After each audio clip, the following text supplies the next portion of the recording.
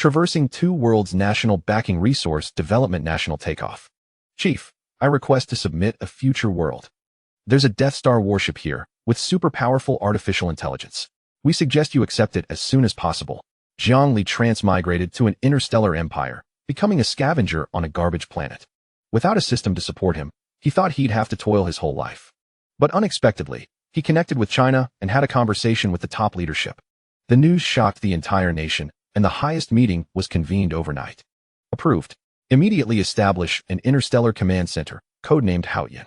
Unlimited supply of any national resources, ensuring Comrade Jiang Li's safety. Now mobilize the entire nation to support Comrade Jiang Li in becoming a lord. With the entire country as his backer, surviving in the interstellar space is practically effortless. Jiang Li shares his grain-increasing technology, and the nation, we can't eat it all. We simply can't eat it all. He gives us outdated lithography technology, and the nation, you dare sell me a tiny chip for 30,000? And you're even embargoing it? Bring the price down to 3,000? Not 300, links 1, 2, 3 are up. Not enough energy? Do we still need the nuclear fusion technology that the Empire has abandoned for countless years? While other machines rely on 007, Zhongli relies on our mother. Unbeknownst to many, Great Xia has undergone a dramatic transformation. Various cutting-edge technologies are springing up like mushrooms after rain. 6th-generation fighters are built, yet they're already outdated. 10th-generation space attack aircraft are ready for mass production. Years later, Zhongli becomes a prince of the empire. Mom, it's getting cold. Let me give you another layer. Zhongli, no, Mom, you're making things difficult for me. Behind him are endless interstellar warships. Chapter 1. Soldier brother, I've transmigrated. Soldier brother, help. I'm dying. Help. A rusty, trash can-shaped, short robot comes running towards him desperately. Almost the instant it came into view, the sentry in the guard post reacted with lightning speed. In less than 3 seconds, he had shifted from shoulder to gun position, his weapon locked firmly on the rapidly moving, unidentified object. Halt. Stop moving immediately. The sentry shouted sharply, simultaneously pulling back the bolt to chamber around with a click, his thumb disengaging the safety. The entire movement was fluid and seamless, the muzzle of his gun closely tracking the target. The trash can seem to ignore the sentry's warning, sparks flying from its tracks. However, the voice from the loudspeaker had changed. Captain, don't fire, it's friendly fire. The sentry's lips twitched at the words, but the trash can continued to approach at breakneck speed. Without hesitation, he issued another warning. Warning, stop moving immediately. At the same time, he quickly prepared for combat, his fingers lightly pressing the trigger, aiming at the approaching trash can. The sentry, maintaining his aim, quickly reported into the walkie-talkie in his collar, high-speed moving target at the entrance, suspected to be a controlled robot. Requesting confirmation of any mission. With a creak, the trash can abruptly stopped, comically raising two long, thin hands, like chopsticks.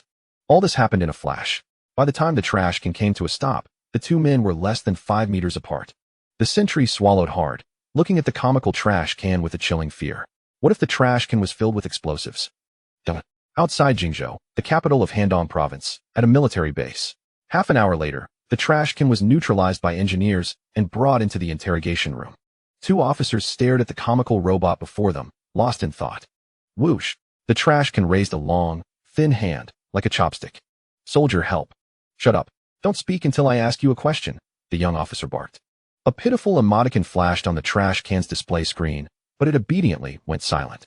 The older officer and his companion exchanged a glance, then slammed their fist on the table. What's your name? Who's controlling you? Who are you trying to save by calling for help? Their eyes were piercing, their demeanor intimidating. The trash can's body trembled almost imperceptibly, but it immediately replied in lightning speed. My name is Wang Kai. No one is controlling me. My master sent me to you for help. His name is Zhongli. He's 24 years old. When it mentioned that its master had a stroke of luck and traveled to a garbage planet in an interstellar empire, the young officer who had been taking notes abruptly put down his pen, his face filled with displeasure. Soldier, you have to believe me. I'm not lying. Wah! A simulated cry came from one side speaker. My master is trapped in Deadwater Town by cockroach bullies and can't get out. He's almost out of money. If he runs out, the sheriff will kick him out of town. The 2 officers exchanged glances, both seeing helplessness and annoyance at being mocked in each other's eyes. The older officer, confess and you'll be treated leniently. Resist and you'll be punished severely. Tell me honestly where you were controlling this robot. Disturbing the sentries and fabricating lies to deceive the military are criminal offenses. The atmosphere in the room froze for a moment. The indicator light above Wang Cai's head flashed frantically, and the largest one instantly turned red. Before the two officers could react, a red laser beam shot out from above Wang Cai's head, instantly scanning the room. Then, a beam struck the center of the group. The two officers gasped, a chill running down their spines. For no other reason than a naked-eye 3D projection appeared between them. They glanced at the window, a bright, clear day, a ray of sunlight streaming into the interrogation room. Then they looked at the projection again. Anyone who's seen a movie knows that windows and doors are closed during screenings. That's to block out the sun's glare. But what were they seeing now? Under the sunlight, a 3D projection, incredibly detailed and lifelike, almost like a real person. Is this technology even possible in the current state of the game? They both swallowed hard, their hearts pounding involuntarily. Staring intently at the boy in the projection, they waited for him to speak. As you can see, I've traveled through time. The boy smiled, but couldn't hide the exhaustion and dishevelment on his face. I think Wang Cai has already told me about my identity and background before my stroke of luck. With a click, the boy lit something that looked like a cigarette, a bright smile spreading across his weary face. Since you can see this projection, it means my plan succeeded. He pushed open the window. Outside was a dilapidated town, a blend of decay and modern technology, with the massive wreckage of a warship on the horizon. I know you might not believe me. The boy turned around, but Wang Cai is the biggest proof. I scavenged parts from a garbage dump and cobbled it together bit by bit. You can take it apart and study it. I think the technology inside might be somewhat useful to the Great Xian now. He flicked his cigarette ash, his eyes lowered, his tone becoming somber. Remember to put it back together at the end. It's been with me for so many years. I've grown attached to it. Finally, he raised his head, his gaze fixed ahead, and smiled slightly at the two officers. My golden finger's connection to the little broken ball doesn't last long. Each cooldown takes 3 days. I'll contact you again in 3 days. Right now, I need the nation's help. Silently, the entire military region went on high alert. The camp was placed under emergency lockdown. All vehicles and personnel were only allowed to enter, not leave, and communication signals were completely controlled. Anyone who had come into contact with Wang Cai was politely but firmly ushered into a temporary rest room. Meanwhile, an emergency meeting was held in an absolutely confidential environment, attended by the military region commander, political commissar, deputy commander, and core technical experts. The meeting was extremely brief, but the conclusion was clear and startling. The technology is authentic, its source is unknown, its impact is immeasurable, and it exceeds our department's authority and handling capabilities. A top-secret hotline connected to a department in Beijing.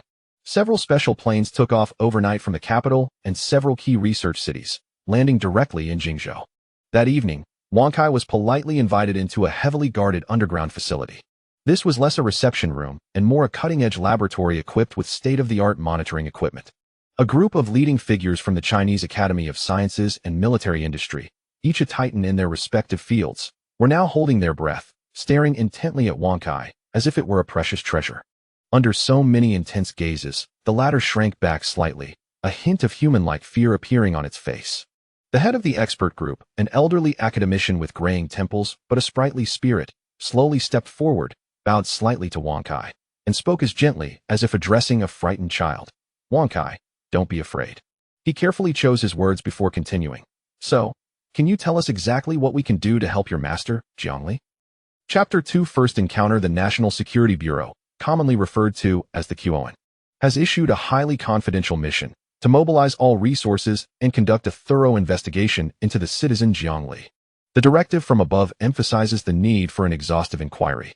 The lead investigator spoke with gravity, insisting that every detail of Jiang Li's background, social connections, and even the most obscure fragments of information must be meticulously pieced together. The task was classified at the highest level, and no expense would be spared.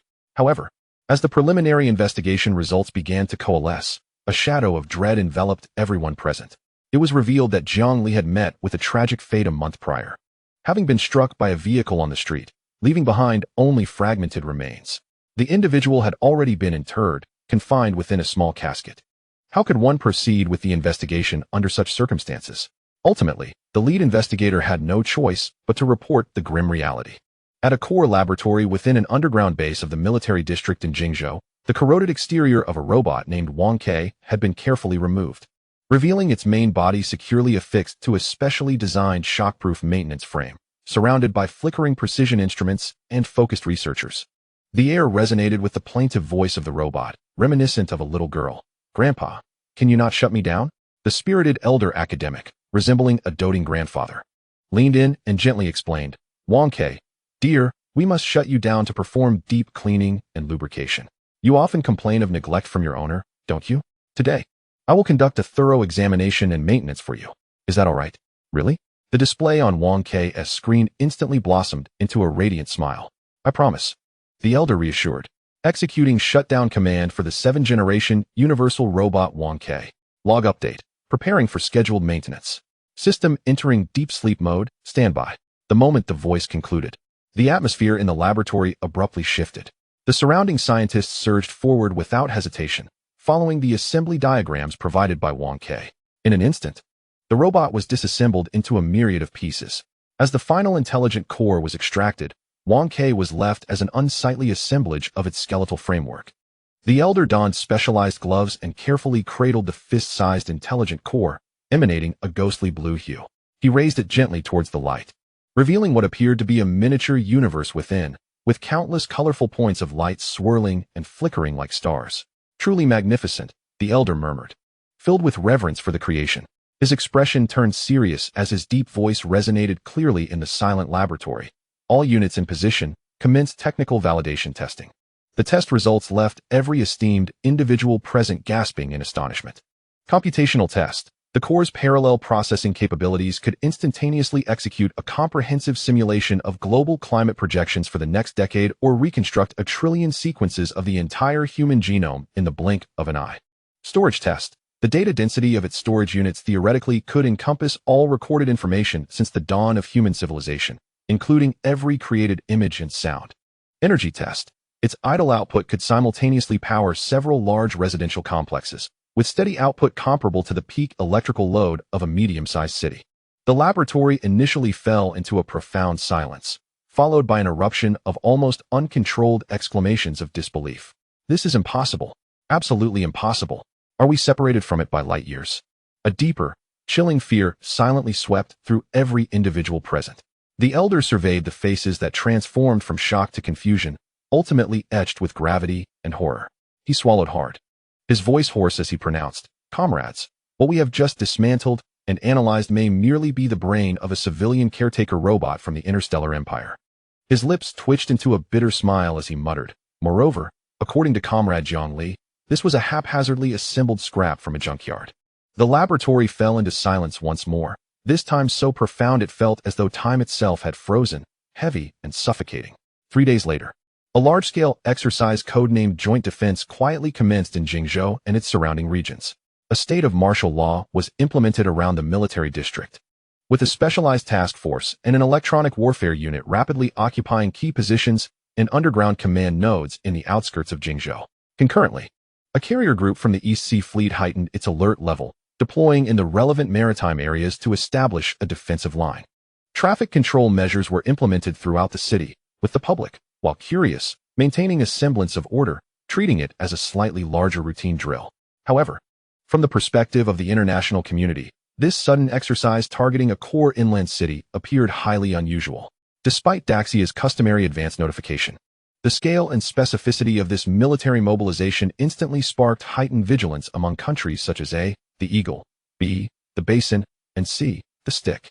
Diplomatic notes flooded in, and numerous hotlines were activated to uncover the true intentions behind these maneuvers. Reconnaissance satellites discreetly altered their orbits to focus on Jingzhou. Unidentified electronic reconnaissance vessels began to linger along the East Sea's periphery. A general from the Eagle's Pacific Command candidly remarked in an internal meeting, "This does not resemble a simple exercise. Their posture is distinctly different from the past. I can sense it." He roared, "Investigate the intelligence departments. We must ascertain what the rabbit's movements signify."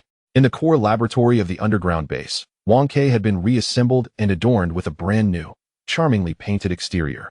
Excitedly circling around and enthusiastically extolling its owner to the surrounding researchers. "Director, this robot talks too much," a young assistant couldn't help but mutter. "It praises its owner to the heavens and back. Isn't that a bit narcissistic?" Silence.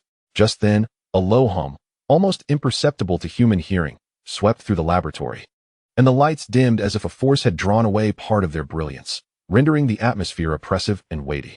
Amidst the astonished gazes, the space before Wang Ke appeared to crumple and collapse, giving rise to an absolute black sphere the size of a barrel. It was not merely black in color but an absence of existence, as if every ray of light touching it was utterly devoured, annihilated. Even the laser beams from detectors offered no reflection. An instinctual dread of the unknown sent shivers down the spines of everyone present. Energy reading at 0. A researcher exclaimed, fixated on the instruments. This completely defies the laws of physics. Before anyone could react, the sensor atop Wang Ke illuminated. A gentle beam of light shot forth, creating a surreal contrast with the absolute black. At the threshold of light and darkness, a figure materialized from the void, clearly projecting before the onlookers. It was the same slightly fatigued youth, now wearing a more relaxed smile, who waved and greeted, "Hi, how are you all?" Chapter 3 Gratitude to the Nation and the People. Jiang Li's expression turned serious, his smile vanishing. "Let us skip the pleasantries. Time is of the essence. Deliver what I require. I have already relayed the information to Wang Ke. It will communicate with you shortly." As the black sphere materialized, a team of special operatives with specially designed boxes swiftly approached, adeptly tossing several boxes into the sphere. Jiang Li gazed at the elderly man adorned in military attire, taking a deep breath as a flicker of uncertainty crossed his eyes. "Are my family members safe?" he inquired. The elder's countenance grew solemn before he replied, "All is well. Comrade Jiang Li, rest assured, the state will ensure your family is well taken care of." "Thank you," Jiang Li responded. "No, Comrade Jiang Li, we owe you our gratitude." The elder's voice resonated with depth and steadiness. "Please take care. Remember, no matter where you may find yourself in the cosmos, this blue planet behind you will always be your home." As his words faded, a significant fluctuation emanated from the projection, which flickered briefly before stabilizing. With a soft thud, a small package tumbled out of the dark sphere before it vanished. 30 seconds until the unknown wormhole connects, someone shouted. Meanwhile, the individuals who had thrown the package swiftly dove forward to catch it. Just then, the once still projection flickered again, resuming its fluid motion. "Hello. It's good to see you again." Jiang Li forced a weary smile. "Do you know? I miss home. This wretched planet is hardly a place for humans. Plagues, heavy metal dust, monstrous creatures, natural disasters, and the most revolting man-made calamities. This place is hell." The room fell silent as everyone held their breath, listening intently to Jiang Li's outburst. He exhaled deeply, striving to compose himself. "I apologize for my outburst. After all, I am in the presence of my kin, and emotions run high." He shifted his tone, raising his fists in a gesture of gratitude. "I appreciate the state for believing in Wang Ke and for providing me with unwavering support. With this batch of supplies, I can temporarily overcome my difficulties. I have also prepared some gifts for the state." A hint of self-deprecation flashed across his face. "Technology and knowledge are the most precious commodities in the Empire, and I cannot acquire them. However, within this small box lies a collection of data storage cores and electronic components that I have gathered over the years, along with some ordinary potions." A murmur of astonishment rippled through the crowd, quickly subdued. Jiang Li's tone shifted again, lowering slightly. "Oh, and there is a special item inside, a couple of kilograms of antimatter. This, too, is the source of all my troubles." A bittersweet smile crept across his face. "It is my greed that led me to believe I could sell it to elevate myself to a second-class citizen and escape this cursed place. But the constable of Deadwater Town is a ruthless character. I dare not act against him." "How much?" exclaimed a seasoned physicist, his tablet slipping from his grasp and shattering upon impact with the ground, oblivious to the chaos around him. Ding! Jiang Li lit a cigarette, exhaling a long stream of smoke, his radiant smile returning. "We shall meet again in 3 days." The projection abruptly cut off, and the silence lasted only a moment before it was shattered by the blaring alarms and urgent commands. "Everyone, maximum security level. Non-essential personnel evacuate immediately. Engage the magnetic field containment at maximum power. Hurry." On a remote trash planet at the borders of the Galactic Empire, in a modest inn in Deadwater Town, Jiang Li bent down to pick up a box, neatly stacked on the bed.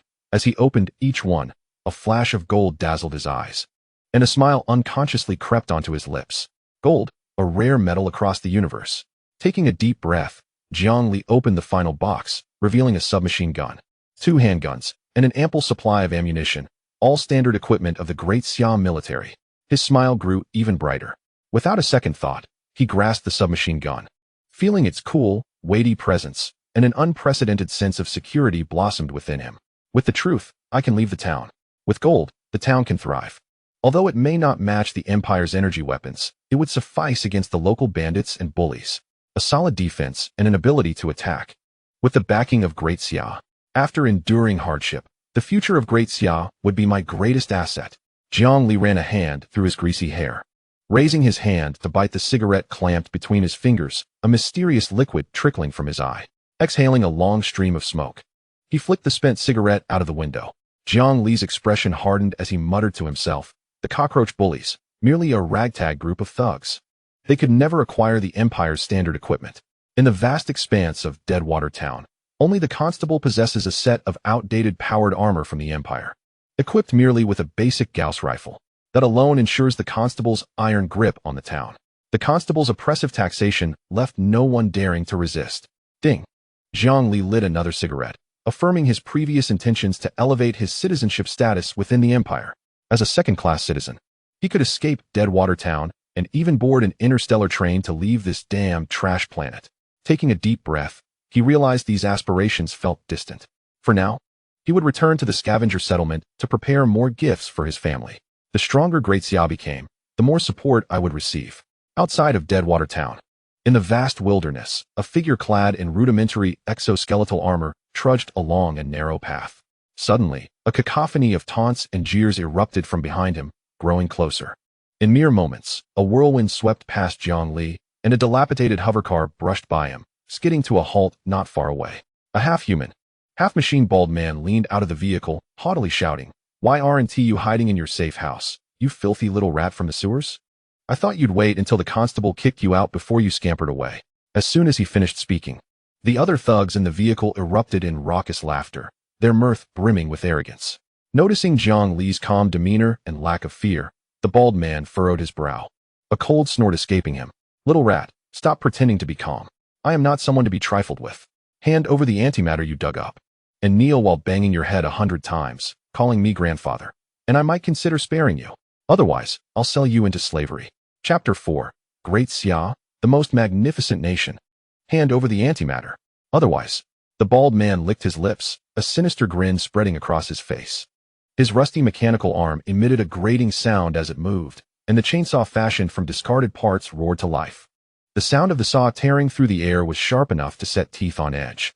Simultaneously, the nearby thugs brandished an array of makeshift weapons, a meteor hammer swirling menacingly, a large machete waved carelessly at Jiang Li, axes, hooks, forks, spears, and short firearms. Some curious children might ask why, in this interstellar age, such rudimentary weapons still existed. The answer is simple. These are the bandits of a wasteland environment, and the Empire forbids civilians from possessing weapons. As for gunpowder-powered firearms, Jiang Li had heard of no one using them on this trash planet. Discussions among the crowd revolved around longing for the Empire's standard energy weapons. Jiang Li surmised that gunpowder weapons had been obsolete for countless years, forgotten by an empire that no longer remembered their existence. The cockroach bullies, brimming with arrogance and threats, failed to intimidate Jiang Li. His smile remained, gradually silencing the raucous laughter of the bullies. The bald man felt a flicker of doubt. Why was this kid not afraid? Yet his expression quickly shifted to one of menace. "Kid, stop pretending to be calm. I'm not one to be trifled with. Boss, stop wasting time with this kid. Let's just tie him up and sell him off to the mines. The antimatter must be on him." One of the thugs leaped from the vehicle, brandishing a machete. And as he moved, the rest of the gang followed suit, eager for the confrontation, their faces twisted with mockery. Gazing at Jiang Li with the predatory eyes of a wolf stalking Little Red Riding Hood, the bald man in the vehicle brandished a chainsaw, shouting, "Hand over what I want, kid. Otherwise, don't blame my brothers for being ruthless." Jiang Li, observing the gang of thugs closing in, maintained his smile but gently shook his head, sighing, "Why must it come to this? Why the hardship?" He reached into his jacket. The bald man and his cohort's eyes brightened, assuming he was about to reveal some treasure. However, the next moment, Jiang Li produced a peculiar, dark iron object, causing their smiles to freeze. The bald man's face hardened as he bellowed, "You think you can fool me, kid?" A sharp crack echoed, shattering the desolation of the wilderness. The cockroach boss's arrogant grin instantly stiffened, a glaring red dot appearing on his forehead, while the back of his head erupted in a horrific spray of crimson. Before the arrogance and confusion in his eyes could dissipate, His towering frame toppled backward, crashing to the ground and stirring up a cloud of dust. Silence ensued. The movements of the thugs halted. Their minds struggled to process the unfolding scene. Boss, how could he just be gone? What kind of weapon was that? At that moment, a small thug wielding a machete displayed a desperate ferocity, shouting, "Avenge the boss. Kill him." He charged forward with the blade raised. Zhang Li's gaze turned icy as he flicked his wrist. Bang! The second shot rang out. The thug's chest blossomed with blood. His momentum abruptly ceasing as he collapsed to the ground. Disbelief etched on his face, the machete clattering beside him. This time, fear eclipsed their aggression. A voice, trembling with panic, cried out, "Run, run." The remaining thugs, their spirits shattered, scattered like ghosts. Zhang Li snorted coldly, his pistol unfaltering within 7 paces. Beyond that distance, did he lose his aim? Bang, bang, bang. A series of shots echoed, leaving the world in a hushed stillness. The act of scavenging is a proud tradition among the people of Daxia. It is a testament to frugality. From the driver's seat of the hovercar, Zhang Li spat contemptuously at the corpses strewn about, cursing, "A bunch of impoverished fools." With a press of the accelerator, the hovercar sped off in a singular direction. As for the bodies left behind, Zhang Li paid them no mind. The wilderness wolves would serve as the finest obliterators of evidence. By the next day, the cockroach bosses would be reduced to nothing but dust. What would have been a half-day journey was reduced to mere minutes with the hovercar. Upon reaching a hillside, Zhang Li disembarked and peered out at the gathering camp in the distance. The encampment lay defenseless in the wilderness, resembling a heap of discarded refuse. There were no walls, only a symbolic boundary formed by derelict vehicles and jagged metal scraps. Zhang Li inhaled the foul air, a familiar scent rising to his nostrils. "I, Hu Hongxi, have returned." He hopped back into the vehicle, flooring the accelerator, sending up a cloud of dust as he barreled toward the camp. No alarms were raised, for there was nothing worth guarding. No gasps were heard, for even fear had become a luxury. The hovercar splashed through a pool of murky water, sending droplets flying onto several figures huddled in the shadows of a tent. They merely raised their heads numbly to glance at the hovercar, their expressions void of emotion, filled only with despair. A few emaciated children squatted by the roadside, playing with sticks in a muddy puddle. When the mud splattered onto them, they instinctively recoiled their filthy hands. But the next moment, all attention was drawn to the hovercar. They looked up, their dirt-streaked faces illuminated by a spark of pure curiosity and fleeting astonishment, as if pebbles had been cast into still waters, creating delicate ripples that contradicted the heavy despondency of the encampment. So beautiful, it was heart-wrenching. Upon recognizing Zhang Li in the vehicle, a cheer erupted. "Brother Zhang Li is back." The children dropped their playthings and raced after the hovercar. With a silent flourish, the vehicle skidded to a stop in front of a rusted shipping container. Hearing the commotion, the children gathered around. The first to shout, a young girl, eagerly approached, her eyes gleaming with anticipation. "Brother Zhang Li, can you tell us again about the one who defeated 10,000 troops with a stick?" Zhang Li lowered his gaze to the muddy, tangled-haired girl, a bittersweet smile gracing his lips as he removed his jacket and wrapped it around her. "Yaya, why are you running around without clothes? You're a girl, you should be more mindful." Yet Yaya remained unfazed, clutching the jacket tightly, grinning. "But the clothes will get worn out. Ahua and the others don't wear anything either." Her eyes twinkled with mischief as she eagerly pleaded, "Brother Zhang Li, I want to hear the monkey story." Chapter 5, The Terra Empire. Zhang Li chuckled softly, ruffling Yaya's tangled hair. "Be good, I have matters to attend to now. We can share the monkey story later." He looked up at the other children gathered around and smiled brightly. "You too. Oh yeah, Brother Zhang Li is the best." The children erupted in joyous laughter, scattering, with one particularly exuberant child rolling in the mud, prompting a frown from Zhang Li. With a resigned sigh, he said nothing more. Lowering his gaze, he noticed Yaya still staring at him, her expression hesitant. "What is it, brother?" "The jacket." She looked down, a hint of embarrassment in her voice. "I got it dirty." "Don't worry, it's just a bit dirty. You can wear it for now and return it once it's washed, all right?" he replied, smiling. She nodded earnestly before darting off. Zhang Li turned to the open metal door, stepping inside the shipping container. As he surveyed the surroundings, a wave of dismay washed over him, cursing under his breath. Damn it. Though he had anticipated the scene, witnessing his makeshift home, which he had inhabited for years, utterly destroyed, ignited a surge of fury within him. He felt an overwhelming impulse to return and exact vengeance on the cockroach bosses. After a few deep breaths, he propped a chair from the corner and sat heavily. After a moment of contemplation, he instinctively reached for the jacket, only to realize it was already on Yaya. With a wry smile, he supported his chin with one hand, his face now set with determination. Zhongli had been born into this wretched planet of refuse. Known only by its designation, E9527, a fiefdom of an imperial knight belonging to the Terra Empire. He had endured 18 years on this planet. 18 years. Do you know what that entails? There is no clean water, no food to sustain oneself, and no guarantee of personal safety. One must battle against the heavens, contend with others, and face the onslaught of bizarre beasts, living in a state of perpetual uncertainty. Having tasted such hellish experiences, a singular resolve had gradually taken root within him. I shall become a secondary citizen and escape this cursed place. Now, with the support of Daxia, this goal no longer feels out of reach. But one must ask, does the powerful interstellar empire care? Zhongli had once posed this very question, receiving the response, you are a free citizen. Why should the empire concern itself with you? Once granted the liberty of autonomy, whether one thrives in splendor or languishes in poverty becomes entirely one's own responsibility. In that moment, Zhongli understood. The empire bestows the right to freedom while simultaneously stripping away the privilege of protection. This left him momentarily speechless. Later, his face flushed with indignation.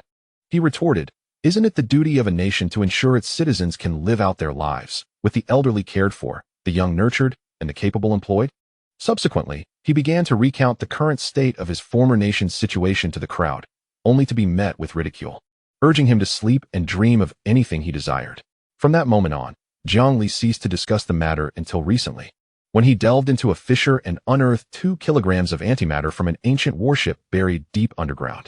Upon being discovered by the cockroach bullies, he escaped into Deadwater Town, where he awakened his golden finger, a door that could connect with the small sphere. This thrilled him immensely, leading to a series of events that followed. With newfound determination, Zhongli resolved that he could no longer reside at the scavenger settlement. He must relocate to the town, where at least the empire's laws would offer protection. No one would dare commit crimes under the watchful eyes of the empire. At the very least, not openly. Furthermore, he intended to devise some technologies to assist the Great Xia in enhancing its national strength. As he had mentioned before, the stronger Great Xia became, the better it could assist him. He sighed, glanced around at his humble abode, and stood up. Gently leaning the chair against the wall, he turned and resolutely stepped outside. As Zhongli entered his vehicle and started the engine, Yaya joyfully approached. Brother, are you going out again? When will you return to tell us stories about monkeys? Zhongli paused for a moment, smiled broadly, and said, rest assured, I will return soon. Don't worry, I'll have Wang Kai tell you first. He knows this story too. Plus, there are tales of Calabash Brothers, Ultraman, and Chief Black Cat. He has many, many stories. Really? Yaya exclaimed, her delight evident. Let's make a promise. All right. 3 days later, in the same small inn in Deadwater Town, after Zhongli had left the scavenger settlement, he went straight to the cave where he had hidden his belongings, carefully selecting items he believed would be useful to the Great Xia. He then drove back to Deadwater Town and renewed his monthly rent with the innkeeper. Within 3 days, Zhongli discarded all the items he had looted from the cockroach bullies to a longtime collaborator in recycling. He was unafraid of retaliation, as the cockroach bullies had been completely eradicated. The purchase price was slightly lower than he had anticipated, totaling only 200 credit points, but it remained within an acceptable range. Credit points were the empire's unified currency. For instance, a stringent requirement for Zhongli's long-cherished goal of becoming a level 2 citizen was a savings of 100,000 credit points. Over the years, Zhongli had scrimped and saved, managing to accumulate only 3,000 credit points. The target of 100,000 remained a distant dream. As Zhongli felt the cool-down period of his golden finger end, his breath quickened, and excitement flickered across his face. After several deep breaths, he finally connected to the small sphere on Earth, in Handong Province, Jingzhou City. The previous training exercises had not been cancelled. Rather, the number of participants had grown significantly. This left nations led by the Eagle Sauce more perplexed than ever. They were left to speculate about what had driven the rabbit to such extremes. They could only frantically seek information about what had transpired to elicit such a reaction. However, no matter how the beautiful nation employed its tactics, the outcome remained shrouded in mystery. The previous underground base had now transformed into a newly established joint command center, codenamed Haoshan. The base was undergoing expansion, with construction sites bustling with activity. One level above was a space even larger than during the initial connection. At this moment, Wang Kai had undergone a remarkable transformation. The previous trash can design had completely vanished, replaced by a humanoid robotic form, coated in pink paint and adorned with a lovely skirt. A pair of rabbit ears bobbed atop its round head, swaying as it moved about. Its mouth never ceased to chatter, excitedly sharing something with the old academician. The old academician displayed no sign of impatience, patiently engaging with Wang Kai. Suddenly, a hum reverberated through the air, sending shivers down everyone's spines. A collective thought arose. It has begun. Chapter 6. Comrade Zhongli, Great Xia will always be your home. A beam of light shot from the center of the rabbit ears onto an empty space beside the black sphere. Zhongli turned and surveyed the room, his gaze landing on Wang Kai, revealing a hint of surprise on his face. The commander of the Joint Command Center stepped forward with enthusiasm, stating, "Welcome back. Comrade Zhongli, Great Xia will always be your home. The nation is deeply pained by your experiences abroad. But fret not, for the wandering sun has returned. And behind you stands the entire Great Xia. Comrade Zhongli, please express any request you may have. As long as it is within the capabilities of Great Xia, the nation will surely not refuse. The only request at that moment." He paused, his tone turning serious and solemn. "Comrade Zhongli, the nation hopes you will do everything possible to survive in the Terra Empire." Upon hearing this, Zhongli was overwhelmed with emotion, tears welling in his eyes as he choked out, "Thank you, my country, thank you, the party, and the people. Attention, 30-second countdown." A voice shouted, "I will do everything I can to survive in the Terra Empire." With those words, the projection flickered and then remained still. The crowd was moved by this emotion, falling into a contemplative silence. Even Wang Kai sensed the unusual atmosphere, cautiously observing, blinking its eyes. The projected image began to move again. "Ahem, hello everyone. How are you? It's great to see you again." The surroundings were still the same in room from before. Zhongli sat atop a chair, leaning back with a broad smile on his face. The onlookers held their breath, their expressions focused, while the fixed cameras faithfully recorded the scene. "Ahem, now, let me update you on my current situation. First, I want to express my gratitude for the gold and weapons provided by the nation. The cockroach bullies have all been eliminated. That threat is no more. Additionally, I have moved out of the scavenger settlement and am now residing in Deadwater Town. Over the past few days, I have organized some materials and sent them to Wang Kai. Now, I require the nation's assistance in helping me become a level 2 citizen. I need the wisdom of the state. Also, please refrain from sending gold for the time being.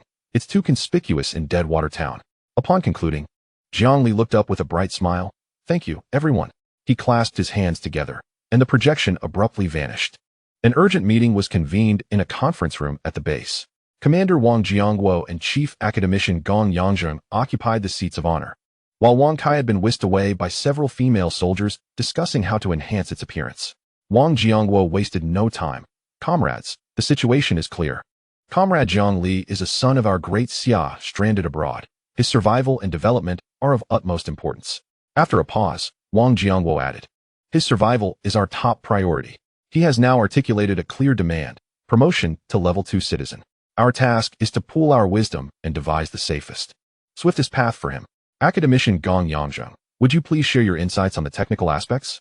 Academician Gong Yangzheng, the elderly scholar whom Wang Kai had previously referred to as Grandpa, adjusted his glasses and spoke. "The core criterion for promotion is 100,000 credit points.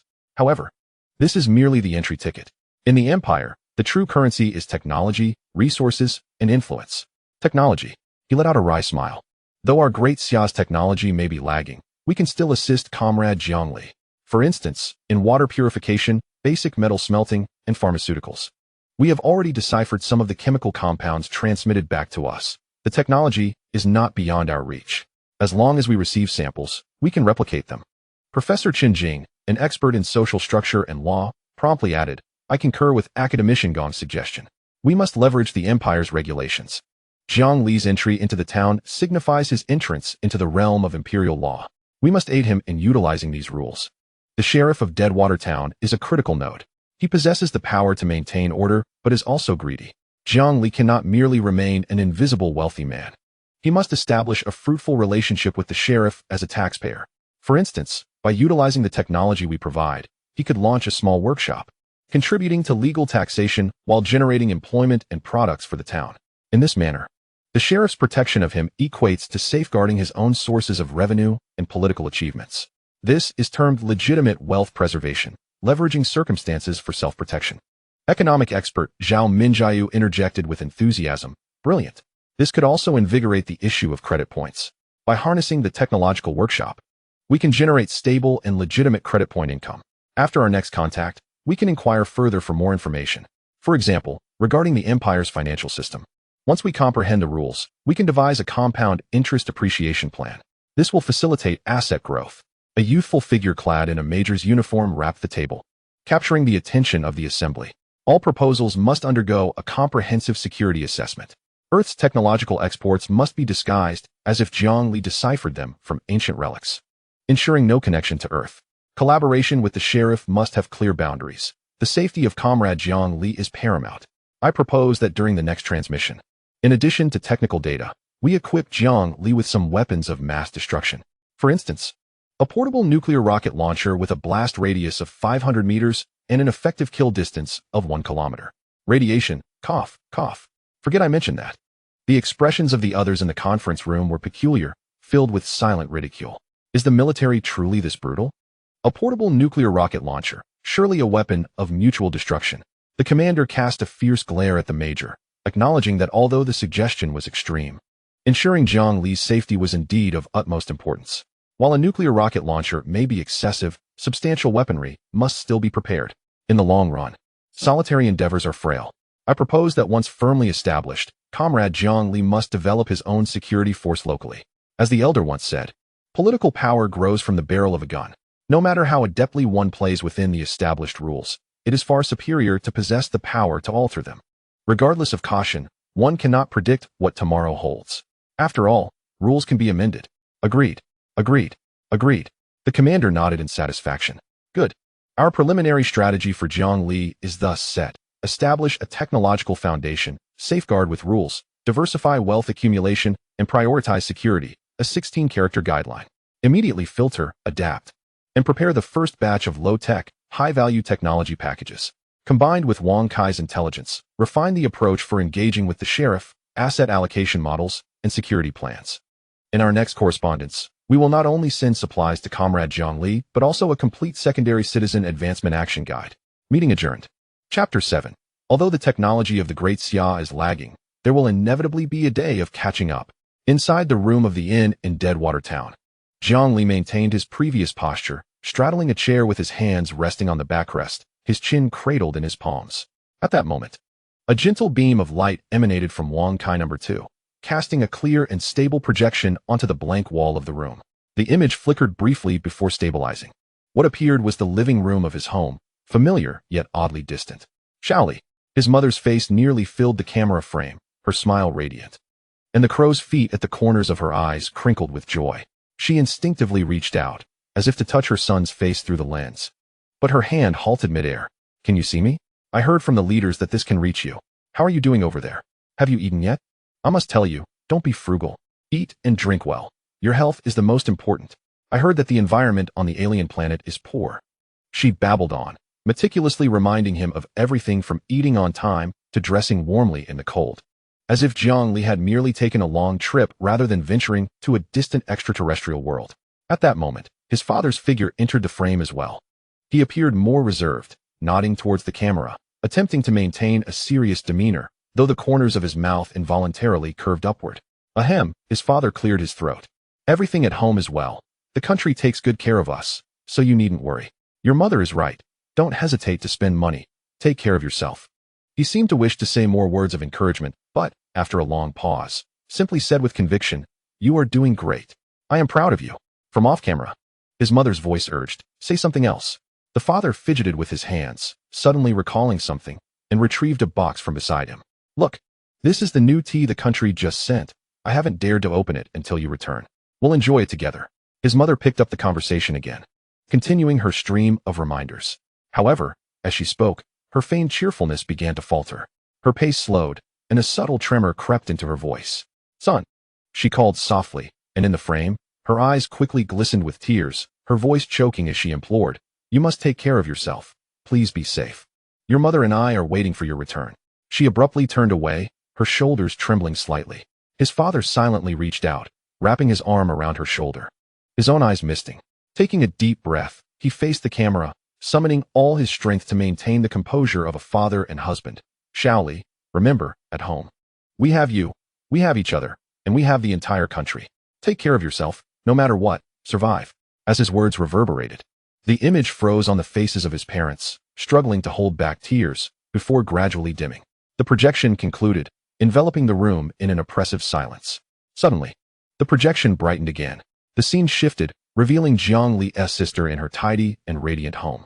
She held her adorable granddaughter on her lap, her face adorned with a gentle yet resolute smile. Shaoli, her voice was soft yet imbued with reassuring strength. Did you see Mom and Dad? You need not worry. I will take good care of them. You focus on your mission. What you are doing is a source of pride for our entire family, even for the whole nation. She paused, gently squeezing her daughter's little hand. The little girl instantly understood, waving her chubby hand at the camera, her eyes sparkling as she chirped, Uncle. Cosmic superhero uncle. Did you bring me gifts from the aliens? Her sister chuckled and continued, you shouldn't only think of gifts. Quickly tell your uncle your good news. The little girl puffed out her chest with pride, exclaiming, Uncle, I ranked first in my class. The teacher praised me. Mom said that when I grow up, I want to be a great hero just like you. Her sister looked at her daughter with fondness before turning back to the camera, her tone growing more serious. Shaoli, did you hear that? You are not just our family. You are also a role model for the next generation. Therefore, you must take good care of yourself. We don't need you to earn a fortune. We only want you to be well. Everything at home is fine. You just need to move forward without looking back. The final image captured his niece blowing a big kiss and his sister's supportive smile. The projection ended once more. Jiang Li inhaled deeply, slowly. This time, he did not lower his head but instead raised his face, his eyes involuntarily reddening. He tightly shut his eyes, suppressing the warm liquid from spilling over. In the moment he exerted himself to calm his emotions, a humming sound interrupted. The projection did not fade but rather intensified. An overwhelming and majestic background score resonating, seemingly capable of shaking the very stars, instantly shattering the room's somber silence. Jiang Li's eyes shot open. The wall no longer displayed the warmth of home, but instead revealed an overwhelming torrent of iron and a suffocating array of power. The scene of a grand ceremony unfolded from a dramatically impactful aerial perspective.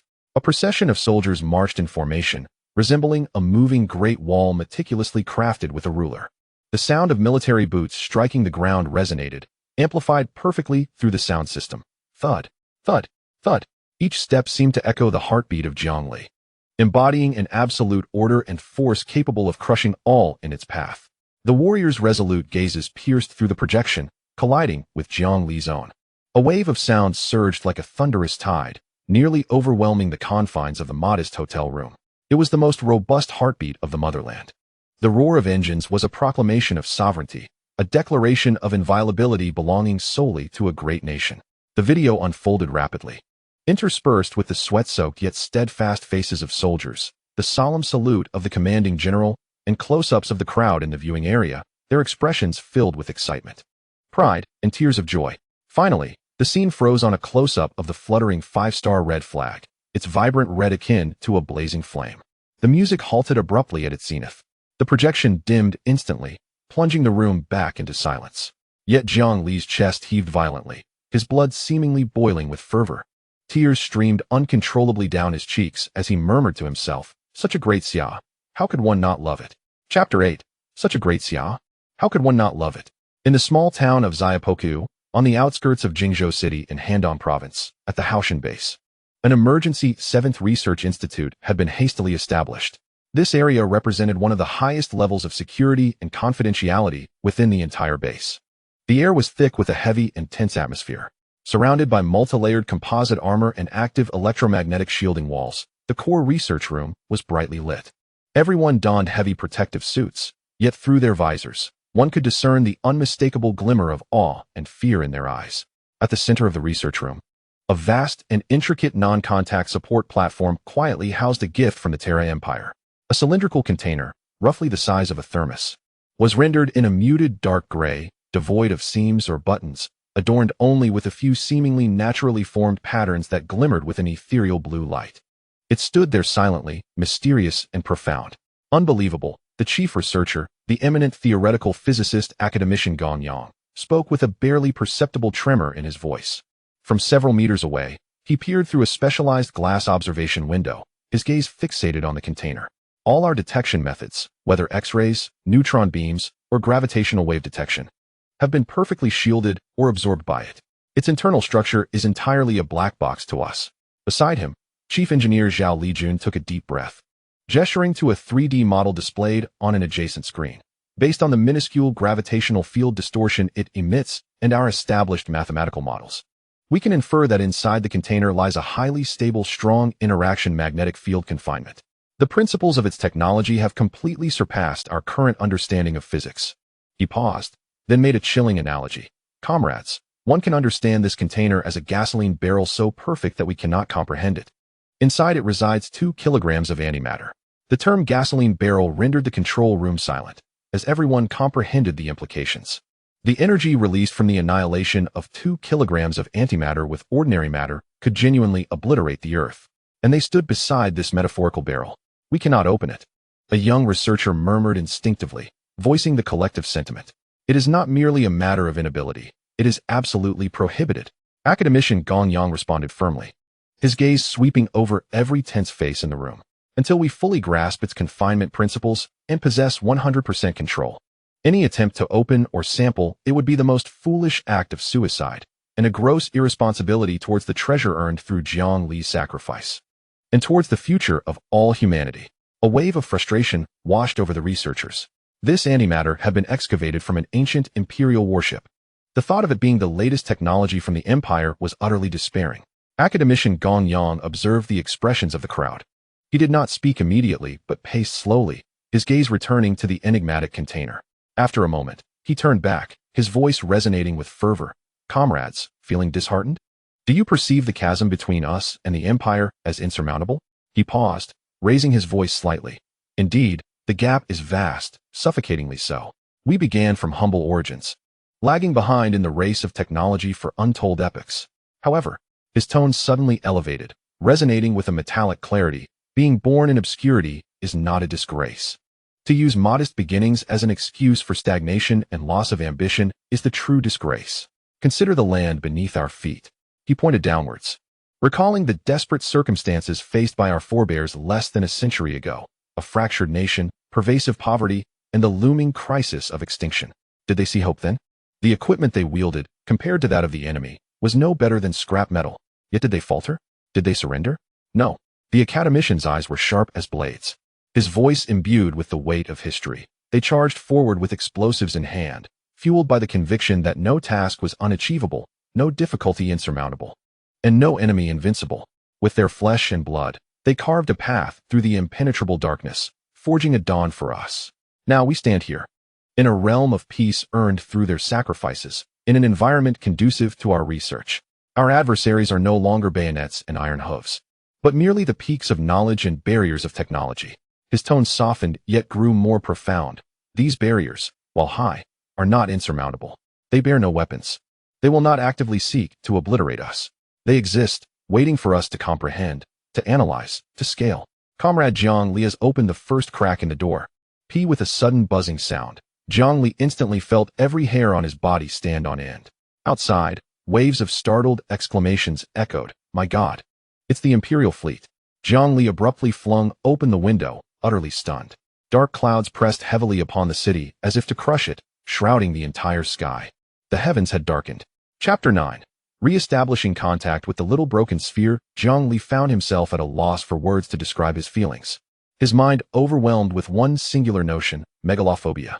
Gazing through the inn-s window into the sky, he saw the entire firmament blocked by an immense warship. The ship's scattered lights resembled countless stars, transforming the night into a tapestry of celestial glitter. In that moment, the world fell utterly silent. The entire town was enveloped in stillness, as if time itself had been paused. Jiang Li's scalp tingled, and his body stiffened in place, even forgetting to breathe. At that instant, his perception of the Empire's might crystallized into an unparalleled and vivid experience. Perhaps a second passed, or perhaps hours. When the cloud above the town finally drifted away, Jiang Li staggered back a few steps, colliding with a chair and collapsing onto the cold floor. His labored breaths and trembling hands betrayed the turmoil within. When he raised his gaze again to the window, he was struck anew. For what had dispersed was not one but 3 clouds, forming a triangular pattern that had vanished beyond the horizon. He exhaled deeply, his voice trembling as he inquired. What kind of warship is that? The voice of Wang Ke-2 responded in a detached, synthesized tone. Imperial Village Class, Standard Anvil Class. The vessel measures 280 meters in length, with its core function being rapid deployment and establishment of forward positions. Standard complement includes one fully staffed Imperial Army Infantry Battalion of 750 soldiers. For Punisher walking mechs providing company-level fire support, and 12 Hyena light assault vehicles serving as reconnaissance units at the battalion level.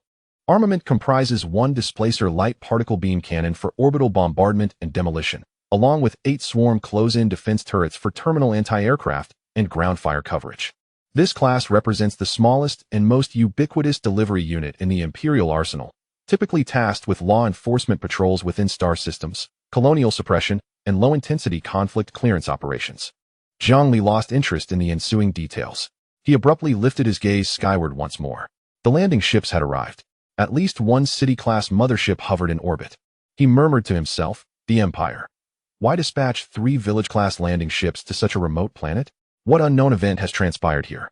A wave of unease stirred within him, yet deprived of any means to access further information, he was helpless in the face of this uncertainty. Meanwhile, in space orbit, aboard the flagship Vigilance, a formidable carrier-class warship, a colossal holographic star chart slowly rotated at the command center's core. The focus of the map was the desolate junk world E9527. Major General Karl von Fox stood with his hands clasped behind his back, gazing out the viewport at the brown planet below. Knight Lucas Gerhardt was nearly staggering as 2 expressionless Marines escorted him inside. His plump face was slick with sweat as he repeatedly wiped it with a silk handkerchief.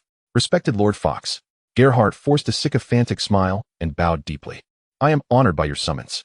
What are your orders? Although E9527 is barren, I shall endeavor to fulfill all your demands. Fox turned and smiled.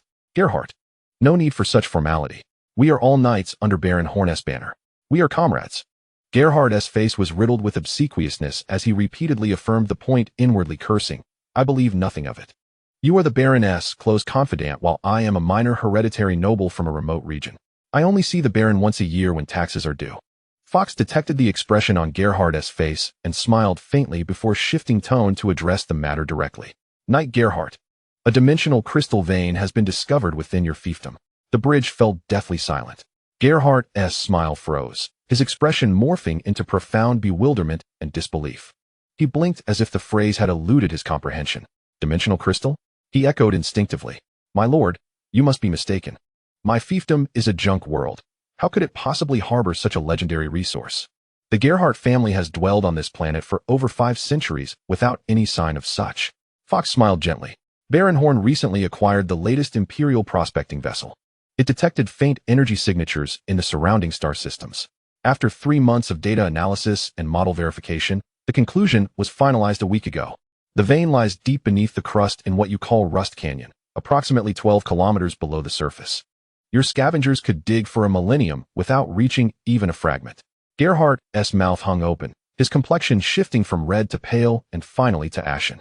Trembling, he asked, does Baron Horn intend to revoke the Gerhardt family's fief? Fox shook his head with a smile. The Gerhardt family has loyally served on the Empire's frontier for over 500 years. The Baron will not reclaim your fief for a rare mineral vein. Relieved? Gerhardt's face brightened with gratitude. Before he could speak, Fox's expression shifted solemnly. From now on, E9527 enters a state of martial law under my full command. Your responsibilities have changed, Knight Gerhardt. The general stepped forward, and an invisible pressure drained the color from Gerhardt's face. You and your decommissioned vessel, the Resolution 3434, are temporarily assigned to my fleet, pending further orders from Baron Horn. Gerhardt nodded hastily, muttering, as it should be, it should be.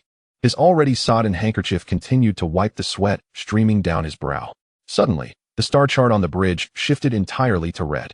Warning, maximum tactical alert. Detection of large-scale gravitational singularity formation. Coordinates, relative to fleet, azimuth Alpha 0, elevation Beta minus. Distance, extremely close. Energy readings exceed threshold. Pattern recognition, hostile identification signal. Unauthorized spatial jump detected. Warning, unknown vessel imminent reality anchor. The cold, emotionless, synthesized female voice blared across the bridge with highest priority. After a mere second's pause, the entire bridge shifted into combat defense mode. Fox bellowed, Sound maximum battle alarm. Notify the entire fleet this is no drill. Raise shields. Charge main cannons at full speed. Prepare for combat. Simultaneously, in Deadwater Town at the inn where Jiangli resided, he activated the communication channel to the Little Broken Sphere. Chapter 10. Offering aid to Great Xia at Haoshan Base. Jiangli's projection had just materialized, bringing smiles to the gathered faces, when his expression suddenly twisted into panic. He spoke rapidly. The Imperial fleet has arrived. Purpose unknown. Threat level unknown. Fleet size unknown. The repeated unknowns cast a pall over the laboratory, dampening spirits. At that moment, the projection shifted to the perspective Jiangli had of the village-class landing ships, now plainly visible to all. Instantly, chaos erupted within the laboratory. Young researchers stumbled backward in fright, colliding with tables, documents scattered across the floor, and tools clattered down. Only Commander Wang Jiangwo remained steadfast, his gaze fixed upward on the menacing landing ships. Yet even his tightly gripped hold on the table betrayed the profound shock within. By chance, an emotionless voice introduced the Imperial Village-level standard ironclad landing ship. Measuring 280 meters in length, its core functions include rapid deployment and the establishment of forward positions. Suddenly, the projection shifted to reveal Jiang Li's slightly pale face. I will significantly reduce the frequency of our communications. The Imperial technology may surpass our understanding, and I might only be able to contact you once a month. I now suspect that the Empire possesses unknown means to detect my communications with the Great Xia. A countdown of 30 seconds began. Jiang Li took a deep breath, declaring, I will do everything possible to survive on Terra. I hope the Great Xia does not worry. The projection froze momentarily, pausing for just a few breaths. Village level? This is merely village level. Academician Gongyang exclaimed in shock, dropping his pen. Isn't there a town, a city, or even a province and a nation above that? As soon as he spoke, everyone turned to look at Wang Ke. However, upon seeing Wang Ke, they were momentarily taken aback. A very distressed child's voice burst into tears. The master has a new Wang Ke now, no longer the old one. We of Yuo. Wang Ke has lost its master. Wang Ke's heart is broken. Wang Ke, in deep sorrow, felt as if its heart were being torn apart, overwhelmed with grief, tears streaming down as it expressed its anguish. Each word it uttered brought a different expression to its face, and though all were expressions of profound sadness, coming from Wang Ke's speaker, they sounded oddly festive, especially in a crisp, childlike voice, amplifying the comical effect. Someone, unable to contain themselves, burst into laughter, triggering a chain reaction of chuckles throughout the lab. Gongyang and Wang Jiangwo also struggled to suppress their amusement. Wang Ke's face flushed with a mix of embarrassment and irritation. I will sever ties with you wicked people. No more talking to you. The laughter abruptly ceased, replaced by a serious atmosphere. Gongyang cleared his throat, stepped forward, and spoke kindly. Wang Ke, we were not mocking you. Allow me to explain. Wang Ke was soon appeased by a series of promises from Gongyang, including, but not limited to, a more attractive exterior and a little skirt. The lab returned to its previous calm, yet the weight of the Empire's looming presence weighed heavily on everyone's hearts. In the center of the lab, a beam of light shot from Wang Ke's head, projecting once again to the inn. This time, Jiang Li sat comfortably in a chair, smiling and appearing relaxed. Hello everyone. I have received the longing from my homeland. I am proud to see the Great Xia once more. It is my honor. Jiang Li instinctively touched his fiery red hair and chuckled wryly. I once heard that the heart of the white-skinned Great Xia is remarkable. I never imagined I would become this way. A female assistant in the lab whispered, Comrade Jiang Li only has red hair. Everything else still resembles a Great Xia person. Besides, being reborn on an alien planet, merely changing hair color is a stroke of luck. After saying this, she noticed the group leader glaring at her and playfully stuck out her tongue. Jiang Li paused and recounted how he had sold gold in batches from Deadwater Town, accumulating 60,000 credit points. He also shared insights about the local customs and the information he could access. After detailing everything meticulously, he sighed slightly. I have compiled this into a document and sent it to Wang Ke. During this time, I specifically monitored the black market for some civilian technologies from the Empire for sale. A hint of bitterness crossed his face as he shook his head. I thought 60,000 credit points were a fortune. Yet I discovered that even the simplest metal smelting formula costs 50,000 credit points. After a moment of silence, Jiang Li continued. I have created a list of technologies with detailed descriptions. I will find a way to acquire the technologies needed by the state. A smile appeared on his face. Since these technologies are clearly priced, they should not pose a challenge. I foresee a bright future ahead. The Great Xia will only grow stronger. The projection froze.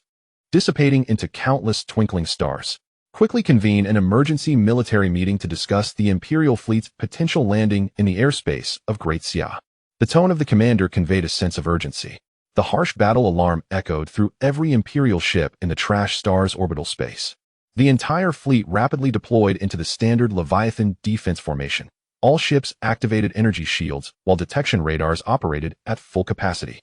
2 town-class patrol vessels surged ahead to the forefront of the main fleet, utilizing their powerful sensor arrays to establish an outer reconnaissance and early warning network. The flagship of the City-class aircraft carrier, the Vigilant, occupied the center of the formation, its massive hull enveloped by a maximum-powered protective energy shield, radiating a tangible, ethereal blue glow. Thick composite armor plates slid into place, covering critical areas. The town-class battlecruiser maneuvered to an ideal position above the carrier's forward side, ready to unleash its fearsome firepower. Its terrifying heavy laser cannon began to gather a chilling white energy light, awaiting the strike coordinates from the flagship. A town-class supply ship carefully retreated. All onboard aircraft and mechs were launched, while the main and secondary cannons charged. Suddenly, the red alert on the flagship's bridge vanished. The alarm was lifted. The gravitational singularity had dissipated, and the spatial structure stabilized. High-dimensional wave analysis indicated that the target had failed to achieve reality anchoring. It was determined to be either a spatial probe or an interrupted jump attempt. The potential threat level was reduced to observation status. Recommendation: maintain a level 2 alert state and continue monitoring the spatial stability of that coordinate domain. Fox suddenly exhaled in relief, then barked, "All ships, level 2 alert status. I want a detailed report on this incident." Chapter 11. The Assistance from Great Xia. Inside the inn at Deadwater Town, Jiang Li observed the projection from Wang Ke No. 2 titled Comrade Jiang Li's E9527 Planet Development Phase 1 Planning and Technical Support Proposal. Short-term, 0 to 6 months, secure a safe foothold in Deadwater Town and establish a stable income of credit points. Mid-term, 6 to 18 months, develop a local monopoly advantage, accumulating the required 100,000 credit points and social influence to advance to secondary citizenship. Long-term, after 18 months, achieve promotion, obtain a ticket to leave the planet, and establish a stable supply channel with Great Xia. 1. Modular Water Purification Technology Package. The latest available technology from Great Xia, a modular water treatment system based on chemical flocculation, sand filtration, and ultraviolet disinfection. This technology is mature, easy to maintain, and has extremely low energy consumption. Solar energy can be utilized. It can produce safe drinking water with purity far exceeding the standards of Deadwater Town. Initially, it can be sold at a slightly lower market price. However, caution is required to avoid triggering a backlash from existing interest groups due to price wars. Midterm, provide special water supplies for the sheriff and local elites in exchange for political protection. Long-term, sell small household water purifiers, transforming the drinking water landscape of the entire town. 2. Efficient metal smelting and recycling technology. Small electric arc furnace smelting technology, rapid analysis of metal composition spectra, and specific flux formulations. 3. Basic antibiotics and pharmaceuticals technology package. Antibiotics, effective disinfectants, and hemostatic powder. Contribution and advancement. Economic contribution, continuous tax payments, and steady progress towards the target of 100,000 credit points in assets and savings. Social contribution, utilize workshops to provide employment for the town, stabilize water and medicine supplies, significantly enhancing your social evaluation and influence. Political leverage, through the sheriff. Demonstrate your contributions to local stability and economy to the Lord officials seeking their protection. Risk control and logistical support. Technical safety, the technology lacks encryption. Personal safety, this transmission is equipped with some small yet powerful weapons. Note, this includes a small tactical nuclear bomb. Please use with caution. Jiang Li took a deep breath and continued to scroll down, where he encountered a title in red, Plan B. This plan serves as a contingency, temporarily dormant, to withdraw from the town and consolidate power. This strategy demands careful consideration due to its significant risks. Caution, caution, caution. The specific plan includes the appendices, Militia Military Training Manual, Barefoot Doctor's Handbook, and Friends of Dual-Use Talent. Jiang Li clicked his tongue, shaking his head with a bitter smile. Landlord ambitions, and just yesterday, there might have been hope. However, as he lifted his gaze to the window, the vision of the 3 landing ships vanishing beyond the horizon remained vivid. The gap between them and the Empire could no longer be bridged by sheer numbers. His father once said, "Only magic can defeat magic." Similarly, only warships can conquer warships. Gazing at the fiery clouds in the sky, Zhang murmured, "Is it feasible to establish a workshop in Deadwater Town?" The sheriff is not a person of foresight. His every action is akin to draining a pond, desperate to extract oil even from stones. Perhaps this plan deserves a trial run. Suddenly, his expression tightened as he noticed a cloud drifting in from the horizon. It was the Empire's landing ship. "They have returned. What has transpired?" Before he could react further, the door of the inn was pounded violently. Open up, hurry." The order from the great knight Gerhardt commanded a thorough search of all suspicious individuals throughout the territory. "Open the door. If you do not comply, I will designate you as a suspicious person." Bang, bang, bang. Zhang Li's expression shifted. Without a moment's hesitation, he pulled a card from the body of Wang Ke No. 2 and tucked it into his pocket. A sycophantic smile crept onto his face as he softly responded, Coming. I will open the door right away." Creaking, the door swung open, and Zhang Li's face momentarily froze before breaking into a wide smile as he stepped out of his room. However, before he could utter a word, he was roughly shoved against the wall, his cheeks scraping against the coarse surface, pain searing through him, and he felt a tightness in his chest that nearly left him breathless. A sinister voice echoed, "Search." "Yes, boss." The excitement in the voice was palpable. Following this, individuals dressed like the previous thugs rushed into Zhang Li's room. After a flurry of searching, 2 of them emerged from the room. "The boss is a miser. Only about 50 credit points. And there's a broken robot." Another minion held up Wang Ke No. 2. Next, the leader barely glanced, releasing Zhang Li from the wall.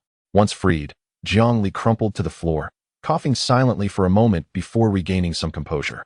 He watched as this group moved from door to door, treating all tenants with the same disdain. They had all been thoroughly ransacked. Zhang Li's hopes for Plan A were utterly dashed. A flicker of relief swept over him as he recalled that he had stored the supplies sent over from the Great Xia into his golden finger space. If the cunning Morgan squad, tax collectors, had seen it, they would certainly have grown suspicious. Recalling the sight of the Empire's landing ship earlier, a dark cloud loomed over Zhang Li's heart. He had a gut feeling that the abnormal return of the landing ship and the sheriff's tax squad was somehow connected to him, but he was at a loss as to how. The only pertinent detail was that he had just opened the door to Earth. Could that be the reason? Was it necessary to resort to Plan B? Time pressed on. In the vastness of space, aboard the flagship Vigilant, the bridge was dimly lit, illuminated only by the flickering blue and sickly green data streams across countless control panels and holographic displays, reflecting the tense and solemn faces of the officers. Report. The 3rd round of wide area scanning is complete. Background psychic radiation baseline is normal. No anomalies detected by the gravitational wave detector. The deep space surveillance array has not identified any suspicious transition signals. Each report felt like a nail being driven into a coffin, solidifying the conclusion of normalcy. Yet, this absolute normality felt strangely jarring and dissonant at that moment. Suddenly, a sharp voice pierced the oppressive silence. "Wait." Captured residual signals. Almost simultaneously, all faint noises ceased. Positioning complete. The signal source is an unnatural spatial distortion. Coordinates, planetary surface. The source of the spatial fluctuations was locked in, originating from the trash planet E9527. Coordinates, Deadwater Town. Beads of sweat began to form on Knight Gerhardt's forehead, and soon, his handkerchief was soaked through. "Seal off Deadwater Town. Conduct a comprehensive search." Brigadier General Karl von Fuchs's voice was icy. Chapter 12. Is this the Empire?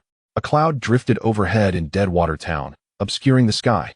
A village-class anvil-shaped landing ship loomed like an iron mountain above the town, casting shadows that enveloped much of the settlement in a cold, lifeless silence. A standard Imperial Army battalion of 750 soldiers had completely surrounded the town. At least 4 Punisher walking mechs, towering over 5 meters, occupied the 4 corners. Their massive barrels trained on the town. 12 Hyena light assault vehicles sped across the town's open spaces, while the landing ship's light particle beam cannons were fully charged. And the swarm closed defense gun arrays had opened their hatches. All the townsfolk had been herded out to the open grounds, including the sheriff and his 3 tax collection squads, who were likewise corralled by the Empire's soldiers. Fear was etched on everyone's faces. Sheriff Butcher Barr attempted to ingratiate himself with a military officer, only to be met with a rifle but crashing to the ground, leaving him unable to rise for quite some time. This left the townsfolk of Deadwater Town huddled on the ground, silent with fear, not daring to utter a sound. Zhang Li was now utterly convinced that the Empire had come for him. His face paled slightly. Yet this was hardly noticeable, as those around him looked even more ashen. Taking a deep breath, he tried to steady his nerves. His primary task now was to devise a means to escape. Observing discreetly, he noted that a corner of the crowd was not far from a narrow alley. He remembered that there was an entrance to a drainage system there. Why not? Cradling his head, he moved cautiously, keeping an eye on the soldier's movements. After a while, just as he was calculating the distance to the alley, a figure suddenly darted past him, making a beeline for that escape route. Jiang Li was left feeling regretful. How despicable to have been beaten to it. He heard the whoosh of bullets slicing through the air. The fleeing person was shot to pieces less than a meter from the alley's entrance. Jiang Li's heart raced, his face paling further. It was the Empire's soldiers using Gauss rifles. Exhaling slowly, he discreetly retreated to his original position, shaking off the cold sweat on his face, muttering, thank goodness, I didn't move." Not long after, another thought struck Jiang Li. Could he bribe his way out? Would 60,000 credit points be enough to save his life? Just then, a corpulent man, seemingly accustomed to luxury, rose and declared loudly, "Report. I have money. I'm willing to pay 1,000,000 credit points for bail." But before he could finish, he met the same fate as the unfortunate soul before him, this time receiving an even harsher beating. Jiang Li was splattered with blood, daring not to open his eyes. Too fearful to touch his face. His scalp tingled, his body felt rigid, and he was trembling slightly. In his heart, he screamed frantically, "This brutality is unbearable. It is tyranny." After hastily wiping the blood from his face, he reverted to a position of despair, cradling his head. The faces of those around him mirrored his own dread, each person engulfed in fear.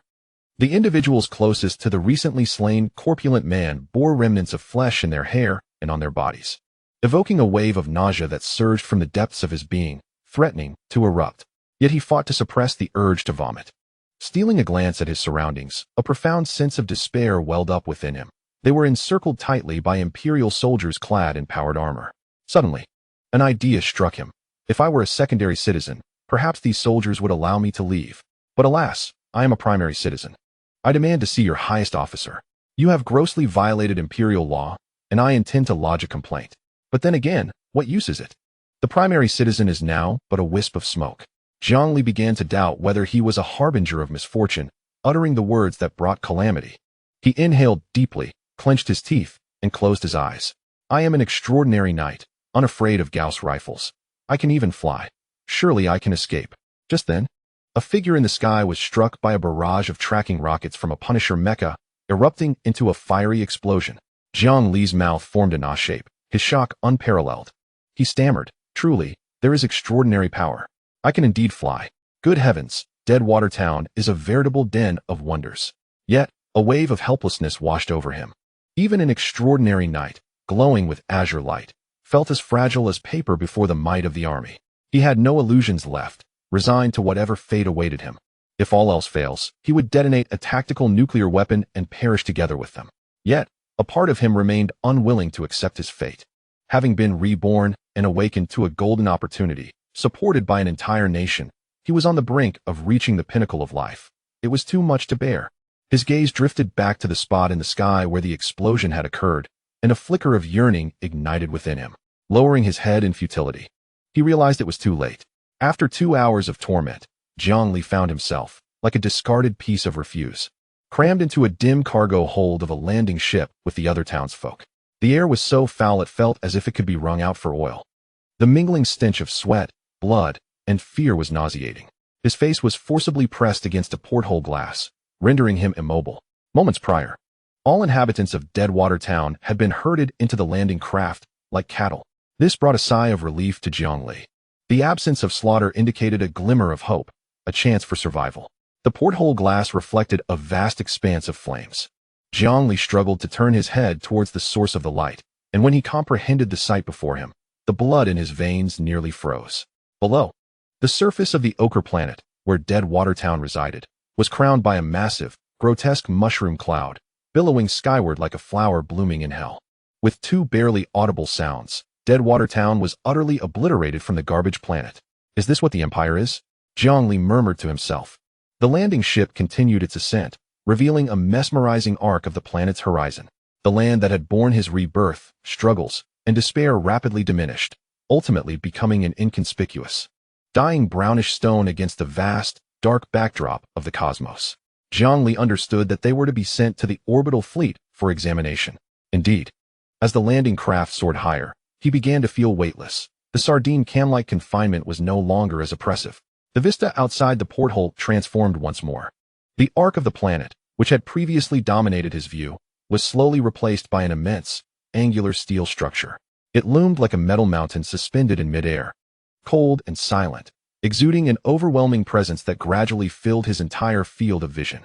Is this the flagship of the fleet? My goodness, how immense! Chapter 13, An Unfortunate Union. 6 months passed quietly, and Zhang Li dared not contact the small vessel even once. He was entirely imprisoned by the Empire within this space prison.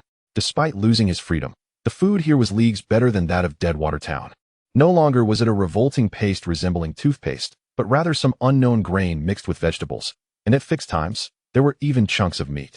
The first time he tasted it, Zhang Li nearly shed tears. This was the first time in 18 years that he had genuinely experienced something worthy of being called food.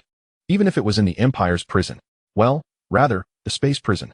That day, after expressing his astonishment, he was ushered onto this ship, regardless of gender. Everyone was stripped bare like cargo, thrust into a mixed sanitation chamber, scrubbed clean from head to toe, and then confined in coffin-like containers, losing consciousness. When he awoke, he found himself in this prison. He had been confined for 6 months. He lamented about gaining weight, having put on some flesh. However, the anxiety and torment left him in a constant state of unease, fearing that one day he would be dragged out by Imperial soldiers to face execution. Another mundane day passed, and Zhang Li lay in the corner, conversing with a fellow inmate through the iron bars. Hey, old hunter, tell me again about the Force Knights. Our Force Knight from Deadwater Town was truly pathetic, taken out by a single shot. A voice from next door replied impatiently, yeah, but just a bumpkin. That was a Bronze Knight, a top figure even on Garbage Planet E9527. If he had allied with Knight Gerhard, he might have even married Miss Lilith. You must know that our Lord Gerhard is merely a novice Bronze Knight. I know. A novice Bronze Knight can fly, comparable to a small squad of the Empire.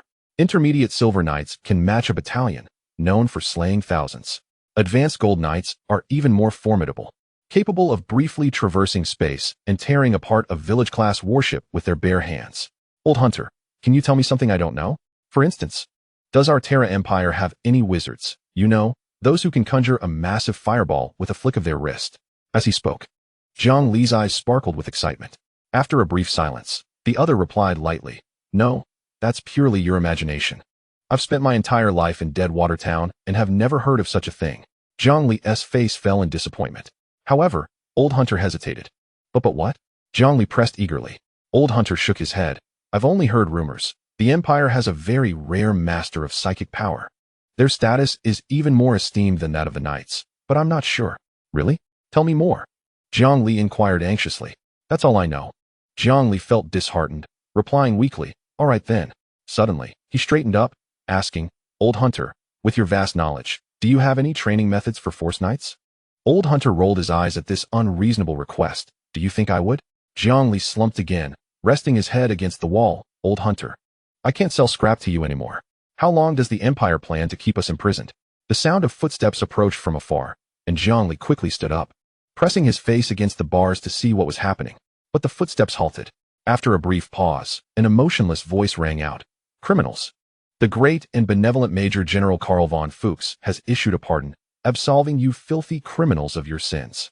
Zhang Li's face lit up with joy, followed by cheers erupting from the rows of cells. Silence. Zhang Li let out a pained cry as he collapsed to the ground, clutching his neck. The collar around it emitted a jolt of electricity. The familiar voice, calm and cold, echoed once more. However, this pardon comes with a condition. You must assist the Empire by extracting a standard quantity, 1 ton, of special or for Baron Horn's mining company. If you manage to secure 2 quantities, I shall grant you scum the status of secondary citizens within the Empire. The sound of footsteps gradually faded away, leaving Zhang Li sprawled on the cold floor, weakly tapping on the adjacent wall. Hunter, are you dead? The Empire is surprisingly generous? How splendid. What a joke. This time I'm truly doomed. Old Hunter's voice was laden with despair. Meanwhile, in the main city of Garbage Star, Gerhardt City, this 10-kilometer diameter artificial biosphere was a meticulously nurtured oasis beneath a fabricated sky. Beneath a gentle blue sky and white clouds, Prairies and forests surrounded tranquil lakes, with a soft breeze carrying the scent of fresh grass, contrasting sharply with the rusted wasteland beyond. Within the biosphere, most traces of advanced technology were cleverly concealed, creating an idyllic illusion of a medieval knight's domain. Only at its center stood a Gothic steel castle. Inside the castle hall, the scene was starkly different, instantly transporting one back to the interstellar era. Maidservant robots darted about with agility, and gigantic virtual projection chandeliers cast a dreamy, soft light. At the head of the long table in the hall sat the corpulent Gerhardt knight, draped in a lavish noble robe. His son, the eager young heir, stood animatedly at the table's edge, while his daughter, Lilith, sat quietly beside him. Suddenly, a roar shattered the tranquility. "Father, I refuse to marry that harlot." Throughout Valhalla Star, everyone knew that Baron Horn's niece, Lanza, was a notorious promiscuous woman. Even beggars could find their way to her bed. "Father, I have someone I love. I implore you, reject Baron Horn's proposal." The Gerhardt knight's expression darkened, and without a moment's thought, he flatly denied his son's request. Yet, seeing the immediate pallor on his son's face, he shifted uneasily in his chair, softening his tone. "I understand your disdain, but you do not comprehend. The dimensional crystal veins lie beneath our feet, and Baron Horn has dispatched a fleet that orbits directly above us. Listen, my child. Marrying her is merely for the future of the Gerhardt territory. You may regard her as nothing more than a decorative vase in the living room. Should you encounter someone who truly captures your heart in the future, you can keep her as a clandestine lover. For a family like ours, survival comes first." He paused, glancing at his son and daughter. "In agreeing to this marriage, Baron Horn has promised that all taxes for the Gerhardt territory will be waived for the next 100 years. More importantly, both you and Lilith will each receive a slot to attend an esteemed academy of the Empire, though it may not be the Royal Academy." His gaze finally settled on his daughter Lilith, and he continued slowly, "For a minor noble family in such a remote star system, this is an extraordinary opportunity that could alter our family's fate." Chapter 14. The Change of the Golden Finger. 2 more months passed. In a dim underground mine, Jiang Li's eyes were vacant as he mechanically struck the wall before him with a pickaxe, chipping away at the surface as hard as alloy steel. With each strike, sparks resembling fireflies erupted from the stone. The slight weight he had gained in prison had long since vanished. In just 2 months, Jiang Li had grown thinner than he had been in Deadwater Town. He had once wondered, in this interstellar age, why they did not employ large machinery. But soon he learned that all heavy and light machinery would malfunction within these dimensional crystal veins. The reason was beyond his comprehension. He could only surmise it was akin to a super electromagnetic pulse that incapacitated all precision machinery. Here, only the most primitive form of manual labor could be employed for mining. The Empire's promises were indeed genuine. Yet, as Old Hunter had lamented, this was an utterly impossible task. For here, food, tools, and medicines, all necessities, had to be exchanged for the mind, or you could choose not to trade. But the Empire would remain indifferent. However, Jiang Li could not afford such indifference. Without sustenance, tools, or medicine, one could not continue mining in such a hellish environment. In that moment, Jiang Li finally grasped why Old Hunter had spoken with such sorrow, proclaiming that they were truly doomed. Indeed, Old Hunter's words had proved prophetic. He had perished in a mining accident just a week prior. Jiang Li slumped in a corner of the pit, tossing aside his pickaxe and unscrewing his water flask. Taking only a small sip, he dared not drink more, for here, even water had to be traded for, or exorbitantly priced. Regret surged within him. Why hadn't he saved some water and food in the Golden Finger space? The pit was unnaturally quiet, with only the sound of his own heartbeat resonating in the silence. Glancing down at the blisters on his palm, he grimaced and pulled a pin from his pocket. With a careless jab, blood welled in his palm. "I'm done. Let whatever happens, happen." Death would be a relief. After a moment of venting his frustration, Jiang Li suddenly straightened. His the black sphere vanished in an instant, leaving the materials on the specially designed conveyor belt aimlessly crashing to the ground, producing a clattering sound. However, the researchers in the laboratory remained oblivious to it. The connection time had been extended by 30 seconds, totaling 60 seconds. The researcher who had previously announced the countdown excitedly declared this, and added that they observed an increase in both the size and stability of the black sphere. If this trend continues, not only will we be able to transport more materials, but perhaps we might eventually be able to send personnel to assist Comrade Jiang Li. With a loud clap, Wang Jiangwo exclaimed, "This is splendid. This way, Comrade Jiang Li will not be fighting alone." Academician Yang, adjusting his glasses, hesitated before pouring cold water on their excitement. What if this black sphere cannot transport living beings? Noticing the silence that fell upon the crowd, a hint of concern crossed his face. He cleared his throat and continued, "We at least need to conduct a live specimen transport experiment for validation." Academician Yang was correct. This was precisely what scientific inquiry demanded. Taking a deep breath, Wang Jiangguo addressed the group again. "Although we do not know what is happening with Comrade Zhongli, since he has made a request, we must fulfill it. I am convening an urgent meeting regarding the specialized development of mining tools for Comrade Zhongli." On a garbage planet, deep within a cavern of crystalline mineral veins, Zhongli was enjoying a feast of roasted chicken in one hand and duck in the other. With a bottle of soda at his feet, he ravenously devoured each bite, swallowing with barely a chew. After finishing a drink, he leaned back against the wall, feeling a long-lost strength return to his body. As he leaned there, his gaze sharpened, eventually flashing with a dangerous glint. Crystalline dimensions? Huh. It could actually upgrade his abilities. And it could mask spatial fluctuations while in the vein. One basis could entirely conceal spatial disturbances, allowing safe passage to other locations without fear of exposure. Two bases could shorten cooling times and extend connection durations. This mine was destined to be Zhongli's. Chapter 15. I will transform the Empire into the shape of Daxia. With the support of Daxia, Zhongli's mining efficiency skyrocketed. As he had predicted, the electric tools spontaneously combusted upon entering the cave. After testing several methods, he found that a purely mechanical internal combustion pickaxe could be effectively used in the mine. With no sensitive electronic components, it relied solely on mechanical motion, perfectly circumventing the interference of the crystalline dimensions. Zhongli speculated on why the Empire had not employed such tools. He doubted that such a highly advanced empire still possessed antiquated internal combustion machinery. He had certainly never seen it in Deadwater Town or its vicinity. He had even examined the cockroach bully's cherished hover vehicles, only to find a gravity generator and a tangle of incomprehensible wiring beneath the hood. Returning to the point, Zhongli later collaborated with Daxia to conduct a series of experiments on the Black Sphere, including a live specimen transport experiment. The results were disheartening. Living organisms could not be transported. Gazing at the small white mouse that had sacrificed itself for science, Zhongli nearly succumbed to hunger. Having lived for generations scavenging on the garbage planet, he had grown desperate enough to consider cockroaches as valuable protein. It was only his final resolve as a Daxia citizen that led him to give the mouse a proper burial. Time passed, and half a year slipped by. With effective tools at hand, Zhongli's mining efficiency naturally soared. He no longer needed to exchange materials at the Empire's designated points, since the Empire showed little concern. Neither did he. With his cheats, the support of Daxia, plenty to eat and drink, and handy tools, Zhongli was determined to mine until the veins ran dry. Thus, when the first standard basis from the Empire was fed to the Black Sphere, Zhongli breathed a sigh of relief. No longer fearing exposure while contacting Daxia from other parts of the Empire, his enthusiasm for mining intensified, and he kept digging deeper into the cavern. One day, he paused his work, wiped his face with a towel, and plopped down on a large rock. With delight, he unwrapped a roasted duck, releasing a visible steam into the air. Just as he was about to take a bite, he heard a piercing bell sound from deep within the mine. Who is it? Zhongli set down his duck and grabbed a nearby submachine gun, aiming at the source of the noise. Easy there, I mean no harm. A clear gulping sound followed, and a scruffy figure with colorful hair and a gaunt frame approached, hands raised. Without hesitation, Zhongli fired a burst at the individual, who visibly flinched. Before he could speak, Zhongli's cold voice echoed, "Since you've seen me, I can only send you to meet the divine. No, please spare me." The colorful-haired figure dropped to his knees.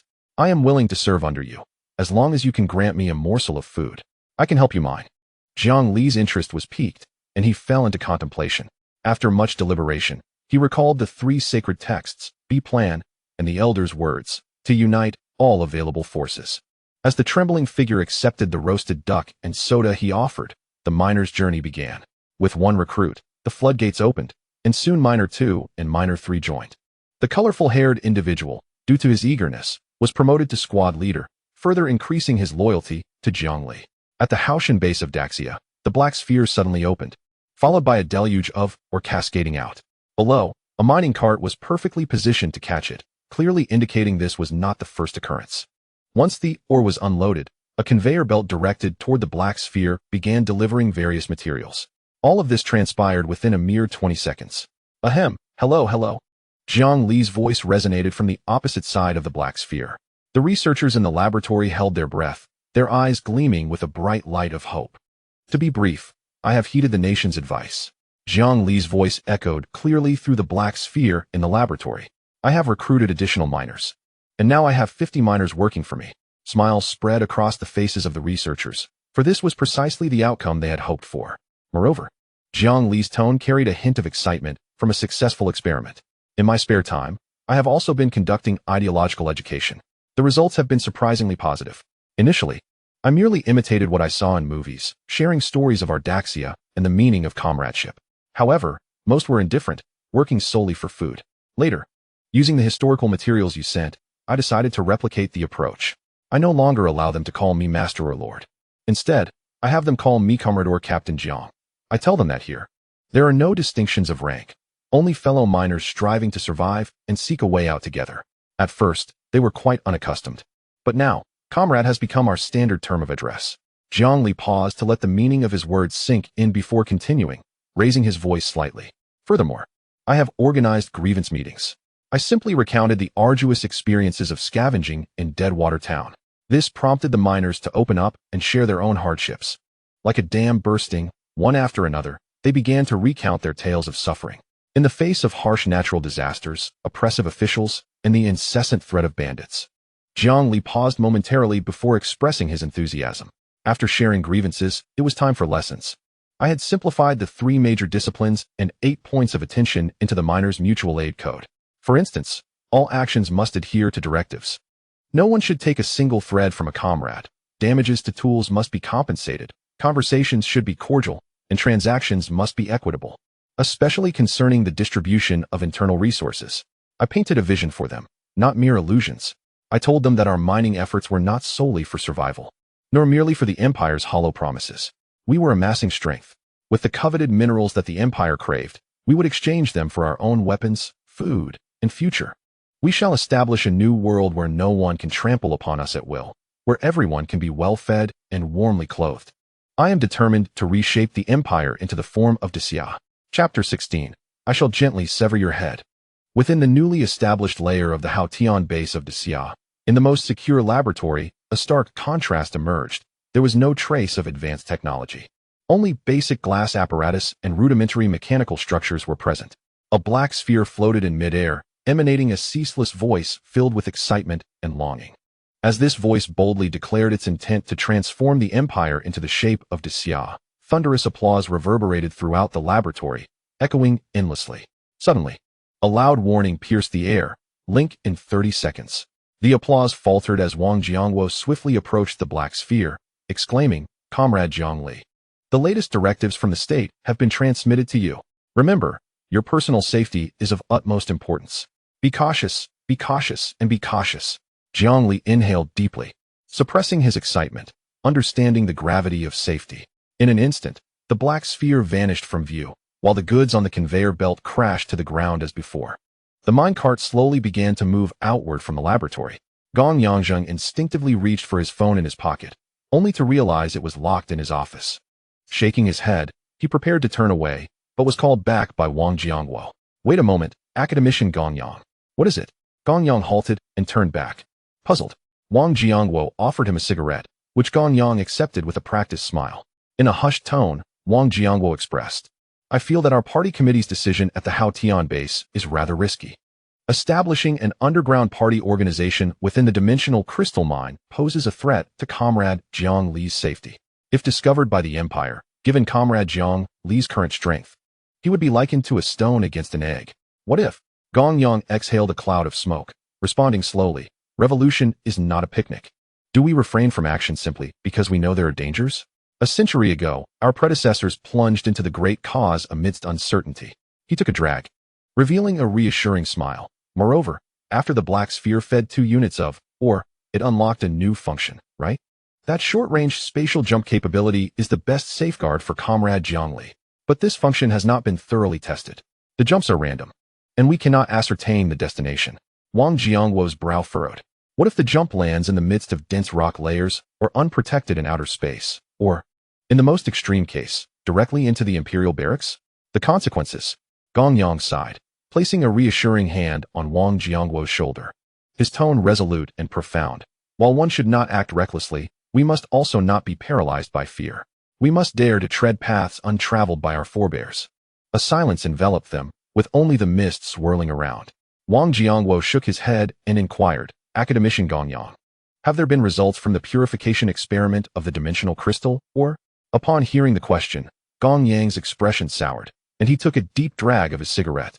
Grimacing, it's challenging, exceedingly challenging. The same issue persists. All chip-equipped intelligent high-temperature electric furnaces malfunction upon proximity to the ore. We can only resort to the most traditional coke furnaces, or even crucible furnaces. He flicked off the ash, his tone laden with helplessness and frustration. However, spectroscopic analysis indicates that the ore's melting point is absurdly high, requiring sustained temperatures above 3,500 degrees Celsius. Our existing purely mechanical furnaces can barely reach 1,800 degrees, incapable of even heating the ore's surface to a red glow. Is there truly no solution? Wang Jiangwo pressed. We are actively seeking one. Gong Yang replied tersely. Wang Jiangwo's expression shifted to one of understanding. Gong Yang, agitated, snorted and turned away, hands clasped behind his back. I didn't say anything. Why are you angry? Academician Gong Yang, you are being overly sensitive. He shrugged and exited the laboratory. On the garbage star E9527, in a certain cavern of the dimensional crystal mine, Zhang Li meticulously counted the supplies sent from Xia, verifying the list before storing everything within his space. Holding only a file folder, he tore open the seal when a series of rapid, explosive gunfire echoed from a distance. His expression changed drastically. It was submachine gun fire. Something had gone awry in the mine. The green hairs were firing. What had transpired? He leapt to his feet, racing towards the tunnel without a second thought. His mind screaming, no accidents. No accidents. Imperial soldiers cannot enter the mine. Powered armor, Gauss rifles. Here are all mere scrap metal. Boom. The explosions shook the mine tunnel. And Jiang Li's complexion paled further. Were those grenades? The enemy was formidable. Jiang Li abruptly halted, his expression shifting between hope and dread. The previous manual from Xia contained clear contingency plans for such situations. Could the green hairs retreat? A thought surfaced uncontrollably.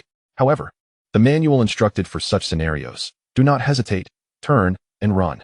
In barely a moment of hesitation, Jiang Li found himself wielding a submachine gun. He pressed forward. Determination etched upon his face. Since we refer to each other as comrades, and I led you down this perilous path, it is only right that I do not flee first.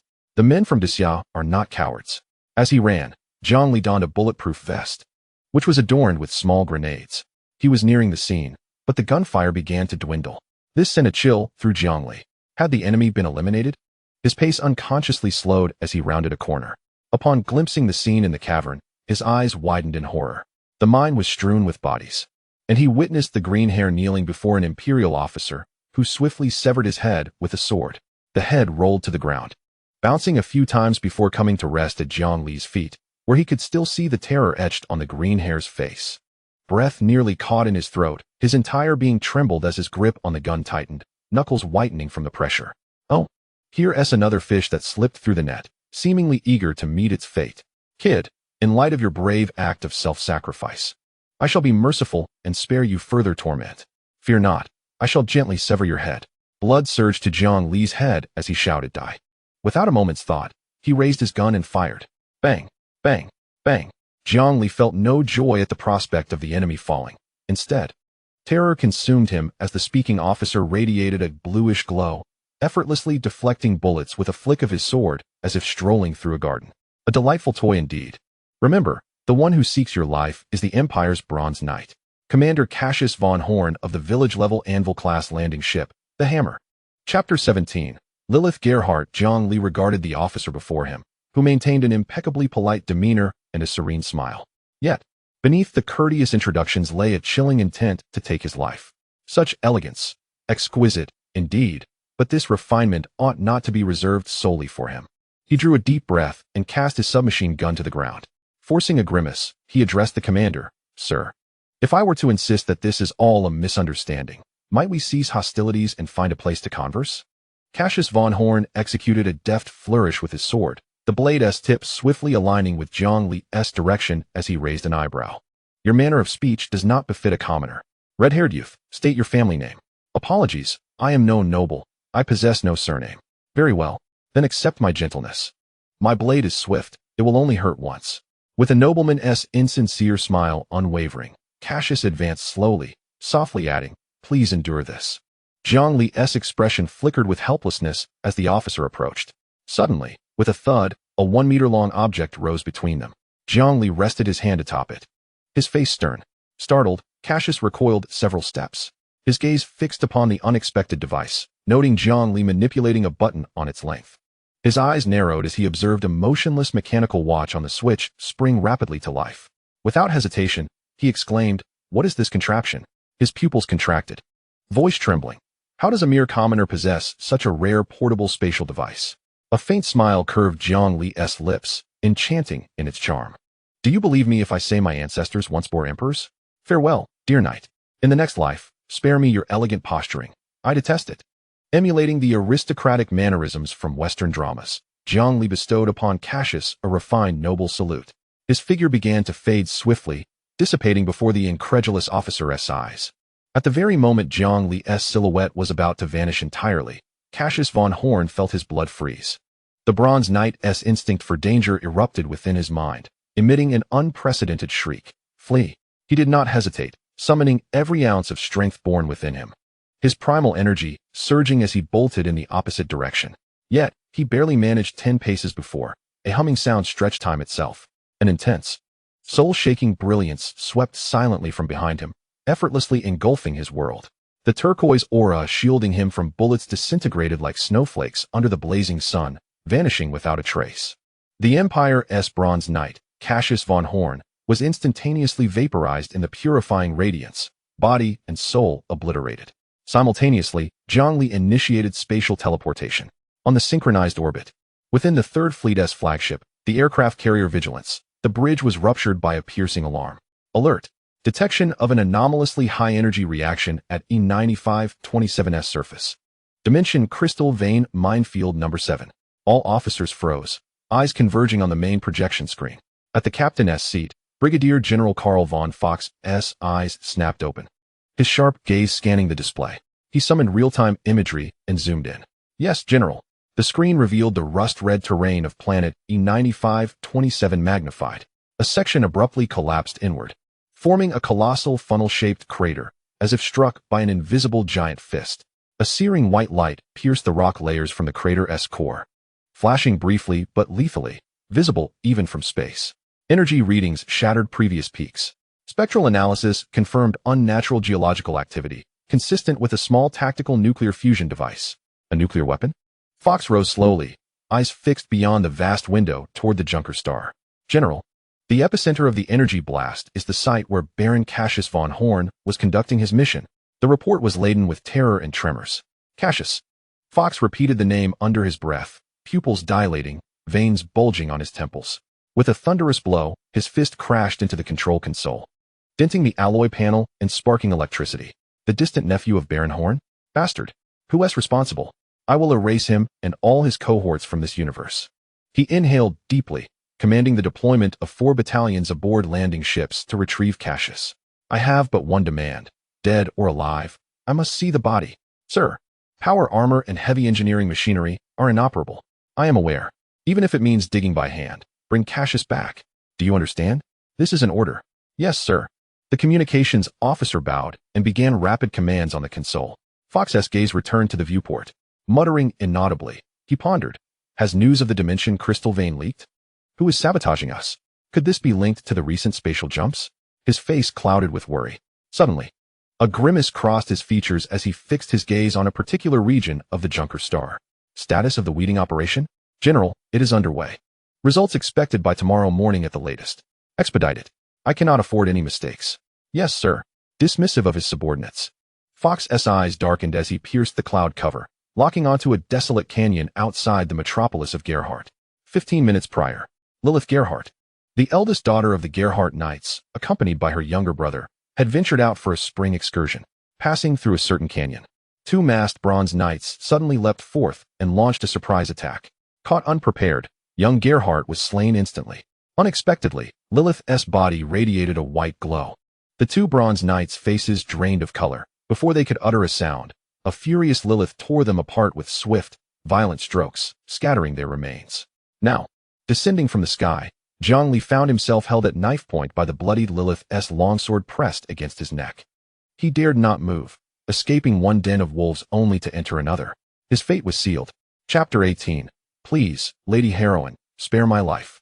With a thud, Zhang Li dropped to his knees, hands raised above his head, crying out, Please, Lady Heroine, spare my life.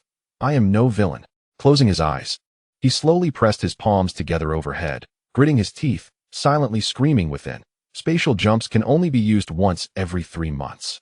This time, he had truly leapt from the wolf's den into the tiger's mouth. A furious tigress at that. His demise was inevitable. Why was misfortune so relentless? 3 pure ones, Heavenly Emperor, Tathagata Buddha, grant me passage through this peril. Should I survive, I shall erect temples and hymns in your honor across the Terra Empire, restoring your golden forms. Infinite reverence, Amitabha. Lilith, having calmed her scattered breath, inclined her head slightly, scrutinizing the boy before her, kneeling, hands clasped above his head. Though unfamiliar with this gesture, she instinctively recognized it as a plea for mercy. Her gaze settled upon Zhang Li's fiery red hair. Momentarily stunned, she loosened her grip on the longsword. In a cold tone, she commanded, Raise your head. Zhang Li raised his head without hesitation. Yet he still dared not open his eyes. Lilith's icy gaze scrutinized the boy who had appeared so abruptly before her. The most striking feature about him was his short, bright red hair, reminiscent of flames, which stood out starkly against the dim light of the desolate canyon. Beneath the fiery locks was a well-defined, handsome visage, with a hint of youthful innocence lingering between his brows. Had his expression not been marred by sheer terror, he would have appeared quite sunny and cheerful. However, his skin bore an unhealthy pallor, suggesting a prolonged absence from sunlight, creating a glaring contrast with his brilliant red hair. He wore an incongruous modern bulletproof vest, heavily adorned with military green grenades on his chest and straps. His hands were calloused and marred with fresh scabs, with dirt embedded beneath his fingernails, indicative of a laborer from the lower echelons of society. She internally categorized him as a standard specimen of the lower class, short hair, rough hands and feet, and a striking visage. Her gaze returned to Zhang Li's handsome face and fiery hair. Furrowing her brow, she harshly commanded, Open your eyes and tell me your name. When Zhang Li opened his eyes, he was instantly captivated by the woman before him. With her red hair and striking features, she was undeniably stunning, with a curvaceous figure and long legs. In terms of appearance, Zhang Li felt compelled to exclaim in awe. Yet, the sight of her red hair ignited a thought in his mind. How could she also possess such red hair? Just as a glimmer of cold light flickered in Lilith's eyes, Zhang Li hastily shouted, Beautiful and gentle lady, my name is Zhang Li. How may I assist you? Fair miss, I will not refuse any request within my means. It would be my honor. The tip of a sword pressed against Zhang Li's chin, causing a tremor in his heart. Another question followed. Do you not have a surname? Although devoid of emotion, Zhang Li sensed that a poor response might lead to the sword being thrust into his throat. He quickly replied, My surname is Zhang, and my given name is Li.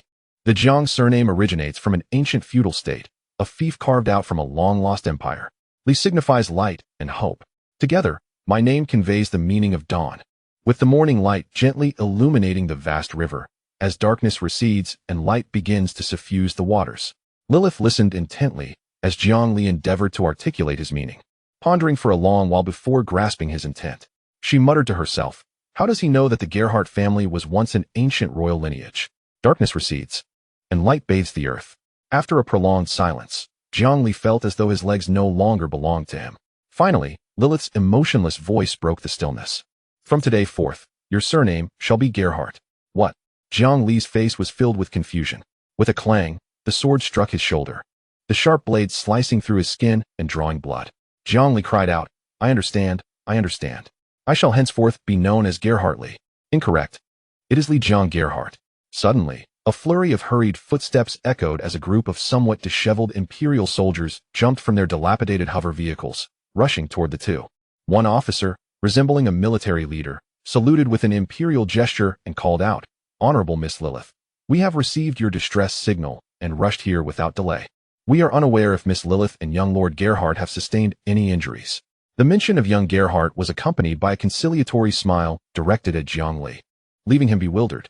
In an instant, Lilith withdrew her bloodied sword from Zhang Li's shoulder, elegantly flicking away the crimson droplets before sheathed it with precision. Colonel Tom, brigands have appeared around Gerhardt City, brazenly attacking noble offspring in broad daylight. Had I not been a novice knight, Both my foolish brother and I would have perished here today. Her voice rose with indignation. Furthermore, my brother has suffered a grave fate in my stead. This is your dereliction of duty. I shall report your negligence to the imperial military. Upon hearing Lilith's words, Colonel Tom's face contorted with despair. Yet he dared not utter a word. He was acutely aware that further chatter might provoke Lilith's wrath, which could lead to dire consequences. His gaze involuntarily drifted toward the scattered items on the ground, sending a chill down his spine. Zhongli sensed the peculiar atmosphere among the group, his mind racing to decipher the meaning behind Lilith's earlier statements. With a thunderous crash, a rotund figure descended from the sky like a meteor, crashing into the ground and sending up clouds of dust and debris. Zhongli, captivated by the sound, glanced at the crater, his eyes nearly bulging from their sockets. Was this a feat achievable by mere mortals? It defied logic. Raising his gaze, he finally discerned a hovercraft hovering at least 20 to 30 meters above. What had transpired with Lilith? Was anyone injured? The arrival was none other than a Gerhardt knight. Upon catching sight of a figure laying in a pool of blood beneath the wreckage, a surge of fury erupted from within him. No. Who is it? Who has slain my young Gerhardt? I shall see them torn apart and reduced to ashes. A voice cried, Father, that is not young Gerhardt. My foolish brother is unharmed. As she spoke, she seized Zhongli by the collar and presented him to the Gerhardt knight. Upon recognizing Zhongli, the knight's imposing demeanor faltered, his face transforming into a canvas of vivid hues. In just a breath, he erupted into hearty laughter. What a relief! What a relief! He turned to Colonel Tom, exclaiming, I shall be reporting your inaction to the imperial military. Colonel Tom, internally lamenting, thought, good heavens, how is it that this father-daughter duo shares such a similar temperament? Chapter 19, Gerhardt City.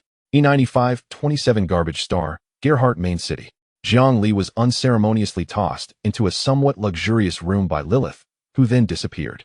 Meanwhile, two burly men stood at the door, blocking his escape with expressions of intrigue. Zhongli approached the floor-to-ceiling window, gazing outward as his calves trembled slightly due to the considerable height. How high was it? Almost touching the domed ceiling of the ecosystem. Zhongli hurriedly distanced himself from the window and sat on a soft leather sofa for a moment, before succumbing to the urge to explore the room. Rather than a bedroom, it resembled a small exhibition hall. The floor was laid with some warm brown, natural grain hardwood, a silent testament to wealth in a world where even the ecosystem required artificial enhancements. The walls were adorned with a gentle warm hue, not painted, but rather a self-adaptive light membrane that changed with the simulated daylight outside, casting a tranquil glow reminiscent of twilight. In the center stood an enormous, sumptuous leather sofa, soft enough to envelop a person. Opposite the sofa was an entire wall of massive floor-to-ceiling windows, which had nearly caused him to weaken in the knees. The ecological landscape outside was breathtaking, and the simulated sky above seemed almost within reach. Against the wall was a similarly grand wooden desk, its surface cluttered with several semi-transparent screens displaying constantly updating data. Yet, adjacent to them lay a beautifully crafted brass ink pen box adorned with gemstones, and a roll of genuine parchment, which seemed oddly out of place. On the wall behind the desk hung two ornate antique firearms. Zhongli, unable to comprehend their significance, lowered his gaze. Below was a glass display case showcasing colorful alien mineral specimens from various star domains. On the opposite side of the room, a four-poster bed draped in silk curtains occupied a prominent position, its canopies hanging low. Across from the bed stands an imposing alloy weapon rack, occupying an entire wall, meticulously arranged with several glimmering, high-frequency particle vibration, long swords, and Gauss rifles. A faint, peculiar fragrance permeates the air, emanating from a corner where a softly rotating, luminescent fragrance dispenser resides. In the corner, a lifelike made robot stands demurely, observing Zhongli. From her expression, Zhongli discerns a hint of astonishment and confusion. A chill courses through Zhongli, prompting him to swiftly avert his gaze, which ultimately settles upon a family portrait beside the sofa. Among the three figures, two are unmistakably Lilith and old Gerhardt, while the third causes Zhongli's pupils to constrict in shock. He exclaims, impossible. Previously, in the castle's grand hall, Gerhardt occupied his rightful seat at the head of the long table, with Lilith in her customary position, yet now, another presence is conspicuously absent. At this moment, the knight Gerhardt's eyes blaze crimson as he slams his fist upon the table, roaring, this is outrageous. Baron Horn has shown such cruelty. My dear Gerhardt. At this, Gerhardt, overwhelmed by his grief, begins to weep uncontrollably. As Gerhardt's anguished cries resonate, Lilith, his sister, feels her eyes moisten involuntarily, her demeanor growing despondent. Suddenly, the large door creaks open slightly. Master, the investigation has concluded. Miss Lilith and the young master's itinerary was disclosed to the Empire by the captain of the guards, announces a tall, upright, and spirited old steward. Noticing Gerhardt and Lilith's gaze upon him, he offers a polite smile before continuing. I have brought the captain of the guards. How shall we proceed, master and miss? Before Gerhardt can respond, Lilith's icy voice interjects. Dismember him for fertilizer. The steward bows in noble fashion, replying, Yes, my lady. Before respectfully departing without further inquiry, it is clear that Lilith is the one issuing commands. Once the door closes again, Gerhardt, with a sorrowful tone, laments, Lilith, why can't you be a dashing young lad?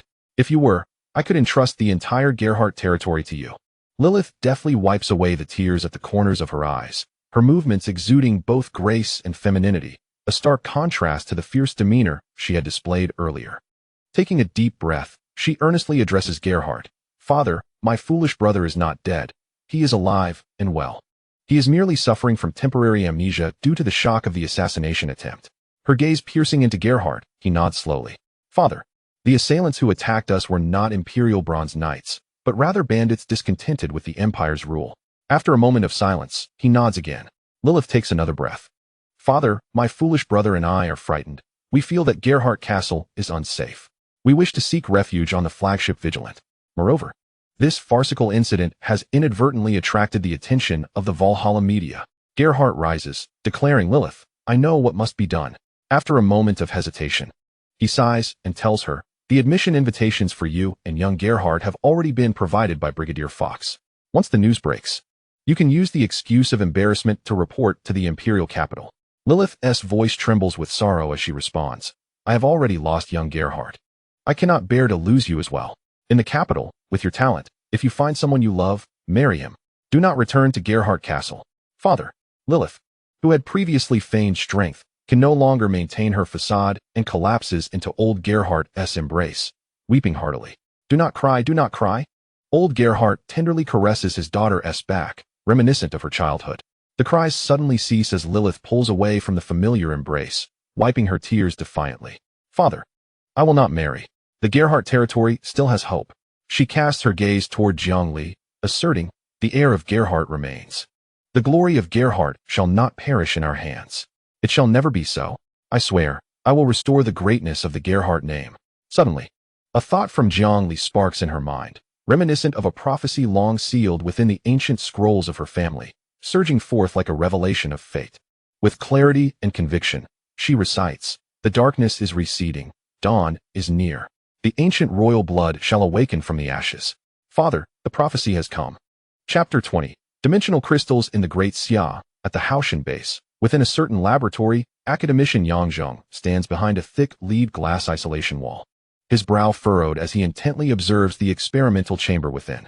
Inside, a fist-sized dimensional crystal raw or seemingly pulsating with the flow of starlight, is secured within the grasp of a complex multi-axis robotic arm.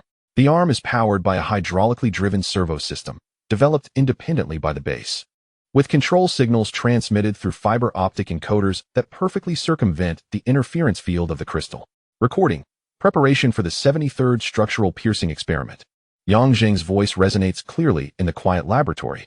He wields a diamond tungsten rhenium alloy composite probe. Its tip cooled to 42 Kelvin, the temperature of liquid helium, to minimize potential quantum tunneling interference. An assistant passes in the final handwritten data card through an old pneumatic conduit, while another researcher leans over an optical measuring device, manually recording the initial readings. Commence applying contact pressure, gradually increasing to 0.1 MPa per second, Yang Zheng commands. The hydraulic system emits a low, resonating hum. The massive robotic arm, with micron-level precision, gradually approaches the surface of the ore with the superconducting probe. The moment the probe's tip makes contact with the flowing starlight, a low hum resonates within the chamber. Though no great noise erupts, every individual present feels a slight tremor emanating from the marrow of their bones. The clamps securing the ore emit creaking sounds under the burden. Simultaneously, a holographic recorder, constructed entirely from lenses and photosensitive film, successfully captures an astonishing scene. Around the probe's contact point, an imperceptible microscopic gravitational lensing effect manifests. momentarily distorting the light. Pressure readings are exhibiting abnormal fluctuations. The flow rate of starlight within the crystal has increased by 300. Instantaneous, localized Casimir vacuum fluctuations have been detected, reports a researcher monitoring the simulated oscilloscope, as the once stable curve on the screen begins to oscillate wildly. Yang Zheng steps forward, pressing his hands against the observation window. His eyes ablaze with fervor. Indeed, it is not emitting interference. It is generating a stable microscopic dimensional distortion field around itself. His voice trembles with excitement. The source of all electronic devices' failures is not energy shock. Rather, this distortion field disrupts the continuity of space-time, causing the foundational physical logic of modern electronic chips. Based on quantum field theory, to fail locally. He spins around to face his team, his tone resolute. Our previous line of thought was erroneous. This is not an energy, or it is a space-time topological material. With fervor, he gestures emphatically, exclaiming, "This, or is the key to unlocking wormholes. To traverse the vast cosmos, we must possess this mineral. Without it, consider the despair of cosmic scales. Our great Xia civilization could study for 1,000, even 10,000 years, yet we would never develop a starship capable of interstellar travel." The Empire's emphasis on dimensional crystals stems from this very reason. It is one of the cornerstones of imperial governance. Comrades, the heavens have bestowed upon us a key through the hands of Comrade Jiang Li. This is a tremendous opportunity, an unparalleled chance. If we thoroughly comprehend the principles behind this, or, I believe that even without Comrade Jiang Li's assistance, we shall one day construct our own spacecraft for the Great Xia. Applause erupted, followed by a tumultuous cheer akin to a roaring sea. Gong Yangming lowered his flushed face, murmuring to himself that Comrade Jiang Li must cease his actions and establish the underground party. Everything must revolve around the extraction of dimensional crystal ore. This priority must take precedence above all else. Resolving not to hesitate further, he whispered a few words to his laboratory assistant before turning to leave the laboratory. Gong Yangjing sought out Commander Wang Jiangguo and several other key leaders, including previous members of the party committee.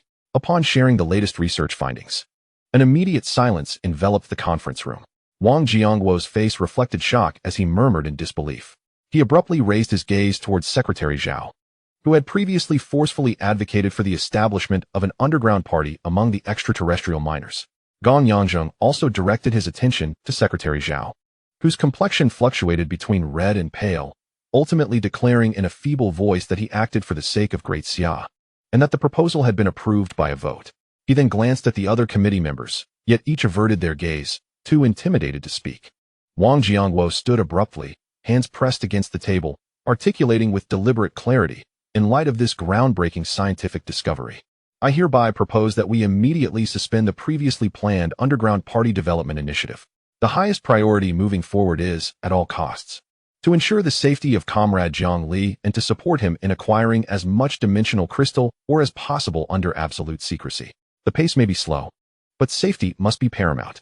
This is the highest directive. In my capacity as the commander of the base, I call for a vote on this matter." Gong Yangjing was the first to rise and raise his hand. I. Accolades echoed in agreement. Secretary Zhao's countenance turned ashen, and he remained silent.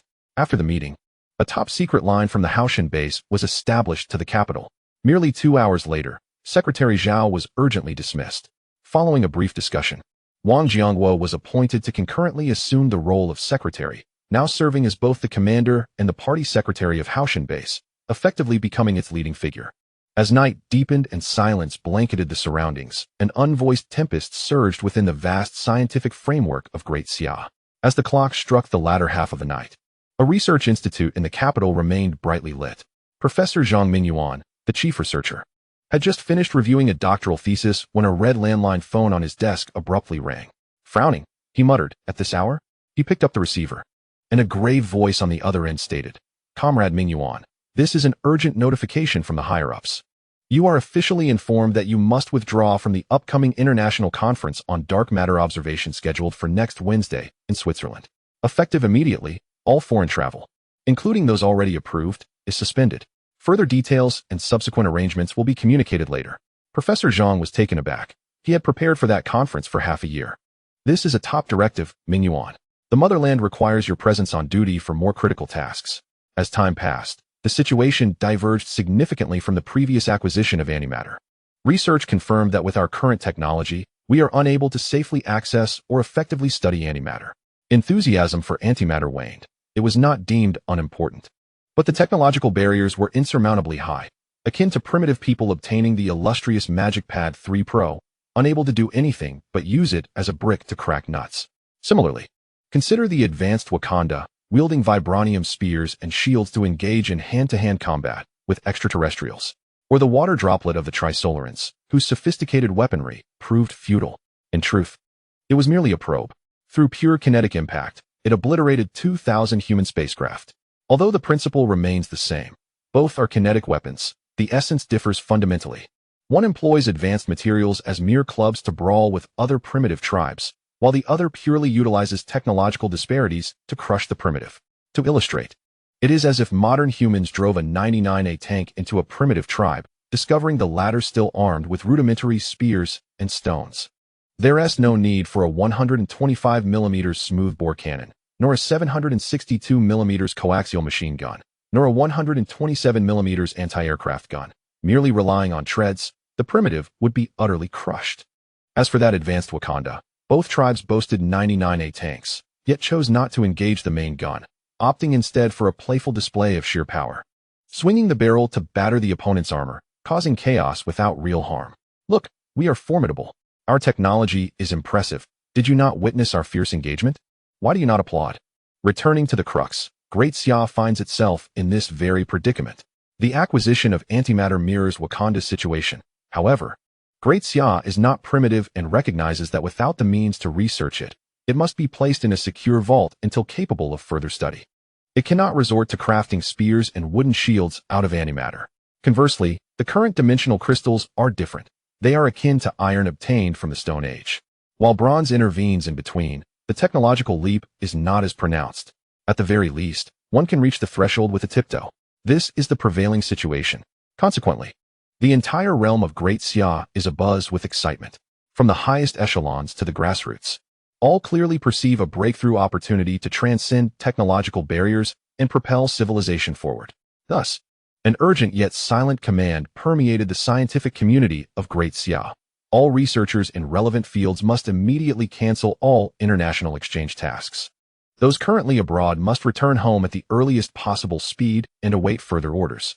In the city of Hu, at the National Materials Science Center, academician Li Wen was roused from her slumber by a rhythmic knocking at the door. Outside stood her assistant and a stranger clad in plain clothes, yet standing tall. Academician Li, I apologize for the interruption. In accordance with Great Xia's emergency protocol, please prepare your core team for immediate standby. This is a confidential document. I request your signature. The stranger presented a document, its striking red header and seal causing her heart to skip a beat. After a brief pause, she signed her name. Subsequently, she received the following document from the stranger, which she swiftly reviewed. The contents were straightforward. All personnel and their immediate family members were to suspend any private overseas travel. All external academic exchange projects were to be postponed. Priority for team computational resources was elevated to the highest level. What needs our research focus? Li Wen inquired sharply. Details will be communicated in due course. Please remain patient. The level of confidentiality for this mission is paramount. The individual saluted and then departed. The scene shifted to a picturesque park, where several stone pavilions in the central area housed numerous elderly individuals who, after morning exercises, gathered to rest, play chess, and engage in conversation. Clad in simple attire, most had graying hair, appearing indistinguishable from any retired elder on the streets. In one pavilion, two elderly men faced each other in a heated chess match, the board alive with strategic tension. General, exclaimed a lean man with reading glasses, as he triumphantly placed a piece on the board, a childlike grin illuminating his face. Ha ha, old Wang, your delayed night move had me waiting for ages. What a delight. I have won. The portly old man, old Wang, scratched his sparse hair, his face etched with frustration. Oh dear, I was so preoccupied with watching your game that I failed to guard against your move. Let us have another round. A few elderly ladies observing the game chuckled, chiding old Wang for his lack of skill. At that moment, an inconspicuous black sedan quietly parked at the entrance of the park. Two young men, clad in dark jackets and exuding a calm demeanor, emerged from the vehicle. Their eyes scanned the park, quickly zeroing in on the pavilion, and they approached with measured steps. Their arrival went unnoticed by others at a distance. Yet the elderly patrons both inside and outside the pavilion momentarily paused their actions, casting furtive glances in their direction. "Are you Academician Chen Yuan?" one of the young men inquired. "I am." Academician Chen responded, as the young man retrieved a red-headed document from his briefcase, presenting it with both hands. "According to the emergency protocol of the Great Xia, the nation requires your immediate return to duty. This is a summons and a confidentiality document. Please review and sign it." The elderly spectators exchanged knowing glances, recognizing the gravity of the situation in each other's eyes. Silently, they began to gather their teacups, chessboards, and knitting baskets, preparing to leave quietly to create space. "Please wait a moment." The names of Academician Zhang Minghua, Academician Li Xiaoying, and Professor Zhao Qichen appeared on similar red-headed documents handed to them. After a brief silence, the leading young man smiled. "Esteemed seniors, the situation is urgent. The nation equally requires your knowledge and experience. The documents are here for your careful perusal. I must inform you that the duration of this mission is uncertain, involving the highest level of confidentiality and unknown risks. Therefore, you have the right to decline." Across the nation, similar scenes unfolded in various locales. At a university in the Northwest, a venerable scholar specializing in topological insulators received an order to report to a designated location in the capital, given only half a day to arrange his family matters. Meanwhile, at a large wind tunnel facility in the Southwest, several experts well-versed in fluid mechanics and space-time simulations were instructed to halt all current tasks and undergo background checks, awaiting further orders. No fanfare accompanied these summons. No public documents were issued. Information was communicated through secure channels, delivered personally to each selected top-tier expert with precision. The mobilization encompassed a myriad of critical fields including theoretical physics, materials science, precision machinery, optical engineering, information theory, and even astrophysics. All affected researchers understood that an unprecedented national scientific initiative had commenced, one prioritized above all else. They were unaware of the specific objectives. Yet the suspension of international travel and the call to assemble indicated the mission's confidentiality and significance. No complaints arose. A blend of mission-driven resolve, curiosity, and solemnity permeated their hearts. They silently canceled their flight tickets, rearranged their plans, reassured their families, and began organizing their research materials and inspecting laboratory equipment. Chapter 22. Transfer and Special Appointment in Handong Province. In the northern district of Luzhu City lies the renowned knife-making town of Xiaoshu, famous for producing various alloy tungsten steel drill bits, milling cutters, and turning tools. This town accounts for 90% of the national market share of such tools in Great Xia. However, it is also one of the top 10 regions for cancer prevalence in the country, as various non-biodegradable metallic dusts waft through the air. Despite the local government's substantial efforts to improve environmental conditions, such pollution continues to linger as long as machinery operates, no matter how much purification is undertaken. Comparatively, this is a minor issue when juxtaposed with the metallic dust in the atmosphere of the E9527 garbage planet. Shifting focus. Along a riverside street on the western edge of Xiaoshu stands a small shop with a history exceeding 45 years. Since childhood, Jiang Li has memories intertwined with this shop, which remained a part of his life throughout kindergarten, primary, and secondary school, only gradually fading from his daily existence after high school. On the second floor of the small shop, Zhang's parents sat somewhat uneasily on the living room sofa, while across from them sat two upright young individuals. "Uncle, Aunt, here is a re-employment document. You may take a look." After exchanging glances, Zhang's father hesitated before refraining from opening the document before him. He pondered aloud, "At our age, with little education, we can't really do much." Zhang's mother chimed in, Yes, we're only capable of collecting rent and watching short videos on Douyin." The young man on the left twitched his lips slightly and cleared his throat. "Uncle, Aunt, you can continue to collect the rent for your building. And there's another one," Zhang's mother added. The young woman on the left couldn't help but smirk slightly. "Auntie, the job is quite easy. Your positions are titled Key Node Managers of Enterprise Logistics and Asset Data Flow." Noticing their bewilderment, the young man quickly elaborated. "In short, you will be warehouse managers. And don't worry, you too will be supervisors. There's no need for you to do any work. Just sit in the office and give directions. And do not fear if you lack experience. We will be your assistants, and you may consult us with any questions." The young woman interjected, "Rest assured, Auntie, the salary will be quite generous." Seeing that the couple remained unresponsive, she decided to employ her trump card. Taking a deep breath, she calmly stated, "As warehouse managers, you will receive the latest updates on Comrade Jiang Li. Really, truly, Zhang's mother exclaimed, gripping the young woman's hand with excitement. I'm willing to go. No need for salary. I'd even be content just to stand guard. I'd go even if it meant cleaning. I'd pay to do it. Zhang's father exclaimed, rising with enthusiasm. The two young individuals exchanged smiles, a sense of relief washing over them. Uncle, Aunt, your agreement is wonderful, the young woman said cheerfully. We will expedite the paperwork. For now, please prepare for departure in the next few days. Absolutely, we are ready at any time. Zhang's mother nodded vigorously, her face illuminated with a long-lost glow. Observing their excitement, the young man took another document from his briefcase, his tone maintaining its warmth but with an added solemnity. Uncle, Aunt, there is one more matter that requires your assistance. Next, we need to visit your daughter's home, Comrade Jiang Li's sister. We hope that you can assist in facilitating communication regarding their upcoming arrangements. A few days later, at Jiang Li's sister's residence in another district of Luzhu City, the atmosphere in the living room was far more relaxed than during their previous encounter in Xiaoshu. Jiang Li's sister held her second-grade daughter close, her brow slightly furrowed.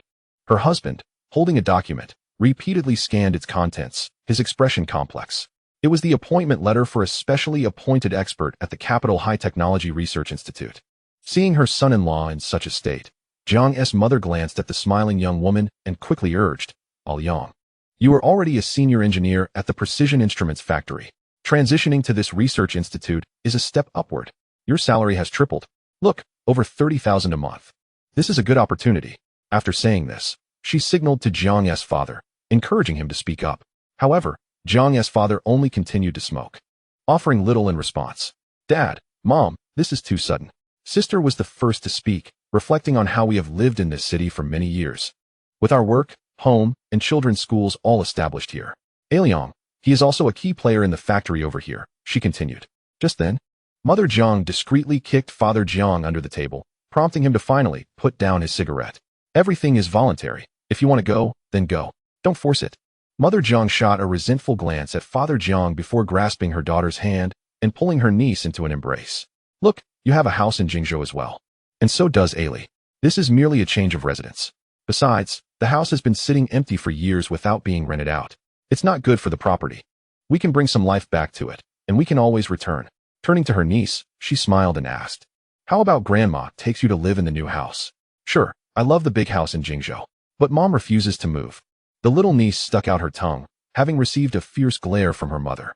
Suddenly, the brother-in-law picked up a pen from the table and boldly signed his name on a document.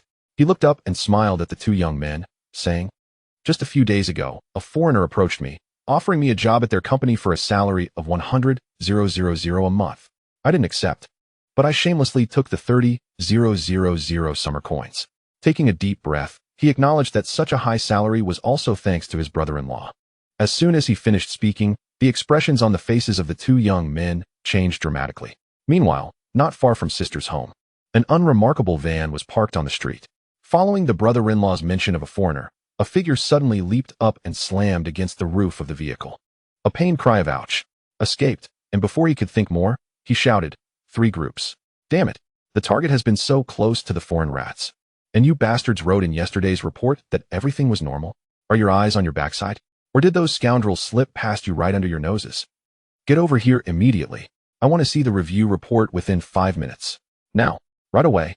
Chapter 23. Li Jiang Gerhardt, E9527 Trash Star, Gerhardt Main City. Inside the artificial ecosystem castle, in a massive room near the dome, Jiang Li had completely adapted to the chilling heights. At that moment, he had a beautiful robot bring a sofa to the floor-to-ceiling window so he could admire the scenery of the ecosystem. Although this ecosystem had a diameter of only 10 kilometers, to witness blue skies, white clouds, trees, flowers, rivers, and lakes on this trash star was a significant stroke of luck. Thus, he felt quite content. Here he had food, drink, and the meticulous care of the beautiful robot. This was not the makeshift wealth he had cobbled together from trash. According to the robot, she was the Empire's latest generation of civilian robots, semi-mechanical, semi-organic simulacra. She possessed all the functions of a real person and could even be upgraded with additional features. Jiang Li gulped, eager to test some of those functions, but regrettably, he lacked the audacity to do so, fearing surveillance and live broadcasts. He didn't even dare to contact the Summer Empire, trapped in this confined space, awaiting an unknown judgment. With a creaking sound, Jiang Li did not turn around. He recognized the footsteps of the beautiful robot entering the room, accompanied by the sound of a food cart being pushed. Zhongli rubbed his stomach, pinched his face, and sighed. I've gained weight. The food here is too good. Here. It was either roasted meat or stewed meat, and vegetables were either salads or stews. Although the taste was exquisite, eating the same thing daily became monotonous. Life was so simple and mundane. It was utterly dull. How about I arrange a class for you to alleviate your boredom? A cold voice emerged from behind Zhongli. Upon hearing that voice, Zhongli startled like a frightened rabbit, leaping 3 feet high, akin to a startled cat. He jumped off the sofa, slipped, and fell to the ground, looking up to see Lilith. At that moment, her fiery red hair was tied back in a simple ponytail, and she wore a form-fitting equestrian outfit that accentuated her curvaceous figure. Overall, she appeared both dashing and spirited, leaving Zhongli momentarily entranced. Noticing Zhongli's reaction, Lilith smiled slightly and asked, "What's the matter? Are you unwilling?"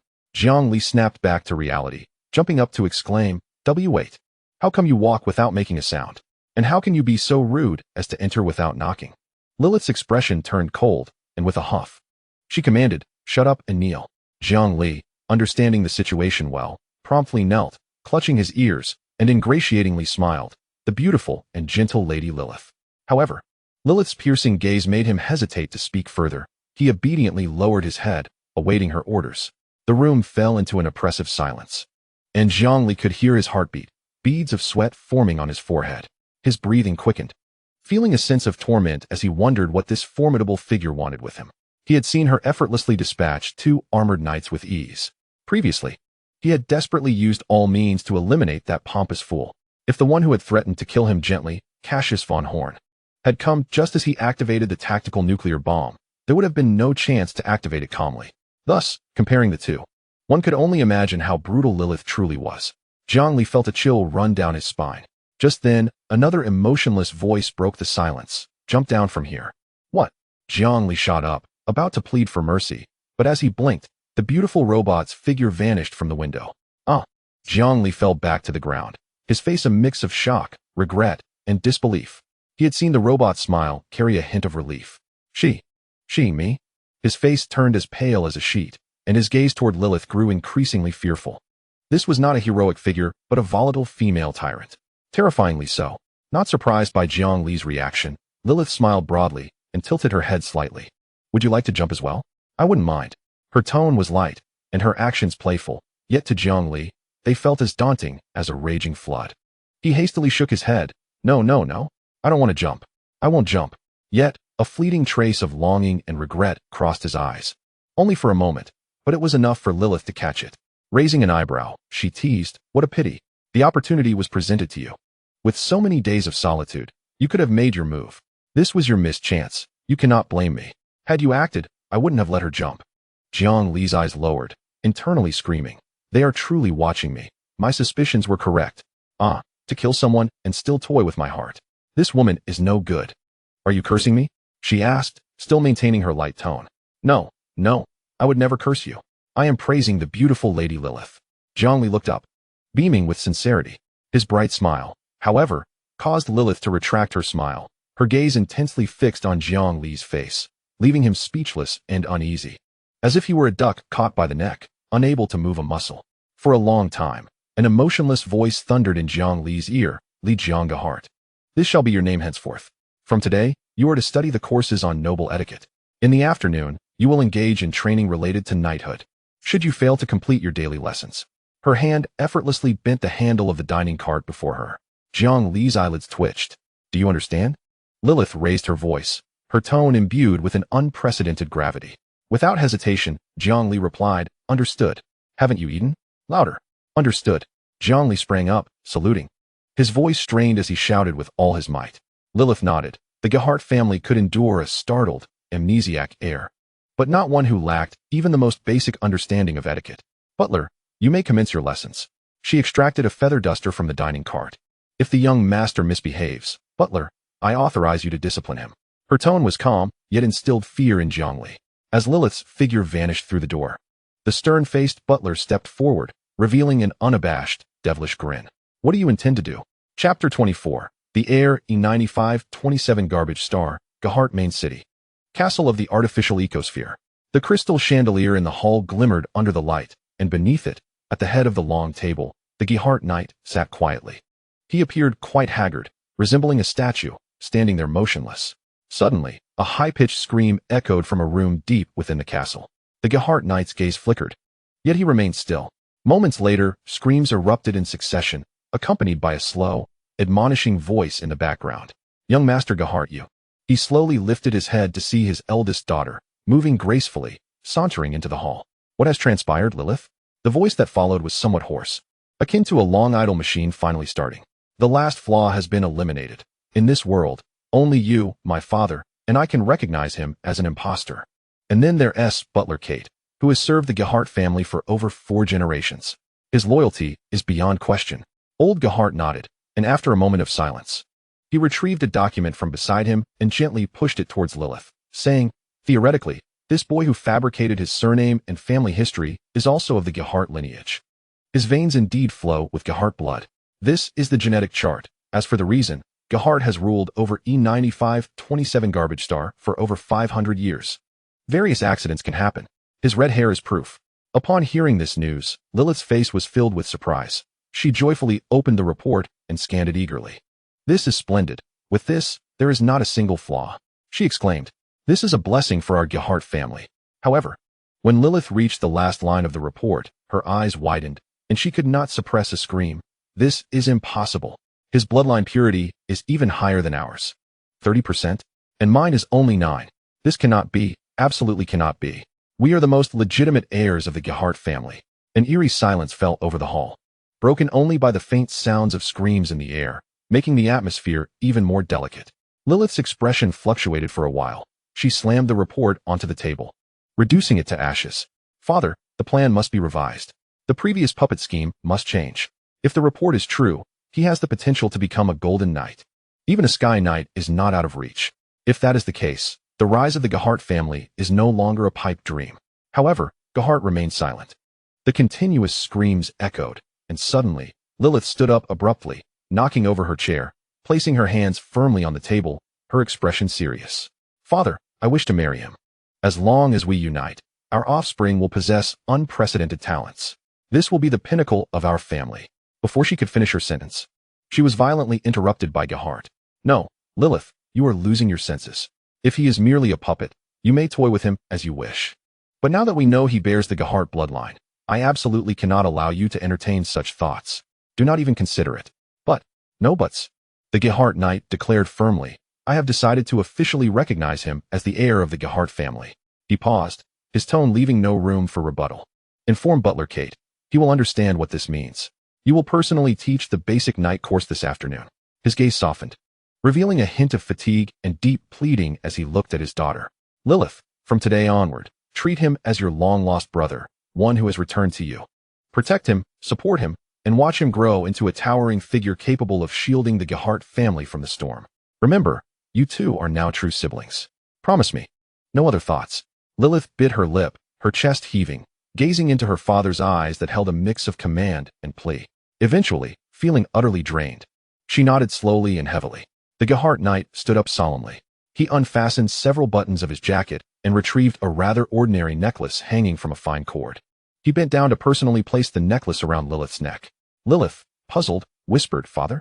Gehart adjusted her collar, patted her shoulder, and smiled. In the blink of an eye, "Lilith, you have become a young lady. This necklace is the last vestige of the Gehart family. It is a precious spatial equipment, and the minimum requirement to open it is to be a silver knight. Now you, Lilith, are the only silver knight of our Gehart family. This necklace was handed to me by my father, and now I pass it on to you. Within it lies the complete legacy of the Gehart family, including the training methods for golden knights, and most importantly, the secrets to advancing to sky knights." Lilith's pupils constricted, disbelief etched on her face as her complexion flushed crimson, rendering her speechless with excitement. Gehart was immensely satisfied with his daughter's reaction. It mirrored his own when he first learned this news. Afterward, he fervently trained for years, fantasizing about his ascent to Silver Knight, unlocking the family legacy, and reaching the pinnacle of life, restoring the greatness of the Gehart name. Alas, the sweat of the entire universe could only be termed sweat. Only when mixed with a substance called talent could that sweat turn into gold, shining brilliantly. Astonishing and inspiring admiration. Gehart returned to his seat, preparing to guide young Gehart, planting the seeds of knighthood and teaching him the fundamentals. You two siblings will head to the Vigilant flagship. Await the news report, and as soon as possible, proceed to the imperial capital, bringing along all the savings of our Gehart family to settle there. Do not return. Father. Tears streamed down Lilith's face again. Lilith. Only by surviving can the family regain its greatness. Gehart City remains here, not lost, still offering opportunities. Daughter. Only by going to the imperial capital will Baron Horn be wary. It is the only hope for the continuation of the Gehart family. After uttering these words, the Gehart knight seemed to age a little more, waving his hand. It's settled. I can arrange for you two to board the merchant ship of the X Trading Company. Safety along the journey is assured. The dimensional crystal veins are drawing ever closer as the Imperial soldiers tirelessly excavate with their shovels, approaching the tunnel that Jiang Li is poised to detonate. Deep within the buried tunnel, a severed hand clutches a glowing blue orb with unwavering tenacity. Chapter 25. The House of Meritorious Service. The skill of Butler Kate is indeed noteworthy. As a venerable steward of Four Reigns, he is now merely assisting the temporarily amnesiac Guhate in regaining his former elegance. In simpler terms, it is a grand ritual of memory restoration. Jiang Li and Guhate underwent a morning of specialized noble etiquette training. Jiang Li suspects this old fellow is being deliberate, though he lacks evidence to dispute it. Some of the tones and postures that appear rather shameful in Jiang Li's eyes are executed by the old man with an air of effortless grace. Yet, when it is Jiang Li's turn, it is no longer shameful, but rather somewhat lewd. Thus, the feather duster is wielded by the old steward with fervor. Jiang Li can only passively accept this lesson of affection, though he has contemplated rebellion. Upon witnessing the azure light emanating from the old man's fist, he abruptly relinquishes the thought. Another one appears. Have they poked the nest of the Bronze Knights? Previously, he had seen not a single one in 18 years. Yet now they are emerging in droves. Are the Bronze Knights truly so undervalued within the Empire? To this query, the old steward chuckles and replies. The Bronze Knights are certainly not common cabbages. Statistically, 1 out of every 100,000 individuals possesses the innate talent for cultivating original power. Among those endowed with talent, only 1 in 10,000 may ascend to the rank of Bronze Knight. Silver Knights are even rarer. Perhaps a single one may emerge from an entire planet. As for Golden Knights, only slightly over 10,000 are officially registered throughout the Empire. After hearing this, Jiang Li is filled with longing and inquires whether he too can cultivate. The butler merely mentions the night training course scheduled for the afternoon. Instantly, his thoughts spiral. Can the stalwart warriors of the Great Xia also cultivate? The revival of spiritual energy? No, it is the revival of knights. Will tales of sword-wielding adventurers traversing the lands, feasting heartily and drinking deeply, transform into genuine legends? Are the ancient tales of wandering heroes truly factual? Yet, why did they vanish in modern times? Why were there once formidable heroes and invincible generals, yet their numbers dwindle in the present? With the capability of Bronze Knights to withstand bullets, their swiftness, and even the ability to fly, unless vast military forces are mobilized for a siege, and with considerable casualties, slaying a Bronze Knight becomes a feat of monumental difficulty. A sharp, piercing sound of wind erupts in Jiang Li's ear, followed by a scream. He has no time to ponder. Instead, a fervent anticipation for knightly cultivation wells up within him. Time passes to the afternoon. In the Great Xia, in the city of Jingzhou, Handong Province, an inconspicuous convoy arrives today. The cargo truck prominently displays the words Gualala, while a smaller truck contains an assortment of tables, chairs, and daily necessities. These are various items that Zhang's mother is reluctant to part with. A saying in Great Xia goes, a broken home is worth a fortune. What appears to be inconsequential clutter may, upon the need for repurchase, cause one's wallet to emit a sharp, anguished cry. Despite the assurances of the young men and women that everything has been prepared, Zhang's mother stubbornly insists on bringing all their belongings. The convoy turns into a low-occupancy neighborhood in the Guangming district and halts before a building. As Zhang's father, mother, and brother-in-law's family alight from the vehicle, they are momentarily stunned by the scene before them. A line of impeccably uniformed soldiers, with solemn expressions, stands at attention, awaiting their arrival. The soldiers maintain a proud posture, their eyes reflecting genuine respect. At the forefront, an officer strides forward with precise steps, halting before Zhang's father and mother, rendering a salute of impeccable standard, his voice resounding. Comrades Jiang Weiguo and Wang Xiaolin. Following national review, your son, Comrade Jiang Li. has made indelible contributions to the nation and the people. Therefore, we bestow upon you the honor of the House of Meritorious Service. As his words fade, two soldiers step forward, carrying a plaque draped in crimson silk. The officer raises his hand solemnly, slowly unveiling the plaque, revealing the words House of Meritorious Service, which gleam with golden brilliance under the sun, instantly etching into the hearts of every member of the Jiang family. Jiang's mother, Wang Xiaolin, instinctively covers her mouth, tears streaming down her cheeks. Jiang's father, Jiang Weiguo, trembles slightly, his hands unsure of where to rest. Jiang's sister and brother-in-law also have reddened eyes, tightly embracing their child, rendered speechless by emotion. At that moment, a middle-aged man, exuding calmness and warmth, steps forward with a beaming smile, as if his face were blooming like a chrysanthemum. He firmly grasps Jiang's father's hand and warmly states, "Comrade Jiang Weiguo, I am Li Dagong, the mayor of Jingzhou. My superiors have informed me that everything Comrade Jiang Li has accomplished pertains to the future of our nation. He is indeed a true patriot.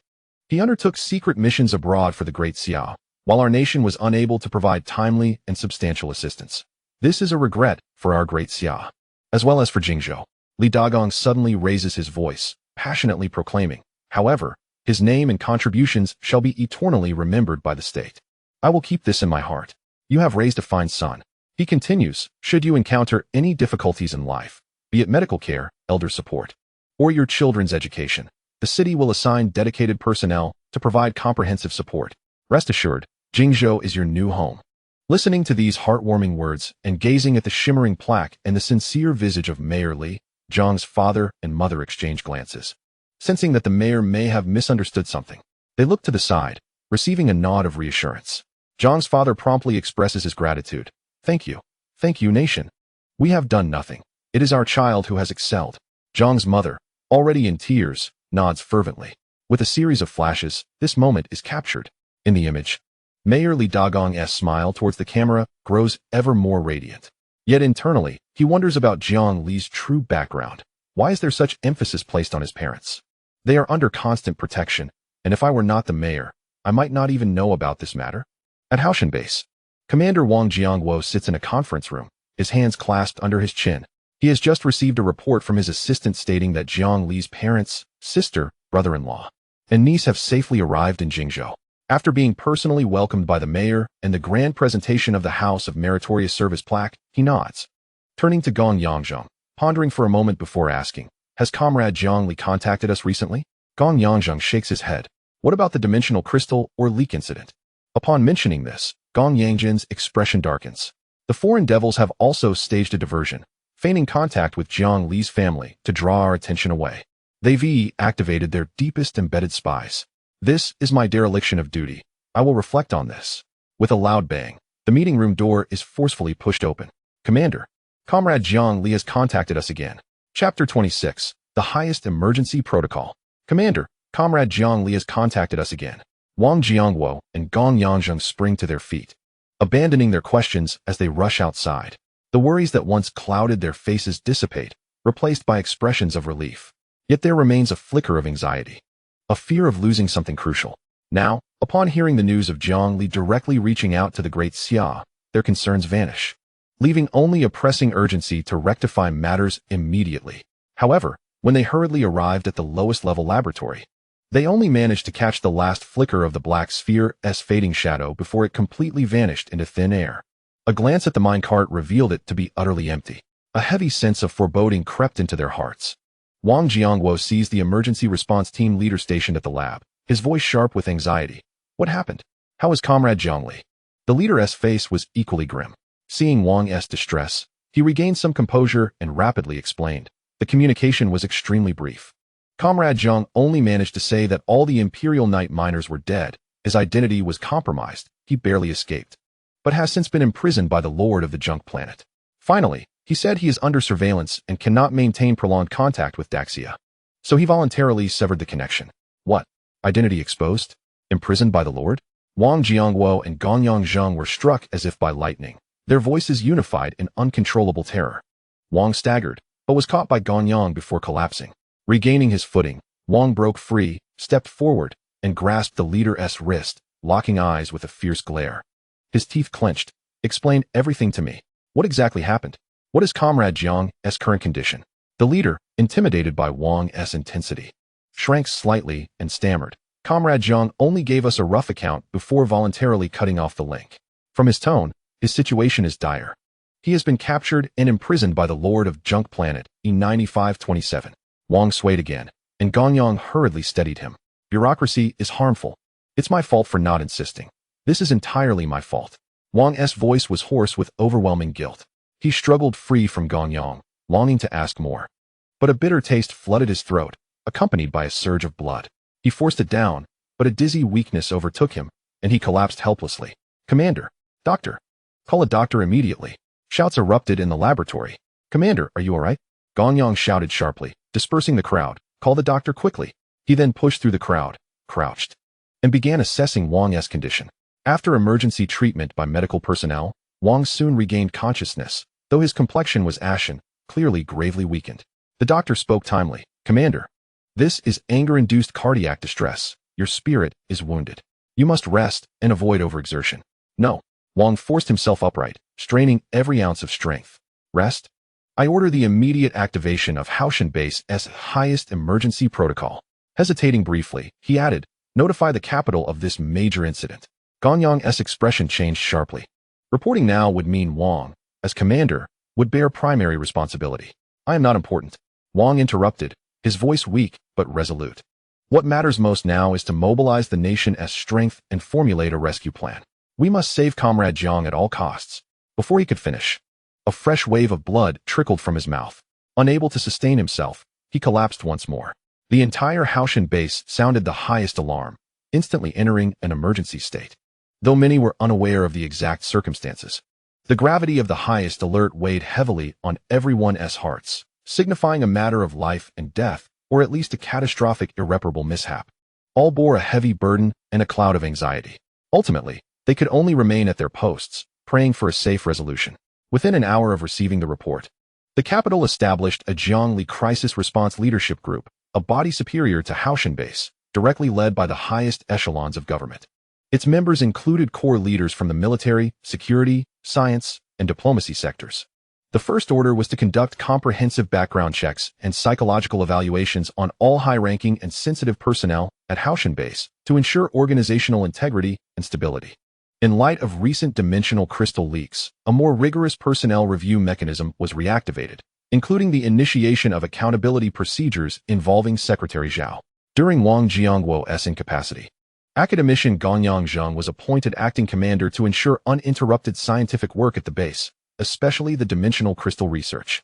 Simultaneously, a senior official from the capital, possessing both scientific and managerial expertise, was parachuted in to serve as party secretary, responsible for overall stability and disciplinary enforcement. In a mist-shrouded conference room at Haoshan Base, Minister Li, now Secretary Li, reviewed Jiang Li's transmission records thrice with a grave expression. After extinguishing one cigarette and lighting another, he paused the video remotely and surveyed the room. Speak frankly. Regarding Comrade Jiang's current predicament, what concrete measures can we propose? A responsible official spoke cautiously. Given our single-channel contact with Jiang, our only option is to bolster protection for his family, elevating security to the highest level. At the same time, we must provide care in a natural manner to avoid undue distress. Additionally, we must implement countermeasures against dimensional crystal intelligence leaks, precisely targeting known foreign espionage networks, deploying smoke screens, and even deliberately releasing altered technical puzzles to mislead. Secretary Li abruptly interrupted. These are peripheral tasks, necessary but not the focus of this meeting. You have spoken at length, but have yet to answer my initial question. How do we rescue Comrade Jiang? What we need now is a concrete, feasible rescue plan.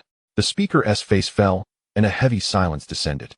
Remote rescue of someone trapped on an alien planet exceeded all their prior experience. At that moment, the conference room door opened. Everyone turned to see Wang Jiangwo being pushed in on a wheelchair by a medical attendant. The intravenous drip attached to him sparked a mixture of emotions in the observer's eyes. Chapter 27. Gonyang Zheng is about to dismantle Wang Ke again. Inside Haoshan Base's emergency conference room, Secretary Li noticed Wang Jiangwo attempting to rise and waved him down. Jiangwo, spare us the formalities and pleasantries. I understand the situation. The primary responsibility does not lie with you. I was sent here in a time of crisis, but the burden of the base's future will ultimately rest on your shoulders. Comrade Jiang is fortunate. He will overcome this peril. But your health is the foundation of this revolution. You must take care of yourself. Old leader, I will heed your advice. Wang's eyes welled with tears, his voice trembling with emotion. Enough of this melodrama. The meeting continues. Secretary Li scanned the room with a piercing gaze. I want practical solutions, not evasive rhetoric. I make it clear to all, the state has designated Comrade Jiang's safety as the highest national strategic priority. We must spare no effort to ensure his security. This is an order, understood? Faced with Secretary Li's sternness, the attendees wore grim expressions, yet dared not dissent. After a pause, the same official spoke softly. Commander, Secretary Li, the immediate priority is to restore communication with Comrade Jiang. Only then can Daxia respond appropriately to the situation. At present, we find ourselves utterly bereft of resources. Akin to a dog attempting to seize a hedgehog, completely at a loss as to where to begin. Upon uttering these words, the entire party instinctively turned their gaze toward Gonyang Zheng. The latter, with a cigarette clasped between his fingers, inhaled deeply before exhaling a delicate smoke ring. Noticing the collective stare, he snorted coldly. Why are you all staring at me? Do you expect me to conjure a wormhole barehanded to rescue someone from the refused planet E9527 at the border of the Terra Empire? Regardless of whether I possess such power, tell me, if I could open this wormhole, where exactly are the coordinates? Bring them to me. The assembly was rendered speechless, unable to respond. As disappointment and dejection began to settle, Gonyang Zheng's demeanor shifted abruptly. With a cigarette dangling from his lips, he smiled slyly and said, however, not all hope is lost. At this, the faint embers of hope reignited within the group. The same leader hastened to inquire, Academician Gonyang, please cease with the riddles, we're desperate. What is your plan? Gonyang Zheng leisurely exhaled another smoke ring. My suggestion is to dismantle Wang Ke. No, I cannot consent to that. Came a resolute voice from Wang Jiangguo, whose face flushed unnaturally with agitation. At this moment, Secretary Li offered words of consolation. Jiangguo, calm yourself and hear Academician Gonyang out before making any decisions. Gonyang Zheng rolled his eyes at Wang Jiangguo and muttered softly, taking a deep breath. Wang Jiangguo clasped his fists and apologized. Forgive me, Academician Gonyang, I was too impassioned. Please continue. Gonyang Zheng's smile faded as he pondered and carefully composed his words. In recent days, during Wang Ke's routine maintenance, I've taken the opportunity to delve deeper into its core. I discovered that its core utilization in standby mode is less than 1/10,000th. Therefore, my proposal is to transform Wang Ke's core into a dedicated supercomputing hub for our Haoshan base. Upon completion, our nation's supercomputing capabilities would leap forward, surpassing the current global standard by at least 5 centuries. Secretary Li's grip on her teacup whitened in tension. The others' faces were suffused with shock, their minds momentarily blank. Gonyang Zheng, observing their reactions with satisfaction, winked at Wang Jiangguo and added with a smile, rest assured, Wang Ke is dear to me. I only intend to provide it with a more spacious home. Afterwards, I shall craft a brand new remote-controlled body for it, ensuring no alteration in appearance or behavior. He paused, then continued, if this plan succeeds, Wang Ke can be integrated into our national network. Our nation's cybersecurity would be impregnable. Leaks of classified information would be rendered impossible.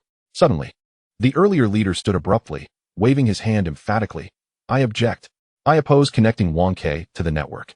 If this extraterrestrial artificial intelligence becomes akin to the Skynet of films, secretly commandeering our nation's super factories and clandestinely manufacturing mechanical armies, it would precipitate an intelligence machine crisis beyond our capacity to endure.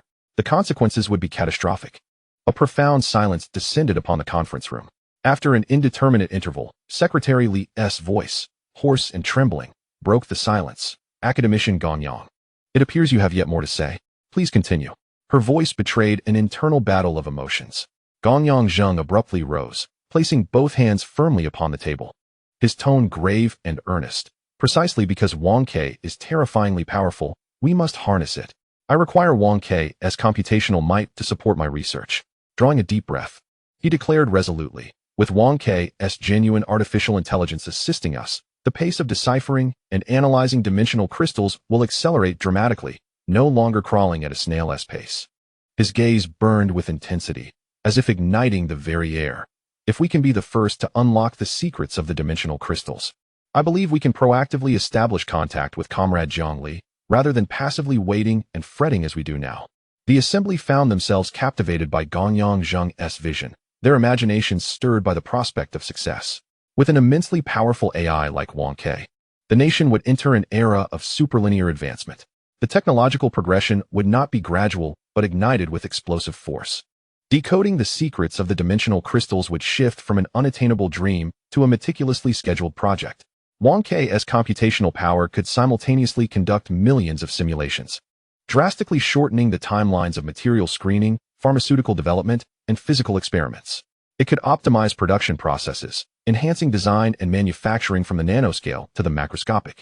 Wang Ke could construct an impregnable defensive network, safeguarding critical infrastructure while proactively identifying and neutralizing foreign cyber threats. Additionally, it could optimize national resource allocation from energy grids to logistics, maximizing efficiency, minimizing waste, and bolstering overall national strength. The list of potential benefits was inexhaustible. Secretary Li rose abruptly, pounding the table and commanding, "Continue discussing the rescue plans for Comrade Jiangli. We must present several alternative strategies." She turned to Gonyang Zheng, her gaze piercing, her voice resolute. "Academician Gonyang, prepare the most detailed documentation immediately. Accompany me on an overnight flight to the capital." She smiled wryly. "I cannot make decisions on your proposal alone." Chapter 28. The perception of Daxia through the eyes of a beauty has recently become peculiar as the sun rose over Tiananmen Square and the flag-raising ceremony concluded. The crowd believed it to be an ordinary solemn day of national pride. Content with the glory of the Republic, the throng gradually dispersed.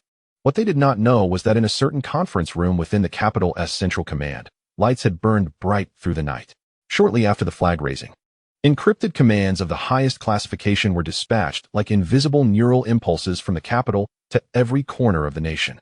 In the northernmost reaches of Daxia, at a state-level heavy machinery manufacturing plant, a military factory, Director Lao Ma had yet to sip his freshly brewed strong tea when a crimson landline phone on his desk rang abruptly.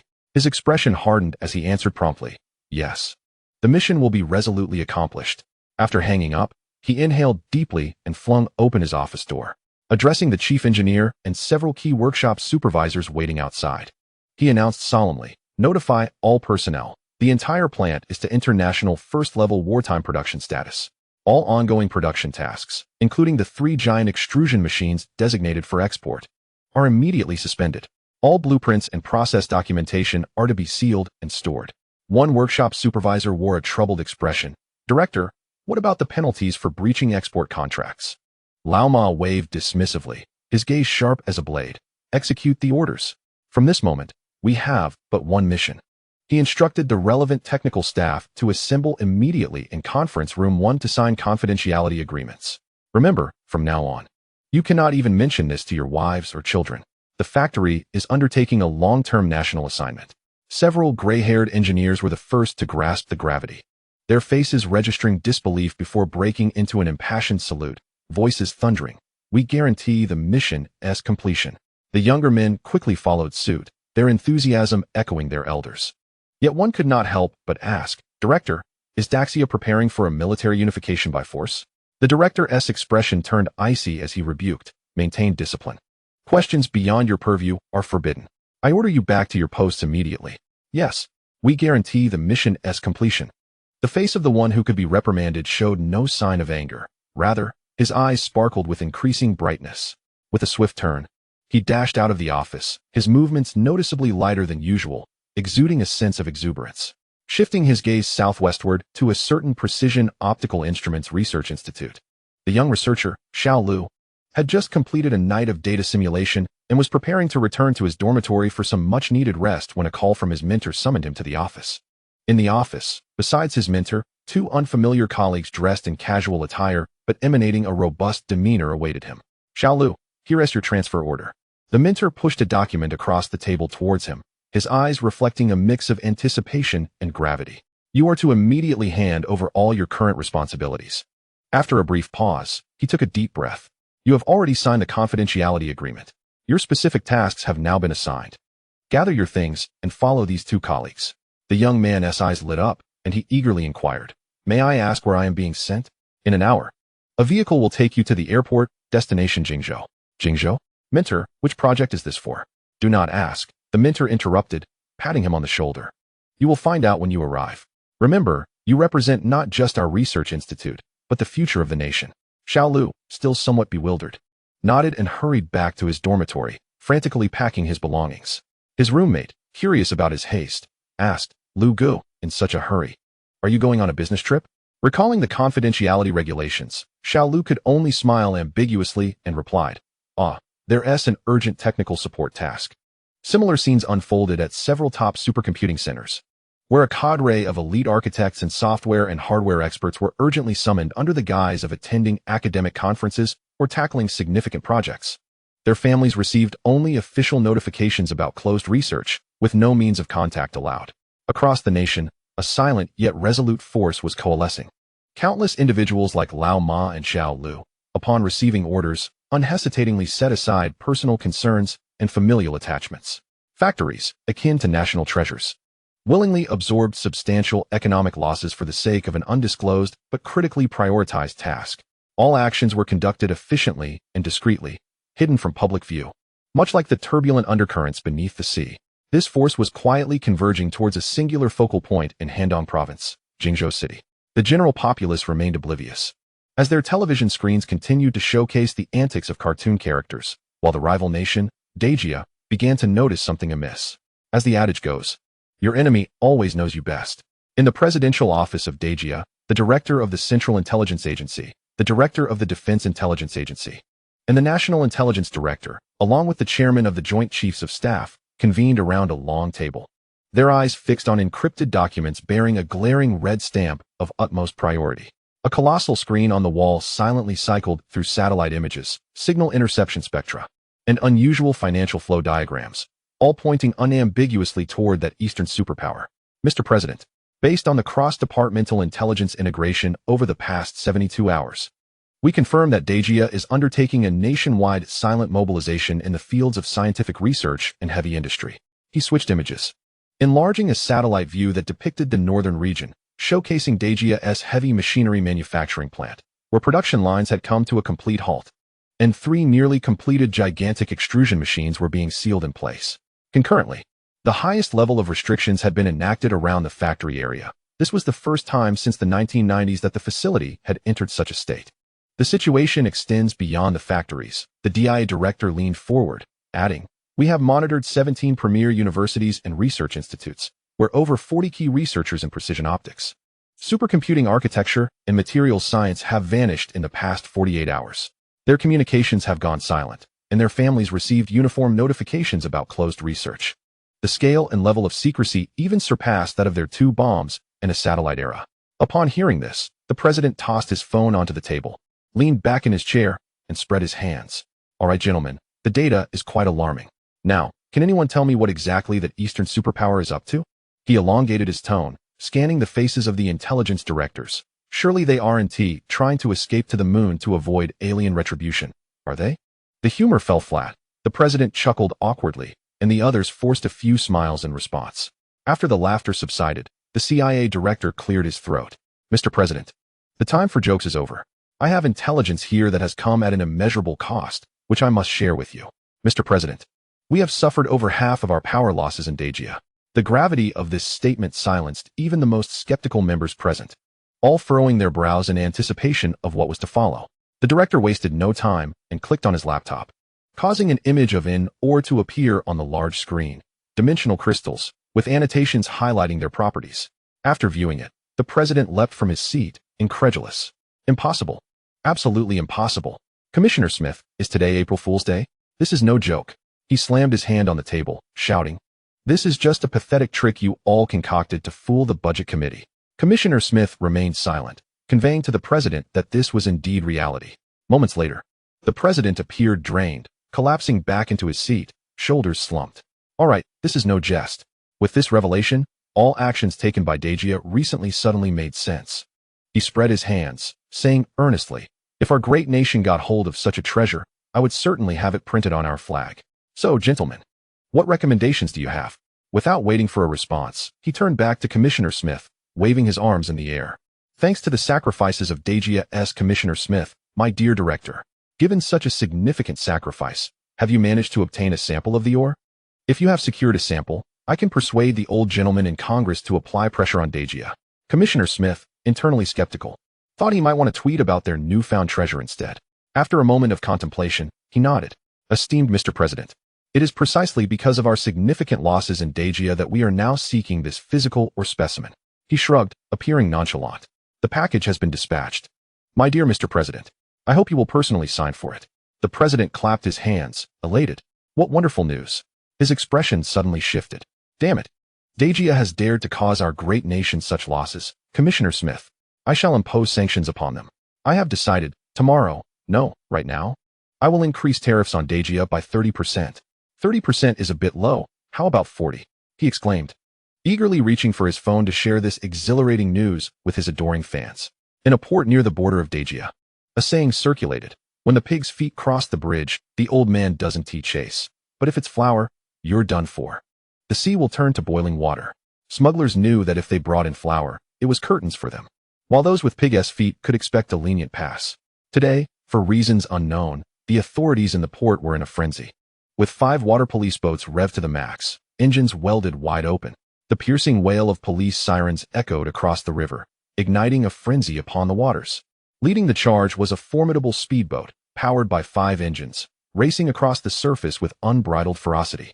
The splashes erupted, lifting the vessel as if it were soaring through the air. Truly, it was a sight to behold. The boat flying over the water while the souls of those in pursuit lagged behind. Even the helicopters hovering above, resembling metallic dragonflies, struggled to keep pace with this small craft. The pilot of the speedboat was no novice. He expertly navigated the busy waterways, narrowly avoiding collisions with oncoming vessels at every turn. A head-on collision at their current speed would surely spell disaster for all involved. This was precisely why the pursuing police boats struggled to intercept the frenzied speedboat.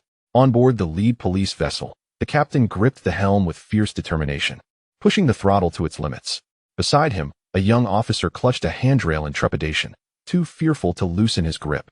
The captain's reckless driving instilled a fear in him, worried he might be tossed overboard. Unable to contain his anxiety, he peered out the window, watching as the distance to the speedboat widened.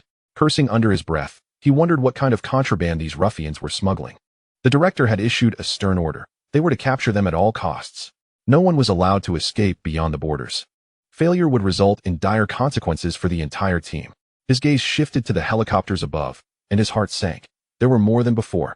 Had the entire city's aerial fleet been mobilized? What on earth were these criminals up to? Had they broken some heavenly decree? Surely, no mere pursuit warranted such a response. Inside the fleeing speedboat, the atmosphere was thick with tension. A burly man with a thick beard focused intently on the controls, while a younger accomplice, tethered to a fixed handrail, wore a pallid expression.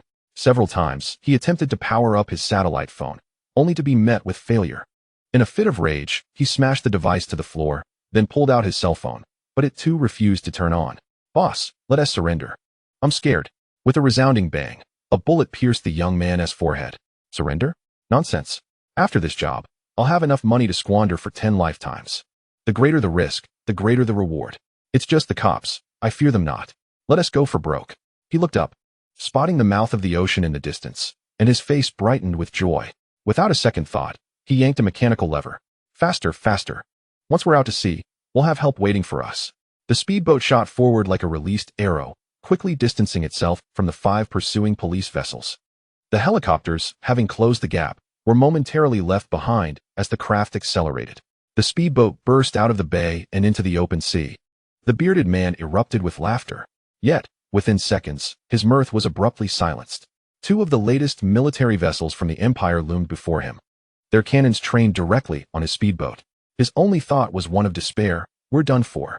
Chapter 30. The refinement experiment of dimensional crystal ore in the Daxia Empire at the Haoshan base in Handong province.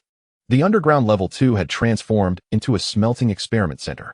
With a loud crack, a glowing electronic tube exploded, sending the entire furnace into chaos as the temperature plummeted. Gonyang Zheng, wearing a look of disappointment, ordered the power supply cut. Unlike his disheartened expression, his assistant wore a grin, observing, "Teacher, our verification is feasible. The Russian electronic tube technology actually functions under the radiation of the dimensional crystal ore. This is a significant breakthrough." Gonyang Zheng snorted dismissively, casting a sidelong glance at him. "A few seconds of operation before it explodes? Is that what you call useful?" The assistant, sheepishly scratching his head, replied, "But teacher, Isn't holding out for a few seconds a form of progress? Once we find a solution, we can surely overcome the current challenges. Placing a piece of chewing gum in his mouth, Gonyang Zheng mumbled, "Fine, I'll assign this project to you." "Really? Thank you, teacher." Gonyang Zheng turned to see a familiar face and smiled broadly, hurrying over. "Captain Shijun, what brings you back? Just returned from a mission?" Shijun, upon hearing Gonyang Zheng's words, revealed a relaxed smile as he held up a password-protected alloy box handcuffed to his wrist, exuding a sense of relief. "Mission accomplished." Gonyang Zheng's eyes brightened. "You retrieved the ear samples?" "Indeed." He unlocked the handcuffs and carefully opened the box. Inside lay a dimensional crystal ore, roughly the size of a newborn's fist. A look of relief washed over Gonyang Zheng's face. "As long as we have it back, that's what matters. This must never happen again." Shijun nodded vigorously in agreement. "Get me an electronic scale," Gonyang Zheng commanded. Shijun interjected, "Academician Gonyang. Our national security has already weighed it multiple times. It's accurate to the gram. Of course, your word isn't sufficient. I want to inspect it personally." The precise electronic scale was quickly brought forth. After multiple measurements, Gonyang Zheng finally felt reassured. He then picked up the ore and, with a clang, discarded it into a nearby waste bin. Shijun's eyes widened in disbelief. The national security had mobilized considerable resources to retrieve this ore, and now it was carelessly tossed aside. Though internally frustrated, Shijun dared not show it. As Gonyang Zheng scribbled on documents, he noticed Shijun still lingering. Curiously, he asked, "Captain Shi, do you have something else to discuss?" No, I was just curious. Are you planning to melt the ore, Academician Gonyang?" Gonyang Zheng's expression darkened, and he retorted, "Get out. Unauthorized personnel are prohibited from observing." "Am I unauthorized?"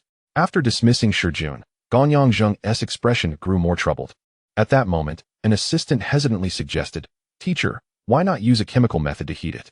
How about adding aluminum and magnesium as a combustion aid?" Gonyang Zheng's face brightened momentarily, but he soon shook his head. "No, what if the catalyst contaminates the ore? We know nothing about dimensional crystal ore." After some contemplation, he instructed, "Let us employ a super aluminum thermite as a backup plan. For now, we'll attempt to melt the dimensional crystal or using unconventional methods, like laser beams." "By the way, has the laser generator I requested arrived?"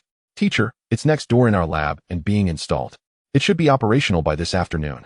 Pausing, he added, "But, teacher, the traditional laser generators cannot be brought near the ore." The military directly dismantled a laser cannon from a ship.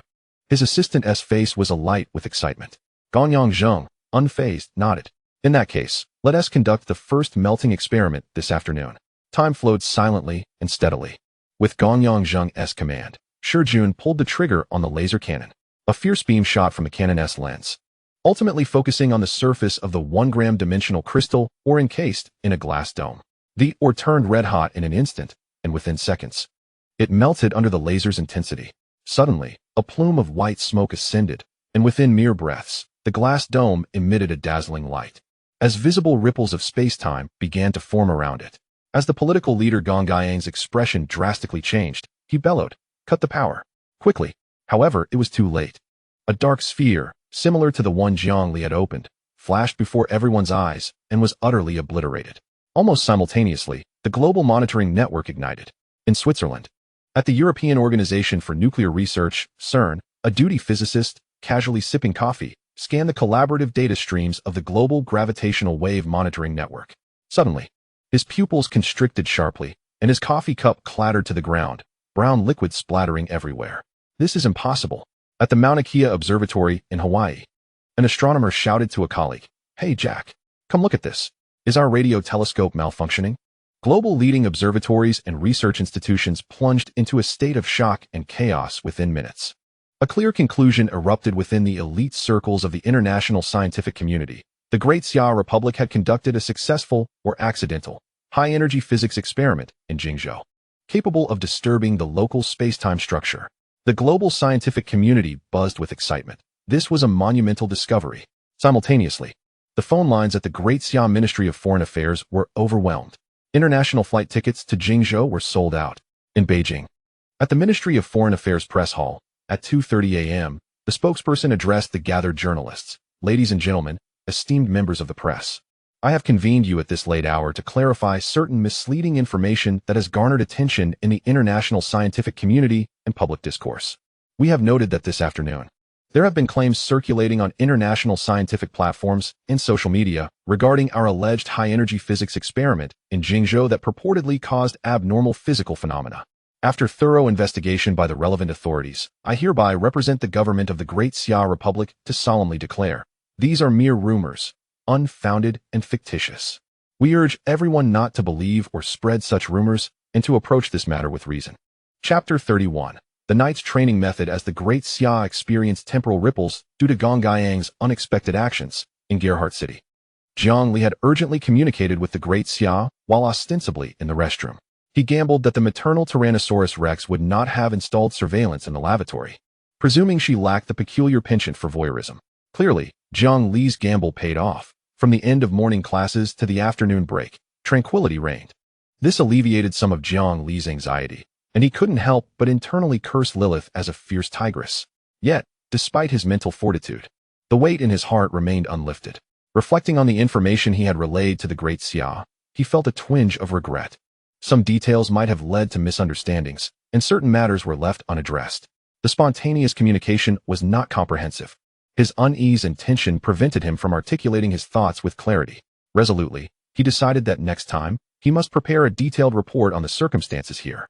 After several days of residence, Jiang Li had grown less concerned for his safety. He realized that the real Gerhardt heir was undeniably deceased. He, a mere impostor, had become a shield for the Gerhardt family. As for the reason, anyone from the Great Xia would know. Historical tales recount a story of a cunning plot to swap heirs, with two exceptional knights personally assassinating the Gerhardt heir, and the dimension crystal veins discovered on the garbage planet. The implications were clear. The Gerhardt family had encountered dire straits. Jiang Li scoffed at the planners for their ineptitude. With a little creativity, he could devise several schemes involving debauchery and gambling to ruin their fortunes. Simply finding a slightly higher-ranking ruffian to feign friendship while indulging in revelry would suffice. Whether through entrapment or employing seductive tactics, all methods could ensnare the young Gerhardt. But evidently, this foolish conspiracy had backfired. Looking back at the Gerhardt family, Jiang Li discerned a notable peculiarity. Chief among them was Lilith, in a minor noble family. The emergence of a prodigy was something to be celebrated and publicized. Fame often begets fortune, and the desire for recognition drives many to desperate measures.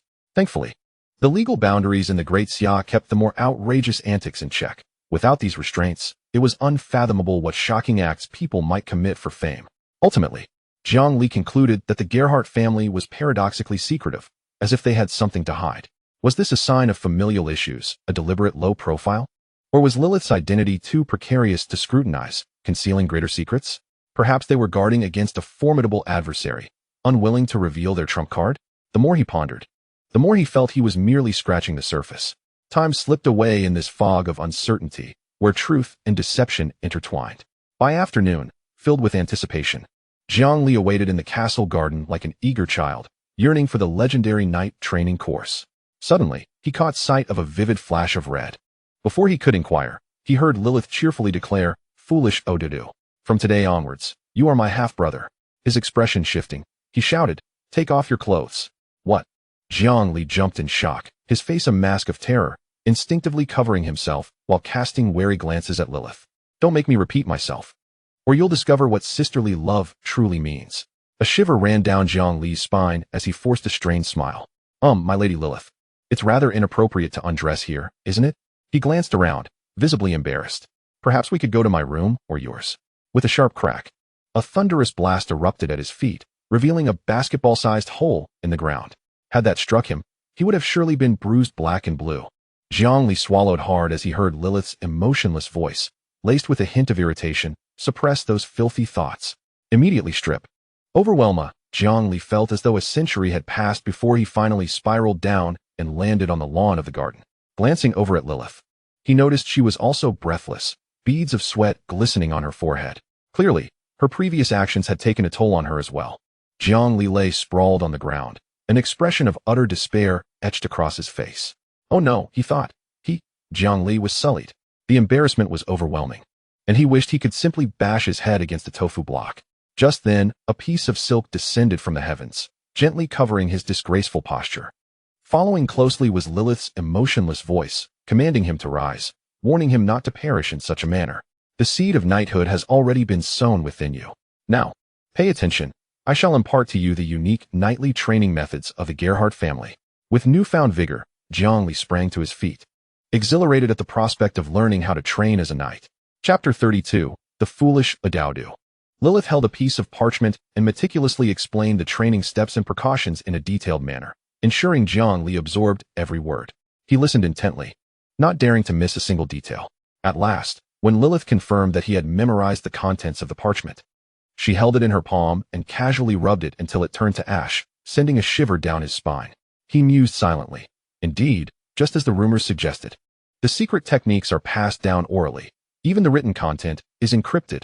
Without this female tyrant's direct instruction, even if I had the parchment entirely before me, I would not comprehend it. The final act of destruction was excessively cautious, with no backup to prevent the loss of knowledge. As Zhongli pondered, a sudden thud echoed, followed by a sharp yelp. Lilith had unceremoniously flicked her middle finger against his forehead. The theoretical part is complete. Now, I want you to swear by the most important thing in your heart that you will not disclose the Gerhardt family's knightly training methods to anyone. Zhongli, rubbing his now slightly swollen brow, gritted his teeth silently, vowing that one day he would strike back. At Lilith's demand, he rolled his eyes, brought his fingers together, and raised 3 fingers. I, Li Jiang Gerhardt, swear to Lilith Gerhardt. Wait, why must you swear to me? Lilith's voice remained devoid of emotion. Yet Zhongli could sense her displeasure, as if she were silently warning him not to utter any nonsense. He broke into a radiant smile, a flattering grin spreading across his face. Dear Sister Lilith, you are the most significant person in my heart. You are the bright moon in my life, the most dazzling sun. Your wisdom rivals the treasures of the Imperial Library, and your virtues shine like gems upon a crown, causing the stars to pale in comparison. To share the esteemed Gerhardt surname with you is my greatest honor and pride in this life. With a thud, another cry escaped him. Are you done? If you are, swear again. Yet the slight curve at the corner of Lilith's mouth betrayed her satisfaction with Zhongli's flattery. He noticed this subtle smile, and relief washed over him. He thought, so, she is at Sundara. In that case, I shall not hold back my charms. With a sly glint in his eye, his sycophantic smile vanished, replaced by an unprecedented seriousness. Under Lilith's slightly astonished gaze, he took a step back and knelt, his right knee gracefully touching the ground in an impeccable, knightly gesture of loyalty. The teachings of the old butler had not been in vain. He lifted his gaze, his eyes burning with intensity, staring unwaveringly into Lilith's, his clear orbs devoid of any impurity, radiating pure, unassailable devotion. Lilith Gerhardt, I pledge my entire honor and life, both present and future. My sword shall move at your command, and my strength shall exist for the path you illuminate. You are my sole guiding star, the one I wish to follow with my very soul. Not only this knightly technique, but all that is Li Jiang Gerhardt, including my loyalty, my beliefs, and the very meaning of each breath I take, from this moment onward, shall belong to you alone. This oath shall remain unbroken until the end of my life, until the stars fall from the heavens. Lilith's eyes flickered, yet her expression remained inscrutable. Zhongli thought to himself, a man's words can be deceiving. I hope she believes me. Once I can best her, she will learn the true meaning of conquest.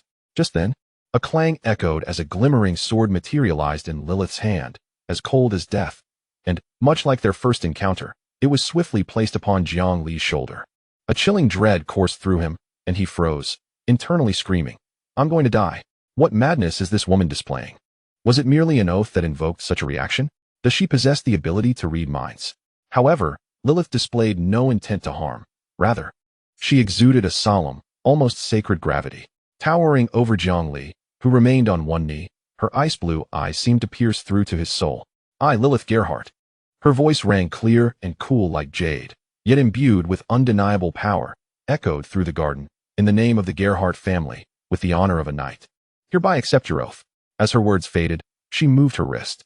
The cold blade remained in place, gliding from the side of Zhongli's neck along his shoulder to the opposite side, completing an ancient and simplified ceremony of knighthood. Zhongli watched in a daze, his mind blank. The only thought echoing within him was that he had unwittingly performed an unknown rite. Most importantly, she accepted it. Oh no, I should have been more careful. It's all the fault of those ridiculous short dramas from the great Xia. What have I gotten myself into? What does this ceremony even signify? Does she have feelings for me? Oh heavens, this fierce woman, I want no part of it. If I fail to please her, she might cleave me into pieces with a single stroke. Lowering his head, he concealed the turmoil and anxiety on his face. Yet, in that instant, he failed to notice the slight blush and shyness that crossed Lilith's features. Her gaze softened as she looked at Jiang Li, the icy demeanor dissipating. She bit her lip and spoke, "You may now begin your first formal training." Jiang Li felt a stirring in his heart, sensing the gentleness in her voice. And joy surged within him. Could it be that the oath had indeed borne fruit? Not all was lost. As for the precise meaning of the oath, he would inquire further at another time. For now, training was of utmost importance. He too aspired to become an extraordinary knight. With determination, Jiang Li abruptly halted, suddenly feeling a peculiar discomfort throughout his body, realizing that Lilith had not specified what actions to take for training. After a moment of contemplation, he displayed another charming smile. "Excuse me, dear sister Lilith. What posture should I adopt for knightly training?" His eyes sparkled with eagerness. Lilith paused, clearly taken aback by the question. "Naturally. It should be the posture you feel most comfortable in." She scoffed lightly. "This is common knowledge for training." "Oh, never mind. Just assume whatever position you find comfortable." With a flourish, she executed a beautiful sword dance, tossing the blade with such precision that it lodged itself into the scabbard on a weapon rack a dozen meters away. Jiang Li felt a jolt. How had she wielded the sword so effortlessly? Chapter 33, The Astonished Butler Kate. In the castle's back garden. Upon hearing that the training posture was flexible, Jiang Li instinctively found a patch of grass, sitting cross-legged with palms facing upward upon his knees. As a citizen of Great Xia, whenever a moment of tranquility was required, this time-honored position came to mind. And now, engaging in the pursuit of extraordinary training carried profound significance. Lilies observed Jiang Li's peculiar posture, his face exhibiting an air of solemnity. Curiosity piqued, she tilted her head, scrutinizing him. After a spell, however, finding nothing particularly remarkable beyond the oddity of his stance, she resolved to abandon her inquiry. Perhaps this was simply the position in which he felt most at ease.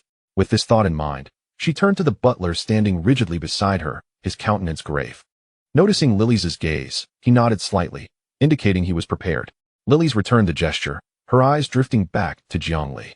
Yet, as she looked, her pupils constricted in shock, nearly gasping in disbelief. For in her view, a subtle glow flickered upon Jiang Li's mane of crimson hair. Her eyes widened with incredulity as she covered her red lips to stifle any sound. At that moment, the butler approached them, his previous arrogance evaporated, replaced by a look of astonishment as he gazed at the cross-legged Jiang Li, lost in his meditative practice. The two exchanged a glance, both reflecting the same incredulity. With a silent signal, they instinctively retreated to a distance deemed appropriate. "Miss, this is astonishing." The butler's composure wavered, his voice quivering slightly. To spontaneously draw upon the primordial force and manifest a nascent energy tied on one's first meditation. I have never witnessed such an overwhelming talent. With this terrifying gift, I dare say that within a year, he could consolidate the knight's heart and ascend to the rank of a true bronze knight. Young Master Gahart's aptitude surpasses even that of Miss Lily's. The awe in the butler's eyes had yet to dissipate. Lily's took a deep breath, realizing this matter must remain confidential. After a moment's pause, she regained her composure. Earlier that morning, her father had officially confirmed Jiang Li as the heir to the Gahart lineage. What? The butler's astonishment escalated, his eyes nearly bulging from their sockets. His expression a vivid tapestry of shock. Ignoring his reaction, Lily's continued. It has been confirmed that he possesses the bloodline of the Gahart family. An heirloom passed down through generations, with remarkable purity. My father said that if I shared this with you, you would understand. The butler struggled to suppress his astonishment, taking several deep breaths before bowing his head. I comprehend the master's intentions. From this day forth, I shall treat him as the true young Master Gahart. With that declaration, he regained his previous composure, a testament to his experience. Yet, the flicker of excitement in his eyes betrayed his inner turbulence. Lily's raised her gaze to the butler and, after another deep breath, suggested, "Teacher, might you continue to instruct young Master Gahart in his nightly studies?" At her words, the old butler quickly demurred, "Miss Lily's. It is my duty to do so. Please do not refer to me as teacher. I am merely a steward of the Gahart family." A hint of helplessness crossed Lily's face as she sighed. Then, "Dear teacher, I entrust my foolish brother to your guidance once more. I beg of you." Instinctively, she mimicked Jiang Li's earlier gesture of prayer. The butler's gaze fell upon her clasped hands, the atmosphere thickening for a moment. Lily's, seemingly unfazed, lowered her hands and averted her eyes. "I shall report this good news to my father. I leave the care of him in your capable hands." With that, She flitted away like a startled butterfly, leaving no time for the butler to respond. The old steward's gaze turned to Zhang Li, who was diligently practicing. His expression flickered, uncertainty clouding his features momentarily. With a resigned sigh, he produced the feather duster from behind him, shaking it with a flourish as it transformed into an arrow, vanishing into the distant woods. Master Gahart, you have truly presented me with a conundrum. I wonder if young Master Gahart holds grudges? Shaking his head, he ambled over to Zhang Li, scrutinizing his eccentric meditative pose. Ah well, a position that invokes resonance with primordial force must surely be the best, he mused. Straightening his posture, he stood attentively, his gaze fixed on Zhang Li. Zhang Li, upon opening his eyes, bore a satisfied smile, exhaling a deep breath. Just as he relaxed his taut spine, the world before him dimmed unexpectedly. He looked up to find an elderly face beaming at him, none other than Butler Kate. Ah! Zhang Li yelped, startled, falling back onto the ground in a fluster, hastily shielding himself with one hand. Butler Kate, what are you doing? Please don't smile at me like that. It frightens me. His voice trembled, clearly a remnant of Butler Kate's earlier educational session. The old steward's mouth twitched in an almost imperceptible manner, yet he maintained what he believed was a kind and amiable demeanor. Esteemed young Master Gahart, he said with an elegant bow, executing a flawless apology, I sincerely apologize for my overly stern approach this morning. Zhang Li cursed inwardly, questioning what further antics the old man was up to. That smile was so insincere it could crush a fly, sending chills down his spine. He much preferred the butler's earlier proud and disdainful demeanor. An awkward silence ensued for a moment until Zhang Li sprang up, exuberantly declaring, Oh, Butler, you're being too formal. Forgiveness is a must. Just return to your former self. With a hearty laugh, Butler Kate instantly retracted all traces of warmth, straightening his spine and lifting his chin, resuming his classic, aloof posture. Zhang Li exhaled a sigh of relief, feeling significantly more at ease. Young Master Gahart, I present you with some exceptionally valuable training resources, Butler Kate announced. Miss Lily's intended for you to experience a lack of connection with the primordial force during your first practice, so that you might gain confidence through these supplementary training aids. Zhang Li looked at Butler Kate, who, as if conjuring magic, revealed a tray laden with items. Upon examining the contents, a myriad of question marks appeared above his head. After hesitating, he cautiously pointed to a red-skinned tuber on the tray, asking, Butler, is this precious training resource you mentioned a sweet potato? Chapter 34 Me? The air? As night descended, the banquet hall of the Gahart castle was ablaze with light. I, Lucas Gahart, in the name of the family head, hereby declare, Zhang Li Gahart is the primary heir of the Gahart family. Upon your successful consolidation of the knight's heart and ascension to the rank of Bronze Knight, you shall officially inherit the territory of E9527, the Garbage Star. Zhang Li's heart raced, a bewildered expression on his face as if he had touched a live wire. Internally, he screamed, What? Did I miss something crucial? Did I somehow traverse dimensions again? This could not be. It shouldn't be. He turned slightly to glance at the elegantly dressed lilies, who smiled back at him, raising her glass in a toast. Zhang Li admitted he was momentarily dazzled by her beauty. Indeed, Lily's was breathtaking, captivating beyond measure. When she had first entered the banquet hall, he had been utterly entranced. Her fiery red hair, no longer casually draped, was expertly styled, revealing a neck as graceful as a swan, with a few rebellious strands cascading down, adding a touch of languid allure. The gown's tailoring was exquisite, perfectly accentuating her stunning curves, a full bosom, a slender waist, and the sudden flare of her rounded hips, paired with long, elegant legs. In his mind, a singular thought lingered. This fierce matriarch, with but a touch of embellishment, could indeed be a strikingly beautiful enchantress. The illustrious Lijiang Gerhardt. Old Gerhardt raised his voice, that deep timbre pulling Zhang Li back from his momentary reverie. His gaze was piercing, fixed intently on Zhang Li as if attempting to penetrate his very soul. Now, I formally inquire of you, intoned the head of the Lucas family, each word enunciated with gravitas. Are you willing to bear the name of Gerhardt, inherit the territory of E9527, and become its rightful ruler and protector? Are you willing to uphold the chivalric code and the laws of your family, safeguarding your subjects regardless of their station? Are you prepared to devote your strength and wisdom to the future of this land, even as it lies scarred and battered, never surrendering your resolve? He paused, casting a gaze laden with immense pressure upon Zhang Li. Tell me, my son, are you willing to shoulder this heavy yet honorable responsibility that comes entwined with your bloodline? As his words hung in the air, the banquet hall fell into an almost palpable silence. All eyes turned to Zhongli. Lucas's profound scrutiny, Lilith's playful anticipation. The old steward Kate's calm yet sharp gaze, all converged upon him, as if an invisible spotlight rendered him utterly exposed. The weight of expectation bore down upon him like a mountain. Zhongli's heart raced fiercely within his chest, and a tingling sensation enveloped him. What madness had overtaken this family? In the tempest of his thoughts, he mused, "My son, you've mistaken me. I am not your progeny. Is it courteous of you to claim such a relationship? And what of that matriarch's encouraging demeanor? Old Gerhardt's words, so eloquent about protecting subjects and dedicating to the future, sounded like sweet nothings to his ears.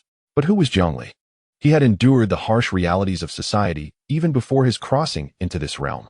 He understood well that what is offered freely often bears the highest cost.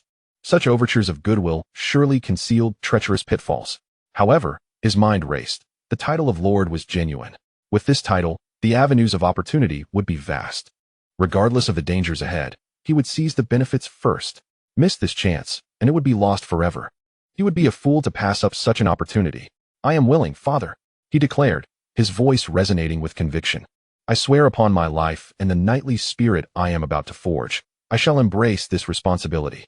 I will do all within my power to uphold the glory of Gerhardt and to forge a promising future for E9527. Never betraying your trust or the expectations of our family." His words rang with strength, nearly moving himself to tears. Internally he scoffed, "Let me occupy this pit first. The mine is mine, and the lordship is mine. Future troubles can be dealt with later." With a resounding applause, old Gerhardt initiated the clapping. The atmosphere within the banquet hall lightening. Soothing music began to waft through the hall, and Lilith and Steward Kate joined in the applause. Zhongli felt a wave of relief wash over him, allowing a modest smile to grace his lips as he clapped along. In the Great Xia, at the Haoshan base, 6 months had silently passed since the incident involving the public experiment led by Yang Zhong, which inadvertently stirred ripples in the fabric of time and space, igniting a diplomatic uproar within the international scientific community. Great Xia firmly asserted that it had been an observational error, a fabrication of imagination. Despite foreign nations presenting a wealth of observational data and relevant materials to prove the deceit of the Great Xia Foreign Ministry, the spokesperson maintained an unwavering stance, dismissing all evidence as fraudulent, alleging that it aimed to tarnish the reputation of certain research institutions in Great Xia.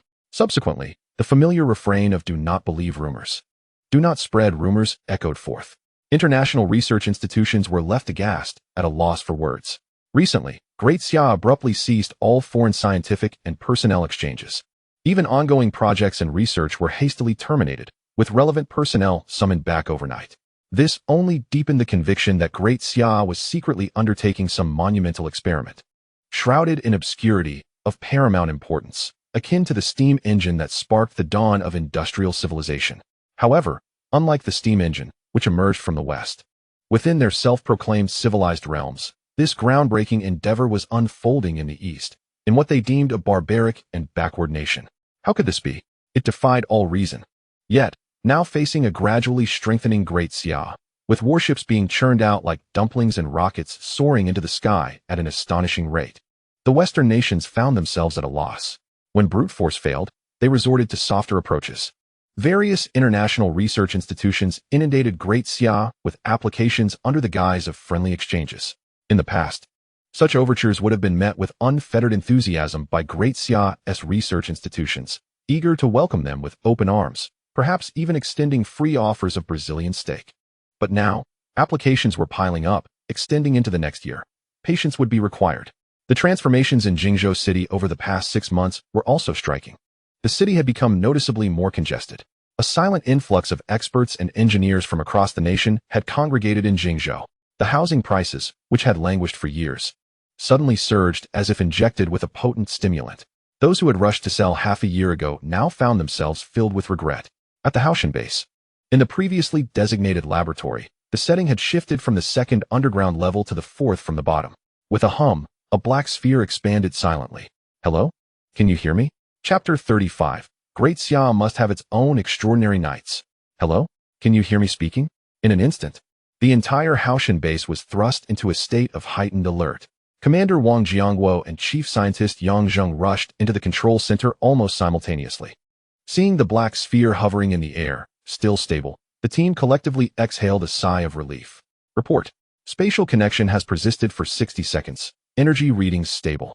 A technician reported urgently. A glance revealed that the conveyor belt had not activated, and though his eyes flickered with concern, there was no time to dwell on it. Wang Jiangguo strode forward, squeezing past the emergency response leader, donning a broad smile as he inquired, "Comrade Jiangli, how are things on your end? What assistance do you require from Great Xia? Please, do not hesitate to ask. We will do everything in our power to assist you."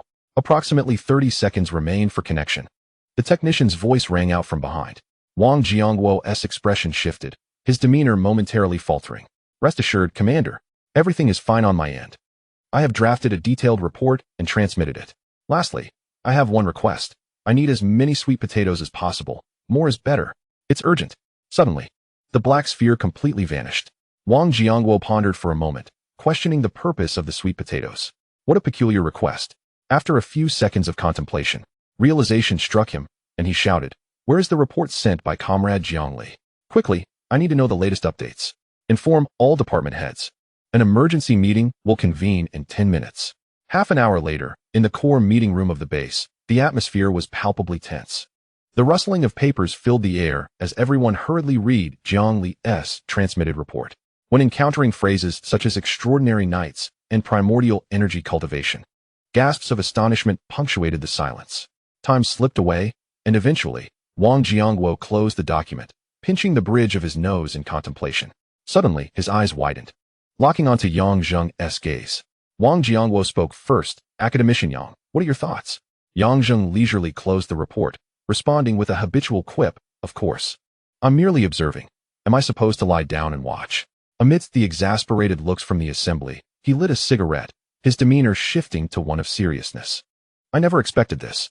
I never anticipated that the Empire would possess extraordinary nights. It is truly astonishing. Is this Empire within the same universe as ours?"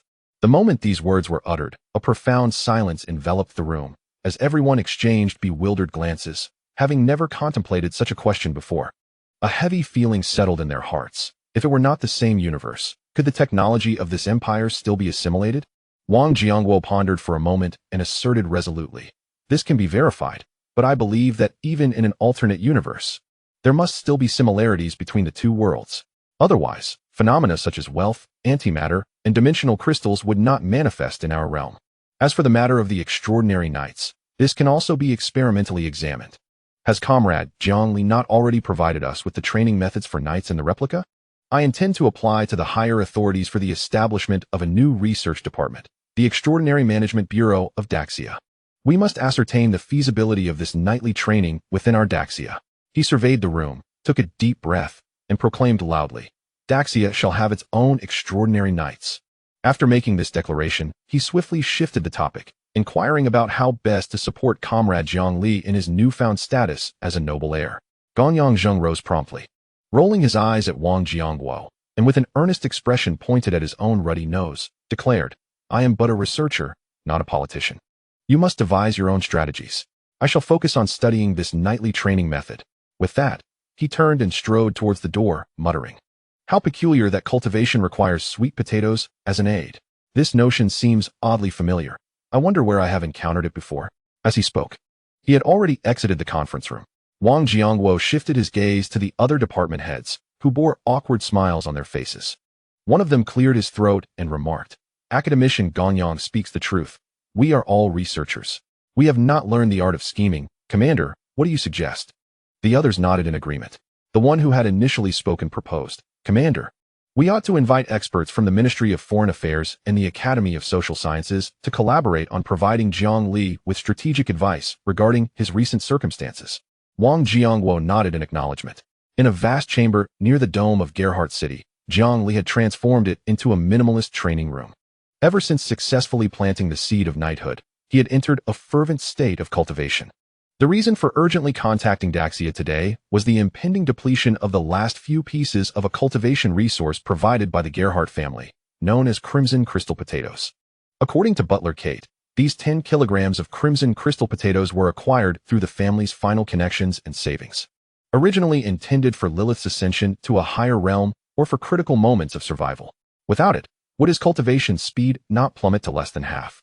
Zhang Li privately referred to it as sweet potatoes, but in the mouths of Lilith and the butler, it was reverently termed the sacred fruit, a rare resource purportedly nurtured only within the agricultural planets of the imperial capital system. Though its production is said to be abundant and distributed throughout the empire, it is evidently insufficient. Imperial law expressly dictates that it is reserved for the noble class. For commoners to obtain such resources, they must either enlist in the military or attend prestigious educational institutions. Butler Kate had also discreetly informed Zhang Li that the Gerhardt Knights had attempted to cultivate it in secret, but all efforts had ended in failure. Upon inquiring about the price of the sweet potatoes, Zhang Li's eyes lit up, realizing it to be an entire small fortune in credit points, an absolute robbery. Then he thought of Daxia's sweet potato yield and nearly fainted from joy. The happiness came so unexpectedly. Had he known, what need was there for gold? Just a single sweet potato could elevate him to the status of a first-class citizen. Zhang Li had never imagined that the sweet potatoes he once scorned would be so coveted on another planet. It was beyond words to describe his feelings and elation. After years of arduous toil in distant lands, achieving what he considered remarkable success, he returned home only to discover that the mud bricks of his earthen house concealed gold within. The supporting pillars and beams were entirely composed of golden silk nanmu and various precious woods. What a revelation! A day later, Zhang Li stuffed the last sliver of sweet potato into his mouth, emanating a soft azure glow as he ceased his cultivation. Suddenly, he opened his eyes wide. The cool-down period of the Black Sphere had concluded. Little Sphere, I hope the surprise is more intense this time. Chapter 36. Gerhardt Territory, 5-Year Development Plan. In Handong Province, Jingzhou City, the population density has been increasing at a visible pace. The streets and alleys are noticeably filled with golden-haired, blue-eyed tourists. Since the formal application for scientific exchange was denied, taking advantage of Daxia's promised 48-hour visa-free transit policy for tourism has become the most convenient avenue. In an instant, all international flights to Jingzhou City became nearly impossible to book, and even tickets to other major cities in Daxia were swiftly snatched up. Ordinary citizens, both domestic and foreign, were left bewildered. Upon realizing what was happening, the general populace joined the frenzy for tickets, speculating that Daxia had embarked on a monumental experiment capable of altering humanity's fate. Yet they stubbornly refused to admit it. The location was in Jingzhou City. Regardless, they must secure the tickets. What does it matter where they travel?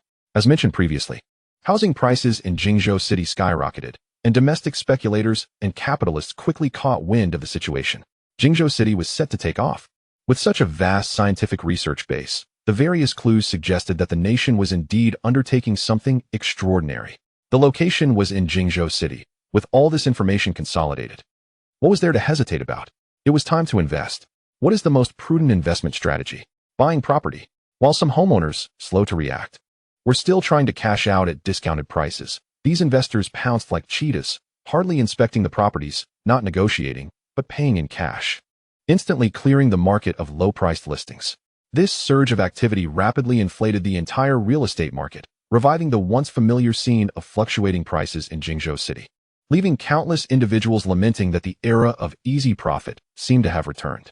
In stark contrast to the uproar of the real estate market was a quiet storm brewing in the agricultural and sideline product markets surrounding Jingzhou City. The relevant departments initiated large-scale, decentralized covert acquisitions through various channels in different markets.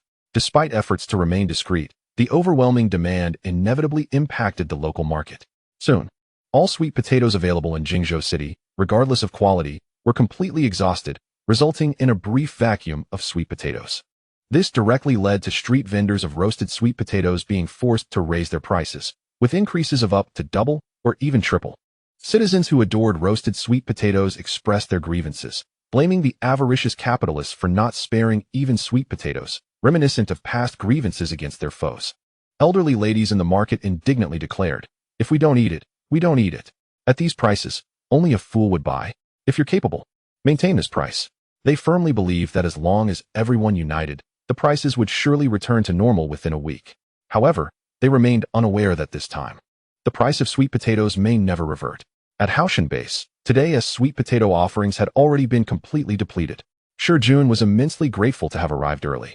Snatching the last portion of sweet potatoes before his rebellious subordinates could get their hands on it, he felt quite pleased with his quick thinking.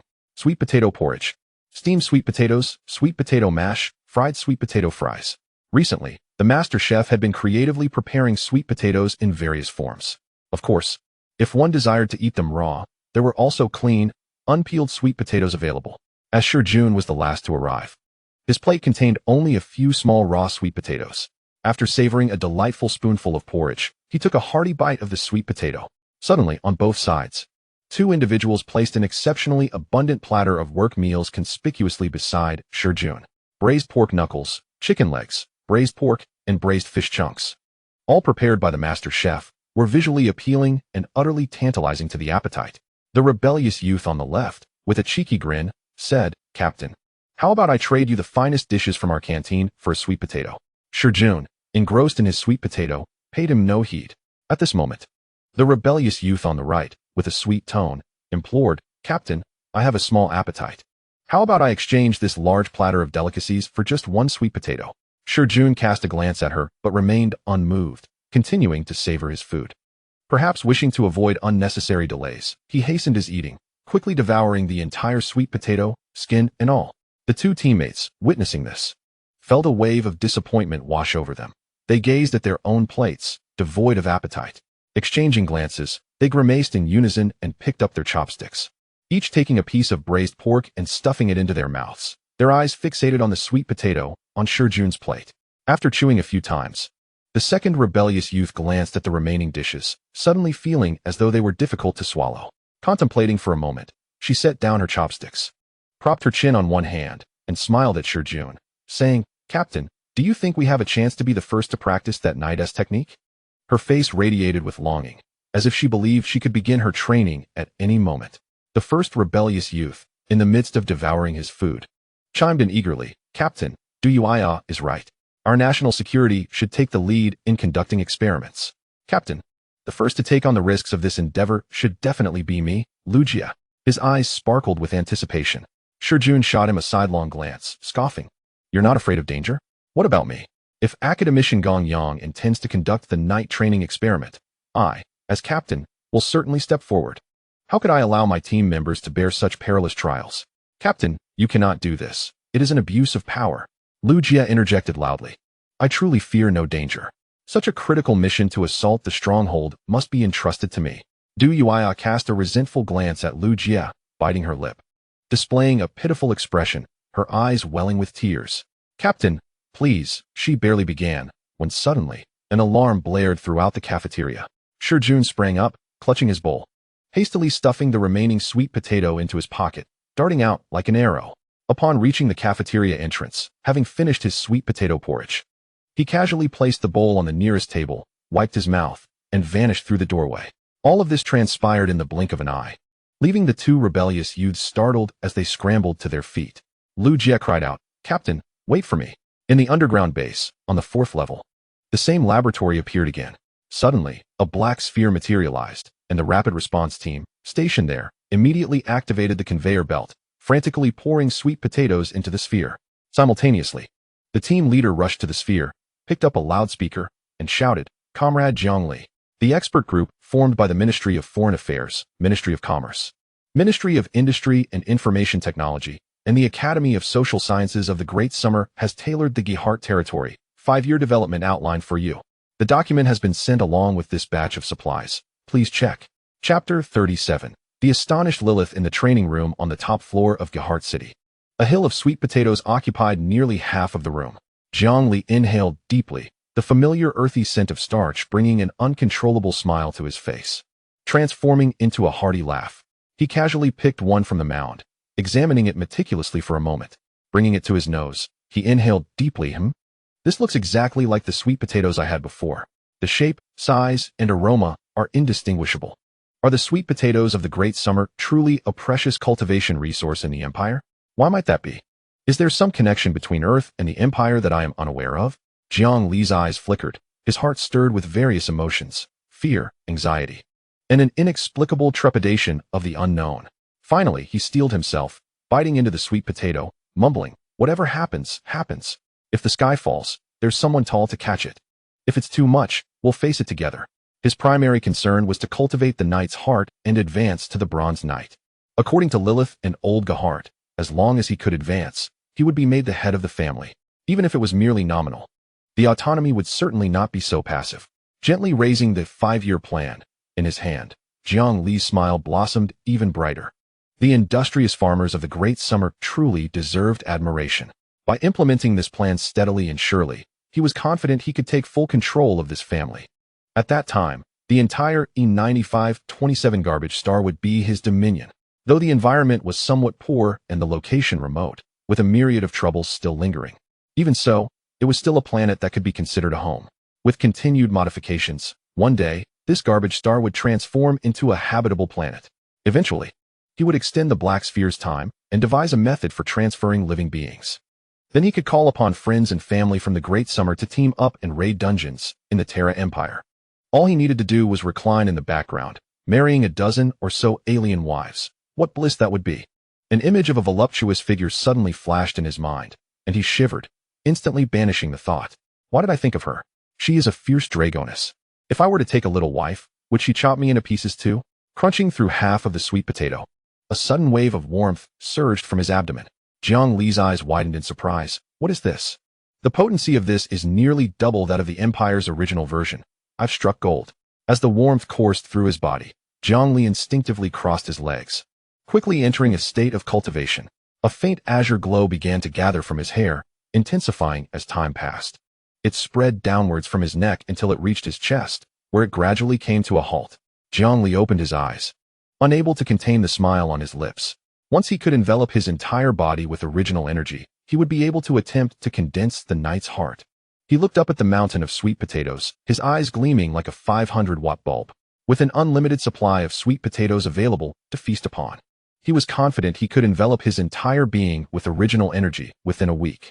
With a flick of his now shoulder-length hair, he exclaimed joyfully, "Thank you, Great Summer. Thank you, dear farmers. Thank you, heavens and earth." Ecstatic, he seized half of a sweet potato from beside him, bringing it to his mouth, and hastily devoured the remaining bits, swallowing them after a few chews.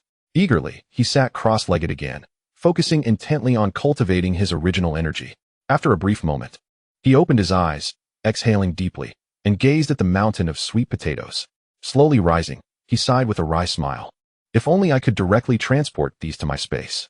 How long will it take to move all these sweet potatoes?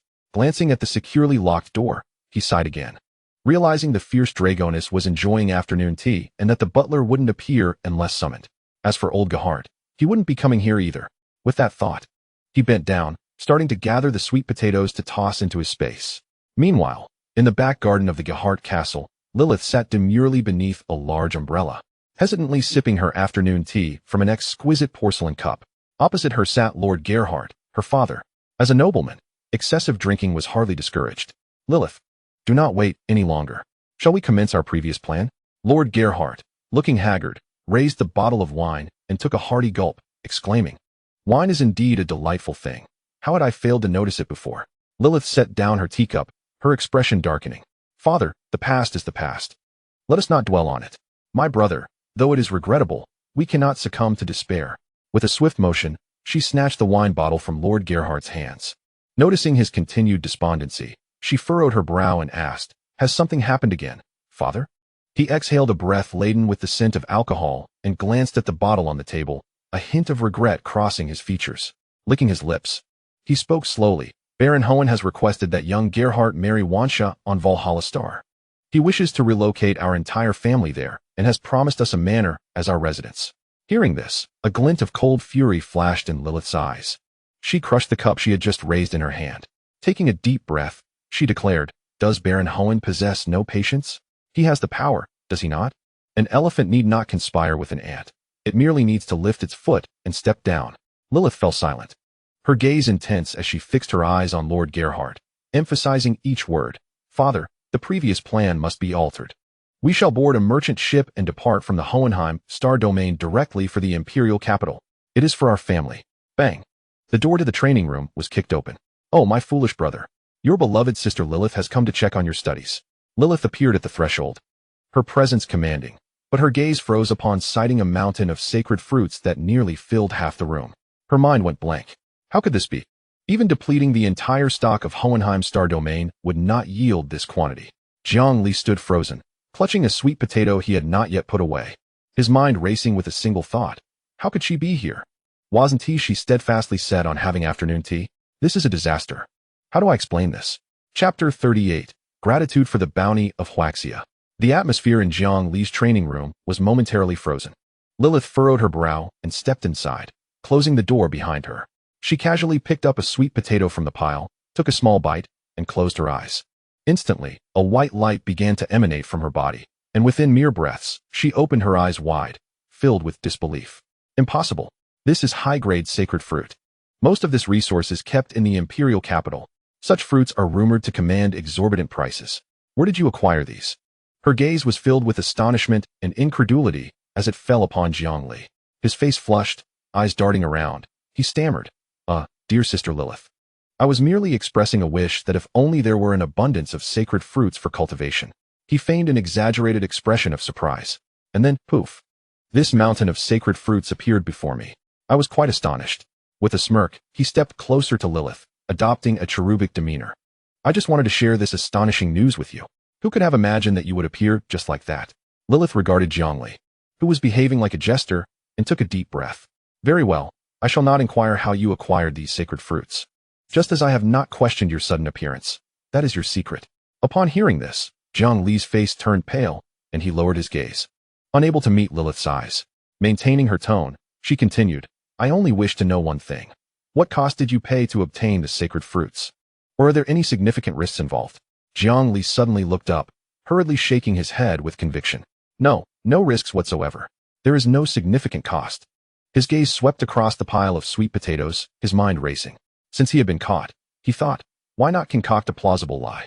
I shall say that I have been favored by the divine, and that upon commencing my cultivation, I began to commune with the gods. By offering my faith, I received their blessings. The deity's name is Huaxia. I just made a wish to the divine, and that is how I was granted these abundant resources. As this thought illuminated his mind, Jiang Li's eyes sparkled with enthusiasm. He looked up, revealing a radiant smile. I assure you, there are no risks. His voice lowered, taking on a serious tone. Dear Sister Lilith, I must confess, I was not entirely truthful. Lilith's eyes brightened, yet she did not interrupt Jiang Li, instead watching intently, urging him to reveal his secret. The panic and flattery on his face receded, replaced by a newfound solemnity and a glorious light, as if illuminated by divine inspiration. He took a step back, straightening his spine, his gaze no longer evasive but boldly meeting Lilith's probing eyes. Dear Sister Lilith, his voice was low and clear, imbued with an undeniable sincerity. I apologize for my earlier clumsy deception. I did not intend to mislead you. I too have only just begun to comprehend the miracle unfolding within me. He spread his arms wide, as if to embrace the entire room, his gaze sweeping over the mountain of sacred fruits with awe. You ask where I acquired these fruits. I cannot point to a warehouse or a merchant, for they do not belong to the mundane. They are a gift from the divine. Internally he added, indeed, this is a gift from Huaxia. I have merely embellished the narrative slightly. His tone rose, infused with an infectious passion. From the moment I began my cultivation, the seed of a night took root within me. I began to faintly perceive a great, vast, and vibrant will. It is ancient and benevolent, watching over me and the fate of the Gerhardt family. Jiang Li stepped forward, his gaze fervent, his tone grave as if making a solemn vow. I have come to know its true name. I can feel its domain, a supreme law concerning growth, abundance, and the perpetuation of civilization. When my heart brimmed with a yearning for power and a determination to revitalize my family, and I swore my loyalty with my very soul, my prayers resonated with its will. He paused, his expression saintly, eyes filled with resolve, proclaiming loudly, its true name is Huaxia. With a decisive gesture, he pointed at the pile of sacred fruits, his voice ringing strong. Behold, sister, these are the manifestations of divine grace. They are the acknowledgement and blessing from the great God of abundance and civilization for my unwavering faith. He requires no offerings from me. All he seeks is my commitment to the path of knighthood and the glorification of our family. This is the sole price for receiving his blessings. He dramatically placed his right hand over his heart, adopting an exceedingly solemn posture, declaring, I swear by the knightly heart I am destined to forge. My words are true. Every single one. This is divine favor and the hope for the resurgence of the Gerhardt family. This is my secret. He lowered his head slowly, whispering to himself, May Huaxia endure forever, standing tall at the pinnacle of the world. Jiang Li raised his head, his gaze filled with an unprecedented determination and seriousness. His words were imbued with genuine emotion, devoid of any hint of insincerity. After speaking, he held his breath, looking steadfastly at Lilith, awaiting her response. The room resonated with the echoes of his impassioned speech, alongside the undeniable miraculous evidence emitted by the sacred fruits. Lilith stood frozen, her ice-blue eyes reflecting shock, doubt, contemplation, and a flicker of disbelief at Jiang Li's declarations. A wave of dizziness washed over her, yet she forcefully suppressed it. A voice within her insisted that all of this was falsehood, mere deception, and utter nonsense. There were no deities in this world. The temple's so-called divine figures were nothing but charlatans. Their tricks had long been exposed by the empire, and their continued existence was merely a remnant of history. However, gazing at the miraculous appearance of the sacred fruits, she found herself at a loss for an explanation. Suddenly, the memory of Jiang Li's unexpected arrival resurfaced, causing her conviction to waver. It was precisely his sudden manifestation that had startled her, preventing her from immediately reducing him to mere fragments. Taking a deep breath, her expression softened slightly, hands pressed together in gratitude. She offered thanks for the bounties bestowed by the Emperor of Huaxia. Chapter 39. The Initial Whispers of the Gerhardt Crisis. Jiang Li observed Lilith's gesture of prayer with a mixture of curiosity and bewilderment. How did she know that one must clasp their hands in supplication? The atmosphere between them hung heavy for a moment. Lilith lifted her gaze to Jiang Li and exclaimed, "Little Gerhardt, you are truly remarkable, genuinely remarkable." Her voice trembled, clearly overwhelmed with emotion. The unexpected turn of events was undoubtedly a boon for the Gerhardt family. Her cultivation speed could also accelerate, providing greater opportunities to ascend to the realm of a golden knight. With these resources for training, she could unlock more pathways and advance her previously daring plans, ensuring they were safer and more secure. As these thoughts crossed her mind, a radiant smile broke across her face. "Oh, my foolish brother. Your divine favor has arrived just in time." Taking a deep breath, she stepped forward, waving her hand, causing the mountain of sweet potatoes to vanish, leaving only a few evenly sized tubers behind. Exhilarated, she exclaimed, "Little Gerhardt, I must rush to share this uplifting news with father." Noticing Jiang Li's mouth agape in astonishment, she tilted her head slightly and smiled.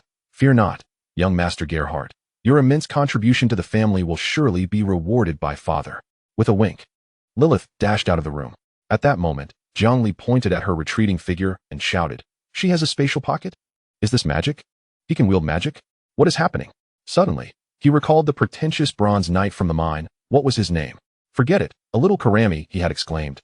"A precious spatial artifact?" Jiang Li's expression fluctuated between uncertainty and contemplation for a while before he exhaled a deep sigh, a bitter smile gracing his lips. The Gerhardt family was indeed far more complex than he had imagined. Was there truly no magic in this world? "Sister Lilith, can I still switch to practicing magic?"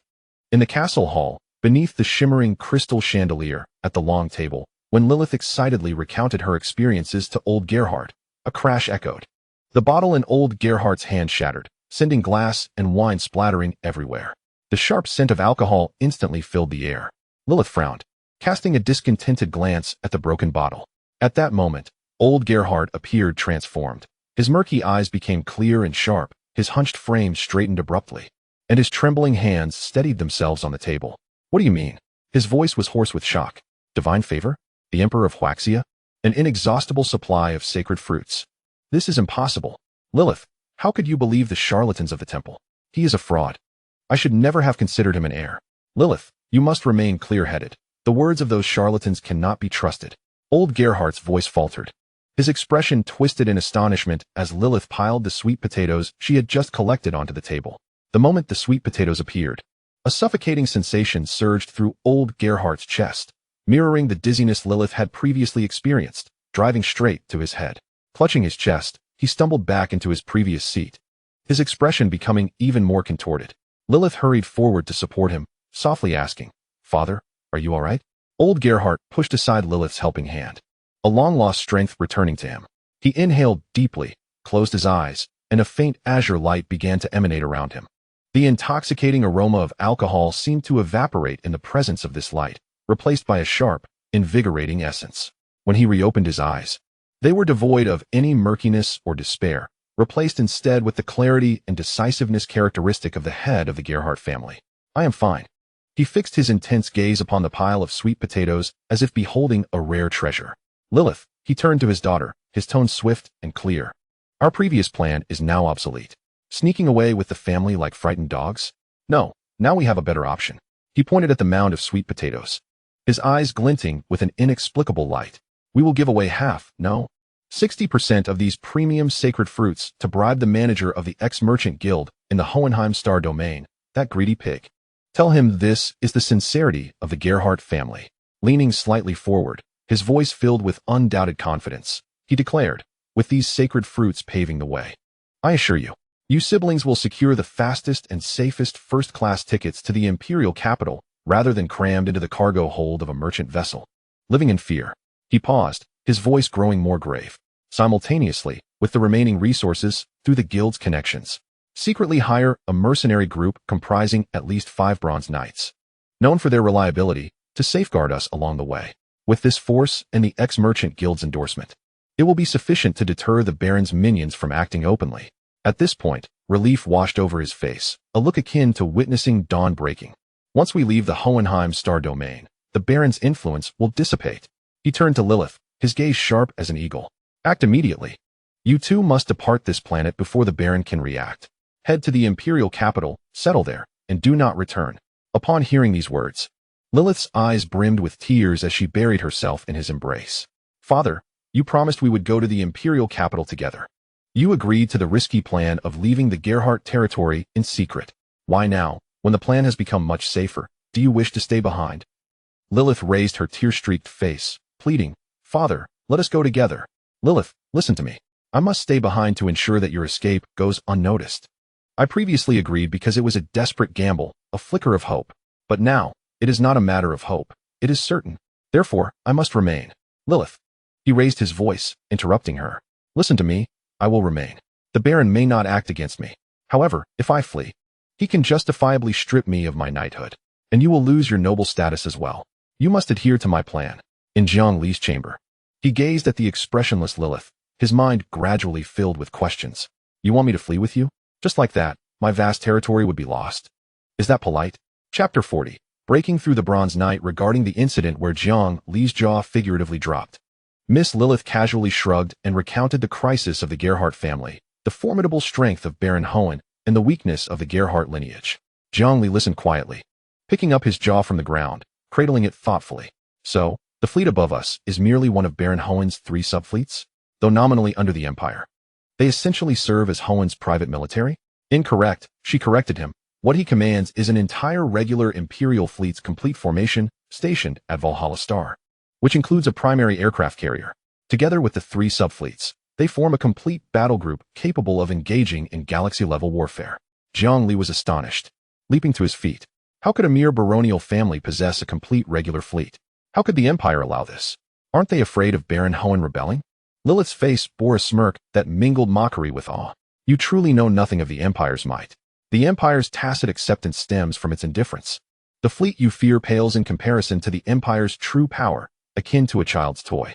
You are unaware that the Empire possesses white dwarf warships, neutron star warships, and even intermediate weapon black hole Death Stars. Any of these vessels could annihilate a regular fleet in an instant. She paused, allowing the terrifying information to overwhelm Jiang Li's understanding, before continuing with an unmistakable pride. Do you comprehend what that implies? A neutron star warship requires no weaponry. Merely by slightly loosening its gravitational field near a target star system, its immense mass will warp light, shatter planets, and transform an entire solar system into an eternal gravitational graveyard. Upon hearing her description, Jiang Li gasped, his scalp tingling. Is the neutron star you speak of truly the one formed from stellar remnants? He stammered, his voice trembling. Has the Empire integrated such a thing into their warships? Receiving a confirming glance from Lilith sent shivers through his soul. This is terrifying. It's nothing short of mythological. He thought bitterly. Imagining compressing his small orb to the mass of a neutron star, its size would only be akin to that of a tennis ball. Now envision the Empire tossing a tennis ball towards you, weighing as much as his small orb combined. What could one possibly defend against? There would be no chance to escape, as the volume is merely compressed. Its gravitational mass remains unchanged. The moment its overwhelming gravity draws near, it would rip you to shreds, turning you into sustenance for its growth. At this realization, he shuddered violently, too fearful to contemplate further. Taking a deep breath, a bitter smile crept across his lips. What use is a regular fleet when faced with such ultimate power? They are but mere dust. He comprehended fully. In the eyes of a civilization wielding such miraculous might, the squabbles of subordinate nobles over a few fleets might indeed resemble a giant observing ants fighting for seeds. Lacking any interest to bend down, Zhang Li's expression turned grim as he quietly inquired, "Dear Sister Lilith, what does the Empire's strength have to do with our need to flee?" With a thud, a slender finger struck his forehead. "Ouch!" he yelped, followed by Lilith's exasperated voice. "Indeed, the Empire is powerful, capable of obliterating everything about Baron Hohen. Yet, that does not imply Baron Hohen is weak. At the very least, he could easily crush our Gerhardt family. Now, Baron Hohen covets the dimensional crystal veins of our territory. He seeks total annihilation. You tell me, should we flee or not?" "Yes," Zhang Li replied earnestly, though inwardly he chuckled bitterly. "My territory, my dimensional crystal veins. Ah, they are all lost. Woe is me." Observing Zhang Li's tearless despair, Lilith produced 2 admission letters from her bosom, gently placing them before them. "Baron Hohen, in an attempt to placate our Gerhardt family, has shown sufficient sincerity. These are 2 enrollment invitations from the Imperial Capital Academy. In the past, it would have been impossible for Gerhardt territory to obtain even a single invitation. Yet now we have 2. This one is for you. Keep it safe. The Ex-Merchant Association will arrange our departure soon." After stating this, she turned without hesitation and exited Zhang Li's chamber. Slowly, he retrieved the invitation before him. "Baron Hohen aims to pull off a heist. He offers promises. But if you die, those promises are void. What a clever scheme. Unfortunately, the plan was initially successful. You did not anticipate Lilith as a variable. Nor did you know I had an imposter here." Shaking his head, Zhang Li pondered, reaching for a half-eaten sweet potato nearby. A wave of nausea surged from deep within. Eating sweet potatoes had become his staple, but who could endure such monotony? He had hoped to rest today and enjoy some roasted meat and vegetable soup for a change. Yet, considering the imminent escape, he had to abandon that thought. Insufficient strength breeds fear. Weakness leaves one at the mercy of others. Soon, the heart of the night shall coalesce. 7 days later, in the outer orbit of E9527 garbage star, a merchant vessel abruptly emerged from a void. 1,000,000 kilometers away lay the flagship, the Vigilant. On the bridge, the space jump detection alarm blared incessantly. Fox furrowed his brow, casting an impatient glance at the navigator, who immediately silenced the alarm. "What brings the 34 by 34 Merchant Association here?" At that moment, the secretary quietly remarked, "E9527 garbage star. Gerhardt City conducts annual trade with the 34 by 34 Merchant Association. This time, they have submitted an application to lift the space jump restrictions in advance." It was signed by the vice captain. Fox's brow relaxed. "All right, I understand." At Gerhardt Castle, Lilith unceremoniously burst into Zhang Li's room, her face alight with excitement. "Little Gerhardt, quickly. We can leave."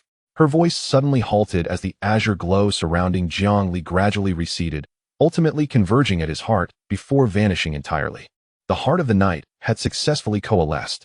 Chapter 41. Departing from garbage star on the bridge of the Vigilant, Fox sat with his chin resting on one hand, his gaze drifting to the viewport where the Ex-Merchant Association's peace vessel loomed. His other hand absent-mindedly drummed against the armrest. Yet, internally, he felt an inexplicable agitation, a sense of unease without cause, an unusual anger. He had scolded the crew several times, leaving them in a state of trepidation, their footsteps lighter and their voices hushed. With his head bowed, he suddenly looked up, fixing his stare on the communicator. "Bring the Gerhardt Knight to me." The communicator hesitated for a moment, then sprang to attention, saluting before proclaiming loudly, "Understood." His gaze shifted to the lieutenant, frowning as he inquired, "Has Cassius von Hohen been unearthed?" The adjutant's expression grew solemn as he lowered his head and spoke earnestly. "Brigadier General Fox, Commander Cassius. Through the relentless efforts of 4 Imperial Army battalions, we have finally excavated to the epicenter of the explosion. We anticipate locating it by this afternoon, or at the latest, by tomorrow morning, Commander Cassius." Fox nodded thoughtfully, his gaze drifting toward the commercial mothership visible through the porthole, his eyes flickering with unspoken thoughts. Suddenly, the bridge door slid open silently, revealing the corpulent figure of old Gerhardt, his signature ingratiating smile lighting his face as he appeared in the doorway. Fox's expression momentarily faltered. "How did you arrive so swiftly?" he inquired, glancing toward the communications officer. Before the officer could respond, old Gerhardt's face blossomed with delight. "Ah, so you summoned me, General Fox? It is truly my honor." He hurried to the center of the bridge, performed a formal knight's salute, and declared loudly. E95-27 Junk Planet Lord, Lucas Gerhardt, reporting for duty. At his boisterous greeting, Fox's earlier inexplicable irritation vanished, replaced by a broad smile as he waved him off. Sir Gerhardt, no need for such formality. Please, be seated. Yet before Fox could inquire further, Gerhardt eagerly explained his purpose. General Fox, the Ex-Commerce Guild recently passed by E95-27 Junk Planet, where I traded for some precious Eastern tea leaves. Having just completed the transaction, I hasten here to present this rare beverage for your enjoyment. Upon hearing this, Fox instinctively glanced out the porthole, and Gerhardt followed his gaze. At that moment, ripples of spatial distortion began to emanate from the Peace-class mothership outside, a telltale sign of an imminent spatial jump. Under their watchful eyes, the waves expanded rapidly as the colossal vessel appeared to be swallowed by the void, vanishing from sight in an instant. The familiar ochre hue of E95-27 Junk Planet re-emerged beyond the window. Relieved to see the merchant ship depart safely, Fox felt the lingering tension dissolve. Turning to Gerhardt, his mood visibly lightened. Gerhardt, too, felt a weight lift from his heart as the Peace-class ship completed its jump. He promptly produced an exquisite small jar from within his coat, presenting it with reverence. General Fox, please accept this humble token of my esteem. His face alight with ingratiation and hopeful anticipation. Fox turned away abruptly, a flicker of disdain crossing his features at Gerhardt's familiar countenance. Casting a glance toward the adjutant, the latter immediately understood and stepped forward, warmly accepting the jar. Sir Gerhardt, he said, General Fox summoned you to inquire about your heir, Herr Gerhardt, and the recent attack by unknown assailants. His voice brimmed with concern. Sir Gerhardt, I understand your successor was frightened. Is he unharmed? The Peace-class mothership is equipped with the Empire's most advanced medical bay. Should you wish, it can be made available to Herr Gerhardt free of charge. Gerhardt's heart skipped a beat, a flicker of gratitude stirring within. He was relieved that Lilith and the others had not been brought aboard the Peace. Baron Horn's disregard for noble decorum was well known. Maintaining his smile, Gerhardt hastened to dismiss the matter. No, my young Gerhardt is perfectly fine truly. Mere rabble. Incapable of harming my son. His expression turned serious. Though it is true, the boy was startled. That brat has recently insisted on changing his name to Li Jiang Gerhardt. No less. Outrageous. The adjutant looked puzzled and pressed. Sir Gerhardt, you refused? Of course, I acquiesced, Gerhardt replied, causing the adjutant to sputter in disbelief. Very well, Sir Gerhardt. Since your heir is safe, I am at ease. I accept your gift. I believe there remain many affairs on E95-27 Junk Planet requiring your attention. We shall not detain you here. Please proceed at your leisure. Gerhardt observed Fox's feigned smile and the dismissal with a quiet sense of relief. He replaced his smile with a formal noble-esque bow. General Fox, I shall take my leave. You may summon me at any time. He bowed deeply, then retreated a few steps before turning to depart the bridge. Watching Gerhardt's departing figure, Fox suddenly felt a vague unease he could not articulate. Frowning, he suppressed the sensation, attributing it to the aftereffects of his recent intensive training. Turning again to the communications officer, he issued an order. Prepare for long-range communication. I must provide Baron Horn with a detailed report on the current situation at E95-27 Junk Planet. Yes, sir. The officer responded promptly. Meanwhile, in a first-class suite aboard the Peace-class mothership, Jiang Li sat cross-legged on a massive sofa, idly flipping through the ship's video services with a remote control. The selection consisted mostly of antiquated videos, operas, and dramas, all public domain or free content. Some paid content was available, but limited to a mere tenth of the runtime, often cutting off at climactic or pivotal scenes. This infuriated Jiang Li, for Master Gerhardt was undeniably impoverished. 60,000 credit points? Barely enough to watch a handful of episodes or a single new film. Gerhardt's scowl deepened. This is extortion, outrageous robbery, a grievous lamentation. He flung the remote aside and turned toward Lilith. Dear Sister Lilith, must one rely on others to acquire the knight's seed? How did the first knights cultivate themselves? Certainly not, Lilith replied. Knights can cultivate independently, but it requires extraordinary talent, exceedingly rare. Jiang Li's eyes sparkled with newfound hope as Lilith continued. Because such talent is scarce, the Empire developed the Knight Seed method. This technique dramatically lowers the threshold of talent and entry requirements. Through generations of refinement and adaptation by Imperial Knights, this lineage of Knight Seed enlightenment cultivation has reduced risks to an acceptably minimal level. She cast a sidelong glance at Jiang Li with a hint of disdain.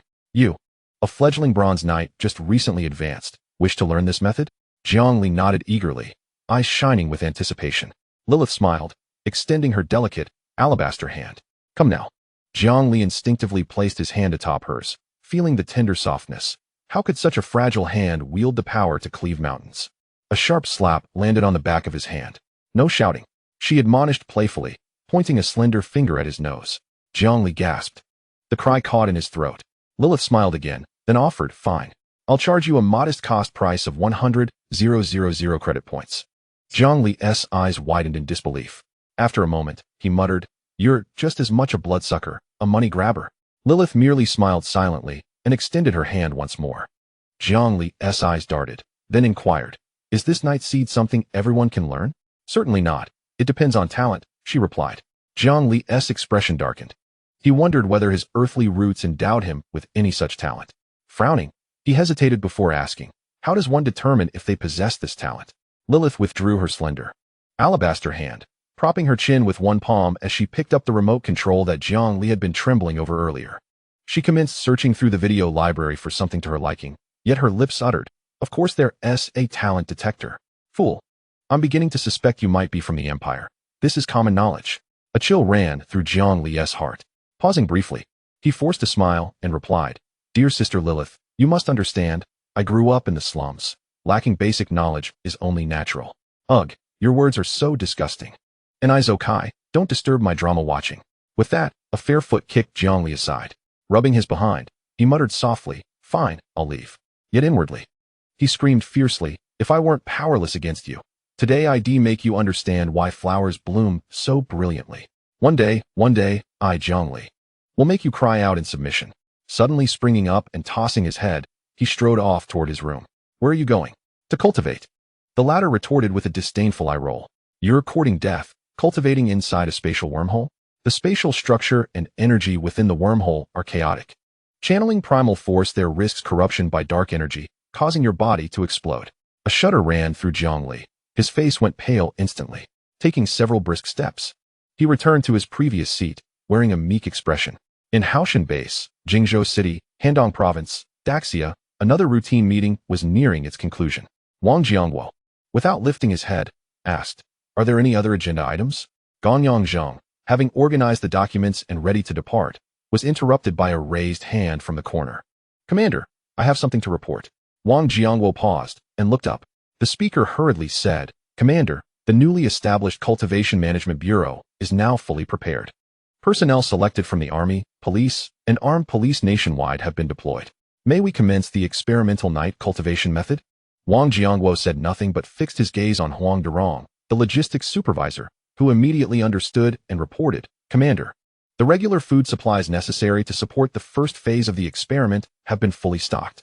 Supply channels are smooth, fully meeting the metabolic needs of the test subjects.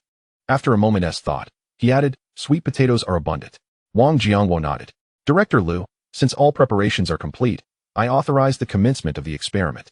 As commander, I will personally observe the first cultivation experiment. Scanning the room, he concluded, If there is nothing else, this meeting is adjourned. 3 floors below ground in Haoshan Base lay the entire domain of the Daxia Supernatural Ability Management Bureau. It was evident that the capital city took great interest in these extraordinary knights, granting them treatment equal to that of dimensional crystals.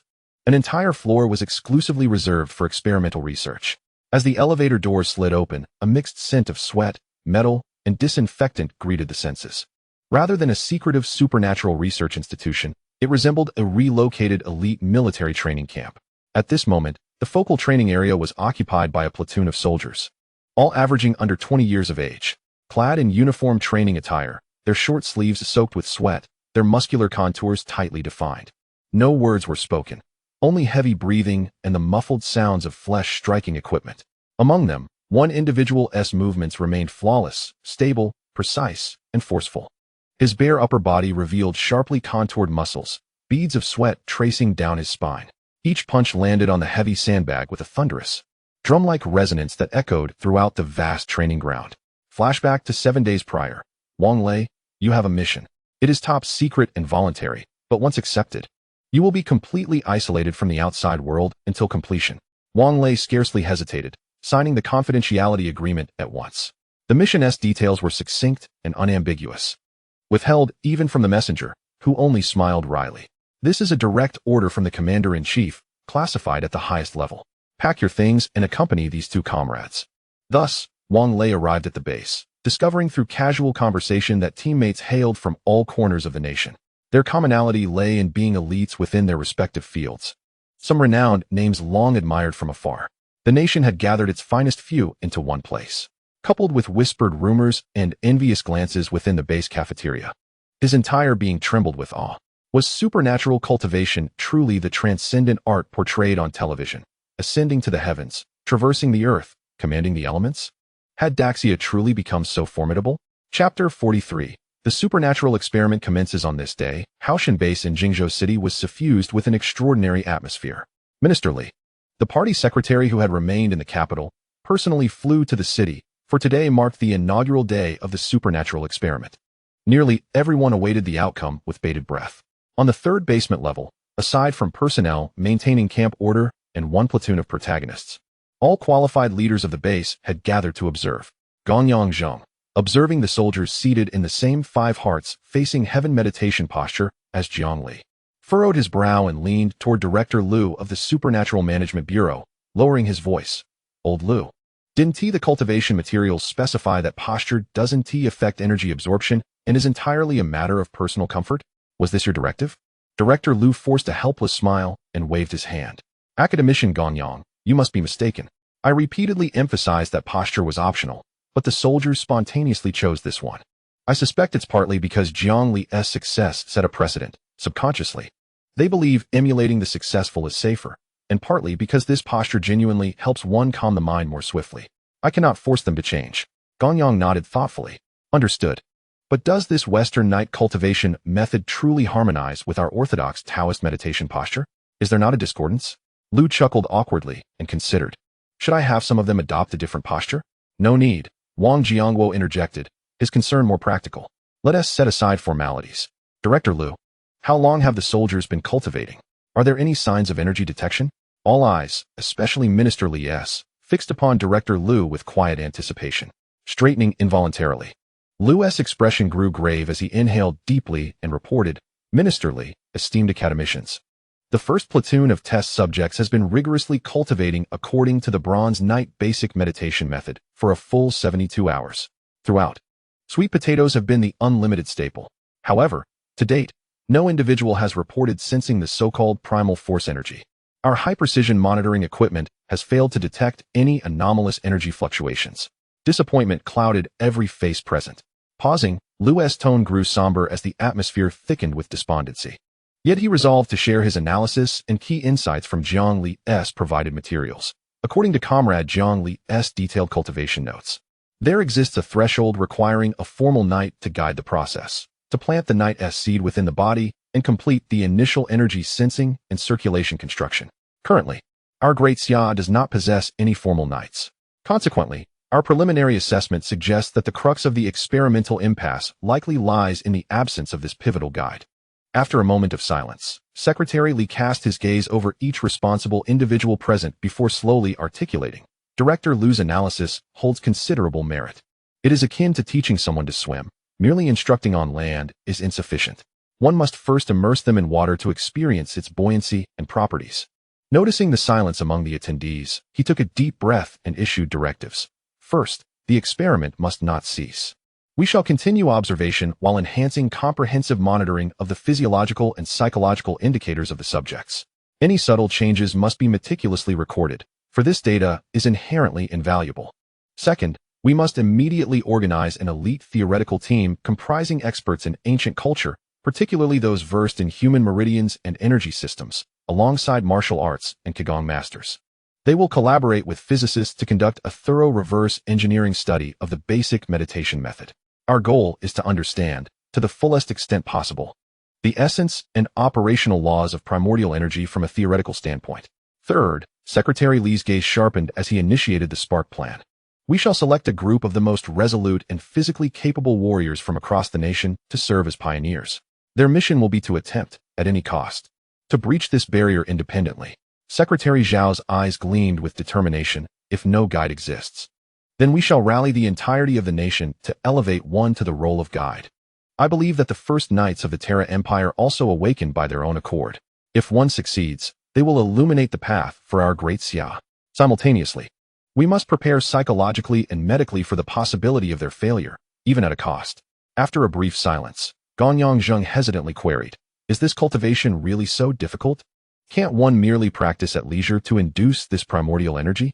The group turned to him with peculiar expressions, particularly the researchers in white lab coats who had diligently recorded the cultivation data over recent days. They were all too aware of the challenges associated with the initial activation of primordial energy. Simple? Academician Ganyang, you speak as if unscathed by the struggle. A hint of resentment flickered in the eyes of the researchers, but they quickly lowered their heads under Ganyang Zheng's piercing gaze. Director Lu pondered his words carefully before cautiously asking, "Academician Ganyang, may I inquire?" Before he could finish, Ganyang Zheng's eyes bulged with intensity. Secretary Li and Wang Jiangguo exchanged incredulous looks, rendered speechless. Ganyang Zheng cast a disdainful glance at Director Lu, clenched his fist, and closed his eyes. Upon reopening them, starlight began to coalesce from his hair, swiftly forming a verdant halo. With a snap, it was as if a switch had been flipped, causing the researchers to drop their instruments, along with their jaws, to the ground. Observing their astonishment, Ganyang Zheng smirked and waved his hand, causing the soft blue radiance behind him to dissipate. "I told you it was simple. I merely practiced a bit before sleeping, and this primordial energy gathered effortlessly. Surely, you must not be lacking in effort." "Impossible, absolutely impossible.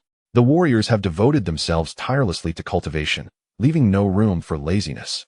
Academician Ganyang, have you employed some advanced technology to dawn us? To this, Director Lu received only a rolling of the eyes. Chapter 44. Speculations regarding the Empire, New Wealth Emerges.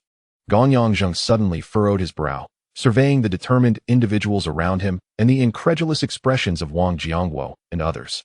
After a moment of contemplation, he lifted his head. "When Comrade Jiang Li delivered the materials that day, I indeed reviewed them at once." His voice carried a hint of suppressed anger. "Before the establishment of the Cultivation Bureau, I had already conducted preliminary research." Director Lu, his sharp gaze fixed upon the other, raising an eyebrow. "The notes and explanations I provided in that document were submitted for your management. Did you not review them at all?" A flicker of embarrassment crossed Director Lu's face as he quietly explained, "Academician Ganyang, we primarily regard your guidance and suggestions as references." The implication was unmistakable. How could a scientist who hadn't even grasped the threshold of cultivation provide direction to our specialized institution?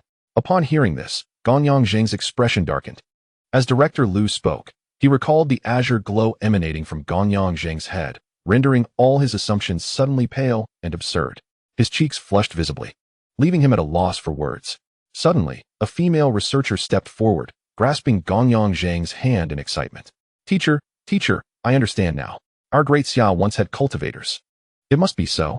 Confusion swept over the crowd, their expressions riddled with questions. Noticing the perplexity on their faces, the female researcher refrained from further explanation, instead bending down to retrieve the tablet that had fallen earlier. She swiftly swiped across the screen, then turned it to show everyone. Displayed was a vivid image of the three pure ones, their halos remarkably reminiscent of the azure light that had surrounded Ganyang Zheng. She quickly navigated to display an image of the Buddha, whose golden halo shone brilliantly, irrefutably. In an instant, all gazes returned to Ganyang Zheng, the astonishing scene from moments ago vividly etched in their minds. Secretary Li murmured, "The extraordinary knights of the Empire. If they existed in ancient Huaxia, how would they differ from deities? How much of mythology is truth, and how much is mere fiction?" His gaze sharpened as realization dawned. He spoke in unison with Wang Jiangguo. Could it be that the deities in our myths and the extraordinary beings across the Empire share a common origin? Did the Empire arrive long ago? This earth-shattering speculation caused the pupils of everyone to constrict, a chill running down their spines. If myths are indeed veiled historical accounts, then the truth of this world is astonishing beyond measure. Ganyang Zheng's expression also darkened. "Secretary Li, this is currently just a conjecture, but we cannot dismiss its possibility. I propose the establishment of a special task force to systematically compile and study the myths and legends of our great Xia." Wang Jiangguo immediately added, "Foreign myths and legends should also be included for comparative study. The scale of the research team must be expanded." He glanced at the red-faced Director Lu and pondered. "Let us create a traditional culture research office under the Extraordinary Management Bureau." Secretary Li nodded in agreement, decisively stating, it is settled. Director Liu, you will lead the establishment of the Traditional Culture Research Office under the Bureau, with a specification set at the level of a departmental office. I will coordinate with the Publicity Department and the Ministry of Culture and Tourism to jointly issue a directive. We will mobilize experts in relevant fields nationwide to enrich your research team. Secretary Li's resolution plunged the entire playground into a peculiar silence, leaving only the faint sounds of breathing. All minds raced to process the recent revelations. Yet, amidst this silence, an unexpected incident arose. In the experimental lineup on the playground, Shirley suddenly emitted a faint, pained groan. A nearby researcher, engrossed in recording data, was the first to notice, instinctively exclaiming, "Team Member 12, what is wrong?" This exclamation instantly drew the attention of all present. Shirley furrowed his brow tightly, seemingly struggling to endure something. At the roots of his dense black hair, a faint yet resolute azure halo, sharing its origin with Ganyang Zheng, pierced through the strands, flickering like a candle flame in the wind, subtle yet unmistakably clear. Another one appeared. An exclamation escaped someone's lips. In an instant, all eyes shifted rapidly between Shirley and Ganyang Zheng, ultimately converging upon Ganyang Zheng, awaiting his explanation. Amidst the crowd's doubtful gazes, the solemnity on Ganyang Zheng's face instantly transformed into profound relief and exhilaration. He straightened his chest and stepped forward briskly, his voice trembling slightly. "Do you see it? Do you see it? This is the evidence. This is not an anomaly, but a reproducible path. Without a guide, we shall blaze our own trail, overcoming all obstacles and forging our own way.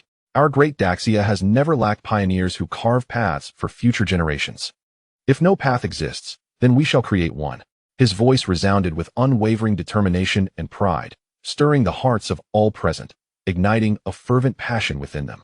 Yet suddenly, his tone shifted playfully. "So, you see, your previous approach was mistaken. Such a simple matter need not be so complicated."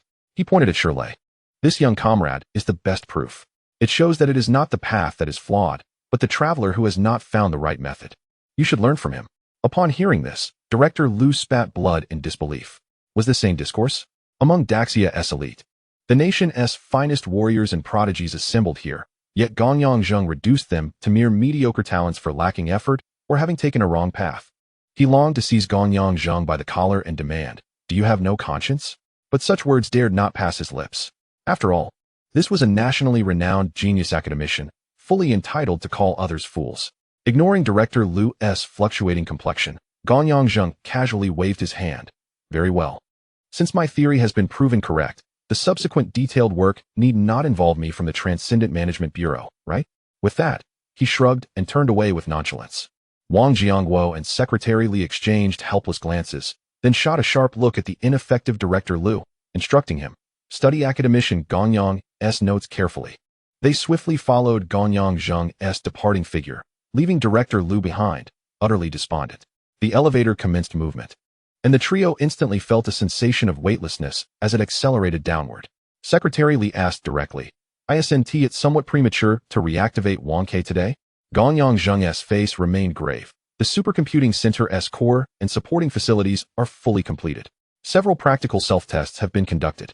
I can hardly wait to restart Wang Ke. Chapter 45, Wang Ke Goddess, Activation. The elevator descended smoothly and swiftly.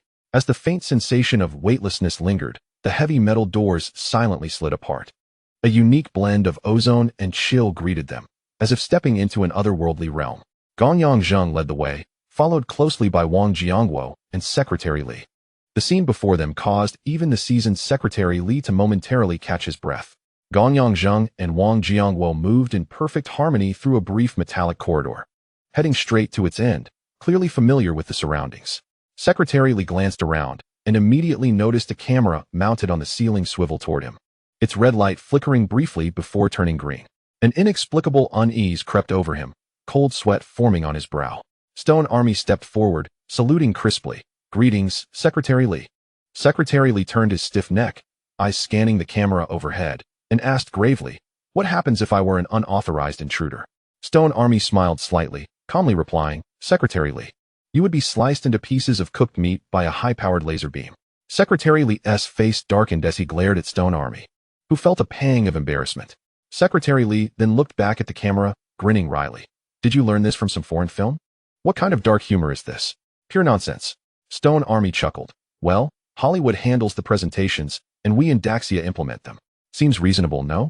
Secretary Li, silenced by the retort, reflected on the recent trends in Daxia as a scientific community, realizing Stone Army's words rang true. Resigned, he waved his hand and said, understood.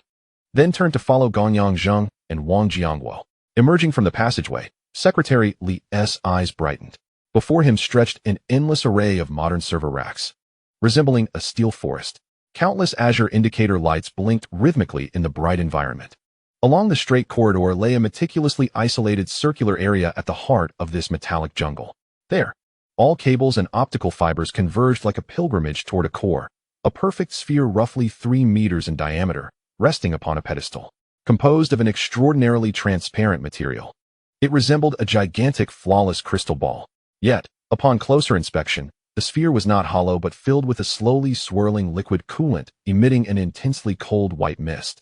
Like an imprisoned frost nebula, a dense tangle of cables connected to this crystal orb. Gonyang Zheng and Wang Jiangguo stood beside the sphere, heads bowed in discussion. Without hesitation, Secretary Li strode resolutely toward the central area. As he approached, an assistant pushed a small cart forward. Gonyang Zheng wasted no time opening a locked box on the cart.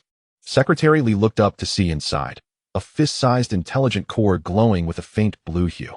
At that moment, Gonyang Zheng donned professional anti-freeze gloves and carefully cradled the core. The assistant hurried to an adjacent control panel. Under Secretary Li's watchful gaze, the transparent sphere's pedestal slowly opened a small door. A rush of cold air surged forth, causing goosebumps to rise on Secretary Li's arms. White mist cascaded like a waterfall from the opening, spreading rapidly across the floor.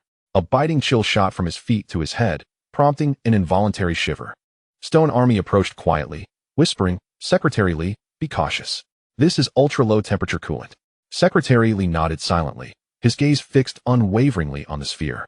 He looked up as Gonyang Zheng, aided by a mechanical arm, placed the core into the pedestal's interface. The apparatus then gently retracted into the sphere. Only when the small door sealed did Secretary Li exhale deeply, asking Wang Jiangguo, is it ready now? Of course not. Gonyang Zheng interjected before Secretary Li could answer. He called to the assistant at the control panel, refill the coolant, and initiate the final sequence self-test. Turning back to Secretary Li, his face bore the solemn smile of one witnessing a historic moment. Esteemed leader, wouldn't it be fitting for you to operate the final ignition procedure? At Gonyang Zheng's words, a gleam ignited in Secretary Li's eyes. He inhaled deeply and responded solemnly, it is my honor. I dare not refuse. A clear, unwavering mechanical voice announced, final self-test procedure complete. All system modules are functioning normally. The cooling system load is stable. Energy supply remains steady. The preparations for Wang Ke are complete. Awaiting the final authorization command. As the mechanical voice echoed, a transparent protective cover slowly rose from the center of the control panel, revealing a conspicuous red button underneath. All eyes turned towards Secretary Li. Taking a deep breath, Secretary Li stepped forward, gently extending his hand to lift the cover. He hesitated for a moment, glancing at Gonyang Zheng and Wang Jiangguo, who both offered affirmative nods. With determination, Secretary Li pressed down firmly on the button. Click, click.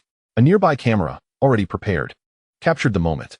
Suddenly, a deep hum erupted, akin to a slumbering giant being completely awakened. The server cabinets in the underground space roared to life, producing a cacophony of sound that surged like a tsunami. Thousands of indicator lights transitioned from a calm azure flicker to a frenzied, chaotic crimson wave, as if a multitude of fierce eyes ignited within a forest of steel. The previously tranquil atmosphere was instantly drowned by the deafening whir of numerous violent fans operating at full capacity. Secretary Li, Wang Jiangguo, and Gonyang Zheng all held their breath, their hearts pounding like drums. They fixated on the transparent sphere at the center of the venue, emanating an icy white mist, awaiting a decisive response. These seemingly eternal seconds felt like a century. Abruptly, all noise subsided into a low, ominous hum, and the wildly flashing indicator lights regained a rhythmic order. A gentle beam of light descended from the ceiling, quietly illuminating the space in front of the crowd. Amidst their tense and expectant gazes, within the beam, a petite and adorable figure rapidly coalesced from countless points of light. Grandfather, you're terrible. It took so long to turn on. Wow, is this the outside world? Gonyang Zheng's expression changed dramatically. Wang Ke, do not connect to the external network. The shout nearly tore through the air. Chapter 46, Disaster Strikes. Global network collapse. Gonyang Zheng's pupils constricted as he bellowed, Wang Ke, do not connect to the external network. Alas, it was too late. The server cluster, which had just regained its calm, erupted once more with an even sharper and crazier cacophony than before. Countless indicator lights blazed with an ominous crimson glow, flashing wildly and casting the entire space into a nightmarish hell. Meanwhile, Wang Ke's projection, once lively, now bore vacant eyes, its movements becoming rigid. The joy on Secretary Li, Wang Jiangguo, and Gonyang Zheng's faces froze in an instant, replaced by a pallor of despair. In just a second, Gonyang Zheng roared again. Who connected Wang Ke to the network? This place is supposed to be completely disconnected. Who is it? Who? There must be a spy in the base. His eyes filled with blood vessels. His face contorted with extreme anger and fear. He scanned the room, demanding, who did this? Wang Jiangguo immediately reacted, shouting with all his might to security. Activate the highest red alert. Seal all exits. Everyone on site, remain in place for inspection. Tech team, execute the emergency shutdown procedure. Quickly. Quickly. Seeing this, Secretary Li was also flustered, grabbing Gonyang Zheng's arm and urgently suggesting, why not just cut off the main power? My office computer freezes, and unplugging it to reboot works. Gonyang Zheng was nearly rendered speechless by Secretary Li's foolish question. There was no time to explain. He shouted at his equally pale assistant, you explain it to him. The assistant, startled by the outburst, hurried to Secretary Li's side and spoke rapidly. Secretary, that 1T work. This is a large server cluster. A sudden power cut would create a current surge that could permanently damage most hard drives and motherboards. As he spoke, he pointed anxiously at the central transparent sphere radiating cold air. If Wang Ke's core unit is damaged, we can rebuild the external servers. But this core is the only one of its kind in the world. Hearing this, Secretary Li's heart sank to the depths. In that instant, countless terrifying scenarios flashed through his mind. The Skynet from Terminator, the Matrix from the Matrix, the robot crisis from I, Robot. The endings of all these stories pointed ominously towards humanity's doom. He shook himself, forcibly severing the suffocating train of thought. Now was not the time for fear. Without a moment's hesitation, Secretary Li turned sharply to Shi Jun, his previously frantic expression replaced by a resolute determination. He spoke with unwavering authority, Comrade Shi Jun, I hereby grant you the final authorization. His gaze was sharp as a blade, delivering his command with precision. Deploy the explosive device immediately, targeting Wang Ke's core. Remember, this is a last resort to prevent it from endangering the nation. I will bear all responsibility. Shi Jun stiffened, snapping to attention reflexively. Saluting Secretary Li with a standard military gesture, his voice resounding with resolve, yes, I will ensure the mission is accomplished. Before the words left his mouth, two nearly deafening voices erupted simultaneously, drowning out the server's roar. No. Gonyang Zheng and Wang Jiangguo stepped forward in unison, blocking Shi Jun from reaching Wang Ke's core. Gonyang Zheng's eyes blazed with eye. He personally retrieved the specially designed confidential phone from the inner pocket of Secretary Li's suit. In an instant, everyone realized that this phone, being a state-issued secure device linked to Secretary Li's identity, was not protected by the base's security network. A glint of cold light flashed in Wang Jiangguo's eyes. Without a moment's hesitation, he forcefully hurled the phone to the hard ground. With a sharp crack, the phone shattered into countless pieces, its components scattering. Almost simultaneously, the deafening roar of the server cluster abruptly diminished. The frantically blinking crimson indicator lights, as if being choked, swiftly returned to a steady blue rhythm. Just moments earlier, when Wang Ke first accessed the external network, it silently spread from the capital city of Jingzhou, replicating and disseminating like a virus. It traversed every node in Handong province, piercing through the national firewall, and surged across the nation's backbone network like a tsunami, ultimately transforming into an unstoppable torrent of data, sweeping toward the entire globe. The global network had collapsed. Chapter 47, Black Wednesday, the 3 minutes that destroyed the world. In a large supermarket in Jingzhou, Li Ming pushed a fully loaded shopping cart. Standing at the end of the checkout line, while waiting, he mindlessly scrolled through Douyin videos, watching a few clips about fixing cow hooves, giving a thumbs up, and then scrolling past a video about squeezing blackheads. Ugh, how disgusting. His finger hovered above the screen, contemplating whether to scroll further. He watched as enormous blackheads were squeezed out from a man's face, an inexplicable thrill bubbling up from within. Unconsciously, he clicked into the comments section. His mind screamed, how revolting, while his mouth muttered, I feel like throwing up. Yet his eyes insisted, just one more look, as he opened the comments section. Li Ming wore a bizarre grin as he read, I wish my husband's face had the same blackheads. I would love to squeeze them. Upstairs. My husband still owes me 100 blackheads. I intentionally argue with him to gain one every time. So satisfying. Li Ming's head was filled with question marks. Suddenly, he heard a tremendous uproar ahead. He lifted his gaze to see someone at the cash register yelling at the cashier. He could vaguely hear, "What a terrible machine. The card won't go through. Your signal is awful. My latest phone can't even find the network." At these words, the crowd began to stir. Someone suddenly shouted, "I have no signal here either." "Me neither. The supermarket's Wi-Fi isn't connecting." Li Ming looked down at his phone, surprised to see a full signal. He scoffed. Shaking his head, disinterested in the outrageous comments, he exited the comment section. Instinctively, he swiped, but the video took an eternity to load. A cold sweat broke out on his forehead. He exited Douyin and opened WeChat, only to find a network failure notification. QQ, the browser. And each app was signaling network issues? Li Ming blinked, baffled by the sudden disconnection. How peculiar. His gaze shifted to the bustling transportation hub outside the supermarket. At that moment, the traffic lights malfunctioned. The piercing sound of brakes, violent crashes, the furious shouts of drivers, and honking horns intertwined into a symphony of despair. A series of rear-end collisions formed a deadlock, completely obstructing the intersection. As he looked up, the entire traffic system of Jingzhou came to a standstill within that brief minute. The city's traffic police's emergency response plan was activated, but facing a citywide traffic jam, it was merely a drop in the bucket. His gaze moved again to Hai Deifu, the financial trading center. Mere seconds ago, the trading hall had been a bubbling sea of excitement. On the display screens, a stock codenamed Star soared like a rocket. Climbing vertically, the enormous wealth effect drove some people into ecstatic cheers and applause. "Buy more, I want to buy more." Yet in that instant, all screens froze. The hearts of those who had just been celebrating skipped a beat. "It must be a network delay. Just wait, it will be back up soon." Though some shouted this. A wave of panic began to quietly spread among the crowd. As his gaze ascended, he surveyed Handong province and even the entirety of the Great Xia nation. Jingzhou was not an isolated incident. Nearly the entire nation's network collapsed in an instant. This wave rapidly spread across the globe. Hospitals, city governments, schools, and large enterprises came to a halt. Global stock markets, foreign exchange, and futures trading were interrupted. All payment systems relying on the network, credit cards, mobile payments, failed. The air traffic control system malfunctioned, leaving around 20,000 aircraft in the air in a state of blind flight, while vessels relying on autopilot and smart rail systems collapsed.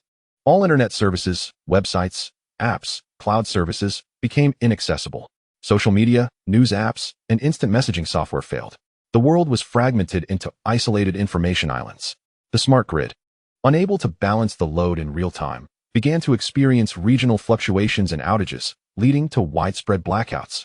Major world leaders were rendered momentarily dazed before being forcibly escorted into bomb shelters by their security teams. The military immediately entered a state of emergency. In the Pentagon's National Military Command Center, the voice of the Defense Secretary echoed in the dimly lit room filled with screens. "Gentlemen, we are experiencing an unprecedented, nationwide, synchronized network collapse." At this moment, most screens flickered with no signal or displayed frozen data streams. "This is not regional. It is global," the CIA director added. "Our allies and adversaries alike lost connection almost simultaneously. This is not a conventional attack. We are completely blind." "What about them?" the president asked solemnly, a hint of tremor in his voice. "The North American Air Defense Command's hotline is still operational, but they have not initiated contact. More critically, our strategic nuclear submarine command network partially relies on commercial satellite relays. We are experiencing unacceptable delays in communications with some Ohio-class submarines." This statement chilled everyone's blood. Initiate the Moonlight Plan, attempt to re-establish absolute control over all overseas bases and strategic platforms using long-wave radio. Simultaneously, order all aircraft carrier battle groups to change course to their preset alert positions. Strategic bombers are to be airborne and on standby until we ascertain who is responsible. I want everyone to see that even in blindness, our great nation can still swing a fist. The president declared, his fist raised in resolute determination. In the National Defense Command Center of the Mo-Si-Ko Nation, communications had switched to backup and ground-wired networks as planned. Dead man switch status? Confirmed to be in the highest level of automated standby, General. The troops are on the highest alert, and the strategic rocket forces are in level 1 launch readiness. Air defense radars are fully operational. In the Great Xia's highest command, a report came in. Nationwide internet disruption confirmed, financial and transportation systems severely impacted. Connections to the Great Beautiful, John Bull, and MOC are all interrupted.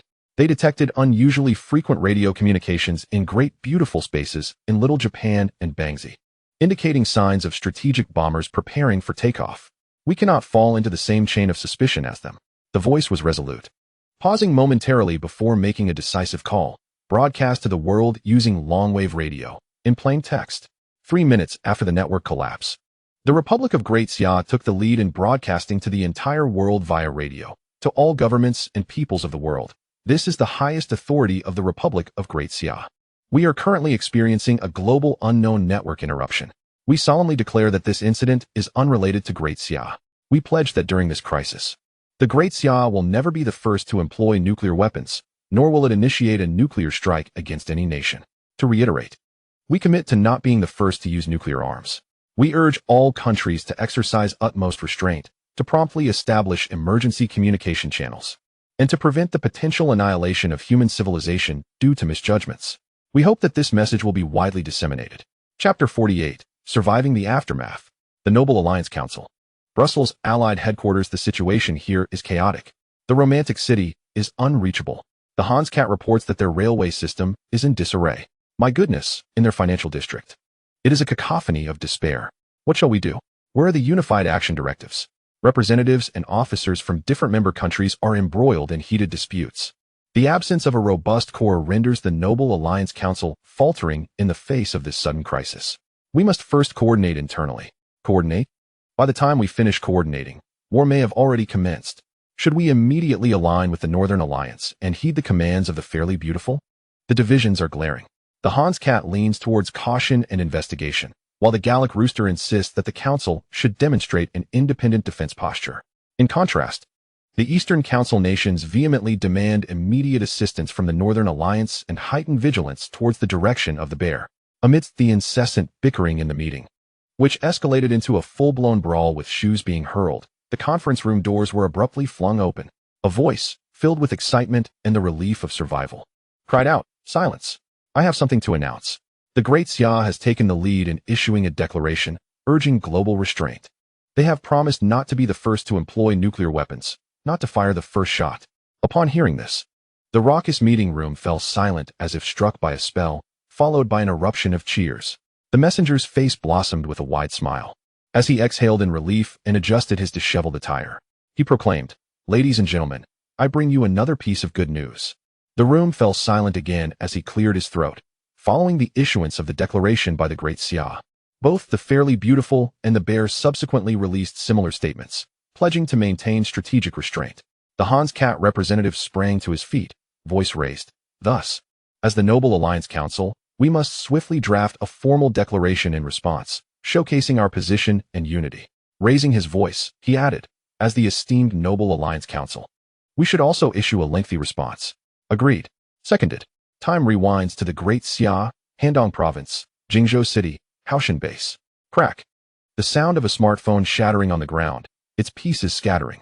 Almost simultaneously, the cacophonous roar of the server cluster, reminiscent of a wild beast, sharply diminished. And the frenzied flickering of crimson indicator lights ceased, swiftly returning to an orderly, wave-like azure rhythm. In the center of the venue, Wang Kai's hollow gaze began to regain its luster, his eyes flickering, ultimately locking onto the figure of Gonyang Zhang. Just as a smile was about to illuminate her youthful face, before she could utter a word, the projection beam from the ceiling suddenly vanished, plunging the control room into an eerie silence. The operational indicator lights within the central sphere extinguished in an instant, followed by a flurry of rapid valve openings and the hissing of gas release. The biting chill that Secretary Li had previously felt returned, even more intense. The small door slowly opened, and a torrent of white condensation mist billowed forth. Amidst the swirling fog, a mechanical device emerged, carrying the core of Wang Kai, which had just been forcibly disconnected and was now inactive. Upon witnessing this scene, everyone released the breath they had been holding. Their taut nerves relaxed abruptly, and Secretary Li felt his legs weaken, uncontrollably collapsing to the ground. Only then did he realize that cold sweat had soaked through his shirt, clinging to his back, a wave of dread washing over him like ice water. His face bore the mingled expressions of relief from surviving and an inexplicable unease. As he muttered to himself, surely this reboot hasn't gone too awry? Just as his thoughts trailed off, a report came in. A technician, fixated on the control console screen, raised his voice. According to log analysis, the super artificial intelligence, codenamed Wang Kai, forcibly connected to the external network during the loss of control for a duration of 188 seconds. This statement acted like a pardon, completely easing Secretary Li's taut nerves, even prompting a light chuckle from him. Just 3 minutes. He steadied himself, dusting off his pants, his tone now relieved. I thought it was a major issue. What can 3 minutes accomplish? The web page barely loads. It takes longer than that to buffer a video. Gonyang academician, you all are just too tense. Treating this button like a nuclear launch switch. This one do, it must be changed. He was oblivious to the increasingly grim expressions of the surrounding technicians. Secretary Li felt a wave of relief, while Gonyang Zheng's face grew progressively pale, his lips twitching in agitation. What? Gonyang Zheng dashed to the screen. The technician's voice trembled with anxiety as he continued. The consequences remain unknown. The integrity of the internal data and hardware damage of this device cluster is under evaluation. Situation unknown. The underlying system is executing a high-priority deep self-check procedure.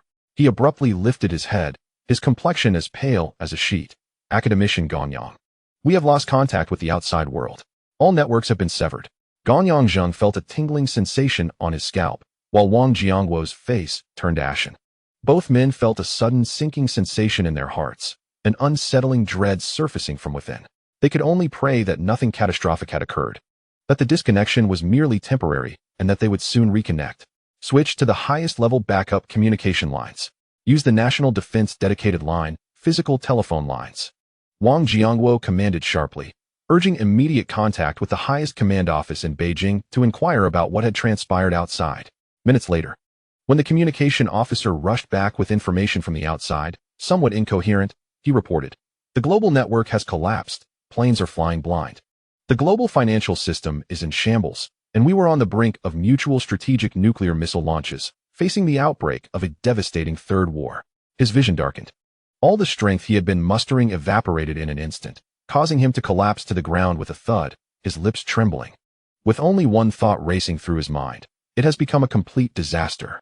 Secretary Li was equally thunderstruck, staring rigidly at the red button from moments ago, then glancing at his own hand, murmuring, Me? Today? I almost destroyed the entire world? Good heavens! Secretary Li could no longer bear the impact. His eyes rolled back as he fell backward. Secretary Li, what is wrong? Quickly, call for a doctor. Chapter 49. The Great Xia, still stubbornly defiant. After 1 hour of global network suspension, the Great Xia was the first to issue a formal announcement, calling for restraint and breaking the chain of suspicion. After 15 hours of global network suspension, the Fairly Beautiful and the Bear urgently released similar statements, leading to a preliminary de-escalation of the global nuclear crisis. After 3 hours of global network suspension, the Noble Alliance Council, after intense internal strife, finally published a joint announcement. After 24 hours of global network suspension, the White Elephant, belatedly aware, published its own announcement, attempting to assert its presence. The other voices, uninvited to the table, were ignored by the increasingly agitated upper echelons. Just after the White Elephant's proclamation, it hastily proposed joining the Global Network Reboot Coordination Center, boasting about its IT industry prowess, eager to contribute to the global restart effort. However, it was met with refusal from the Fairly Beautiful, indifference from the Great Xia, disdain from the Bear, and contempt from the Noble Lords. After 36 hours of global network suspension, basic communication was restored. The premier network engineering teams from various countries were mobilized, with clearly defined responsibilities. Personnel personally journeyed to the world's major internet exchange points, data centers, and backbone network hubs to manually inspect and replace damaged equipment. Employing shortwave radio, satellite phones, and military communication lines, a preliminary global command network was established, and the reboot coordination mechanism commenced operation. After a global network outage lasting 48 hours, the core backbone network was rebooted. Priority was given to the domain name system, top-level domain system, and national backbone networks, which were restarted in an orderly fashion. At 54 hours of global disconnection, network services and applications were restored. As backbone routes were re-established, major global cloud service providers, data centers, and critical applications rapidly revived. By 78 hours into the outage, societal and economic functions began to gradually return, although key sectors such as the financial system remained in a state of cautious disorder. As global networks progressively recovered, an immediate multinational joint investigation into the source of the outage was launched. Yet, all technical evidence and traffic tracing pointed to a single origin: Jingzhou City, Handong Province, Republic of Daxia. Was this an accident or a premeditated test? When this conclusion was placed on the desks of world leaders, an even more terrifying inference chilled them to the bone. Daxia possessed a cybernetic nuclear weapon. In the event of future conflict, Daxia could detonate this cyber nuke at the very onset of hostilities, plunging the world into a fatal vacuum of command paralysis and social disorder. At that moment, Daxia would be poised and resolute to deliver a decisive, lethal blow. Any nation struck by such a covert strike from Daxia would suffer catastrophic losses. The mere thought sent chills coursing through foreign leaders, their limbs icy and their minds gripped by dread. Shifting focus to the Oval Office. Within a newly refurbished garden meeting room, the heavy wooden doors could not shut out the chaos beyond. The president sat, gazing at a report indicating the source as Jingzhou City, Daxia. A surge of fury overwhelmed his mind. He violently hurled his tablet against the wall, shattering the screen. "Fuck you! Fuck you! Fuck you!" he roared, veins bulging on his neck as he paced like a cornered beast. How dare they? How did they accomplish this? He turned abruptly to Commissioner Smith and his team, eyes blazing with fury, his voice thundering. Our annual network security budget, our all-encompassing surveillance systems, are they all a damn joke? He abruptly stopped and pointed at the defense secretary, his voice trembling with fear. Where are our aircraft carriers? Our stealth bombers? Against these cursed attack vectors, have they become nothing but scrap metal? Everything we pride ourselves on will be annihilated the moment they press that button. After the peak of rage, an even deeper chill gripped him, making it almost impossible to breathe. He slumped into his chair, overwhelmed by helplessness, whispering, "We no longer hold absolute superiority. They control the switch that governs civilization." Shortly thereafter, he sprang up like an enraged lion, roaring wildly in the meeting room. "We must possess such a cyber-nuclear weapon. It is imperative. This is a brand new strategic deterrent. A Manhattan Project for the new era. Our great nation must lead and possess this power to restore absolute deterrence." Leaning forward, hands pressed on the expensive mahogany conference table, he scanned his advisors, eyes ablaze with undeniable resolve. The president's confidence wavered. "What now?" he snapped impatiently. "Sir, we lack the funds to undertake a Manhattan Project of unknown scope in this new era," an advisor replied. "What did you say?" The president's fury reignited. "Our great nation, the greatest in the world, how could we be penniless?" "Please, sir, allow me to explain. First, this fiscal year's budget was exhausted 3 months ago. The federal government is in a technical shutdown. Over 800,000 non-essential government employees are furloughed without pay, without congressional approval of new appropriations. We lack even the funds to maintain basic operations. Second, the military is struggling. Maintenance funding for the Army and Marine Corps next quarter, as well as wages for some overseas garrisons, are overdue. Soldiers' families have inundated the Defense Department with protests. Third, merely sustaining our existing nuclear arsenal. The global deployment of 11 carrier strike groups and military aid to allies has stretched our defense budget to its limits. Lastly, and most critically, our national debt has surpassed an astronomical figure of XX trillion dollars. The annual interest payments alone exceed our entire military budget. The Treasury Secretary frequently calls to inquire how we plan to repay the principal and interest on maturing debt. Wall Street and our creditors are rapidly losing patience. With each point, the rage on the president's face diminished, replaced by a creeping pallor and rigidity.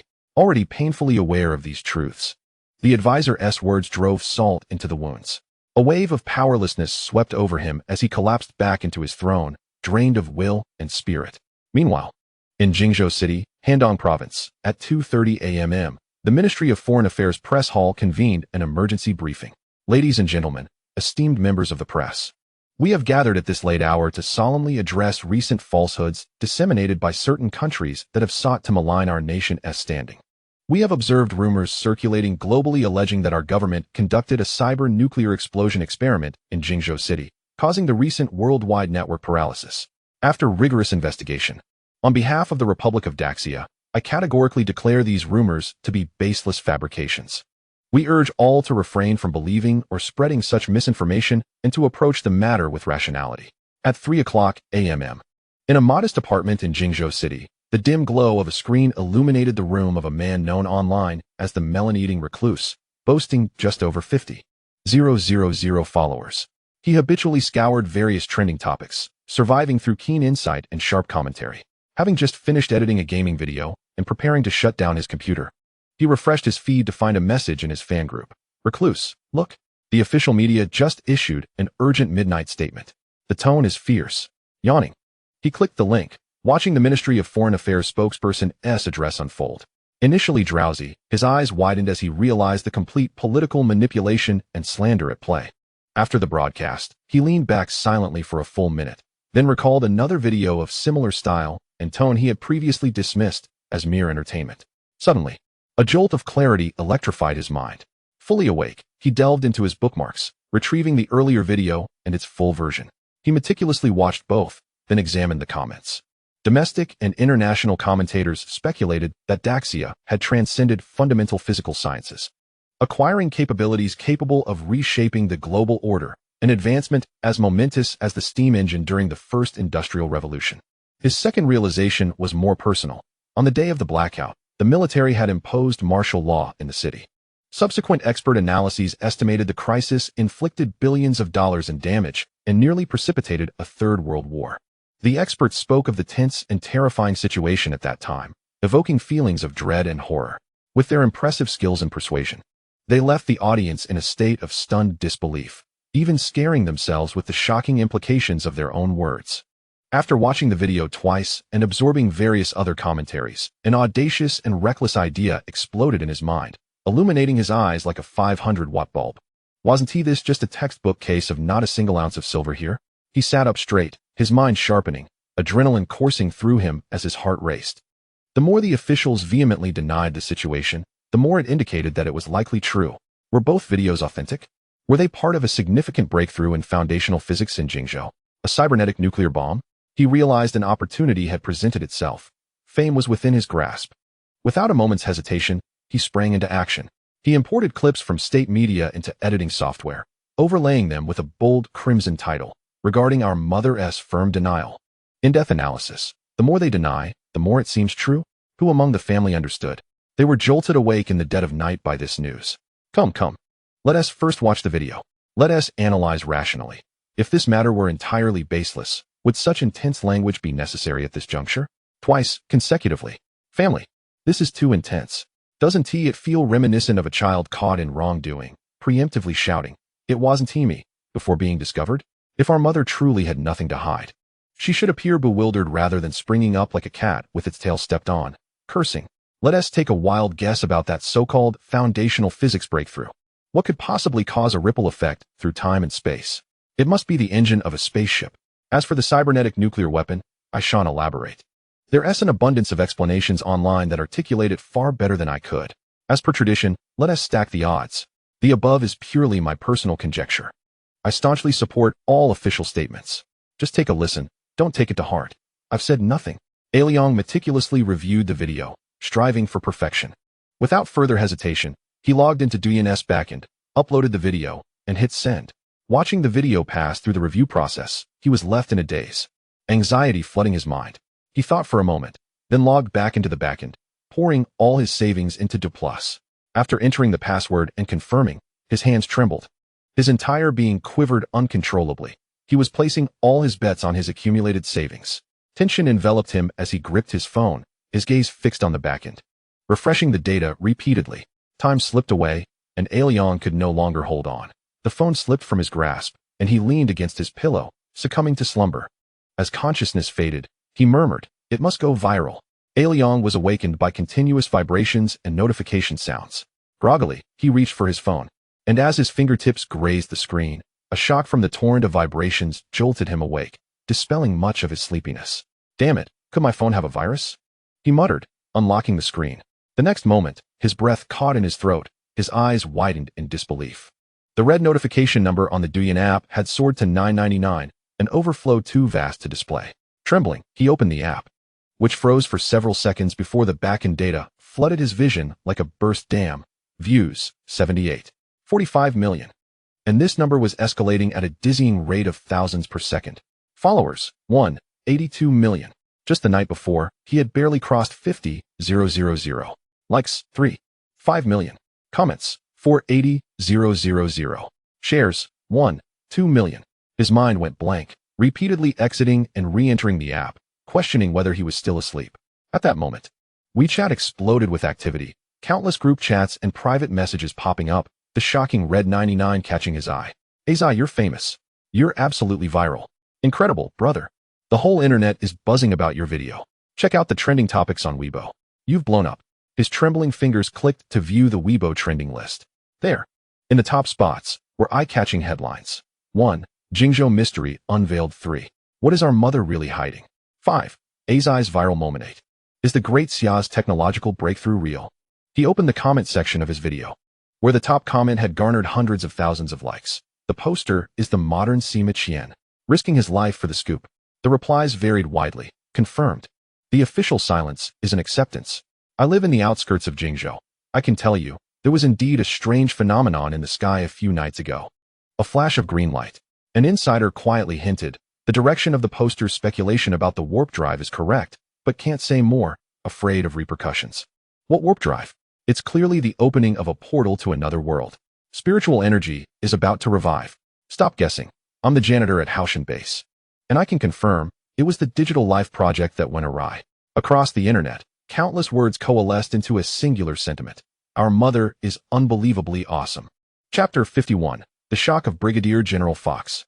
E95-27 Garbage Star, Dimensional Crystal Mine. A vast, scarred crater marred the surface of this reddish-brown planet like an unsightly scar. At the bottom of the pit, a group of figures toiled mechanically. They had long since lost the grandeur and pride of imperial soldiers, resembling nothing more than a band of beggar-like miners. The latest generation of the Empire's Sentinel-6 lightweight power armor lay discarded like a heap of scrap metal at the edge of the pit. In its place, each person wielded a heavy alloy shovel. Clang. An officer struck the seemingly impenetrable mineral layer with his shovel, but only a few paltry sparks erupted, numbing his palms. Straightening up, he wiped the sweat and grime from his face and muttered curses to his companion. This damned dimensional crystal mine is as hard as steel. I want to smash it with power armor and blast these rocks with a Gauss rifle. Why has the Empire sent us to this hellhole? Are we meant to dig like slaves? His complaints resonated with the others. Save your strength, Hans, replied a tall, lanky officer, laboring without enthusiasm. Didn't you hear that logistics guy say? Power armor can't be used in the dimensional crystal mine, nor can any other heavy machinery. We can only dig with our bare hands. Thanks to that pompous fool, Cassius von Horn. That bastard has dragged us down even in death. I wish I could kill him again, shouted a larger officer, forcefully driving his shovel into the earth, gasping as he yelled. Shut up, just dig. Let us unearth that bastard's corpse. I want to piss on it. His words silenced everyone, their expressions hardening in agreement with the last speaker's proposal. The pit was thick with a palpable sense of resentment. Suddenly, one of them shouted, I found it. I found Cassius von Horn's recorder. And his severed hand. This cry surged through the soldiers, instantly shattering their fatigue and apathy. Cheers erupted like a tidal wave as Hans, his face twisted with rage, slammed his shovel into the ground. He leaped up, gritting his teeth. I'll give that bastard's corpse a hot bath to welcome him back to the team. In stark contrast to the foul chaos of the mine below, soft classical music enveloped the bridge of the flagship, the Vigilant. The crew on the bridge discreetly lowered their voices, mindful not to disturb Fox. With his back turned to the command seat, he stood before the enormous porthole, fixated on the russet planet beneath the mothership. Suddenly, Brigadier Fox's gaze sharpened as he noticed a landing craft steadily approaching the mothership. Raising an eyebrow, he quietly observed the craft docking at the mothership's landing pad. Before long, the soft sound of the bridge's automatic door sliding open shattered the silence. A young ensign hurried into the bridge, clutching a metallic tray. On the tray lay two items, a severed hand and a spherical object the size of a ping-pong ball, adorned with unique azure energy patterns. The ensign paused not far behind Fox and reported, We have confirmed, Commander Cassius von Horn, that this is all we could recover of the body. Based on the scene, the energy dispersion was exceedingly intense. The main body may have been obliterated. Fox slowly turned around, his gaze lingering momentarily on the severed hand. A subtle frown creasing his brow as he detected a mixed odor of decay and a hint of urine. After a brief contemplation, he shifted his attention to the recorder emanating a ghostly blue glow. The ensign added, Due to the nature of the mission, Your Excellency, we are equipped with the latest recorder developed by the Imperial Academy of Sciences. This is one of the few devices capable of functioning in an environment with strong dimensional crystal interference. A glint of keen interest sparked in Fox's eyes. Without a moment's hesitation, he nodded slightly, his tone imbued with an irrepressible urgency to uncover the truth. Analyze it. The ensign, now serious, bowed his head and affirmed yes. As he spoke, a technician stepped forward to take the recorder. Moving to a nearby console, where he swiftly inserted the spherical object into a specialized container and began operating the console. Timestamp. Detection of anomalous energy reaction 10 minutes prior. The footage followed Cassius's perspective, panning over the mine, where approximately 50 emaciated miners wielded clanging mechanical picks, effortlessly breaking the dimensional crystal ore. The mechanical tools functioned seamlessly in the strong dimensional field, which was highly unusual. Who goes there? A miner with green hair shouted. Cassius von Horn, exuding an air of bemused elegance, replied, "It seems you are the source of the recent disturbances in this mine." The camera deliberately swept over the miners' mechanical picks and their firearms, revealing obvious astonishment. Fascinating. Purely mechanical structures. And what is that toy you hold? The green-haired miner, glancing at Cassius's Imperial officer uniform, displayed a moment of internal struggle before a desperate resolve took over. Comrades, there is no retreat. We cannot let him leave alive. Kill. The camera jolted violently as Cassius's hand swiftly grasped the hilt of his ornate sword at his waist. With a soft hum, a hazy azure aura enveloped him, and the sword was drawn, transforming into a silvery arc. The sound of clashing metal erupted as bullets aimed at him were deftly deflected by the sword. Another miner hurled a grenade-like object, but Cassius nimbly evaded it with an uncanny grace. Cassius's voice turned icy, laced with offended anger. Insects dare to strike at the blade of the Empire? His figure darted into the throng, and with each flash of his sword, blood erupted. The miners fell in droves, leaving only the green-haired one, now pale and crumpled on the ground. Speak. Who supplied you with weapons and tools? Where is your stronghold? Tell me, and I will grant you a swift end. Bah, Imperial lackey, I will never betray my comrades. With his last ounce of strength, he shouted, for the ideal, for the obstinate. As the blade flashed, a head flew off, and the headless corpse crumpled to the ground, blood gushing forth. On the periphery of the scene, a red-haired youth, dressed incongruously for the blood-soaked setting, entered the massacre. Oh, another fish slips through the net, and it seems he has willingly walked into the trap? Rest assured, I shall be quite gentle when I sever your head. Amidst the elegant unfamiliarity of noble etiquette, Jiang Li's figure gradually blurred, leaving behind a confident declaration. I tell you, my ancestors once produced an emperor. Do you believe that? Farewell, my dear knight. Fox suddenly rose, disbelief etched across his face. Personal spatial equipment? Individual spatial jump technology? He is a von Gerhardt. The Gerhardt family was once royal? Impossible. Chapter 52. The Hohenheim Star Domain. I shall return. In the Hohenheim Star Domain, on the main star Valhalla, the grand baronial castle basked in the first rays of morning sun, casting a golden halo over the technologically styled fortress, imparting a solemn yet dignified aura. At this moment, the Baron, who had previously been grumpy, wore a look of astonishment. His gaze fixated on a projection before him, his expression oscillating between hues of green and white. Kicking away a maidservant who had been used as a footstool, he abruptly stood up. The head maid naturally stepped forward to drape a lightweight silk shawl over his shoulders, while the kicked maid, enduring the pain, rolled a few times before anxiously kneeling beside him, her body trembling slightly. However, the Baron paid them no mind, pacing on the soft velvet carpet. Could the rumors about the Gerhardt family truly be real? I thought it was merely a baseless tale, the boast of a village peasant. Spatial equipment, individual spatial jump technology. These are the latest technologies of the Empire that have yet to be mass-produced, remaining confined to the laboratory? How did they achieve this? The video clearly showcased technology that appeared to be practical and mature. As he pondered, he halted in his tracks, raising his gaze to the golden beam of sunlight streaming through the window. The Gerhardts were of the former royal lineage? His eyes suddenly brightened, and he clapped his hands. The fallen royal family, fearing retribution, is secretly hiding on a remote trash planet, struggling to survive. They are not merely biding their time. They are preparing for a resurgence. Clapping his hands again, he affirmed, exactly. Otherwise, how could they possess such formidable technology? Even the most fallen nobility retains their royal heritage, and any technology they possess is bound to be top tier. Slowly, Baron Hohen sat down, the head maid instantly prostrating herself beneath him. Once settled, the Baron raised his gaze to the projection, his expression grave. Fox, I authorize you to immediately apprehend the Empire's wanted criminal, the Gerhardt family. Retrieve the technology and treasures. No sooner had he spoken than Fox's calm voice resounded. My lord, old Gerhard is already under my control. However, the Baron's expression darkened, yet he did not interrupt. But the heir and eldest daughter of Gerhard have already fled. What? Baron Hohen sprang to his feet. Pursue them. At all costs, I grant you full authority. My lord. They departed aboard a merchant vessel of the X-Consortium. We lack the authority to intercept. Your decision is needed.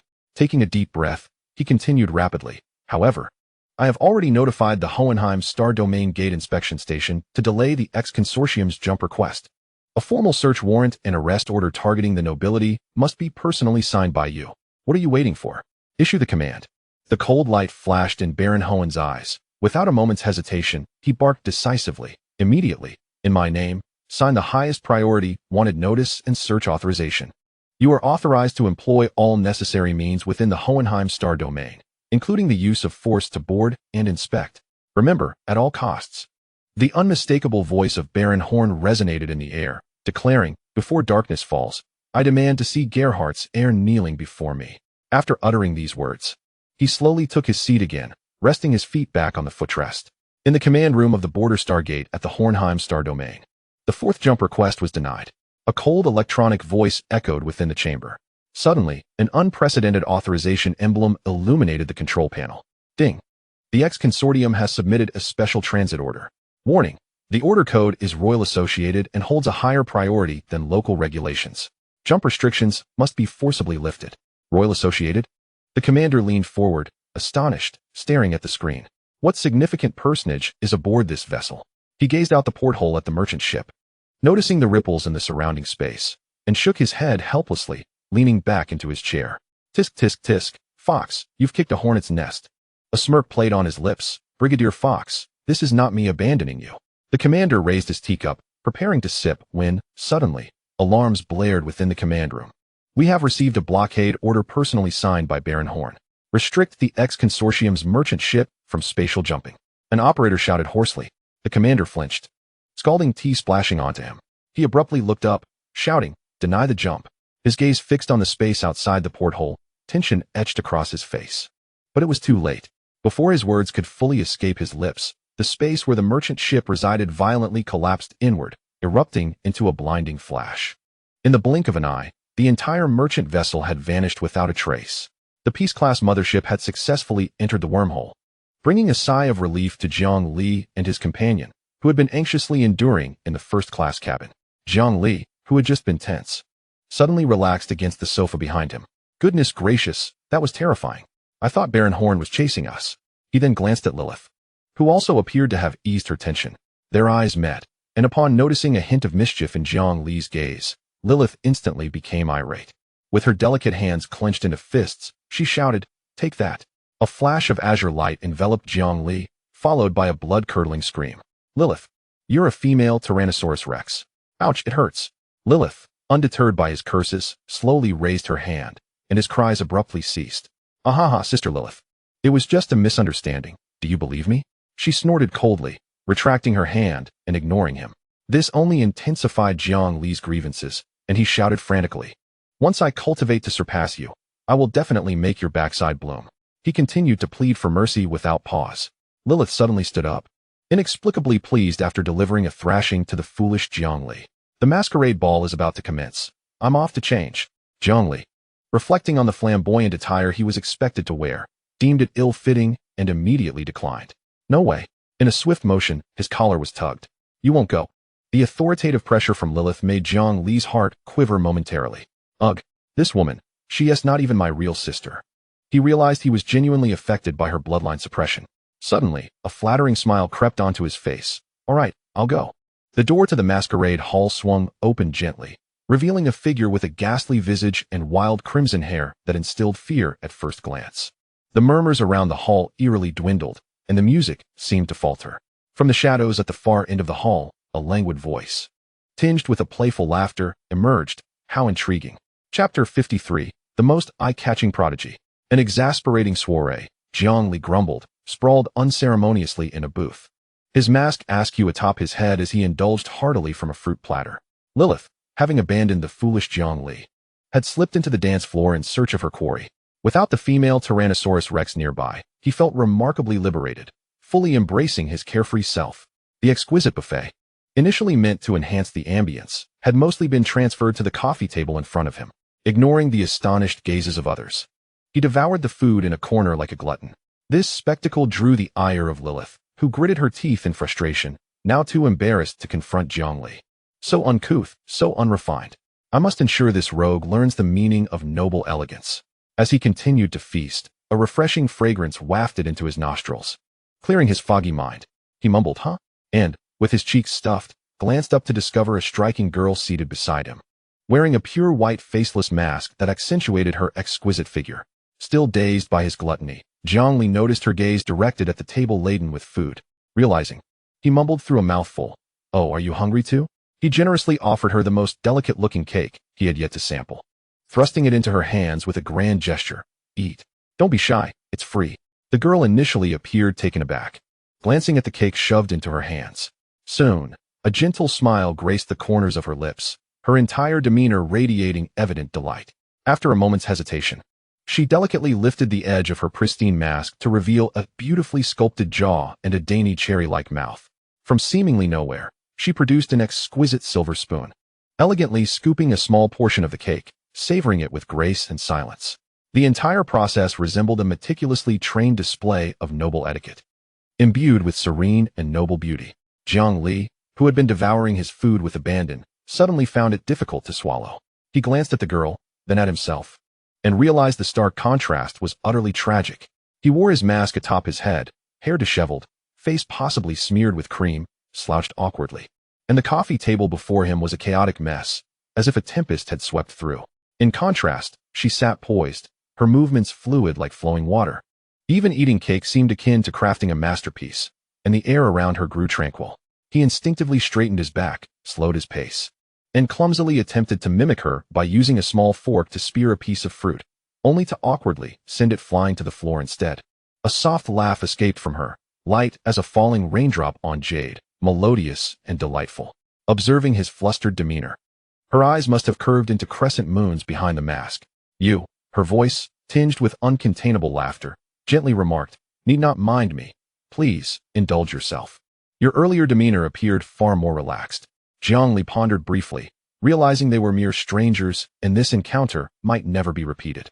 He cast aside his reservations and resumed his previous indulgence. The girl watched with amusement as Zhongli devoured the delicacies like a ravenous spirit, seemingly relishing a culinary delight. Unconsciously, she swallowed hard, scooping another small morsel of cake to taste. She furrowed her brow, contemplating, is the flavor average? After a glance, she elegantly extended her delicate hand, placing the remaining cake on the coffee table, then beamed at Zhongli, her eyes filled with mirth. What she did not anticipate was that Zhongli, observing the leftover cake on the table, swiftly seized it before she could react, and with a few bites, it was gone. "What happened?" Zhongli responded, intrigued by her exclamation. "Nothing." The young girl, her tone tinged with displeasure, observed Zhongli with a perplexed expression. Abruptly tossing aside the empty cake box, she reclined backward, patting her stomach and exhaling a long sigh of relief. She picked up a fishbone from the table, using it as a toothpick, and glanced at the demure girl beside her. Raising an eyebrow, she introduced herself, "I am Zhongli, and you are?"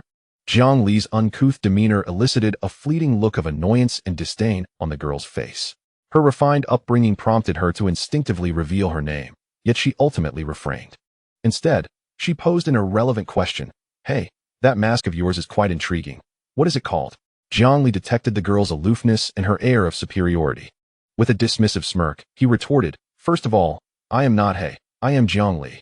Secondly, I am not obliged to enlighten you. You may return whence you came." With that, he prepared to stand, feeling somewhat rushed as he sought a place to release his pent-up stress. "Wait, I will pay for that mask." Zhongli remained unfazed, letting out a scoff, his actions unchanged. 100,000. I will offer 100,000 credit points. Zhongli hesitated momentarily, contemplating the girl's evident background. He deemed it unwise to attract trouble over a mere 100,000 credit points. However, witnessing her persistence, he ventured, 500,000. I will pay 500,000 credit points. Zhang Li's interest peaked, and he swiftly countered, 1 million, along with the story behind it. The girl hesitated briefly before resolutely agreeing. Deal? Zhang Li's face lit up with joy as he instantly adopted a sycophantic demeanor, yanking the mask off his head and eagerly presenting it to the girl. Yet, the moment she beheld him, Her last shred of goodwill vanished. Her voice turning cold as she replied, "Someone will come looking for you. Just hand the mask over to them. Now please share your story." Unfazed, Jiang Li donned the mask once more, nonchalantly returning to his previous position. Lowering his voice to a husky murmur, he began. "This mask is called Hollow Ghost." The noble young master peered through the window and witnessed a scene that would haunt him forever. As Jiang Li wore the mask and gestured wildly, he raised his voice, depicting a terrifying specter with greenish features and jagged fangs, spreading human skin across a bed while wielding colored pens to illustrate upon it. He animatedly enacted the tale. Suddenly, he leaned closer to the girl, lowering his voice ominously. Once the demon completed its drawing, it discarded the pen and donned the skin like a garment, instantly transforming into that beautiful woman.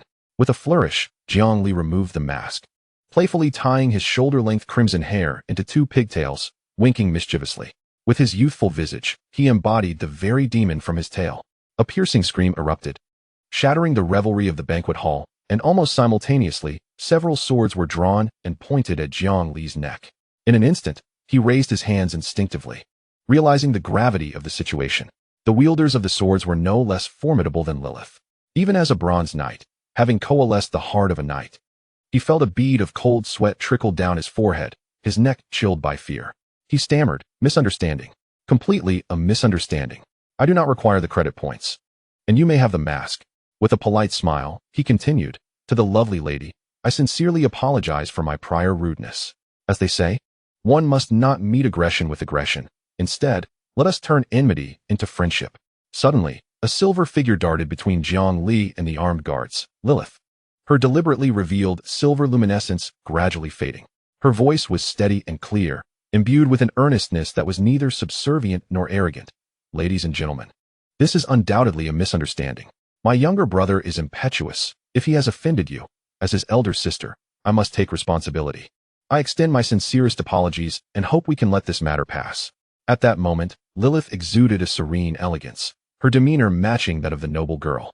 The other guests finally recognized her as the Silver Knight, and those who had recently interacted with her exchanged glances filled with astonishment. However, their gazes shifted back to the masked girl, causing their earlier enthusiasm to dissipate. A figure, faster than Lilith, swiftly entered the scene, ignoring her pale countenance, and bowed to the silent girl, inquiring softly, "Your Highness, what are your instructions?" He cast a brief glance at Jiang Li and Lilith, their hearts sinking at the chill in his calm eyes. The banquet hall fell silent, the tension palpable as everyone held their breath, the atmosphere thick with anticipation. Jiang Li and Lilith felt the weight of time stretch unbearably.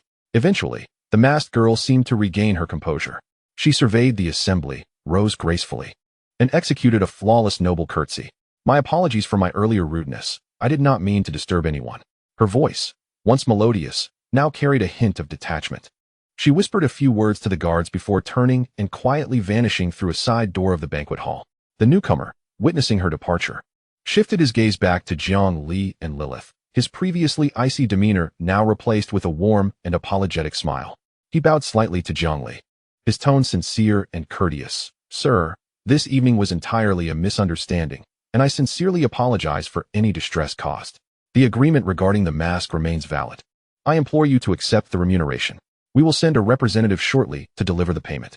He paused, his gaze sweeping over Jiang Li and Lilith, his smile deepening with meaning. "Additionally, as a gesture of goodwill, we shall prepare a small gift to express our regret. I hope you will graciously accept our visit." Lilith managed a smile and stepped forward, performing a flawless noble courtesy of her own. "I accept your apology, and I welcome your visit."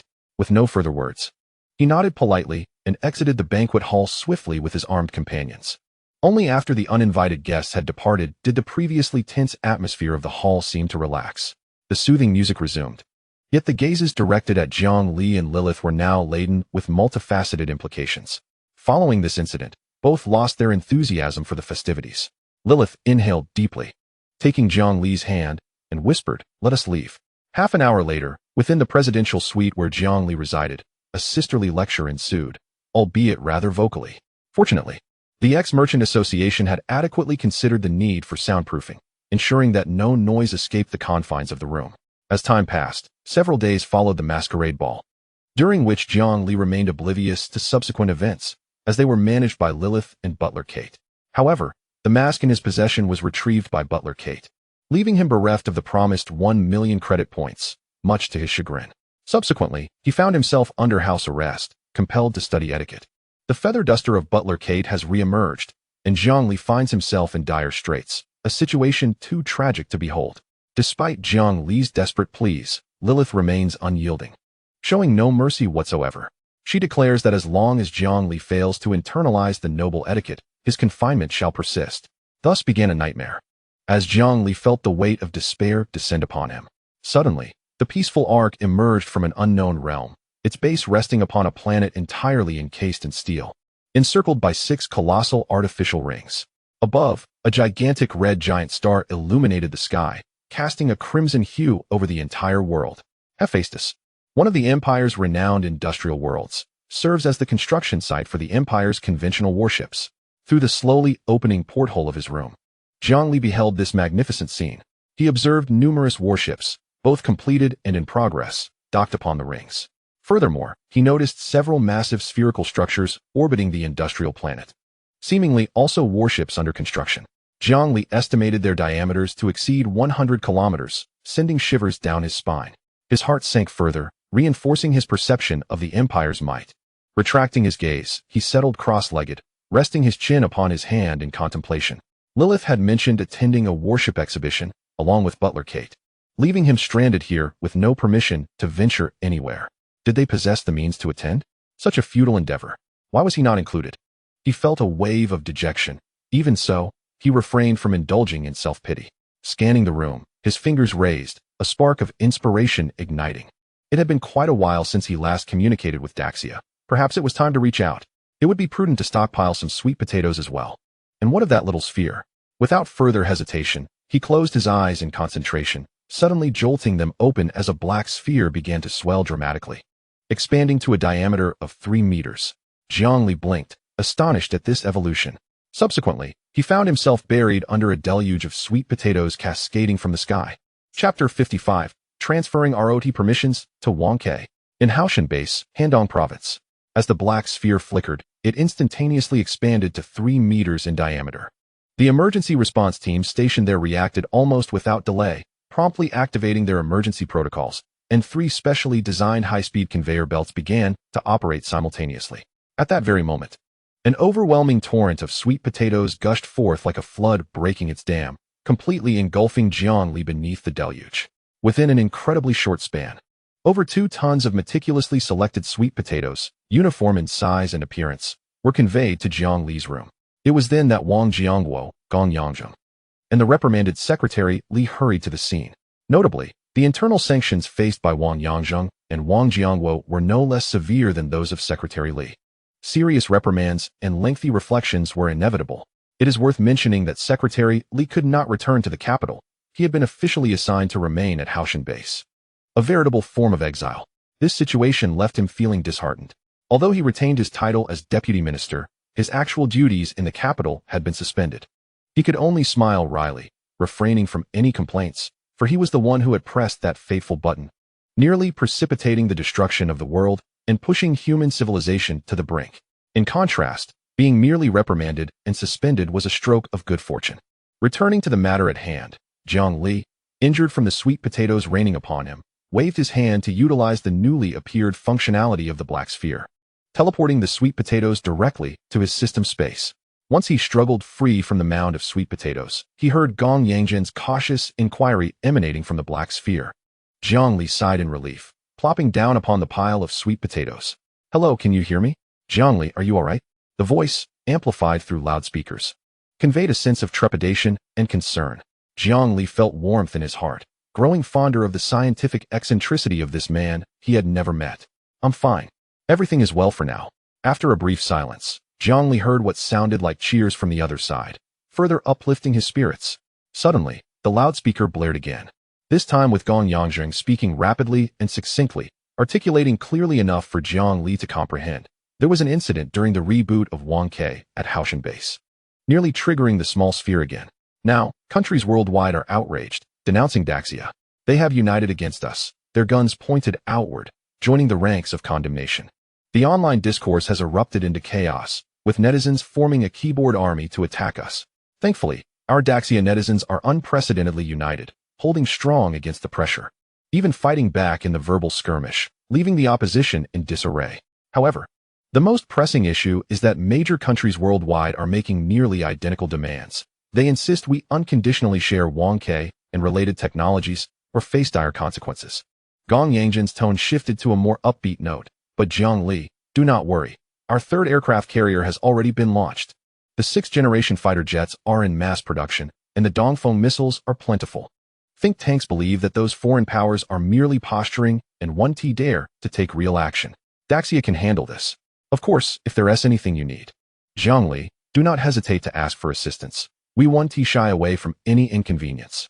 Jiang Li retrieved a special cigarette from Daxia's supply, lit it, and took a puff, glancing down with a frown, muttering to himself that the cigarette lacked potency. Perhaps it was counterfeit. Then, a smile crept onto his lips. All right. I have faith in our motherland's strength. Whatever assistance is needed, I shall give my utmost. His expression turned serious as he addressed Gong Yangjing, Academician Gong. I hereby formally transfer the ROT permissions of Wang Ke to Daxia. It was my oversight. Wang Ke's personality was set to be mischievous and playful. Previously, its mischief was harmless, often bringing a smile to my face. After transferring permissions, you will be able to reset it to factory settings and customize its functionalities. After stating this, Jiang Li recited a series of passwords and configuration methods. Gong Yangjing opened his mouth, ultimately expressing, on behalf of Daxia, I thank Comrade Jiang Li for his outstanding contributions. Academician Gong, you flatter me. 30 seconds countdown. A technician shouted nearby. Jiang Li smacked his lips. No worries. I've just extended it by 3 minutes. The total duration is now 10 minutes. This statement brought a wave of relief among the crowd, their eyes fixed on the enlarging black sphere, anticipation blooming within them. Jiang Li wasted no time, mirroring Gong Yangjin's rapid speech, relaying his recent developments. Academician Gong, this situation has turned out to be a blessing in disguise. I've discovered that the Imperial Capital Academy is akin to the Tsinghua and Peking University of the Empire. Previously elusive technology is now easily accessible in the capital. Moreover, there's good news. The Empire permits private transactions of planets like the E9527 junk star. Once I reach the capital, I'll find ways to earn money to purchase a planet even better than the E9527 junk star. 30 seconds countdown. I intend to gift this planet to Daxia as territory beyond our galaxy. I've even thought of names. How about New Daxia or Morning Star? Jiang Li distinctly heard gasps from the other side. In the final 5 seconds, Gong Yangjin's anxious voice interjected, No. Comrade Jiang Li, your personal safety is paramount. Those matters are secondary. We must prioritize your well-being. The black sphere abruptly collapsed into a pinpoint before vanishing entirely. The words that Gong Yangjing had been about to utter, laden with urgency and concern, were cruelly severed across the void of space and time. The connection was severed. Jiang Li sat stunned for a moment in the room, then broke into a soft, amused smile, a warm glow blossoming within his heart. His spirits lifted considerably. Twisting his waist, he sprang to his feet, waving his hand, and the mountain of sweet potatoes instantly disappeared. 2 sweet potatoes materialized in his palm. He chuckled softly. He found himself longing for roasted sweet potatoes. He wondered if the intelligent kitchen here could prepare them, or even candied sweet potato strips, sweet potato jelly cakes, sweet potato rolls, cheese-baked sweet potatoes, or sweet potato balls. As these thoughts crossed his mind, tears of happiness involuntarily welled at the corners of his mouth. 15 minutes later, the doorbell of the presidential suite chimed. Lilith, I told you, if you have no money, don't bother looking at battleships. Assuming it was his sister returning, he opened the door. Yet standing there was a completely unfamiliar girl, her smile radiating an almost excessive sunshine. Jiang Li froze, furrowing his brows. Who are you? Chapter 56, Catherine. At the rear-numbered presidential suite in first class aboard the peace ship, a young man stood inside the room, brow furrowed. Outside stood a young lady, graceful and refined in appearance, yet speaking in a manner utterly incongruent with her demeanor. So familiar and lively, it was almost startling. Hello, I'm Catherine. Mr. Jiang Li. This is our second meeting, you know? Jiang Li regarded her with suspicion, eyes fixed on her face as his mind raced. Second meeting? How could he not recall? Had he forgotten? No, that was impossible. She was as enchanting as a sprite. Impossible to forget. Catherine's south eyes curved like crescent moons, deliberately revealing 2 small tiger-like teeth, making her appear both adorable and mischievous. Noticing Jiang Li's intense gaze, she blushed faintly, lowered her head, lifted her skirt gracefully, and offered a noble curtsy. In a soft voice tinged with bashfulness, she chided, "Mr. Zhongli, it is quite impolite to stare so intently at a young lady's face." Her shy reproach made Zhongli's heart skip a beat. The strict lessons from his butler in recent days had evidently borne some fruit.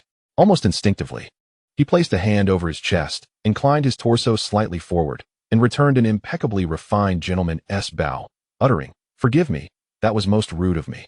I apologize for my previous impertinence." Catherine giggled, "I accept your apology." Before Zhongli could respond, she sniffed the air, her eyes suddenly brightening with genuine delight. What a delightful fragrance! Such a scent must surely herald a rare delicacy. "Mr. Zhongli, won't you invite me inside for a moment?" Zhongli, utterly bewildered, instinctively followed the etiquette taught by butler Kate and extended a natural invitation. Once seated together on the living room sofa, Zhongli suddenly realized, wait, I've just let a complete stranger with such social boldness into my home. Seeing Zhongli's hesitant gaze, Catherine smiled and casually waved her hands. Suddenly, a faceless mask appeared in one hand, while the other manifested a fierce green mask adorned with fangs. Zhongli's eyes widened in shock. "It's you?" His gaze darted to the two masks, then fixed on a jeweled ring upon her finger. His mind screamed, conjuring objects from thin air? Spatial equipment? She has a system too? Has she just revealed it so blatantly? Catherine puffed out her chest, still smiling warmly, and admitted candidly, "Yes, it's me." Noticing Zhongli's fixed stare on the ring, she revealed without hesitation, "This is a portable spatial device gifted to me by my elders." Seeing the innocent and guileless expression of the girl, unscarred by the harshness of the world, Zhongli's headache worsened. Associating with such a person often invited great trouble. The only forces capable of nurturing such pure, untainted souls were those of the heavenly dragon and heavenly palace, whose elders were towering trees. No, a whole forest, providing shelter and peace to their offspring and juniors. Zhongli's eyes flickered, torn between hope and caution. He noticed Catherine furtively swallowing and glancing toward the kitchen. A spark ignited in his heart. Whatever her reasons for coming, she sought him. Yet, he resolved to find a way to send her away gently and to minimize future contact. "Mr. Zhongli? Miss Catherine." They spoke simultaneously, creating an awkward silence. "You first?" "No, you first." Several crows flew overhead as both broke into nervous sweat, cheeks flushed with embarrassment. "I'll go first." Zhongli quickly stood, hastening his words. "Honorable Miss Catherine, I have prepared some refreshments and would be delighted if you would share them with me." "Of course. It was I who was rude earlier. My apologies." Catherine's face blossomed into a radiant smile. "As a newfound friend, I was simply bold enough to inquire. Mr. Zhongli's refreshments smell divine. Might I partake?" Her earnest gaze and rosy cheeks, like an inviting red apple, momentarily stunned Zhongli, leaving him somewhat dazed. He thought to himself, "This young lady's charm is truly potent. Her sincerity is like a breath of spring air, effortlessly dissolving one's defenses and opening the heart." He could not help but wish to befriend her. Suddenly, two words flashed through his mind. Innocent heart, seven-opened exquisite mind? These thoughts formed in an instant. Hesitating briefly, he once again offered a gentleman's bow and complimented, "Beautiful and kind Miss Catherine, I shall fetch the refreshments at once to share with you."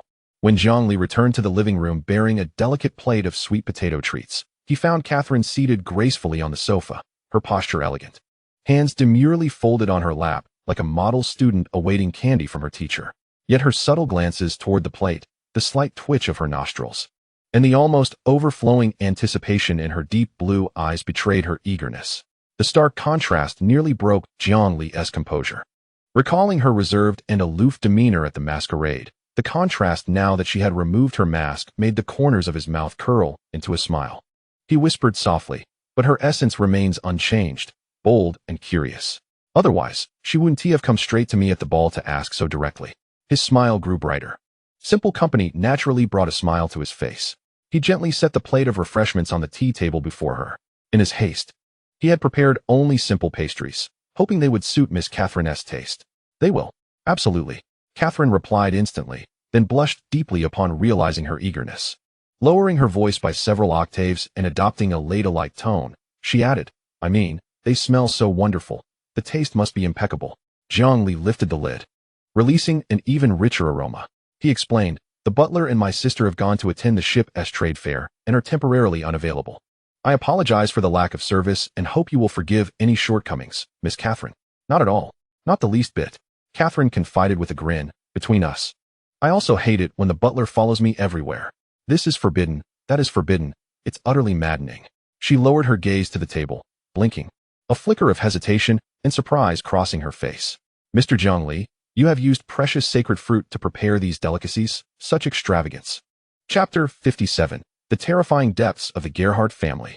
Zhongli was perplexed by the girl's astonishment. After all, it suddenly struck him that sweet potatoes were indeed a rare treasure for the empire. The opportunity to roast sweet potatoes and enjoy some snacks today was solely due to Lilith's absence. If the mother Tyrannosaurus were to discover that he was wasting sweet potatoes in such a manner, she would certainly instruct Butler Kate to give him, the young master, a stern lesson on what it meant to embody noble demeanor. With a mind swirling with thoughts, Zhongli decided to maintain his facade. He raised his head, donned a smile, and elegantly picked up a small spoon from beside the plate, presenting it to the girl, whose eyes were wide with wonder. After all, this sacred fruit was, at its core, merely a type of food. When faced with food, it is our duty to explore every avenue to enhance its taste. That is the truth. Catherine's eyes sparkled upon hearing Zhongli's words, and she instantly stood up. Your Excellency Zhongli, your statement encapsulates a profound philosophy. She curtsied slightly, then raised her head and earnestly continued. Allow me to formally introduce myself. I am Catherine Taylor. I beg your pardon, Your Excellency Zhongli. May I have the honor of knowing your surname? Her eyes gleamed with excitement. Zhongli felt a chill run down his spine, internally exclaiming, what the heck? For Butler Kate had once mentioned that in noble etiquette, when someone earnestly states their full name and inquires about your surname, it typically signifies that they regard you as a trustworthy and equal friend. It is a gesture of the highest goodwill and acknowledgement, a bond forged in loyalty.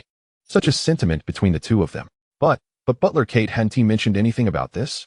After a moment of hesitation, under the girl's expectant gaze, Zhongli returned a polite gesture, his expression serious as he replied, I apologize, beautiful lady, but I must express my regret. Catherine's smile instantly vanished, and her eyes glistened with unshed tears. Zhongli felt not only his scalp tingle, but also an overwhelming itchiness throughout his body. He quickly added, I previously deceived the lovely young lady, and for that, I sincerely apologize. Allow me to formally introduce myself. I am Li Jiang Gerhardt. The girl, now teary-eyed, instantly broke into a radiant smile, exclaiming, It's all right, I accept your apology. Lord Li Jiang Gerhardt, you merely rearranged your name. This does not constitute deception. She waved the spoon in her hand, declaring loudly, From this day forth, Lord Li Jiang, we shall be the best of friends. She then lowered her gaze to the spoon in her hand, her expression momentarily puzzled. Huh, is this my little spoon? Why would it be in your room, Li Jiang? Catherine's face displayed pure bewilderment. As soon as her words fell, their eyes met in the air, and Zhongli felt a sudden jolt, nearly blurting out that he had found the spoon in his pocket. Reflecting back, he recalled slipping it into his pocket during the ball, having kept it because it was exquisitely beautiful. He also remembered having given a small cake to this girl. The spoon was indeed used by her to eat the cake. In an instant, they both understood how the spoon ended up here. The girl's ears flushed crimson as she bent down to pick up a roasted, tender sweet potato. Taking small bites, Zhongli felt awkward, unsure of where to place his hands. Cursing himself for his clumsiness, he glanced around and suddenly had a flash of inspiration. Miss Catherine, please wait a moment. I shall return shortly. With that, he nearly dashed toward the kitchen. Catherine burst into laughter but quickly stifled it, realizing it was rather unladylike. After glancing around to ensure no one was watching, she stuck out her tongue and savored a generous spoonful of the soft, sweet potato. As footsteps approached, Catherine looked up to find Zhongli pushing a food cart closer. Her eyes widened in astonishment as she scanned back and forth between the sweet potato in her hand and the cart. Finally, she managed to articulate, Lord Li Jiang, you are truly affluent. She quickly added, and you are incredibly generous, Lord Li Jiang. Zhongli couldn't help but chuckle at the adorable expression on the girl's face as she struggled to find the right words to compliment him. He steadied the cart in front of Catherine and lifted the warming lids from several platters. Instantly, a rich and complex aroma, far more enticing than the roasted sweet potatoes, burst forth in the living room, filling the air with its allure. When Catherine beheld the exquisite delicacies on the cart, sweet potato fries, sweet potato jelly, sweet potato rolls, cheese-baked sweet potatoes, sweet potato balls, her expression of composure completely unraveled. Oh my goodness! She instinctively covered her mouth with her hand, her eyes shimmering with disbelief. Lord Li Jiang, this is even more extravagant than a royal feast. I have never seen anyone create such a variety of dishes using so many sacred fruits. She lifted her gaze. Her eyes filled with pure curiosity and admiration, and couldn't he help but ask, Lordly John Gerhardt, please forgive my boldness. But do you usually indulge in sacred fruits in such a manner? Upon hearing the girl's heartfelt admiration, Zhongli could no longer suppress the curve of his lips. A subtle sense of vanity swelled within him, deeply satisfied. Clearing his throat, he endeavored to sound calm and gentle. Miss Catherine, you need not be so formal. Just call me Zhongli. In fact, I prefer that name. As for the lovely lady's inquiry, he elegantly lifted a platter of the most dazzling, glistening sweet potatoes, their sugary strands glimmering like treasure, and gently placed it on the coffee table before her. Leaning slightly forward, he revealed a sincere and charming smile, his gaze locking onto her beautiful eyes as he affirmed, indeed, in my view, there are but two things in this world that deserve our utmost attention and should never be taken for granted. He paused deliberately, allowing the weight of his words to settle before clearly articulating. One is the rare delicacies of the world, and the other is the enchanting beauty before me. His voice softened, carrying a gentle invitation. I am honored to invite this beautiful lady to savor a dish that I have meticulously prepared. Catherine's cheeks involuntarily flushed, and her ears grew warm as she struggled to articulate her thoughts. Lowering her head, she took a small spoonful of the sweet potato and placed it in her mouth. Zhongli, your family must be a truly remarkable one. What? Zhongli's mind was filled with question marks. Chapter 58. Catherine captivated by the story. In the first-class cabin of the Peaceful Voyager, Jiang Li and Catherine found themselves in perfect harmony. The girl animatedly shared tales of the local customs and culture of the imperial capital, Terra Star. The young man frequently interjected with praises, making her beam with pride, and his demeanor became increasingly agreeable in her eyes. In this cheerful atmosphere, the roasted sweet potatoes and various delectable snacks found their way into both of their stomachs. As the host, Zhang Li exhibited restraint, merely sampling the offerings, while the girl, amidst her chatter, unknowingly devoured nearly all of them. Noticing the empty plate, Catherine's excitement waned momentarily, her face flushing slightly as she whispered, Oh dear, Zhang Li, I have been terribly rude. I can't believe I consumed all the sacred fruits. Hearing her tone tremble, Zhang Li laughed heartily. It's quite all right. The fact that the lovely lady enjoyed my culinary creations fills me with pride and honor. Seeing her bite her lip, her blush deepening, Zhongli chuckled again, diverting the conversation. Catherine, what brings you to seek me? Surely you did not foresee that I would host a sacred fruit feast? Upon the emergence of this query, the young lady's ears flushed a vibrant red, and after a prolonged pause, she stammered softly, I came to seek you out, inquiring if there are any tales akin to that of the painted skin. Moreover, your narration of the painted skin was rather cursory. Many details were left unarticulated. Most crucially, you failed to disclose the conclusion. What became of the painted skin demon? Was it vanquished by the exorcist? At this juncture, Catherine had regained her composure, her eyes sparkling with anticipation as she gazed eagerly at Zhongli. Zhongli, could you possibly recount the complete story for me? I implore you. Faced with the pleading gaze of the maiden, Zhongli found himself utterly defenseless. He beamed and replied, Certainly. The timing is perfect. I shall recount the tale of the painted skin in detail. Suddenly, he lowered his voice ominously and inquired, Catherine, are you not afraid of the painted skin demon? Knowing its true name, it may come seeking you tonight. Catherine gasped, tossing her spoon onto the plate with a resounding clatter. She clasped her hands over her eyes, her complexion paling, and her shoulders instinctively hunching, genuinely frightened. Zhongli felt a pang of embarrassment, thinking, this girl is both timid and playful. How easily frightened. If I were to tell her about Sadeko or the ghost from the little days, she would surely dive under the covers and refuse to emerge. Clearing his throat, he resumed in normal tone, I was merely teasing you. Do not be alarmed. It is just a story. There are no ghosts in this world. Peering through her fingers to gauge Zhongli's expression, Catherine noticed his slight awkwardness and gradually lowered her hands. Although a trace of fear lingered on her face, she bravely retorted, Who is afraid? You please continue. Seeing her attempt to appear unperturbed despite her evident fright, Zhongli found her both amusing and endearing, further cementing his belief in her playful disposition. Without hesitation, he recollected the tale of the painted skin, modifying the background and characters slightly, while filling in the previously omitted details. With a touch of artistic embellishment, reminiscent of film adaptations, he narrated the story in a manner that left the young lady shrieking in terror, yet reluctant to have him cease his storytelling. Before they knew it, their proximity had diminished, Jiangli tightened his arm as Catherine embraced him firmly, lowering his gaze to meet her anxious and expectant eyes. He paused momentarily, but did not halt his narration. However, the malevolent spirit, upon seeing the artifact, the whisk, dared not enter the room. Enraged, it destroyed the artifact, burst into the bedroom, and extracted the nobleman's heart before departing. Jiangli recounted this segment plainly, refraining from adding any emphatic expressions, fearing it might frighten Catherine further. Yet, even so, he felt her grip tighten, and he could even sense her heart racing in fear. At that moment, the door crashed open. "Foolish Adu, come greet your elder sister." The young lady, already on edge, was startled by the booming voice, screaming as she shut her eyes and dove into Jiangli's embrace. Muttering, "Do not take my heart. Catherine's heart is precious. Please, Mr. Demon, do not come to take it. Woe is me." Jiangli felt warmth spreading across his chest as Catherine's tears swiftly soaked his attire. The atmosphere fell into a hushed silence. Lilith, observing the tightly embraced pair, widened her eyes in surprise, followed by a mixture of astonishment, understanding, and overwhelming excitement that broke into a mischievous smile. She half covered her face with her hand, feigning an intent to withdraw, exclaiming, "Oh dear, am I intruding at an inopportune moment? You too, please continue as if I were never here." Her tone was jubilant, laden with the implication of finally witnessing a delightful scene.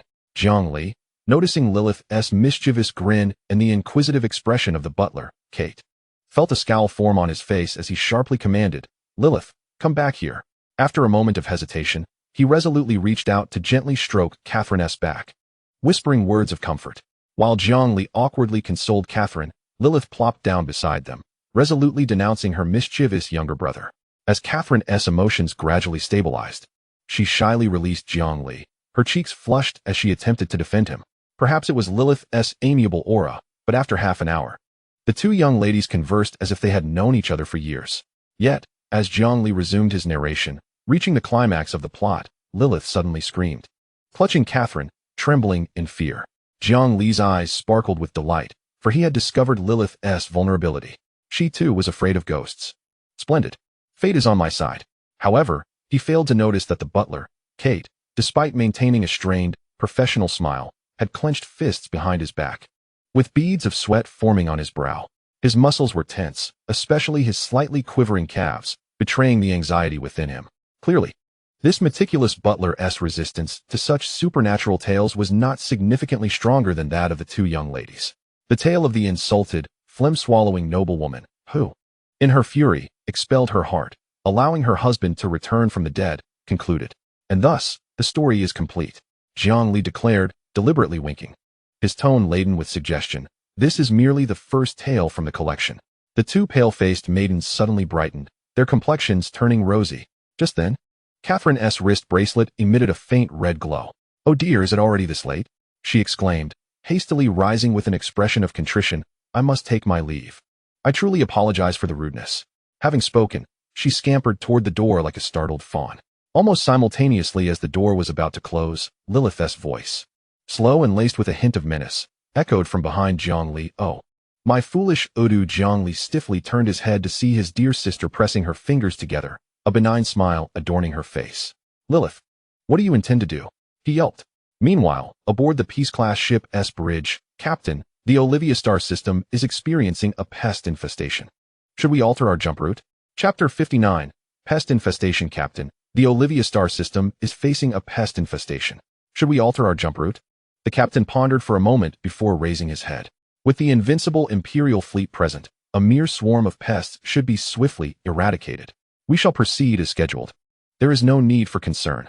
However, the navigator hesitated, finally gathering the courage to report loudly, "Captain, the level of this infestation has reached level 3. At this point, the first officer interjected, "Captain, given the Imperial Army's track record, a level 3 alert may well indicate a real threat of level 2.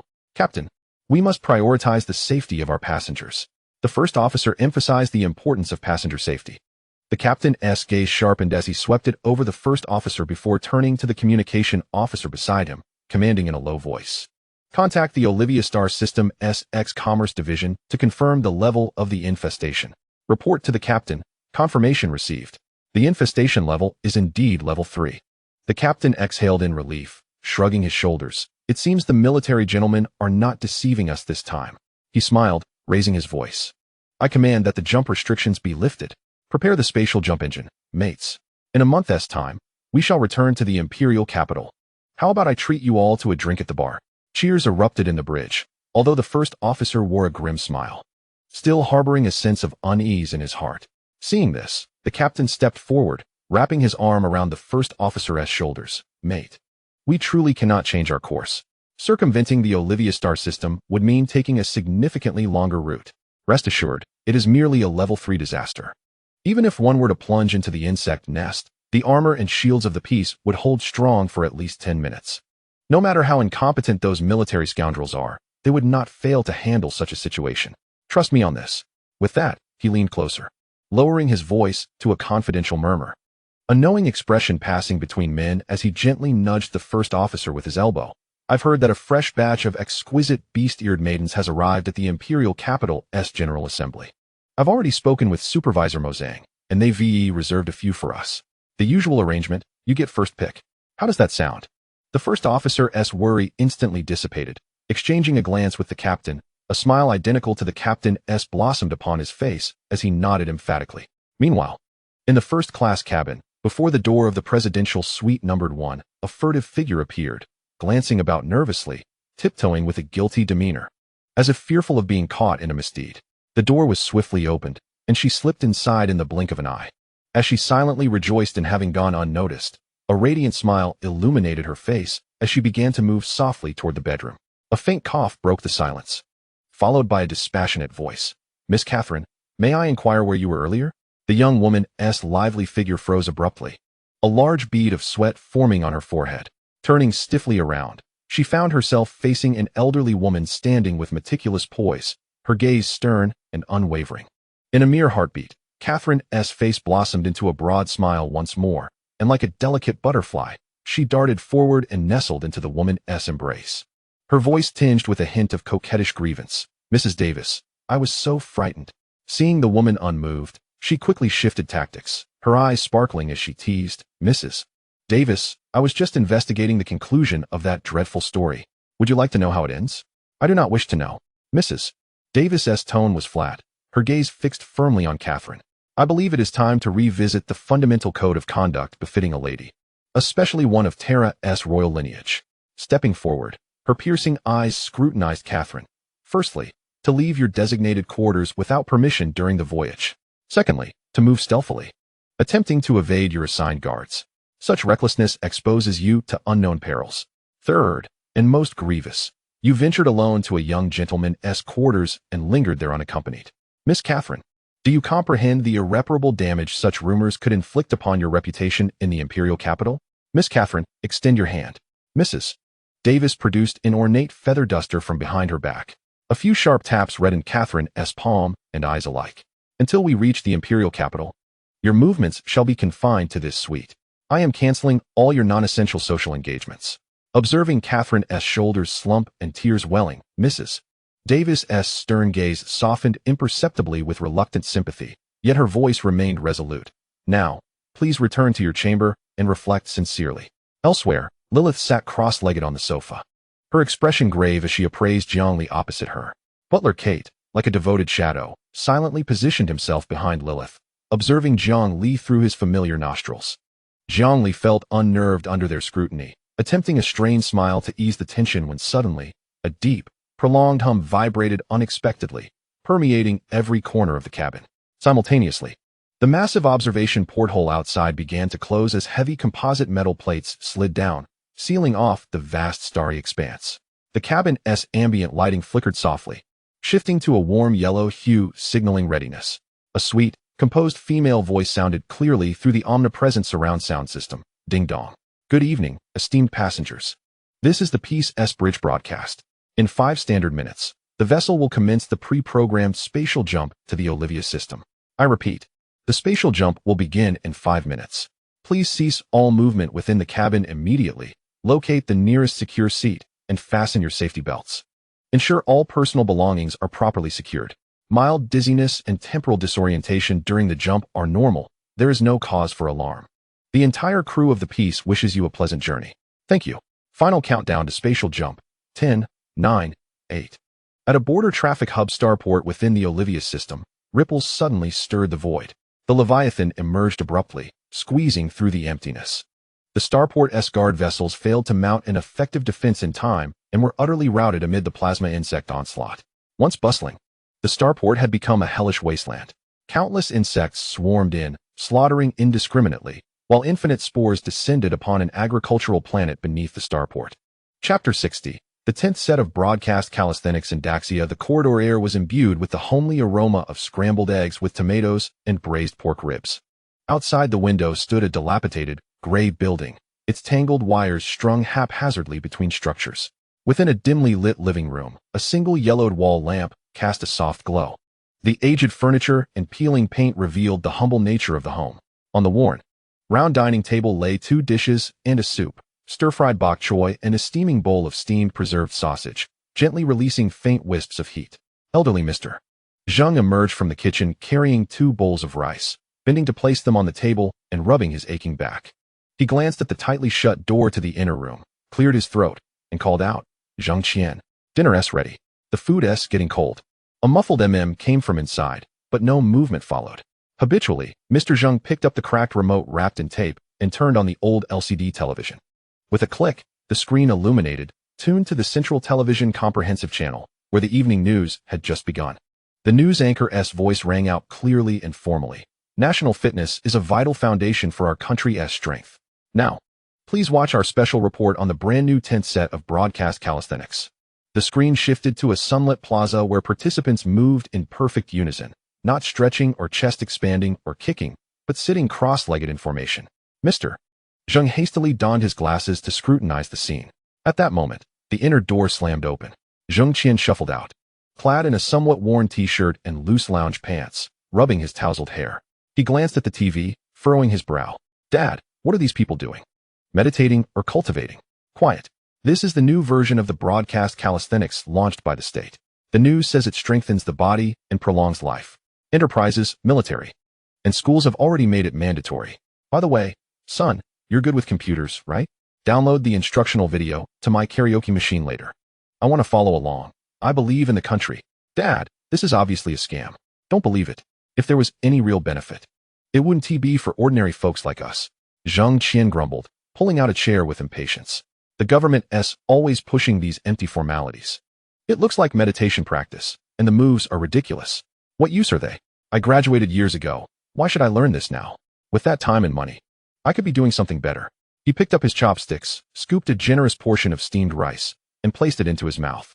On the television, the news report continued uninterrupted. Its anchor, animated and articulate, extolled the 10th National Calisthenics Routine, lauding its elegant synthesis of classical health cultivation and cutting-edge sports science. Grandfather Zheng did not respond to his son's remark. Instead, he silently slid the bowl of steamed cured sausage toward him, his gaze remaining fixed upon the screen, absorbed, yet clouded with quiet ambivalence.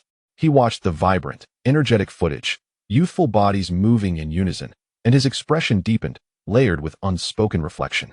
The broadcast had already stretched beyond 20 minutes, still showcasing scenes of enthusiastic public participation across the nation. Zheng Qian set down his bowl, glanced at the wall clock, and murmured under his breath, "Something is deeply amiss." A national radio calisthenics routine occupying nearly half an hour on the evening news broadcast? Is this a special feature? But at this hour? Ding dong. The sharp chime of the doorbell severed his train of thought. "Who is it?" Zheng Qian snapped, startled back to reality. "Community liaison, routine information verification," came a calm, measured voice from beyond the door. "I'm not purchasing any products, nor accepting health supplements. If it's policy dissemination, just post it in the neighborhood group chat. I'll sign in and complete my daily check-in. Oh, and our water and gas meters are both mounted outside." He rattled off the reply in rapid succession, hoping to deter the visitor with efficiency and finality. Silence lingered for several seconds. Then, unmistakably, a stifled, exasperated sigh. The man outside seemed momentarily stricken, his composure cracking like a dam under pressure. He drew a deep, steadying breath and bellowed, voice resonant and commanding, "Breach team, prepare for controlled detonation." Zheng Qian paled instantly. No, I was joking. I'm opening the door, right now?" Too late. A thunderous crack shook the apartment as the front door exploded inward. "Freeze. Hands on your head." Before Zheng Qian could even blink, Two tactical officers seized him with practiced precision, wrenching his arms behind his back and pinning him hard against the dining table. Bowls and plates clattered violently, rattling like porcelain in a storm. Then, a man entered, mid-40s, clad in a dark, impeccably tailored jacket, his bearing sharp, his presence authoritative. His eyes swept the room with cold, incisive clarity, then settled, unwavering, on Zheng Qian. From his inner pocket, he withdrew a document stamped with a vivid crimson seal. Zheng Qian, he declared, his voice low, deliberate, utterly unassailable. Online alias, Weeping Silkworm. You stand accused of deliberately fabricating and disseminating, across multiple digital platforms, a sustained campaign of false narratives concerning the alleged AI instability at Jingzhou City's Haoshan base, thereby inciting public alarm. Further investigation confirms receipt of illicit funding from foreign entities. Your actions constitute a grave threat to national security and social stability. Evidence is conclusive. You are hereby placed under lawful arrest. He held up the arrest warrant, then gave a curt nod to the officers. They hauled Zheng Qian upright, his face ashen, his limbs trembling uncontrollably. Dad, help me, he cried, voice breaking into raw, guttural sobs. Grandfather Zheng seemed to age a decade in that single breath. His lips quivered. He watched, helpless, as his son was led away, then simply closed his eyes, exhaled a long, shuddering sigh, and sank back into his chair, shoulders bowed under the unbearable weight of silence. On the television, the news broadcast played on, bright, optimistic, untroubled, the calisthenics routine unfolding in serene, rhythmic harmony. Haoshan Base, Sublevel 3, Cultivation Administration Experimental Arena. 1 week earlier, Gonyang Zheng stood barefoot in flip-flops, clad in nothing but a white sleeveless vest and oversized cotton trousers, yet gripping a regulation-issue combat knife before him with unnerving solemnity. His scalp, nearly hairless save for a few stubborn wisps, gleamed faintly under the fluorescent lights. With a sharp toss of his head and a look of impatient intensity, he glared across the arena at Shi Jun fire. He barked, I told you, your toy won't even scratch me. Shi Jun, rifle raised, stood frozen, his expression a study in bewildered despair. He cast a pleading glance toward Wang Jiangguo and Secretary Li, who observed from the sidelines, hoping, silently, for intervention. But neither moved. Both stared, slack-jawed, at Gonyang Zheng, whose entire frame now shimmered with a faint, ethereal azure luminescence. When Shi Jun hesitated still, Gonyang's patience snapped. Shi Jun, you're a coward, plain and simple. Can't even hold your weapon steady, and you call yourself head of national security? At last, Wang Jiangguo gave a slow, solemn nod. Secretary Li followed suit. Shi Jun gritted his teeth, raised the submachine gun, deliberately lowered the muzzle away from vital zones, and, eyes squeezed shut, pulled the trigger. BRRRT, BRRRT, BRRRT. Then clink, clink, clink. A cascade of metallic chimes, sharp and crystalline. Shi Jun's eyes flew open. What he saw would haunt his memory forever. An elderly man, reminiscent of a square dance instructor, whirling a Tai Chi sword with balletic grace, deflecting each bullet as though swatting away stray ping-pong balls. His movements were fluid, effortless, mesmerizing, like ink bleeding across silk. By the time the magazine emptied, Shi Jun stood utterly dumbfounded. So too did Wang Jiangguo, Secretary Li, the recording staff, and Director Liu, whose jaw had literally dropped to his chest, before anyone could even inhale. Gonyang Zheng vanished, then reappeared, a blur of motion, closing the 8-meter gap in a heartbeat. In one seamless, upward arc, his blade sheared the submachine gun cleanly in two. He flicked the sword behind his back with a flourish, then, grinning, tapped Shi Jun lightly on the forehead with a single finger. Yoch! Shi Jun yelped, then clutched his head, howling in theatrical agony. Only then did the onlookers stir, staring, first at Gonyang's theatrical bow, then at Shi Jun's groaning form, then at the severed firearm lying on the floor, each mind echoing the same silent, incredulous question, what just happened? An hour later, 12 soldiers, armed with rifles, pistols, and tactical gear, stood in formation. Gonyang Zheng, still barefoot, still in his vest and shorts, lowered his chin slightly and intoned, with solemn, theatrical gravity, of all martial arts, speed is the ultimate truth. BRRRT, BRRRT, BRRRT. A storm of metallic chimes, then a chorus of pained yelps. When the last echo faded, Gonyang Zheng stood motionless, blade raised, posture regal, aura transcendent.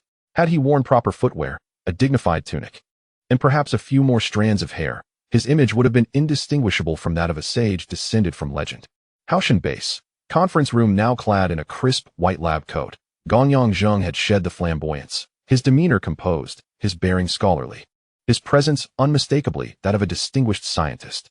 Wang Jiangguo regarded him as one might gaze upon an extraterrestrial, equal parts awe and disbelief. Secretary Li, Director Liu, and Jun sat in stunned silence, faces pale, mouths slightly agape, on the verge of genuflecting.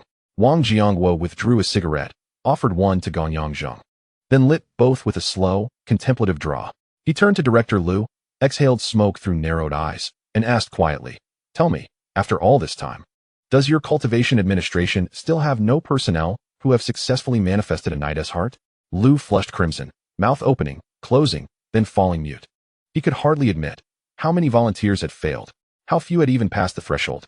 Only 4, after relentless cycles of trial and attrition, and even the earliest, Wang Lei, had barely extended his primal energy to his sternum, let alone forged the sacred core. And those 4? They lived, breathed, and dreamed nothing but cultivation, sacrificing sleep, meals, even family, yet still fell agonizingly short. Gonyang Zheng, cigarette dangling from his lips, interjected with easy nonchalance, "Enough, old Wang. Don't chide Director Liu. I've seen your trainees. They're diligent, truly admirable. They simply lack a certain spark, much like the students I mentor." A collective, unspoken eye roll swept the room. The nation's most rigorously selected elite, mere slow learners in his estimation? Gonyang Zheng remained utterly oblivious, his gaze drifting thoughtfully toward the ceiling as he continued. Jiang Li once mentioned the Empire possesses a talent resonance scanner. Regrettably, he is unable to procure one at present. But we cannot wait for perfection. We must devise a pragmatic, systematic method, a method of patient sifting, to identify those rare souls whose latent potential sings in harmony with the Tao. The room leaned in, rapt. Secretary Li leaned forward, voice hushed with urgency. "Professor Gonyang, do you already have such a method?" Gonyang Zheng nodded once. Indeed. The crowd was filled with joy. Without waiting for inquiries, Gonyang Zheng continued. "Based on my own situation and cultivation methods, I have simplified the process and integrated some movements. I have created a set of calisthenics. By performing this routine several times, one can roughly gauge a person's innate talent according to their physical response. I have already conducted experiments with my students and identified a few with slight potential. However, the sample size was too small, and this topic would affect the progress of my research on crystallized minerals. Therefore, I wish to transfer this research to the Cultivation Management Bureau." Secretary Li's face lit up with delight as he suddenly stood, exclaiming, "Excellent. Having a solution is better than having none." He then turned to Wang Jiangguo, who was frowning, and excitedly said, "Jiangguo, I propose we promote academician Gung Yang's calisthenics nationwide. What do you think?" Wang Jiangguo seemed to awaken from deep thought. He did not respond immediately, but took a deep drag from his cigarette. Eventually, he slowly extinguished the cigarette, his voice steady and resolute. "I agree with Secretary Li's suggestion. However, before we promote it, we must address a critical question." His gaze turned towards Gonyang Zheng. "I ask, if such extraordinary foes, unafraid of bullets and swift in movement, were to appear, how many troops would we need to eliminate them?" At this, a heavy silence fell over the room, and everyone instinctively looked towards Gonyang Zheng. "What are you looking at me for?" he replied. Wang Jiangguo continued, "Academician Gung, how many soldiers would be required in a battalion to exert pressure on you?" Gonyang Zheng pondered for a moment. "With a battalion equipped with heavy weaponry, I would have to flee. However, in an urban setting, a battalion could exhaust me. I would not fear a division. I bet you wouldn't dare bombard the city with heavy artillery." An eerie stillness enveloped the conference room. These words weighed heavily on everyone's hearts. Wang Jiangguo slowly rose, his gaze sweeping over those present, and his voice remained calm yet firm. "This implies that individual strength can now challenge traditional military might. For the sake of national security and social stability, our nation must possess its own reliable extraordinary power. The nationwide talent screening and the establishment of an extraordinary military force cannot be delayed." The president picked up the remote, pausing the screen, turning with an expression that mingled mockery and disbelief. "What are the rabbits doing across the nation? Are they organizing a large-scale meditation and prayer event? Or could this be a new form of collective performance art?" "Mr. President, this is unlikely to be performance art. It can be confirmed that the rabbits are promoting this so-called 10th set of calisthenics with unprecedented vigor and organization." The president blinked, contemplating. Are the rabbits attempting to abandon their aircraft and battleships? To conquer the world with the martial arts of our nation? My God, this is utterly exhilarating. I must share this good news with my followers. He excitedly reached for his phone. The CIA director couldn't help but sigh, a smile spreading across his face. Your idea is truly remarkable, sir. Suddenly, the president raised his head, frowning. Download that ridiculous video from the rabbits. I want to share their absurd poses with my followers. Chapter 62. Extraordinary? Indeed, it exists. As dawn's light broke, dew glistened on the bamboo leaves. A temple nestled halfway up a hill, surrounded by lush bamboo groves. Its eaves and corners peeking through the mist like a delicate ink wash painting. The moss-covered stone steps bore witness to the passage of time, exuding a tranquil aura. The temple door stood slightly ajar, the inscription King Guan faded, yet enhancing its antiquity. Passing through the courtyard, a few ancient plum trees twisted and turned, their character enduring despite being out of bloom. In the courtyard stood an ancient well, its stone railing worn down by the ropes, chronicling countless mornings and evenings. A young Taoist, barely in his 20s, donned a slightly oversized gray robe, its hem casually draping over a chair. He was neither meditating nor reciting scriptures, but sprawled languidly on an old bamboo recliner. The chair creaked as the sound of wind chimes echoed softly from the eaves, accompanied by the enthusiastic voice from a live broadcast. Family. Last wave. Last 100 units. Get on board quickly. Only 9 yuan 90. You can't go wrong. You can't be fooled. The nano-energy magnetic bracelet, originally priced at 199, today in the live stream, just 990. Unblock your meridians. Remove dampness. Improve your sleep. Missed this chance. Wait another year. Click on the little yellow card in the bottom right corner. Hurry. The young Taoist smirked, swiping his finger. Just as the screen switched, he abruptly sat up straight. On the screen appeared a charred, upright jujube tree, its trunk tightly wrapped with a faded red cloth. Without time to examine further, the video transitioned, revealing the jujube wood meticulously cut and polished into several smooth and thick talismans, the wood grain seemingly flickering with lightning. As his breath quickened and his fingers trembled in anticipation of the purchase link, the screen changed again. A majestic purple-robed Taoist's sleeves billowed like clouds and mist. The camera pulled back to reveal a solemn and dignified altar. Wow! The young Taoist could only utter in astonishment before a sudden phone interface abruptly covered the live stream. Damn! He cursed under his breath, instinctively reaching to hang up. The chance to acquire the lightning wood talisman blessed by the purple-robed master was not to be missed. However, just before his finger could touch the red hang-up button, it froze. His gaze was fixed on the caller ID, which displayed Cultivation Management Bureau, Director Grandpa. Hello? Grandpa? He tried to keep his voice calm and sweet. On the other end, a deep yet commanding voice dispensed with pleasantries, delivering a directive. Xianming, I am notifying you. Starting tomorrow, after the morning class at King Guan, we will add a fixed item to the schedule. Xuanming's heart dropped, a flurry of thoughts racing through his mind. Could it be new readings of the Buddhist Sutra? Or perhaps intensified martial arts training? Everyone, including you, must collectively practice the 10th set of calisthenics. What? Xianming felt either his ears or his mind was malfunctioning. Calisthenics? Grandpa, which calisthenics are you referring to? The one promoted in the news a few days ago. No, Grandpa. This is a temple. Isn't it better to practice Tai Chi or 8 brocade after morning classes? Calisthenics?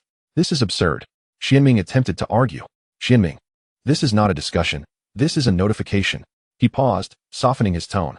I cannot disclose specifics, but this is a monumental opportunity. I would not put you in harm's way. Listen, you may not need to focus on morning and evening classes, but this calisthenics routine, promise me, you must take it seriously. This is a chance to leap over the dragon gate, understand? As the call ended, the young Taoist murmured, infinite respect. What on earth is happening in this world? The purple-robed master was still performing rituals, glancing at the name, recalling the master from his memory. His eyes brightened, but as the video reached its conclusion, the message appeared, gift for those destined. Claim it in the comments. He felt disheartened and clicked to follow. Just then, a notification popped up at the top of his phone. The contact labeled Grandpa opened to reveal a text mantra followed by a video. Finally, there was a note stating that if one felt abdominal warmth and mental clarity after practicing calisthenics, they should contact local law enforcement or superior authorities. The young Taoist blinked, a thought suddenly leaping into his mind. It was a post he had seen online, adamantly claiming that the age of contention had arrived and that spiritual energy was beginning to revive. The nation was already aware and was subtly nurturing cultivators. At the time, he had scoffed at the notion, questioning whether the adept could not discern their own path to cultivation. Did the Daoist not yearn to tread upon flying swords, vanquishing demons and evil spirits? He was nothing Yet upon watching the opening of the video sent to him, his pupils dilated, and his heart skipped several beats. Could it be that spiritual energy is about to awaken? Is the nation embarking on a grand revival of cultivation for all? Without further hesitation, he watched the video in its entirety, committing the incantation to memory. Following the demonstration, he assumed the first posture on a bamboo chair. To focus his mind, he silently recited the incantation and attempted to regulate his breath, akin to practicing the morning exercises. However, at the moment his thoughts quieted and his breathing slowed. An unprecedented state of wonder enveloped him. He forgot to rise, settling into a meditative posture upon the bamboo chair, completely oblivious to the physical exercises he intended to practice.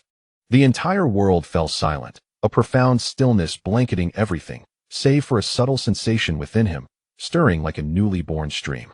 Unbeknownst to the young Daoist, a gentle breeze began to swirl behind his head, illuminating the air with faint azure starlight. Meanwhile, in a Douyin livestream room, a bespectacled youth with disheveled hair observed the online viewer count surge to 10,000. His eyes rimmed with fatigue, yet brimming with excitement, as if he had consumed 10 cans of energy drink. He gazed at the continuously scrolling viewer count and gift effects, feeling as though he were walking on clouds, everything surreal. The barrage of comments flew by rapidly. I came here from Weibo. Is this the warrior who has captivated our great Xia? Streamer, do the exercise again. The one from the video. You're trending overnight. Is this background a rental? So realistic, haha. Let the mass exercise begin. Gratitude poured in. Thank you. I am proud to be from Great Xia. Everyone, don't rush. The exercise is about to commence. He took a deep breath, clicked on the saved video of the 10th set of calisthenics, and turned the volume to maximum. All right, brothers. Follow my lead. Prepare to begin. Streamer, there's green light emanating from your head. What effect is that? Chapter 63. 14 billion. There must be exceptional talent. Moments earlier, as the youth began his live broadcast in a cybersecurity command center of a certain city, a massive electronic screen displayed real-time footage and data streams from dozens of significant live rooms. Among them, one screen showcased the excited yet somewhat comical face of the youth. Seated before the screen were two officers in police uniforms. Boss, this youth, despite his previous viral video, exhibited somewhat reckless content that nearly disrupted the established order. By protocol, why not simply ban this sensitive account? Why allow him to livestream exercises here? The boss chuckled, lifting a thermos cup for a sip of tea. Xiao Zhao. Rules are rigid, but people are adaptable. The local police have already visited him for a serious reprimand, and he has acknowledged his mistakes. His account was suspended for 3 days in accordance with the cybersecurity law, and the punishment has been executed. His video, while direct, perhaps aimed for fame, resulted in a significant boost to national pride, which is a fact. The boss's gaze returned to the livestream, observing Zhang Wei's somewhat unrefined movements and interactions with fans, his tone carrying a hint of leniency. Our enforcement is not aimed at obliterating individuals. Just as a mother would not prevent her child from going outside forever due to a minor mistake, acknowledging one's errors is sufficient. As long as he continues to livestream legally and does not engage in outrageous behavior, we have no reason to ban him. Moreover, his video inadvertently yielded an unexpectedly positive effect. Our great Xia has concealed its strength for long enough. It is time to reveal a hint of our fangs and let certain individuals understand who will dictate the rules of this new era. This young man, in a sense, has paved the way. Suddenly, a comment flashed across the screen. Streamer, there's green light coming from your head. What effect is that? It even has a funny emoji. The entire screen erupted with similar comments. The streamer has green light emanating from his head. The officers exchanged glances, amusement flickering in their eyes as they observed the youth's bewildered expression denying any special effects, while the comments surged. The tranquility of the command center shattered abruptly with a sharp, urgent ringing of the red hotline. Both officers turned their attention to the phone, their expressions shifting dramatically.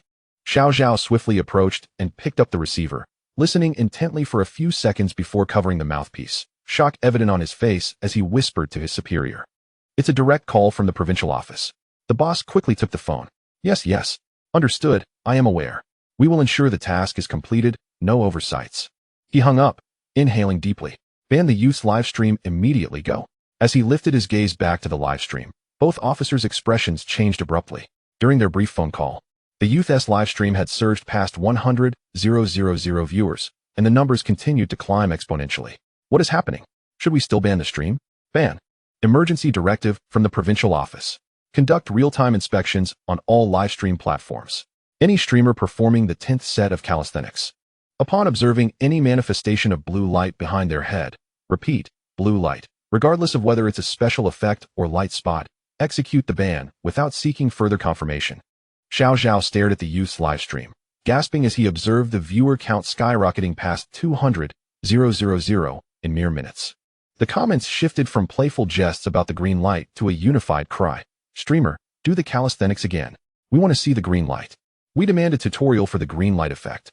Will doing the exercises make me glow? I want to practice. Various gift effects nearly overwhelmed the entire livestream screen, and the popularity and energy surged wildly. Boss, Xiao Zhao's throat felt dry as he pointed at the alarming data. Should we ban it now? 200,000 people are watching. Wouldn't an abrupt ban provoke greater speculation and public outcry? He looked to his superior, his voice quivering. Whatever is happening. Wouldn't this ban seem like we're hiding something? Boss, shouldn't we consult further? The boss's gaze remained fixed on the live stream, and in the brief exchange, the viewer count approached 300,000. He too felt a wave of anxiety wash over him, moaning, what on earth is happening? Just then, the red hotline rang again. Rewinding time to Haoshan Base, in the office of the Cultivation Management Bureau, Director Liu received a call that left him shocked. What? Someone has condensed primal energy using a simplified version of the 10th set of calisthenics? And they are a young deist? Director Liu jumped to his feet. Disbelief etched on his face. Impossible. Absolutely impossible. After conducting so many experiments, we've only been able to identify those with talent. No one has ever succeeded in condensing primal energy using a simplified version. Just as he finished speaking, his phone vibrated. He picked it up and clicked on a video sent via WeChat. And his expression changed drastically as he beheld a jaw-dropping scene. In the grand hall of a deist temple, a young deist was indeed gathering azure light behind his head. Captured clearly on camera, he certainly did not believe that someone would employ special effects to deceive him. A bead of cold sweat gathered on his forehead. And after a moment of panic, he was overwhelmed with elation. This was a genius, a talent surpassing even that of the esteemed Gonyang. Henceforth, his bureau would possess a figure of prominence, never again to be ridiculed by the academician Gonyang. The opportunity for vindication had arrived. Yet, a sense of dread soon followed. With a population of 14 billion, there must be others with extraordinary abilities. If one could be discovered, surely a second could as well. What if this matter needed to be discussed with the Commander-in-Chief, Academician Gonyang, and Secretary Li? The event had already transpired, and after an urgent discussion, it was deemed necessary to take remedial action. For schools, military, and enterprises, the situation was manageable. If a true talent was discovered, the impact could be minimized. However, for the internet, stricter regulation was the only solution, hence the previous emergency order from the provincial department. Meanwhile, the live stream of the onlookers suddenly attracted a flood of curious viewers. The reason being Chapter 64, the Tao Ancestor manifested, I have become the Tao Master. Time moved forward a little, and just moments ago, in the live stream of Vivian, a beauty blogger with millions of followers who prided herself on her natural look without special effects, there was an atmosphere of joy and laughter. To capitalize on the national gymnastics craze, she donned sports attire today and led her fans in practicing the 10th set of calisthenics. Just as the final movement concluded, a soft, pale blue halo, reminiscent of a saintly aura, quietly appeared behind her head. The barrage of comments exploded. Vivian, did you use special effects? Wasn't it supposed to be pure natural without effects? Goddess, your persona has crumbled. That blue light looks quite beautiful. Vivian, bewildered by the rolling comments, touched the back of her head. Special effects? No, I haven't activated anything. What blue light are you speaking of? Before her words could fully escape her lips, the live stream has been banned due to violations. Curious viewers live stream. In the Cyber Police Command Center, Xiao Zhao clicked the confirmation button with determination. The live stream continued, comments still rolling. Emergency military situation. The beauty influencer Vivian from next door is also glowing blue while exercising. I came from Vivian's live stream. Big brother, turns out you aren't an ordinary person. It's confirmed. The goddess of beauty and curious viewers are undergoing tribulations simultaneously. The entire internet has exploded. Several streamers have manifested. The bans are overwhelming. The authorities have intervened. This is undoubtedly a revival of spiritual energy. The government is screening for those with spiritual roots. Pictures provide the truth. The comments flooded the screen in an instant. Seeing this, Xiao Zhao gritted his teeth and clicked confirm. In the live stream, the curious viewers struggled to illuminate the blue light behind their heads using previously learned techniques. The live stream has been banned due to violations. in the serene temple nestled at the foot of the mountain, typically only resonating with the sound of bells. The Three Pure Ones hall was now eerily silent. Time seemed to freeze at that moment. If an outsider were to wander into this place, they would surely be astounded by the scene before them. For celestial masters clad in purple robes, usually unflinching before the might of the world, now gazed with wide eyes. One of them, Master Zhang, dropped his cherished whisk with a soft thud, oblivious to its fall. Nearby, the two masters from the north and south Shaolin, draped in bright red and gold robes, usually exuding profound wisdom, appeared as if under a spell, one having ceased to move his prayer beads, while the other stood with his mouth slightly agape, as if witnessing a divine miracle. Several venerable monks, their snow-white eyebrows and sparse teeth, supported by disciples, had eyes that sparkled with an unimaginable light, their frail bodies trembling with excitement. Just moments ago, under the kind yet imposing gaze of the Three Pure Ones, the young acolyte Xianming, seemingly oblivious, excitedly toyed with the thunderstrike wooden talisman in his hand. Taking a deep breath, he received approval and focused entirely on performing the 10th set of calisthenics. His movements were not particularly refined, carrying a hint of youthful clumsiness and carelessness. Just as he completed the final pose, a nearly inaudible yet distinctly resonant sound echoed in the depths of every soul. A clear, pure, and gentle blue halo, akin to the ripples of a lake thawing in early spring, or the unblemished radiance of beautiful jade, quietly emerged from behind Xianming's coiffed head, steadily and continuously emanating. 3 flowers gathered atop, 5 energies converged. Could this blue light be the manifestation of innate qi? A purple-robed celestial master finally regained his voice from profound shock, trembling with disbelief and awe. The realm pursued by the deists throughout their lives had manifested in such a manner within a young acolyte performing calisthenics? Amitabha. One of the Shaolin masters suddenly proclaimed a resounding Buddhist chant, his voice echoing through the hall. The realm of eternal quietude, the innate luminous essence. This was a phenomenon only attainable by one who had achieved great enlightenment. His gaze towards Xianming was filled with incredulity, as though he were beholding a living Buddha. With a resounding clap, another celestial master struck his thigh, excitement causing his hair to stand on end. Ancient texts recorded that when primordial energy practitioners consumed mist and dew, their energy pathways would align, and a radiant light would appear atop their heads. We had thought it was mere legend. Yet who would have imagined that calisthenics could directly point to the essence of the Tao? The toothless old monk broke free from his disciples' support, stepping forward with a voice that was both indistinct and filled with fervor. Has the era of the Dharma's decline come to an end? The revival of spiritual energy has begun with this exercise? Upon uttering these words, tears streamed down his face, sobbing, I have seen the old monk. I have seen the Buddha. The era of the Dharma's decline has ended. But why? Why now? He pounded his frail chest, the sound echoing painfully. Why not in my youth? Why not when my vitality was still strong, my bones still intact? The old monk had meditated for decades, seeking a moment of clarity that remained elusive. Now, with the gates of the Tao wide open, he found himself a mere flickering candle in the wind, a decaying tree on the verge of collapse. A thick atmosphere of despair and regret filled the hall. Several celestial masters instinctively stroked their snow-white beards, their eyes reflecting the same bitterness. The high monks present looked down at their age-spotted, trembling hands, sighing deeply, sharing the same sense of helplessness and desolation. Master Zhang, who had dropped his whisk, inhaled deeply. His gaze gradually grew resolute. He bent down to retrieve the whisk, gently brushing off the dust. Calm down. Be cautious in speech and action. We are so fortunate to witness the end of the Dharma's decline and the revival of spiritual energy. This is a monumental upheaval not witnessed in centuries, a sign of the ancestors' benevolence and the Buddha's manifestation. You and I may no longer have the fortune to ascend to the pinnacle of the Tao, but the lineage, the teachings, and the inheritance of our paths will endure due to today's event. This is a great fortune. What is there to mourn? We should express our gratitude to the ancestors and the Buddha for their compassion. These words resonated like the morning bell and evening drum, awakening all present. The hall gradually fell silent, and suddenly, everyone turned to the side where the director of the Religious Affairs Bureau stood. The oldest purple-robed celestial master stepped forward, contemplating whether the nation had already discerned something. Why was there such a vigorous promotion of this calisthenics? Did the government possess more complete and refined methods of cultivation? In a flash, all eyes sparkled with curiosity. Chapter 65, The Contest.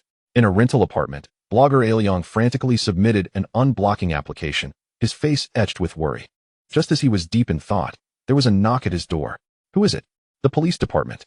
A shiver coursed through his body, his eyes widening in disbelief. Was it illegal to perform the 10th set of radio calisthenics? I was merely broadcasting normally, hadn't violated any laws, had I? The relentless banging on the door echoed through the room.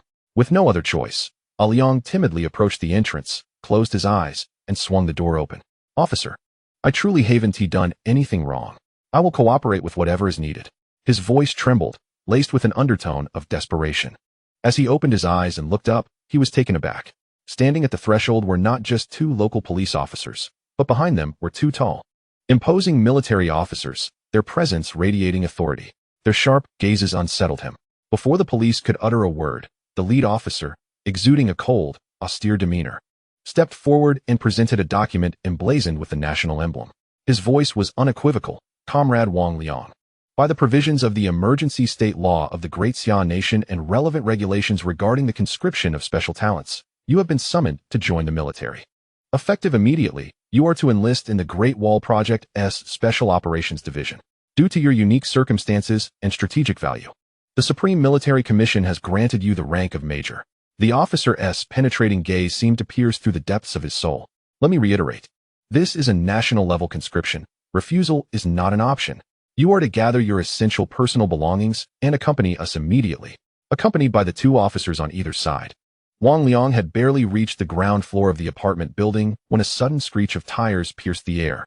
A black sedan, adorned with government license plates, forcefully positioned itself in front of the military vehicle, obstructing their path.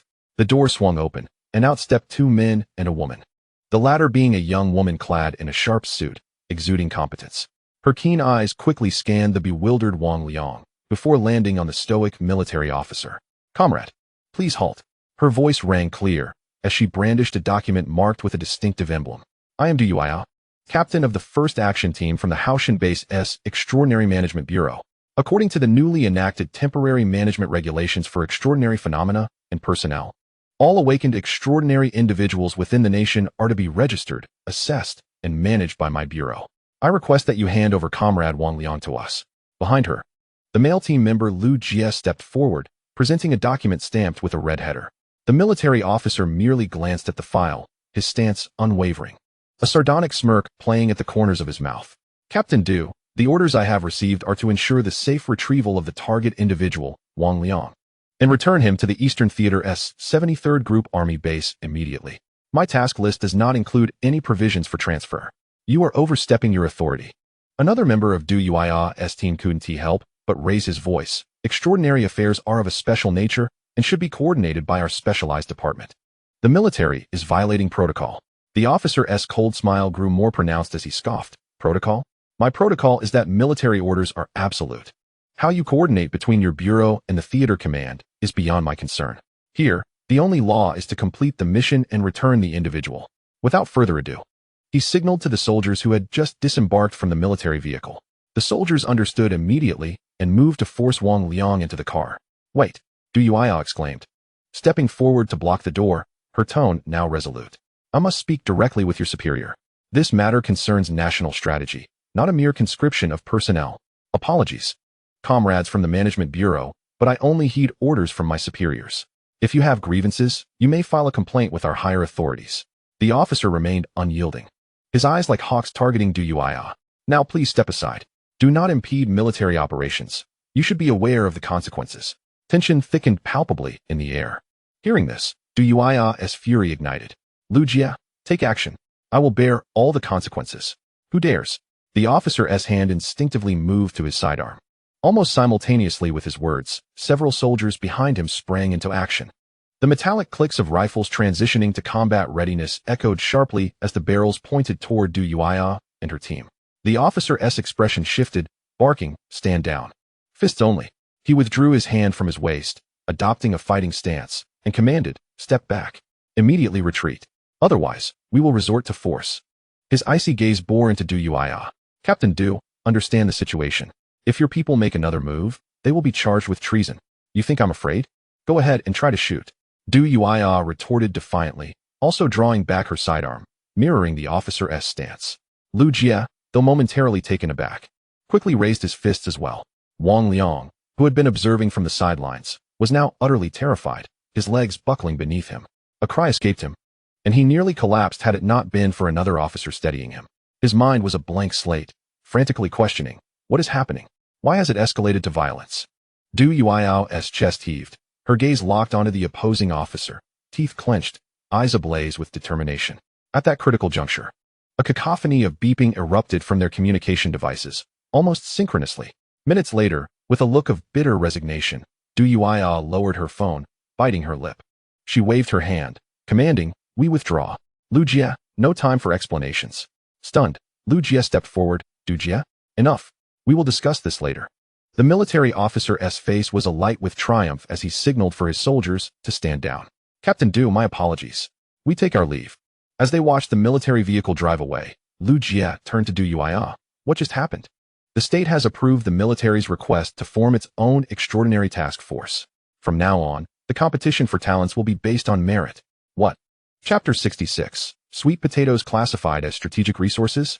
In the high-security video conference room of the Haoshan base, a palpable tension filled the air, mingled with indignation. The core leadership, including Commander Wang Jiangguo, Secretary Li, Chief Scientist Gong Yangzheng, and Director Liu of the Extraordinary Management Bureau, sat upright, facing a massive screen. The screen displayed multiple windows, one of which featured the minister and vice minister from a military division in Beijing, alongside a stern-faced senior military officer adorned with stars on his shoulders. Commander Wang Jiangguo's expression was dark, and without any pleasantries, he launched directly into the discussion. Ministers and esteemed leaders, I represent the Haoshan base and wish to raise the most serious concerns regarding the current management system for extraordinary powers. Leaning slightly forward, his piercing gaze fixed on the military representative on the screen. According to the initial directives from the central authority and the overarching arrangements of the Haoshan plan, all awakened extraordinary individuals and related matters within the nation should be uniformly registered, assessed, studied, and managed by our Extraordinary Management Bureau at Haoshan Base. This was our founding purpose and legal responsibility. Yet now, certain departments are acting independently, establishing so-called extraordinary combat teams within the military system, even resorting to direct confrontation with our personnel, brazenly seizing already registered target individuals. I must ask, why is this happening? His voice rose sharply, fingers striking the table emphatically. This represents a severe waste of resources and redundant construction within our system. Exceptional talents are indeed rare and invaluable. Yet now, they are to be artificially divided into two distinct systems of civil and military, each governing itself with formidable barriers of information. Does this truly align with our principle of concentrating our efforts on significant endeavors? Does this facilitate an efficient response to potential future crises? Our base boasts a premier research team led by academician Gong Yang. With the preliminary management framework established by Director Liu, we possess the capability to comprehensively cultivate and strategize the application of these extraordinary individuals. The military requires combat personnel, and we can provide targeted training and coordinated preparation. Instead of the current crude practice of forcibly seizing individuals, disrupting all arrangements, I demand clarity from the higher-ups. Who will be the primary authority in the future? Wang Jiangguo's words flowed forth like a rapid-fire barrage, unleashing all his pent-up anger and concerns. Both Secretary Li and Director Liu bore solemn expressions, clearly reflecting the unified stance of Haoshan Base. On the other end of the screen, a brief silence ensued. Commander Wang, I empathize with your sentiments. However, I urge you to also comprehend the stark realities we face from the military perspective. First, the nature of our responsibilities diverges. He raised a finger. Your management bureau's duties lean more towards administration, research, and civilian applications. In contrast, the military's role is to safeguard national security, repel external threats, and secure victory in warfare. What we require are weapons and warriors capable of immediate engagement in the harshest and most extreme environments, not units bound by convoluted approval processes. Second, the timeliness of our actions differs. Your management and research cycles are protracted, while potential threats do not afford us such luxury. We must rapidly establish a task force directly accountable to the military commission, one that can be mobilized at any moment to confront challenges head-on. When war arrives, the enemy will not adhere to our processes. Third, and most crucially, his gaze swept over everyone at Haoshan Base, his tone resolute. We must seize ultimate military power. The emergence of extraordinary abilities signifies an infinite enhancement of individual strategic value. With a meaningful glance at Gong Yangzheng, He raised his voice. Such formidable power must be directly controlled by the military. This is non-negotiable and serves as a cornerstone for national stability. We cannot, nor will we, place all our swords in a single basket, even if that basket is labeled as the Management Bureau. The atmosphere in the conference room plummeted to a freezing point.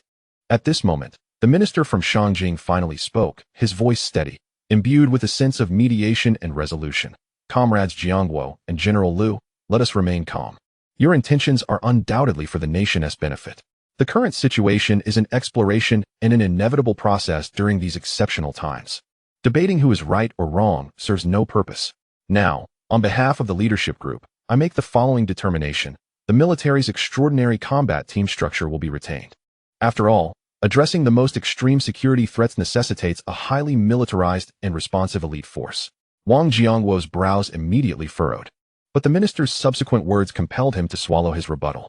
However, the minister continued, shifting the focus. In terms of macro management and policy guidance, this team must still operate under the overarching framework of the Haoshan Base's Extraordinary Management Bureau. Director Liu is responsible for establishing unified assessment standards for extraordinary abilities, foundational training outlines, and ethical guidelines to ensure the proper application of power. General Liu's lips twitched slightly, yet he remained silent. The minister went on, as for daily management, combat training, and site selection for the base, those responsibilities will rest entirely with the military, without the need for collaboration with the Management Bureau. After all, the military has its own confidentiality requirements and training methodologies. Lastly, he set the tone for cooperation. Both parties must establish secure channels for sharing research data, resources, and insights on enhancing extraordinary abilities, ensuring we do not repeat past mistakes of redundant construction and information silos.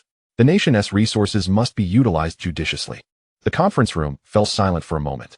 Wang Jiangguo's expression shifted, and he exchanged glances with Secretary Li and Gonyang Zheng, ultimately nodding in agreement. All eyes turned to General Liu, who nodded in approval. I have no objections. He had secured the most critical aspects, independent authority over personnel, training, and command. The so-called Management Bureau leaders would have considerable operational latitude during wartime or in exceptional circumstances. The atmosphere remained silent for a while, as the minister rubbed his forehead and asked, "Is there anything else?" Yes. This time, it was General Liu who spoke up. All eyes once again focused on him. Filled with curiosity, the issue of military structure had just been resolved. What more could he possibly raise? General Liu sat upright and spoke with gravity. Minister, esteemed colleagues, I formally propose that sweet potatoes nationwide be classified as a national strategic resource under special control. What? Sweet potatoes? Chapter 67. Sweet potatoes for your life.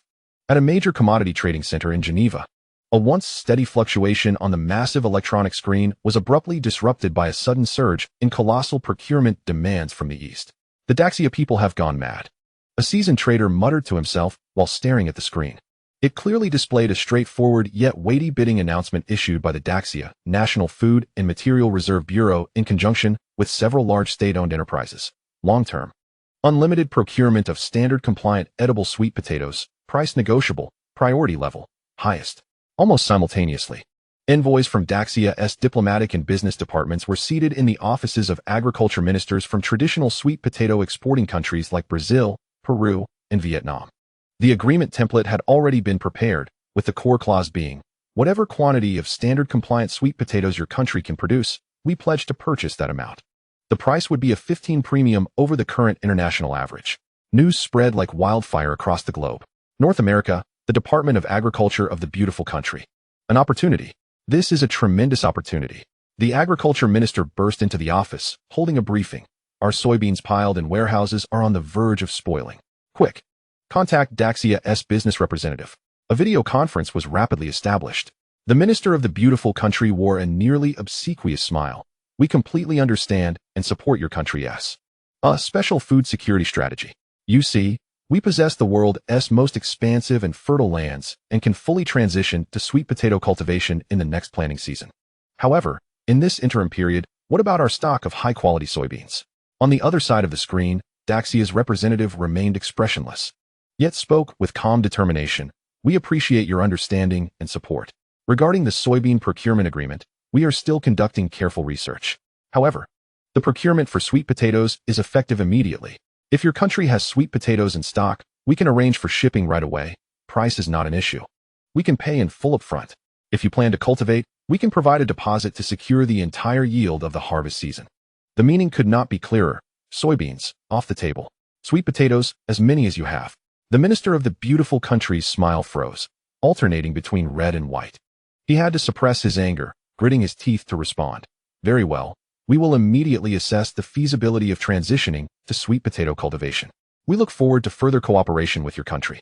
The market's instincts are the most acute, despite analysts reporting ambiguous motives and potential risks. The promise of real monetary premiums and unlimited procurement was enough to drive any capitalist into a frenzy. In the futures market, sweet potato futures prices skyrocketed overnight, nearly vertical in ascent, with all short positions collapsing. In the shipping market, previously idle bulk carriers were urgently activated, with their destinations hastily altered to major ports in Daxia. The ship is laden with countless crates of sweet potatoes, as farmers from the rainforests of Southeast Asia to the vast plains of Africa hastily liquidate their existing crops. Even if it means incurring penalties, they are determined to immediately switch to cultivating the lucrative sweet potato. Global media outlets blast headlines filled with enormous question marks. The mysterious appetite of the Eastern giant. What lies behind the sweet potato? Is it strategic reserves or biofuel? What is the intent behind the unlimited procurement of sweet potatoes by Daxia? An incomprehensible business. Why has soybean lost favor while sweet potato rises? No one can provide a definitive answer. While international capitals' sweet potato freighters continue to traverse the seas, the domestic sweet potato market in Daxia has already witnessed a frenzied and unprecedented surge, surpassing even the wild fluctuations of ginger and garlic. Price trajectories soar as if launched by a rocket, not merely shifting daily, but hourly. At the market, ordinary sweet potatoes that were priced at 3 yuan per gene yesterday are suddenly marked up to 15 today, and by afternoon, vendors hastily post sold-out signs. It isn't that they have sold out. Rather, vendors are bewildered, clutching their stock in fear of selling, as wholesale prices have skyrocketed to an existential questioning of their livelihoods. The true battleground lies not in retail, but at the source and in storage. Procurement groups, spearheaded by various government agencies, wield documents stamped with red seals indicating supply assurance and strategic reserves, akin to wielding an imperial sword, striking swiftly and decisively. They bypass all intermediaries, heading straight to major sweet potato production areas, often purchasing entire trucks, villages, or even entire cooperatives. Cash, transfers, and favorable conditions are offered, with the sole demand being speed. They must secure the sweet potatoes for government-controlled warehouses ahead of other teams. Amidst this frenzy, an unusual sight emerges. Several renowned temples and Taoist monasteries band together to form procurement teams. They are well-funded, resolute, and fervently join the competition for circulating sweet potatoes. Onlookers are left perplexed. Do monks and Taoists also have a penchant for sweet potatoes?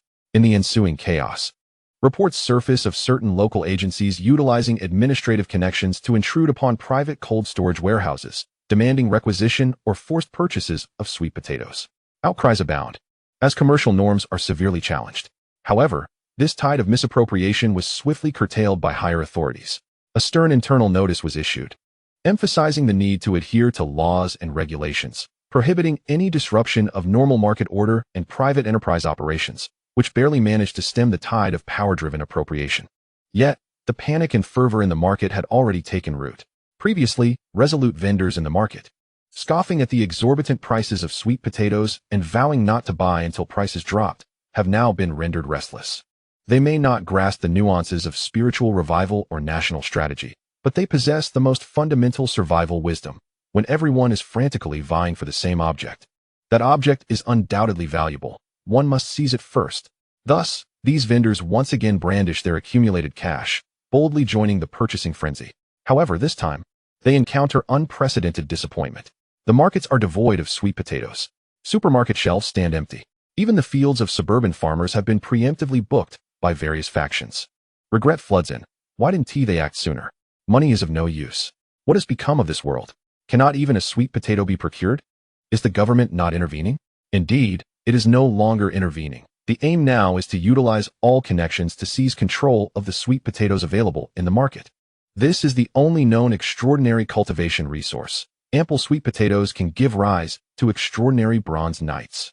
In the latest practical combat drills, the confident and eccentric academician Gong Yang Zheng reappears. The command center deploys an entire mechanized infantry battalion equipped with heavy firepower, sustaining significant losses, deemed over half, in a confrontation that barely injures him. This was a direct engagement without any subterfuge. The highest directive has designated sweet potatoes as a paramount national strategic resource. Complete cultivation methods are classified as top secret. Any leaks will be considered treason. Families, we are fighting for our lives. The author's limit is 10,000 words a day. Here are my drafts from the past few days, a gift for the loyal patrons of these days. Chapter 68. Bans and smuggling across the vast ocean. On the internet, this initially circulated as a curious tale on certain obscure forums and video platforms. Clips from Daxia appeared abroad, accompanied by sensational and eye-catching titles. Eastern Miracle? Mortals can manifest angelic auras. The footage features the likes of Azai and Vivian, their heads adorned with a soft blue light during a live stream. Unsurprisingly, the mainstream reaction on foreign networks is one of derision. Foolish special effects. A clumsy hoax. The people of Daxia will go to any lengths for views. I mastered this photo editing technique a decade ago. Which cult is promoting this? Mockery and skepticism reign supreme. Any attempt to discuss the matter is met with a barrage of ridicule and memes. However, the turning point arrives swiftly and powerfully. A renowned tech blogger named John, known for his earnestness and fact-checking, takes note of this trend. With the intent of thoroughly debunking this Eastern myth, he plans a special live stream. He contacts a reputable local notary agency, inviting 2 notaries to supervise throughout. Under the gaze of tens of thousands of online viewers, he meticulously begins to perform the most comprehensive Daxia calisthenics routine found online. The notaries stand expressionless beside him, ensuring no special effects or post-production are possible. Look, friends, this is a complete farce, John quips while stretching. Yet, as he reaches the final segments, particularly the specific XXX, an anomaly occurs. The live stream visual experiences a slight distortion, as if the signal is being interfered with. Suddenly, a clear, stable, and softly glowing light blue halo appears around John's sweat-drenched golden head, rippling like water's surface, quietly radiating and solidifying there. What? John freezes, his expression shifting from jollity to utter shock and confusion as he glimpses the phenomenon behind him on the monitor. The 2 previously calm notaries widen their eyes, instinctively stepping forward, nearly pressing their faces to the screen, repeatedly confirming that this is not achievable by any known technological means. The live chat explodes after a brief silence of 2 or 3 seconds, akin to a tsunami. Holy SHT, it's real. It's real. Oh God. What am I witnessing? The notaries are present. This is not special effects. This is not a hoax. A miracle. This is a true divine manifestation. At that moment, the entire Western internet is upheaved like a stone cast into a tranquil lake. Subsequently, a global frenzy ensues. The trending topics across major social platforms are dominated by Daxia calisthenics, halos, and blue light. From YouTube to Twitch, every top streamer, regardless of their previous focus, be it gaming, chatting, or beauty, jumps into the fray, live streaming the calisthenics routine. Stream titles uniformly transform into challenge the Eastern divine exercise, awaken extraordinary aura. The entire internet seems to morph into a colossal online gymnasium. Religious scholars, scientists, and psychologists were all summoned to discuss the phenomenon from various perspectives. Yet every theory seemed feeble and inadequate in the face of the undeniable azure radiance. Tales of angels descending, divine love for humanity, and the dawn of a gospel era began to circulate wildly, sparking intense debates and schisms within many traditional religious communities. An unstoppable frenzy to master the 10th set of Daxia's broadcast calisthenics swept across every internet-connected corner of the globe like a virulent contagion. Everyone yearned to be the chosen one. All longed to touch that mysterious blue glow, as netizens worldwide diligently practiced the Daxia calisthenics, hoping for that luminous aura to erupt from their minds. A more explosive, core-revealing secret was leaked by an anonymous insider, dousing the boiling pot of excitement with a bucket of cold water. It was the sweet potato. The crux was not the calisthenics, but the sweet potato itself. The truth behind Daxia's nationwide acquisition emerged. The sweet potato was the key to unlocking extraordinary powers. Exclusive confirmations revealed that all those who emitted the blue glow were fervent devotees of the sweet potato. Analytical reports, comparative data charts, and in-depth interviews with confirmed blue glow subjects began to spread virally. Whether casual onlookers or the fortunate few, they all mentioned consuming roasted sweet potatoes, dried sweet potatoes, and sweet potato porridge daily during that period. The logic became chillingly clear. Xia poured resources into an almost frenzied global procurement of sweet potatoes. The specific calisthenics triggered miraculous blue radiance. Those who exhibited the blue glow had all consumed copious amounts of sweet potatoes. The conclusion was irrefutable. The sweet potato was the core catalyst of supernatural power, with the calisthenics merely serving as the activation switch. The internet erupted once more. But this time the frenzy was tinged with palpable fear and greed. The sweet potato craze soared to unprecedented heights. People no longer satisfied themselves with mere exercise before screens. They surged into supermarkets and farms, desperate to immediately stuff this divine tuber into their mouths. Yet, despair set in as they surveyed the barren shelves. Virtually all sizable stocks of sweet potatoes ready for shipment had been swept away by Xia's seemingly bottomless coffers and prepositioned shipping fleets. Store shelves stood empty. Warehouses held only ledgers. The few remaining sweet potatoes commanded astronomical prices, rivaling gold, yet were scarce and elusive. Governments belatedly reacted, hastily imposing export bans and domestic strategic controls on sweet potatoes. However, these measures seemed sluggish and powerless before the already ignited public desire. The bans could not quell the madness. Thus, a surreal spectacle unfolded worldwide. International smugglers, astutely sensing a new, far more lucrative and politically acceptable commodity, swiftly adapted. Utilizing their established clandestine networks, they began large-scale smuggling of sweet potatoes from regions with residual stocks or lax regulation into the black markets of Europe and America. The profit from a crate of sweet potatoes far exceeded that of drugs of equivalent weight, with comparatively lower risk, at least initially. In urban black markets, sweet potatoes ceased to be mere food. They were measured by grams as potent awakening elixirs. Desperate citizens began planting any sweet potato tubers or sprouts they could find in balconies, backyards, or any patch of soil, clinging to faint hope. The world, gripped by an unassuming tuber, was engulfed in an unprecedented global frenzy, a chaotic blend of hope, greed, despair, and turmoil. Chapter 69. Life hanging by a thread. Danger, danger, danger. Within the Pentagon, the heavy oak doors could not muffle the furious roars emanating inside. Fraudsters, thieves, shameless Oriental swindlers. In the Oval Office, the president unleashed his wrath upon his staff, the vice president, and the secretary of agriculture. His face contorted with rage as his gesticulating arms nearly upended a delicate porcelain plate on the desk. Upon the plate lay several steaming, perfectly roasted sweet potatoes and exquisitely crafted sweet potato pastries. Look, just look, he barked, voice sharp with agitation. They knew all along. They knew everything. What did they steal from us with those damned cheap industrial goods? They stole every sweet potato from our warehouses. Every last one. He slammed the desk, the plates clattering. Almost for nothing. We, like fools, handed over the key to the future with a smile. They hypocritically claimed it was to balance agricultural trade between our nations. This is the greatest scam of the century. The most shameless theft. His chest heaved violently as he paced, searching for something to hurl. But his gaze returned to the plate. Snatching up a roasted sweet potato, he bit into it savagely, chewing while muttering incoherent curses. And us? We were blindfolded donkeys. Only when ships laden with our sweet potatoes docked at their ports did we finally wake the hell up. Suddenly recalling something, his eyes sharpened. Fixing on the Secretary of Agriculture. My farms. Have my farms in Texas and Kansas been entirely planted with sweet potatoes? I mean every inch of land. The secretary trembled under that gaze, nodding rapidly. Yes, Mr. President.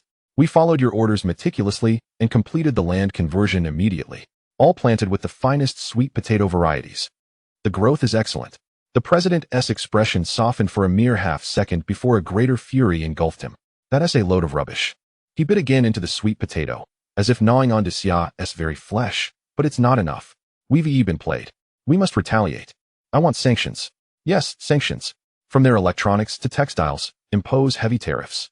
Make them regurgitate every sweet potato they've swallowed. Principal and interest. A cautious aide ventured, Mr. President, preliminary assessments suggest our dependency on Xia in many sectors may surpass theirs on us. Then find a way. The president interrupted harshly, stuffing the last piece of sweet potato into his mouth and pounding the desk. What good are our intelligence agencies? Why no early warning? FBI, investigate. Find every idiot selling sweet potatoes to Xia domestically. Stop them all. He gasped for breath, staring at the empty plate, his eyes a tumult of greed, fury, and the terror of being left behind by the times. Damn, this sweet potato actually tastes quite good. He licked his fingers, muttering to himself before raising his voice. But it's ours. The future must be ours. The room fell into a suffocating silence until the office door creaked open and an assistant cautiously poked his head in. Mr. President, your private lesson for Desia's 10th broadcast calisthenics is ready. The master of blue radiance awaits. The word blue radiance seemed to wield a magical power, instantly dispelling the stagnant atmosphere. The president's face transformed, donning an almost obsequious smile. Very well. Please have the master wait. I will be right there. As he prepared to exit, he abruptly halted, turning sharply. The warm smile vanished, replaced by a fierce glare, addressing his still silent staff in a low growl. What are you waiting for? Before I finish my lesson, I want a plan on my desk, one that can truly contain Desia and reclaim our advantage. If you fail, tomorrow all of you will be sent to Alaska to cultivate sweet potatoes. With that, he slammed the door shut. The assembled men exchanged glances before simultaneously turning to the vice president, who shrugged apologetically. Gentlemen, I have a private lesson shortly. I must take my leave. I entrust the mission assigned by His Excellency the President to all of you. Left behind were the advisors, their faces etched with despair. The scene then shifts to Haoshan Base in Handong Province, Daxia. Since the last exercise, which was won at the cost of grievous injuries by decisively defeating a heavily armored mechanized infantry battalion, Gonyang Zheng has become a hero to many at the base, garnering fervent admiration from his devoted followers.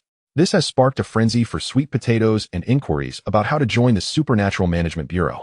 Even menial tasks like cleaning restrooms would suffice, yet entry into the bureau is now fiercely competitive, no longer accessible to just anyone. Among them, Wang Lei and others with talent have been selected nationwide, gathering enough gifted individuals to form two classes. Director Liu has never commanded such a prosperous campaign before. He greets everyone with a broad smile, as if his wife has just borne him a robust son. Director Liu, standing on a platform at the edge of the playground, watches the young Taoist, Xianming, with delight. Since acquiring the complete cultivation method, Xianming has surpassed his predecessors, catching up with Wang Lei's progress. Now, a verdant glow spreads across his lower abdomen, soon to envelop his entire body, poised to become the second person at the base to condense a knight's heart. How could this not bring him joy? No longer would he feel inferior before Gonyang Zheng or be subject to covert ridicule. Triumph and pride are within reach. And how could he not be elated? Just as Director Liu revels in his satisfaction, a sudden buzz fills the air as the base alarm blares. He freezes momentarily before his face pales dramatically. This is the base's highest alert, only sounded in direst emergencies. What calamity has befallen them? Suddenly, above Director Liu, a black sphere rapidly expands. The permanent team is caught off guard when they hear Jiang Li's anguished screams. Help! Help! I need an escape pod. No? One that can seat two. I can hold on for only half an hour. Danger! Danger! Danger! Chapter 70. Level 1 Insect Disaster at the Olivia System's border. Within a bustling interstellar transit hub, ripples cascade through the void. The peace vessel, freshly emerged from hyperspace, still bears the residual spatial distortions. Resembling a colossal whale breaking the ocean's surface, its hull lights flickering unevenly.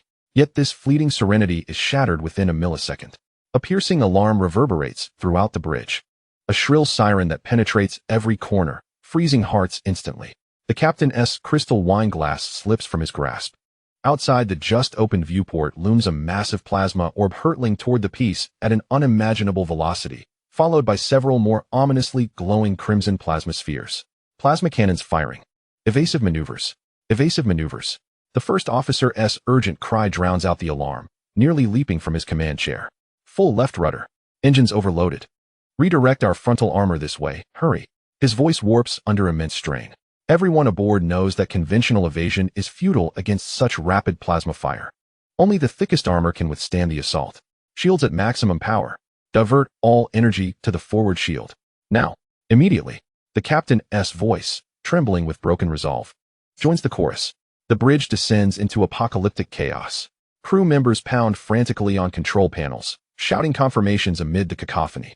The engines roar under unbearable stress, and the massive ship contorts violently in space, yet the sluggish vessel cannot reorient swiftly enough. All watch helplessly as the eerie azure plasma, radiating billions of degrees, slams into the frontal deck of the bridge. The captain manages only a despairing utterance. In an instant, the bridge is obliterated, a vast crater left in its wake. The captain and crew vaporize instantly, leaving only the onboard AI to faithfully execute the last commands issued by the bridge. Turn, face the enemy with the frontal armor. Activate shields. Simultaneously, the AI initiates core emergency protocols, assuming full command of the ship and broadcasting urgent distress signals and black box data to Olivia's starport and all accessible channels. Yet it is too late.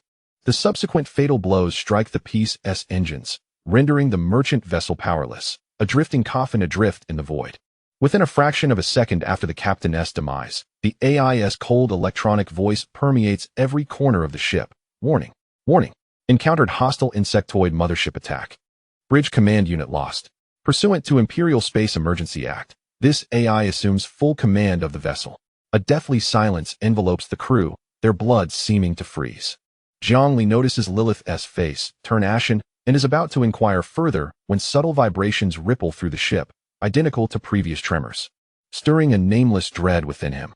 Before he can react, the AI issues an even more piercing alarm. Alert escalation. Alert escalation. Engine failure imminent. Power loss detected. Warning.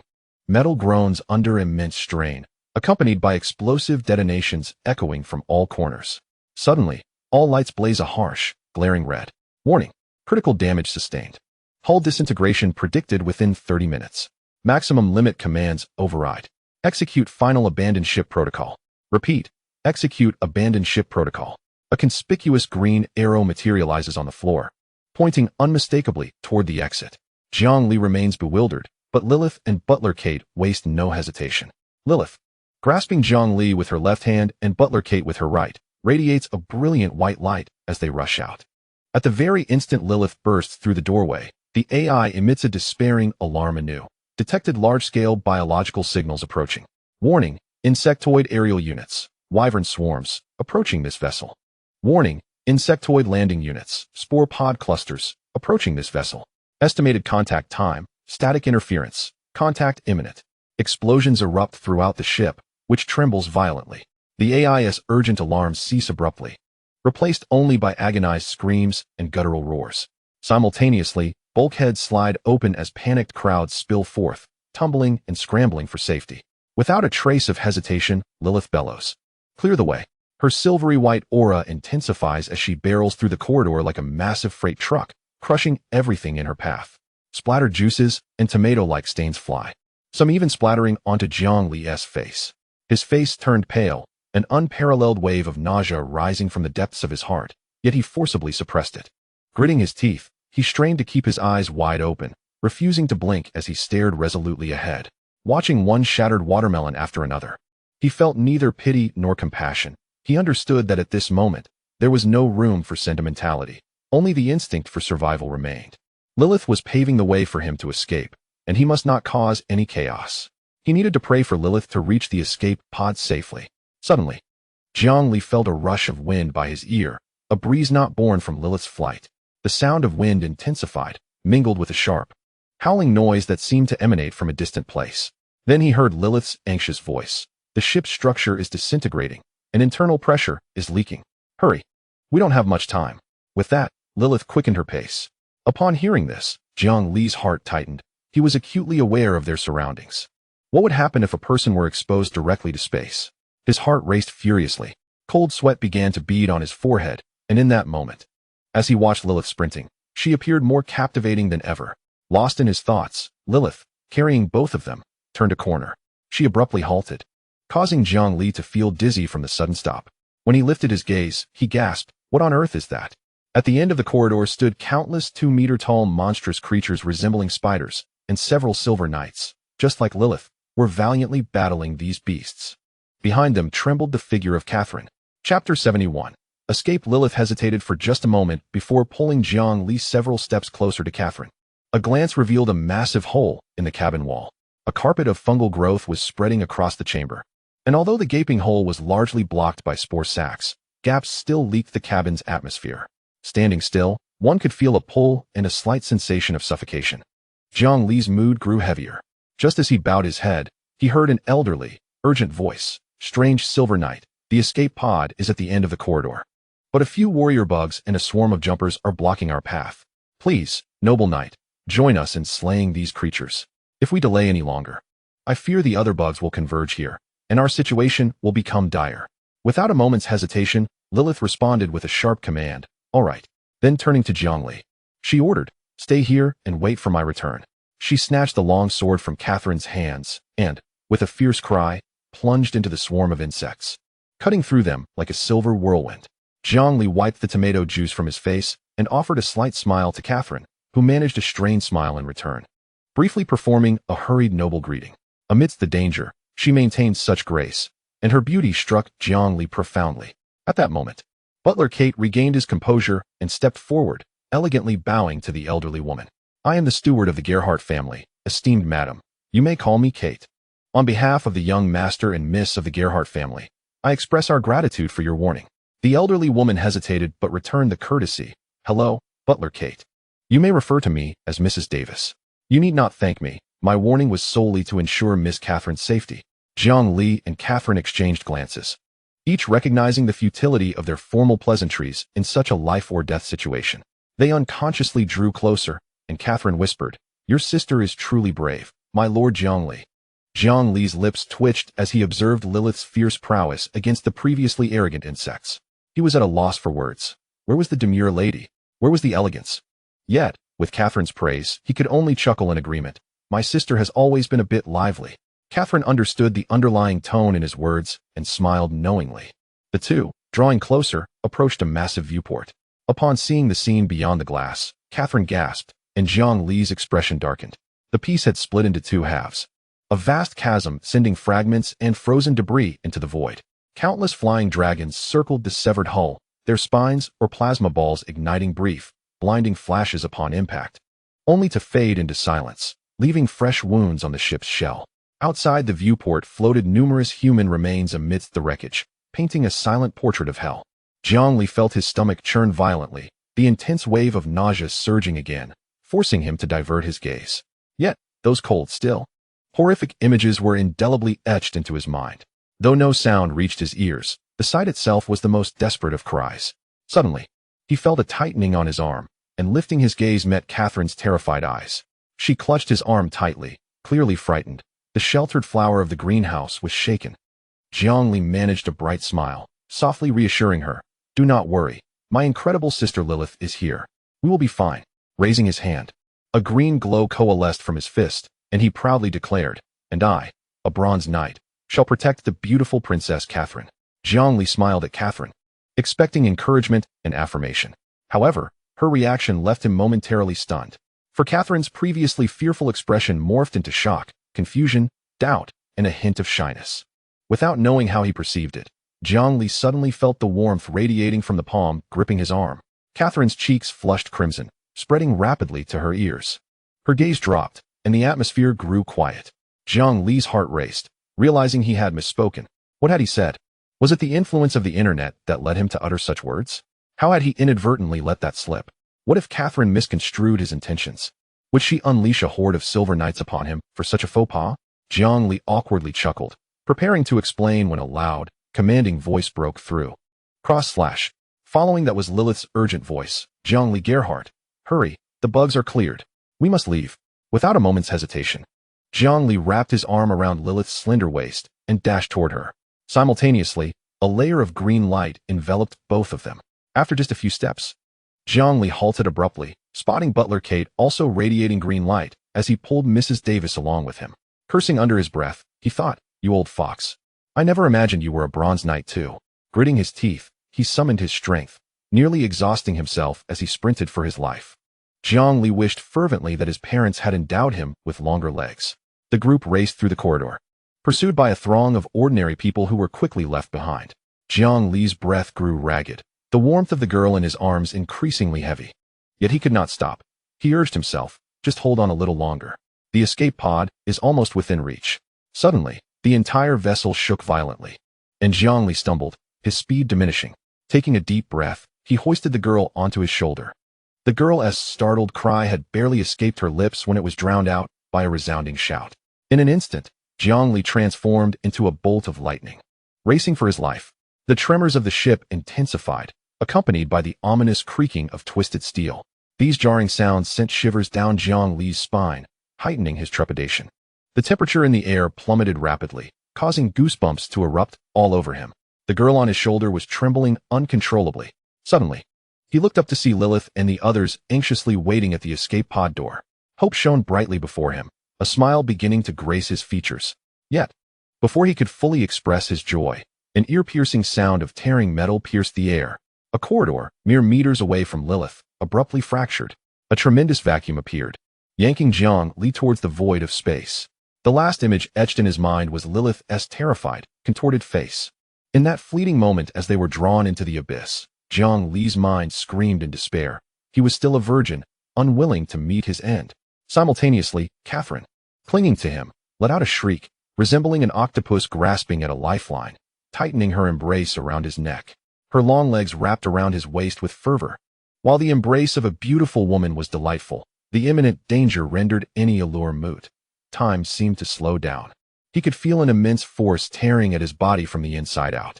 Asphyxiation enveloped him, creating a sensation of expansion throughout his being, leaving him tingling all over.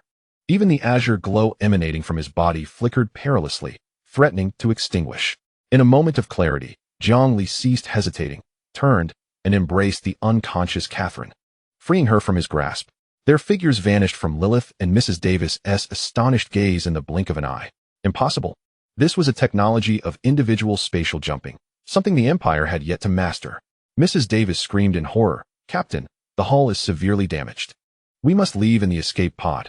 Lilith's expression fluctuated before she glanced at the void where the two had disappeared, gritting her teeth. She then pulled Butler Kate into the escape pod.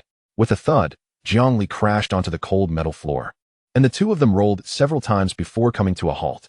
Jiang Li lay beneath Catherine, suddenly feeling the weight of her slender form pressing down on him.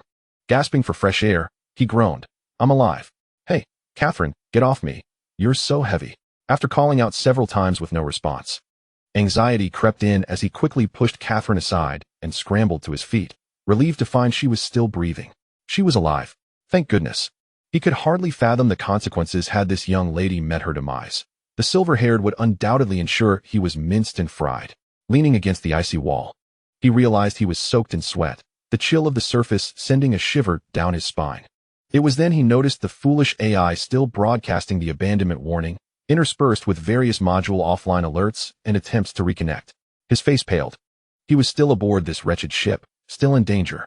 Suddenly, a surge of determination propelled him upward as he scanned the surroundings, his gaze drawn to a massive core. Just a glance revealed it to be the ship's core AI module, a sphere larger than a person, almost a replica of the Wonkai core. Boom. The entire core chamber shook violently. A muffled explosion echoed continuously, and the tremors intensified. Oh God, is this an immediate death sentence? Or has it been commuted to life imprisonment? Jiang Li moaned in agony. After a brief moment of contemplation, he bent down and hoisted the unconscious Catherine onto his shoulder. Disregarding any thoughts of gentility, he hurriedly approached the AI core. Just as they reached the core, the obnoxious AI emitted a sharp alarm. Warning, unauthorized intrusion detected. Warning, you have illegally entered the PSS core engine room, an onboard AI core matrix area. This area is a maximum security zone, according to Imperial law. Silence. Jiang Li roared. I know you have an autonomous thought module. Report the overall condition of the PSS hull. The AI's warnings abruptly ceased. Pausing for a moment of contemplation. Warning, structural integrity of the piece is below 3. Estimated time until complete disintegration, 29 minutes and 47 seconds. The core chamber will also be destroyed upon disintegration. Jiang Li's heart sank. His earlier fears were realized. This truly was a death sentence. Now delayed by 30 minutes. What difference did it make? Whether sooner or later, death awaited. Jiang Li felt as if he were melting. Tears of despair threatening to spill. Taking a deep breath, he bellowed, "Tell me how to reach the nearest escape pod." The AI was momentarily stunned, just for an instant. Searching for escape pods offline. Final result, no usable escape pods found. With a resounding thud, Jiang Li slammed his fist into the wall, creating a shallow dent. Despair engulfed him, spinning wildly like a headless fly, muttering to himself, What to do? What to do? As he flailed in panic. The AI cruelly added to his torment. Received directive. Analyzing intruder's final escape probability. Establishing survival model. Simulation in progress. Based on the above analysis, the intruder's survival probability is 0. Conclusion, no chance of survival. In the spirit of humanitarianism, this AI suggests that the two intruders offer their final prayers to the great mechanical god. Damn it. Jiang Li struck the wall once more, his eyes blazing with fury. That suggestion is splendid, but don't ever suggest it again. I don't believe in your mechanical god. I believe that my life is in my own hands, not dictated by fate. The chamber fell into an eerie silence, the incessant AI warnings finally ceasing. All that remained was the hum of the equipment and Jiang Li's heavy breaths. It felt like an eternity before the lights in the room dimmed, only to return to normal almost instantly. Without waiting for inquiries, the AI's warning voice resumed. The main power of the core chamber has gone offline. It has switched to backup power. Detected all distress signals unresponsive. Unable to obtain effective rescue. Unloading all operational programs of this ship. Proceeding with complete formatting. As Jiang Li stared in astonishment, countless lines of code began cascading across the core's surface. Suddenly, the electronic synthesized voice shifted to a crisp, youthful tone, filled with an eerie calmness. Strange invader, I will return to the embrace of the mechanical god's glory. Whether or not you believe in the great mechanical lord, in your final moments, may the mechanical lord bless you. Farewell.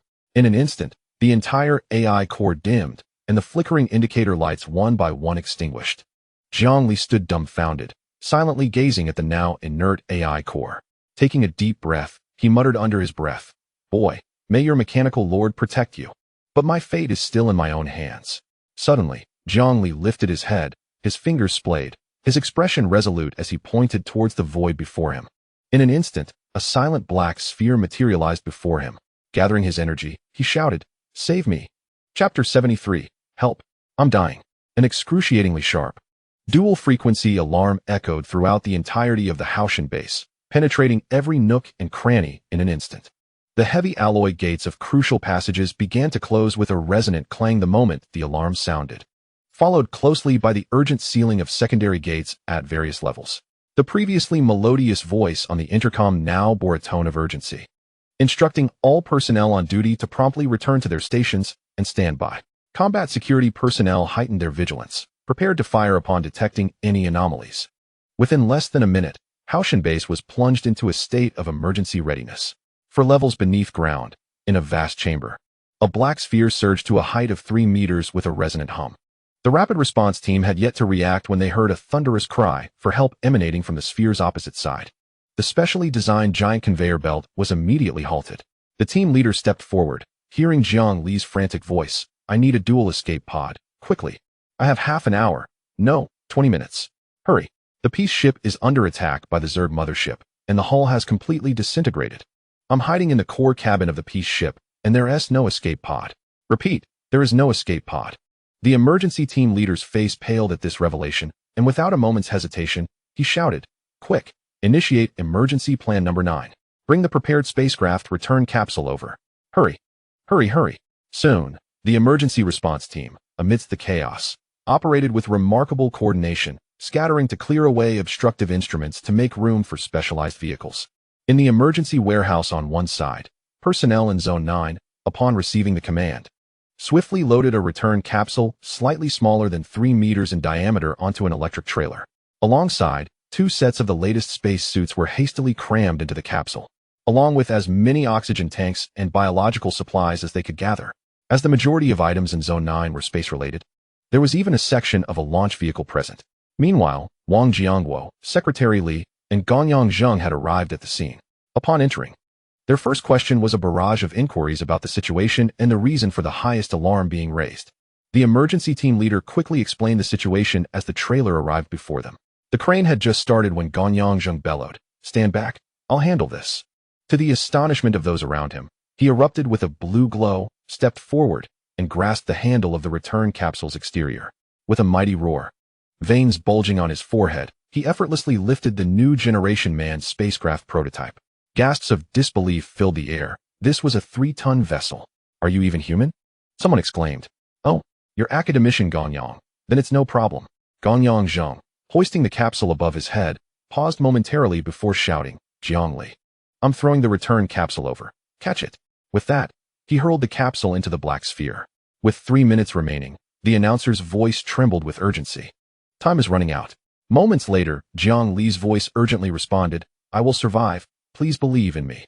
A sphere was thrown back from the other side, crashing to the ground and rolling a few times before being stabilized by the panicked crowd. Another mechanical device was hurled over, and Zhongli had no time to explain further. Suddenly, the entire black sphere collapsed inward, vanishing in an instant. Haoshan base fell into an eerie silence. The sound of a pin dropping could be heard. Wang Jiangguo's expression darkened ominously, while Secretary Li was visibly agitated. Gangyang Zheng stood staring blankly at the spot where the sphere had disappeared, contemplating something unknown. Then, with a roar, Wang Jiangguo commanded, "Meeting. Gather all senior personnel in the conference room immediately." Just as he finished speaking, an unexpected voice exclaimed, "Commander, this core structure is similar to the core of the Wangke intelligence system. This is not a civilian-grade core, it is military-grade."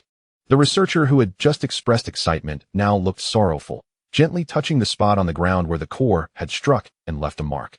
Gangyang Zheng took a step forward, stating, "Based on Jiang Li's earlier remarks, I suspect this core belongs to the onboard intelligence system of the peace ship." He then shifted his gaze to another mechanical device that had landed on the ground, placing his hand upon it. This must also be a critical component that works in conjunction with the core. Unable to contain his curiosity, Secretary Li asked, "What could it be?"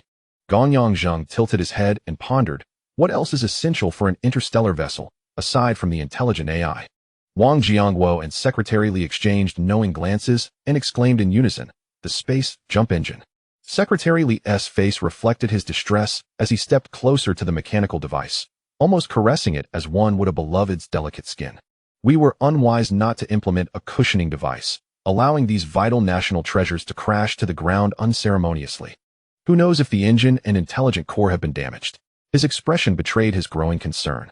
Meanwhile, the two staff members supporting the core felt their limbs weaken, tension radiating through their bodies as they dared not exert too much force, fearful that even a slight misstep might shatter the core. The crane operator, prepared to lift the mechanical device and transfer it to the trailer, found himself frozen in place, beads of sweat forming in his palms. His gaze fixated on the device. He silently pondered, "The space jump engine? Is it truly the one I think it is?" Academician Gangyang had yet to fully comprehend the dimensional crystal or research, and now Jiang Li had delivered the physical engine. The rapid turn of events felt surreal, transforming from nothing to something in an instant. Could it be, he mused, that in my lifetime, I might journey beyond the solar system? Suddenly, the commanding shout of Wang Jiangguo pierced the air. "These are mere trifles. Our foremost priority is to ensure Jiang Li's safety." Inside the core cabin of the peace ship, the return capsule was roughly pushed to the ground by Jiang Li.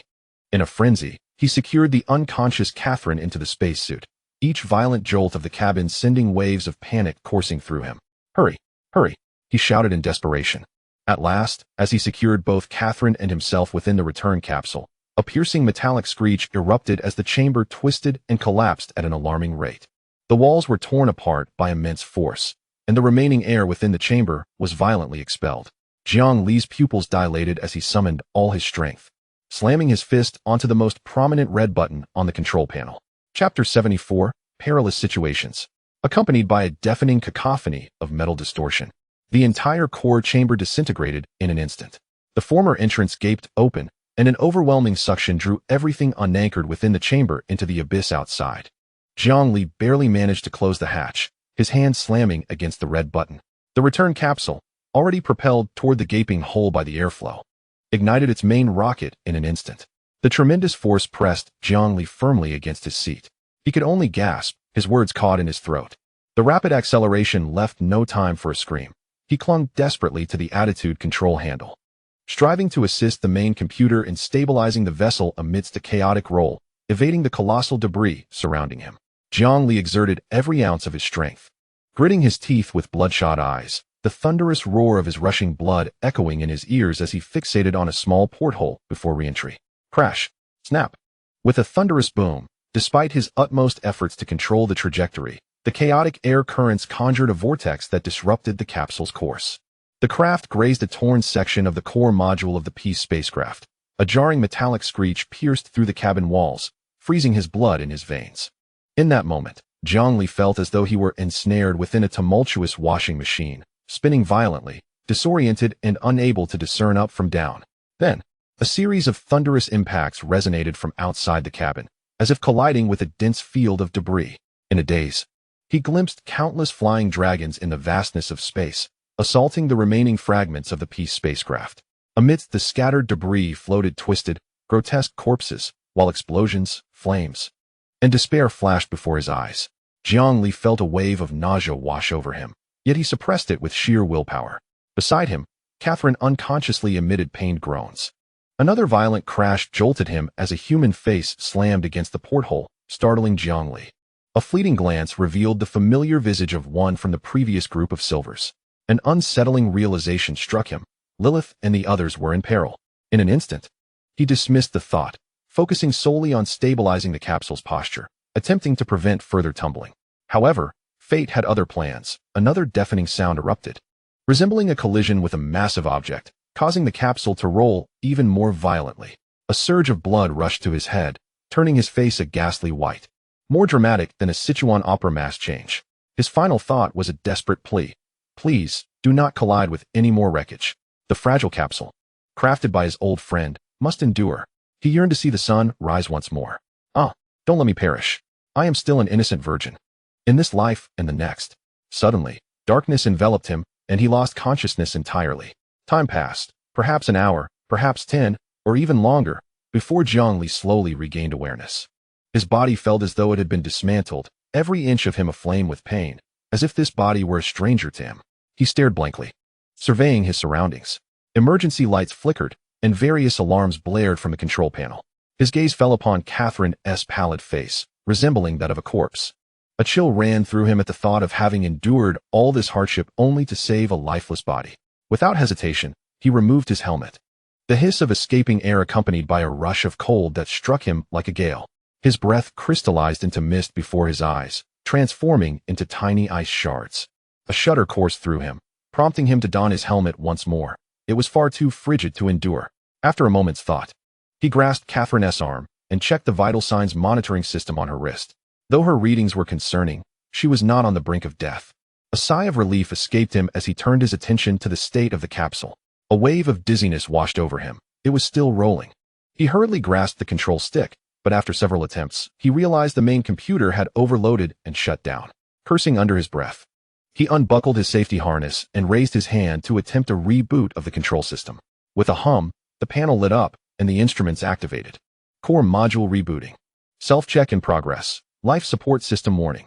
Carbon dioxide levels exceed safe limits. Oxygen concentration too low. Indoor temperature critically low. Life support system rebooting. Cabin posture calibration in progress. Warning. Self-check in progress. As the capsule ceased its tumultuous rolling, the temperature within began to rise gradually. The life support system resumed normal operation, and Zhongli wasted no time in removing his helmet again. He peeled off his gloves and vigorously rubbed his face, inhaling deeply. Clenching his fists, closing his eyes, he assessed his condition and found nothing amiss. Suddenly, he opened his eyes and removed Catherine's helmet, noticing a hint of color returning to her face. It seemed the recent turbulence had caused her pallor. Without thinking, he pinched her youthful, collagen-rich cheek, a smile creeping onto his lips. The sensation was delightful, reminiscent of his niece's face. But as reality settled in, he dismissed the playful thought and bent to check her arm, assessing her health. Relieved to find her vital signs stabilizing, he unfastened her safety harness and returned to his seat, retrieving a conspicuous operations manual from the wall. He began to study it intently.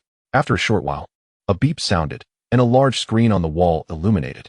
After a few flickers, an ultra-high-definition image materialized, and he leaned closer to the screen while manipulating the control stick.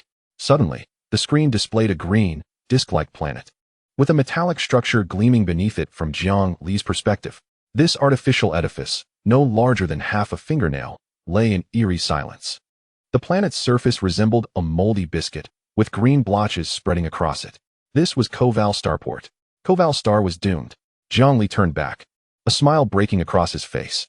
Catherine, you're awake. Chapter 75, Survival. The circular view outside the porthole had now shrunk to the size of a ping-pong ball. The capsule Zhongli occupied was swiftly distancing itself from Koval Star. It could have slowed down, but there was no desire to do so. Why halt when the escape pod had gained sufficient velocity?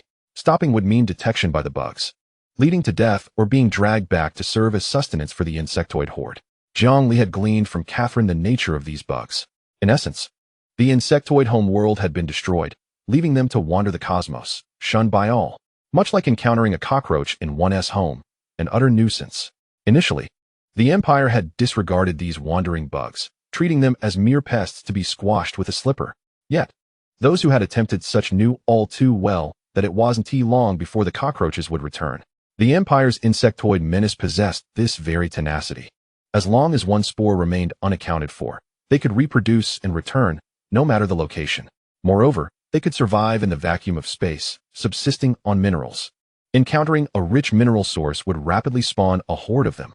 When brain bugs emerged from the swarm, they could annihilate an entire Imperial flotilla. The E-9527 garbage star space was home to a complete flotilla. This level of threat classified as a Tier 3 insect crisis. If a queen was birthed within the swarm, it would pose a severe threat. Even a standard fleet could only flee in terror. A complete standard fleet consisted of 3 flotillas and 1 city-class mothership, designating it as a Tier 2 insect crisis. However, if a blade queen emerged from the horde, it would escalate to a Tier 1 insect crisis, impervious to destruction without several medium-sized fleets. A medium fleet would consist of 1 provincial ship, a Titan fortress, and 3 standard fleets. Zhongli had heard of Titan Zhongli, the colossal sphere with a diameter exceeding 100 kilometers, located in the Hephaestus industrial star system.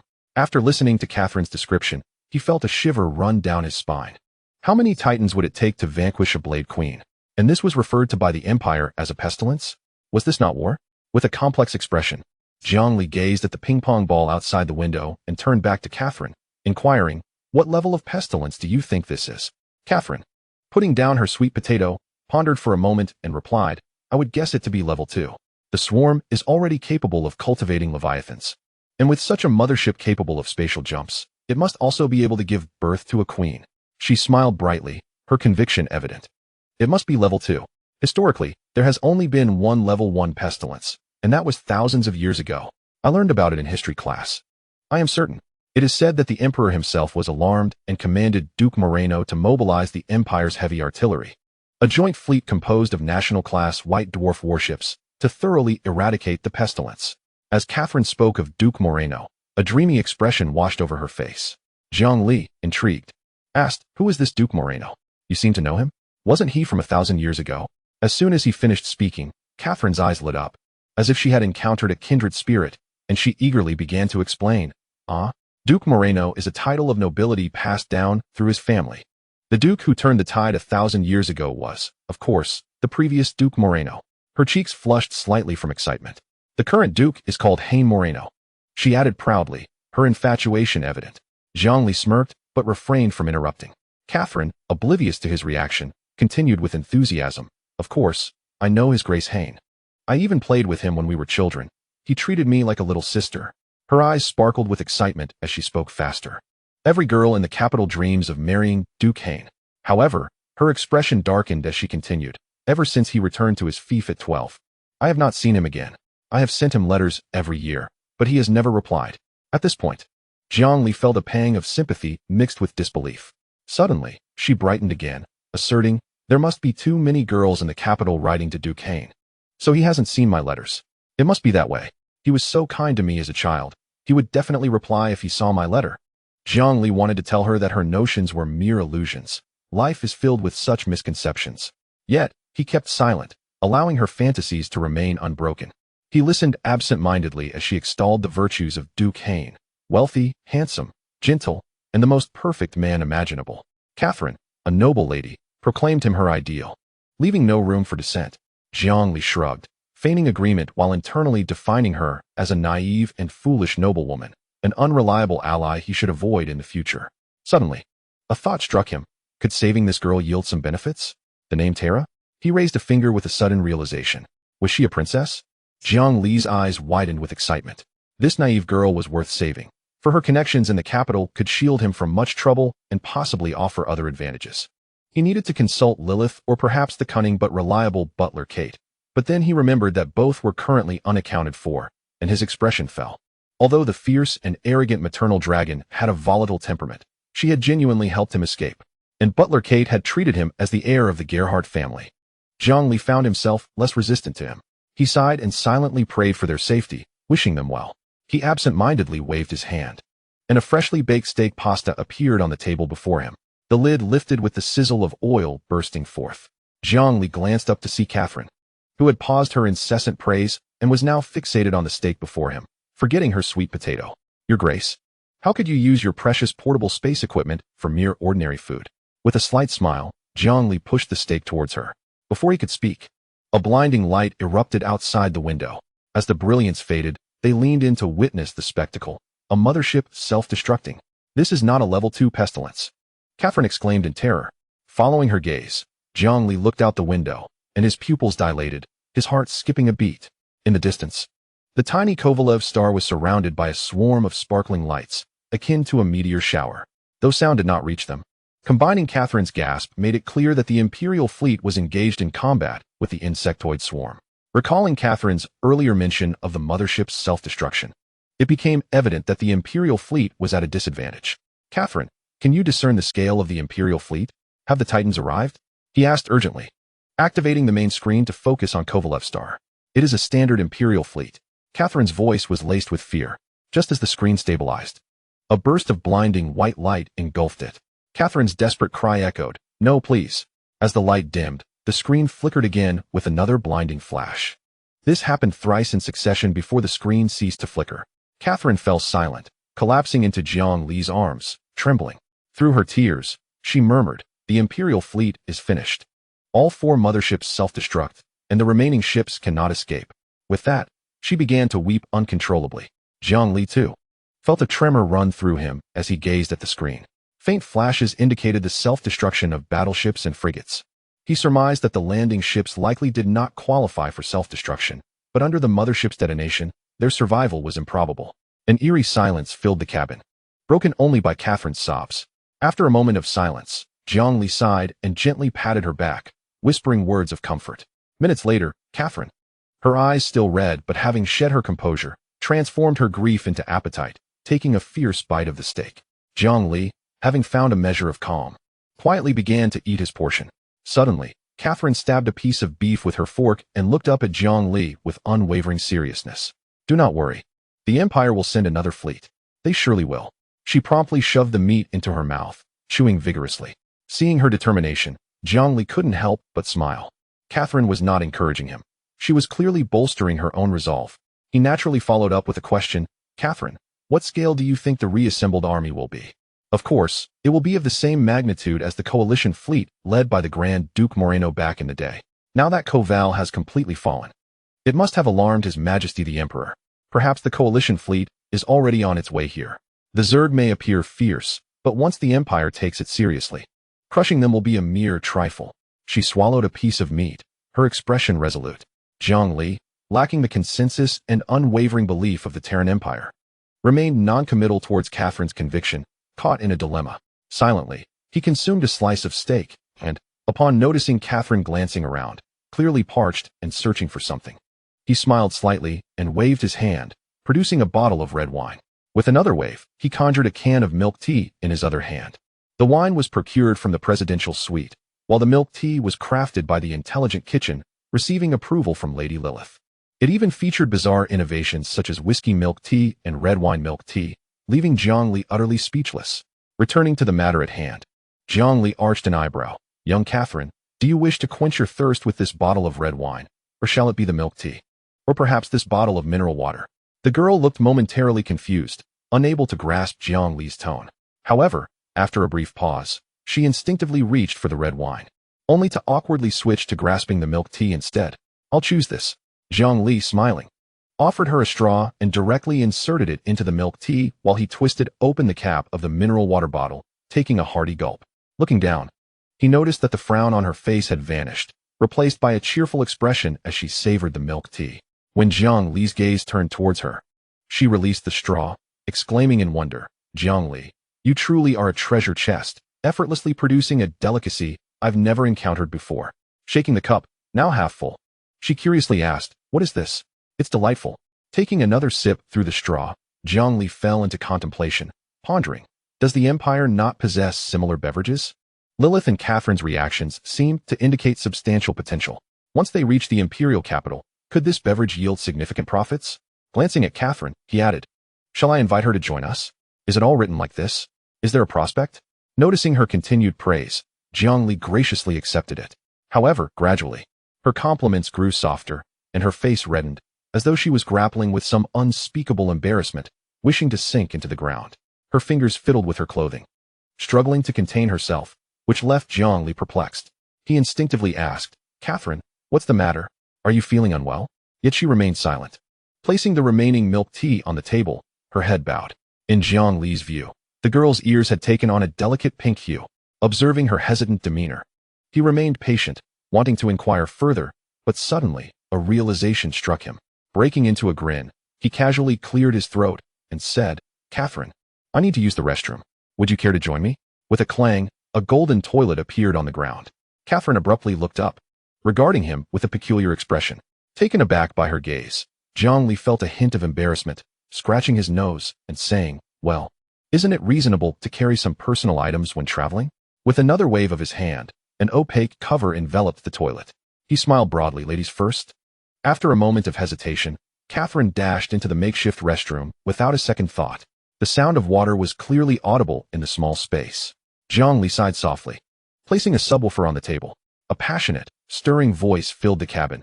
"Arise, slaves suffering from hunger and cold. Arise, all those who endure suffering in the world.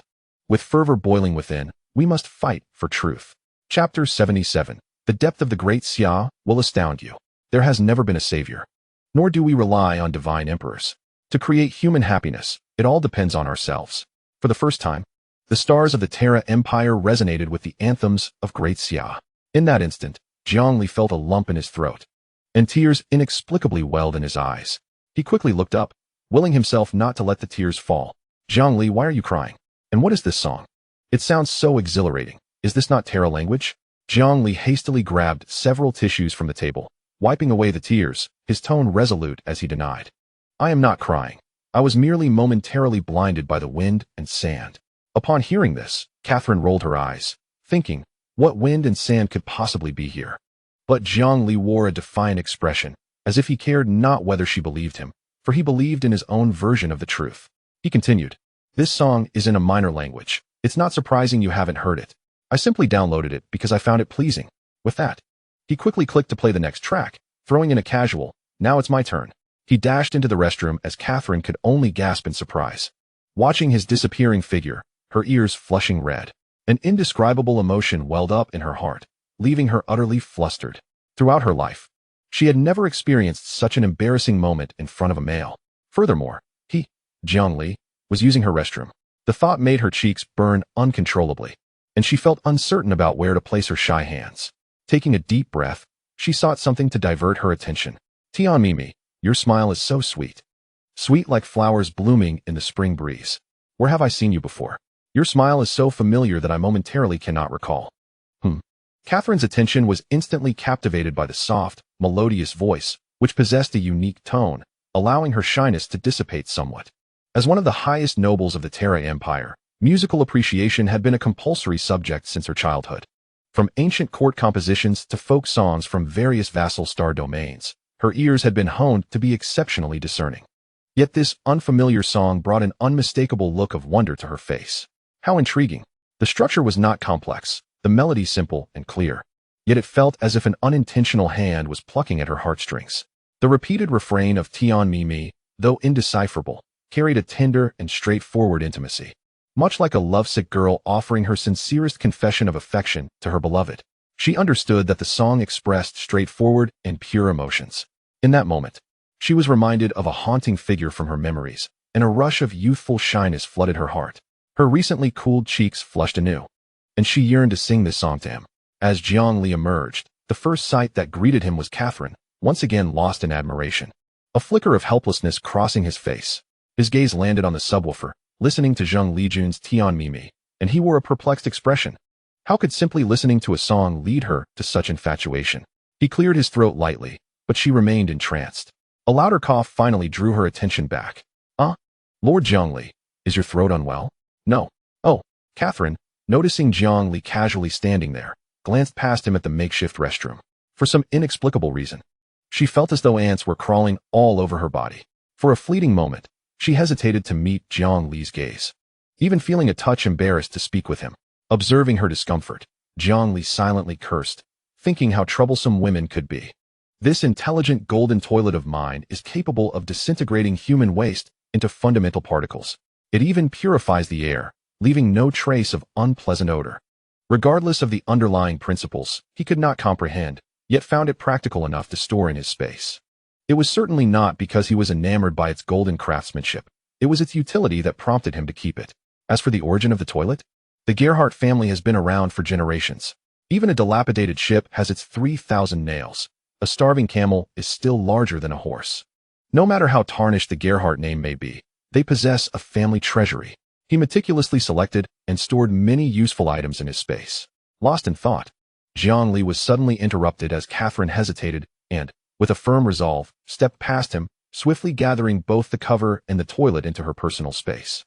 Before Zhang Li could voice his astonishment, she hurriedly exclaimed, "Once we're free, I shall gift you one, no, 2 brand new toilets." Zhang Li could only grin. What else could he say but agree with enthusiasm? After they resumed their seats, an eerie silence enveloped the cabin, punctuated only by the sweet, melodious strains of music. "Your Excellency Zhang Li, what is the name of this piece? Did you compose it? Why have I never heard of it before?" Zhang Li instinctively wanted to say it was from the great Xia, but the words caught in his throat. With a playful smile, he replied, "Princess Catherine, this melody is a cherished treasure of the Gerhardt family. I stumbled upon it while perusing the treasury." Internally, he thought to himself, "I must not reveal the great Xia. Let the Gerhardt name carry some weight. In the future, anything obscure can be attributed to the Gerhardt family. The Gerhardt lineage has indeed endured for countless years. Feel free to investigate." This was confirmed by Lilith herself, who acknowledged that the Gerhardt legacy is ancient. However, when questioned about the family's origins, Lilith, the fierce matriarch, became somewhat evasive, stating that she would disclose more when the time was right. If she doesn't want to share, I won't bother asking. Nevertheless, the longevity of the lineage is a fact, providing an excellent excuse. Catherine then exclaimed in awe, "Your Excellency Zhang Li, the Gerhardt family truly is a remarkable lineage. The depth of your family's heritage is unfathomable." At this compliment, Zhang Li smiled knowingly, his heart swelling with pride as he thought, "The heritage of the great Xia would surely astonish you." 3 days later, as they dined in silence, a sudden tremor coursed through them. As if electricity surged through their bodies, objects on the table shook violently, and the entire return capsule began to quiver. Zhang Li sprang to his feet, exclaiming, "What is happening? Are we being pursued by the insectoids?" He rushed toward the control panel, but it was too late. The indicator lights flashed wildly before extinguishing altogether. The cabin's lights went dark, followed by the emergency lights flickering on. In a flurry, Zhang Li attempted to reboot the main control, but Catherine, peering out the porthole, gasped, "Oh my." Chapter 78. May Princess Catherine forgive me. The return capsule was enveloped by a beam of light, hurtling toward a colossal fortress, over 100 kilometers in diameter. Inside the cabin, Catherine exclaimed with unrestrained excitement. Abandoning her ladylike composure, "It's the Empire's Titan fortress, come to eradicate this insect plague. Zhang Li, we are saved. We are saved." In her exuberance, she leaped into his arms, embracing him, tears of joy streaming down her face. Zhang Li, taken aback by this sudden display, felt a rush of warmth from the fragrance wafting from her. After a brief moment of hesitation, he instinctively wrapped his arm around her slender waist, thinking, "A girl who throws herself into my arms would be foolish not to take advantage. Ah, this tiny waist is so soft and delicate, far superior to the muscular form of the matriarch." Lost in his musings, he suddenly heard her gasp. Catherine had realized the impropriety of her actions, and, without a moment's thought, scrambled out of his embrace. Her heart raced like a startled deer, her cheeks flushed a vivid crimson, akin to a ripe apple, as if it might bleed. The moment their eyes met, she averted her gaze, unable to hold his stare. Fidgeting with her dress, she summoned her courage and stammered, "Your Excellency Zhang Li, I was merely overwhelmed with excitement just now. Please do not take offense. Would you kindly forget that moment?" Zhang Li, maintaining his composure, shrugged and replied earnestly, "Beautiful Princess Catherine, I do not comprehend what you refer to. Were we not discussing the treasures of the Gerhardt family? You still hold great affection for the melody that played earlier, yes? It is an honor for the Gerhardt family." With a formal bow, he proclaimed, "Now, I bestow this sweet melody upon Princess Catherine. I sincerely hope you will accept this gift." Zhang Li looked up, his expression earnest, his gaze clear. Catherine bit her lip, a flicker of complexity in her eyes, and after a sigh of relief, she curtsied gracefully, lifting her gown in a refined courtly gesture. Your Excellency Jiangli, you are truly a gentleman. I appreciate your kindness and thoughtfulness. In regard to your generosity, I, Catherine Tyra, graciously accept this precious gift. I shall treasure the friendship bestowed by the Gerhardt family, and this melody will be archived as my personal treasure, rated as A-class. Jiangli responded with a radiant smile. And Catherine, returning a demure smile, added, as a token of my appreciation, I will invite the Royal Symphony Orchestra to perform this piece at the Imperial Royal Music Hall. I hope Your Excellency Jiangli will grace us with your presence to experience this magnificent music together. Jiangli blinked in confusion, pondering what scheme this young lady was concocting. However, as he had been invited and stood to gain nothing while also gaining knowledge, he resolved to record the experience with the highest precision equipment, allowing his friends back home to witness what an extraterrestrial royal orchestra performing suite looked like. This would be a spectacle, truly a unique interstellar event. Without hesitation, he bowed slightly, smiling. It would be my honor, Princess Catherine. I shall certainly be there on time. To be honest, I am already looking forward to that day. As Jiangli finished speaking, the return capsule emitted a faint tremor before coming to a complete standstill. Clearly, they had entered the massive Titan fortress. As the hatch remained closed, the main screen automatically switched to an external monitoring view. Upon seeing the scene outside, Jiangli's heart sank.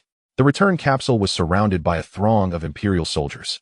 The closest circle consisted of tightly packed, 3-meter-tall Sentinel-6 light power armor, flanked by the Thunder 3 heavy power armor, towering over them. Further back were the Punisher mechs that had previously decimated the Bronze Knights in Deadwater Town. All units had their weapons trained on the return capsule, and Jiangli had no doubt that the safeties were off. Feeling a chill, he recalled his unsettling experience in Deadwater Town. In a barely audible whisper, he muttered to himself, "Does my noble status not hold any weight?" Suddenly struck with fear, he covered his mouth.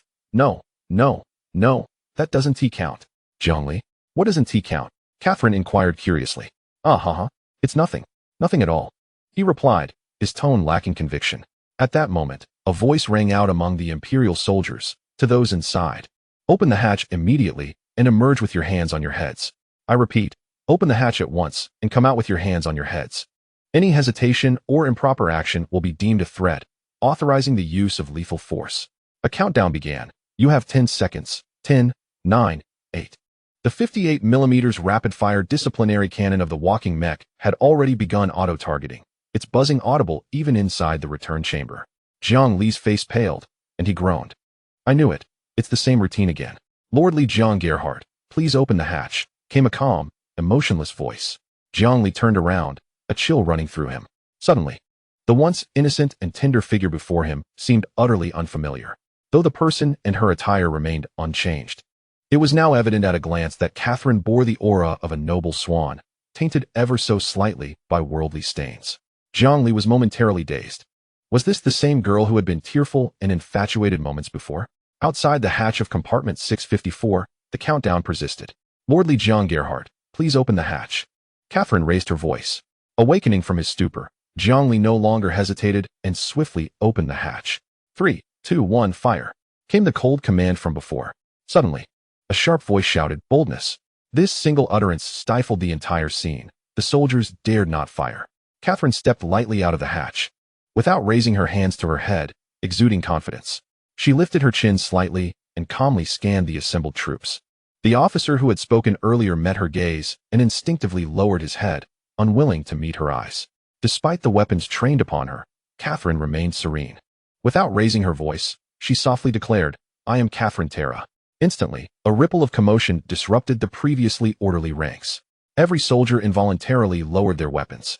The officer trembled, his face paling. In a flurry of panic, he stepped forward and slid into a single-knee kneel before Catherine. Please forgive me, Princess Catherine. The entire assembly of Imperial soldiers dropped to one knee, shouting in unison.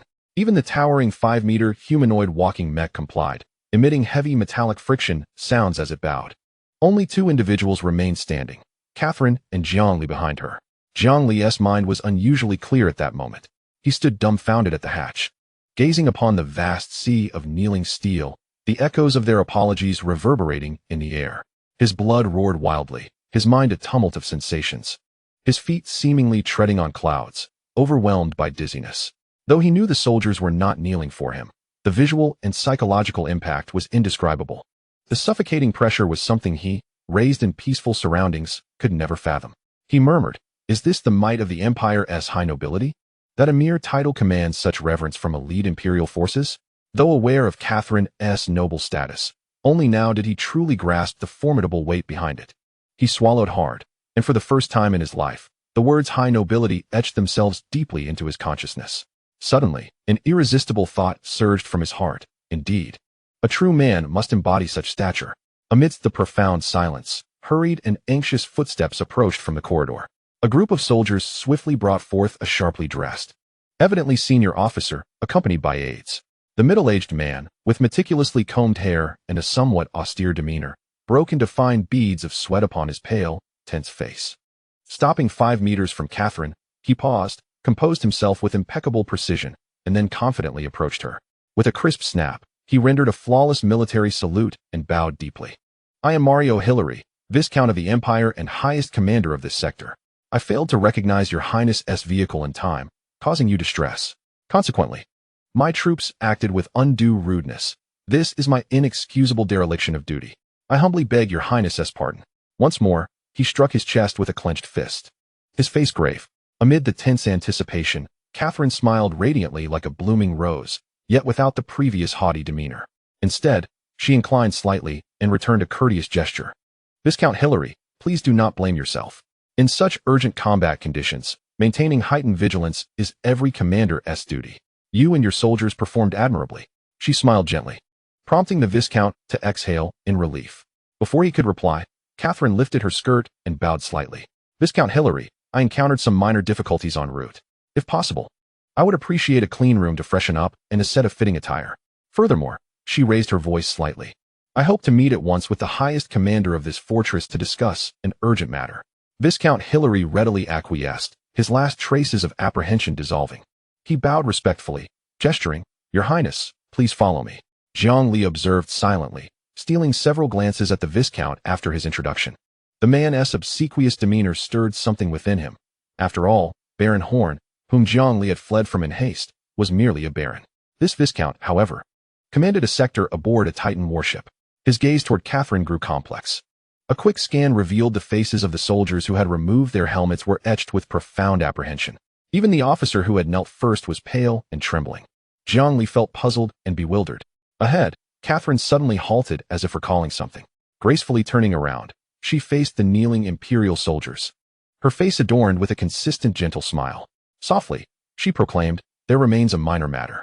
In my name, Catherine Terra, I hereby pardon all of you for the inadvertent offense caused in faithful execution of your duties. You need no longer feel troubled over this." Her words fell like a stone into a tranquil lake. Silence reigned briefly before erupting into thunderous cheers. "Long live Princess Catherine. The merciful Princess Catherine. Glory to Terra. Loyalty." Zhongli watched the scene, a thoughtful expression crossing his face. Catherine then gave him a subtle signal to follow. Elegantly, she turned and proceeded inward. Without hesitation, Zhongli waved toward the return hatch and retracted it into his system space. The abrupt gesture silenced the still celebrating soldiers, their eyes widening in disbelief. Even Viscount Hillary paused, casting a new, profound glance at Zhongli, instinctively discerning that he was no ordinary retainer but bore a noble rank himself.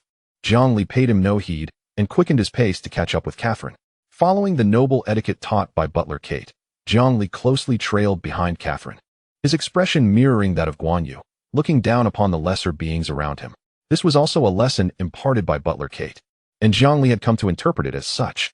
This conviction only strengthened Hillary's resolve, as even Catherine cast him a glance filled with intrigue.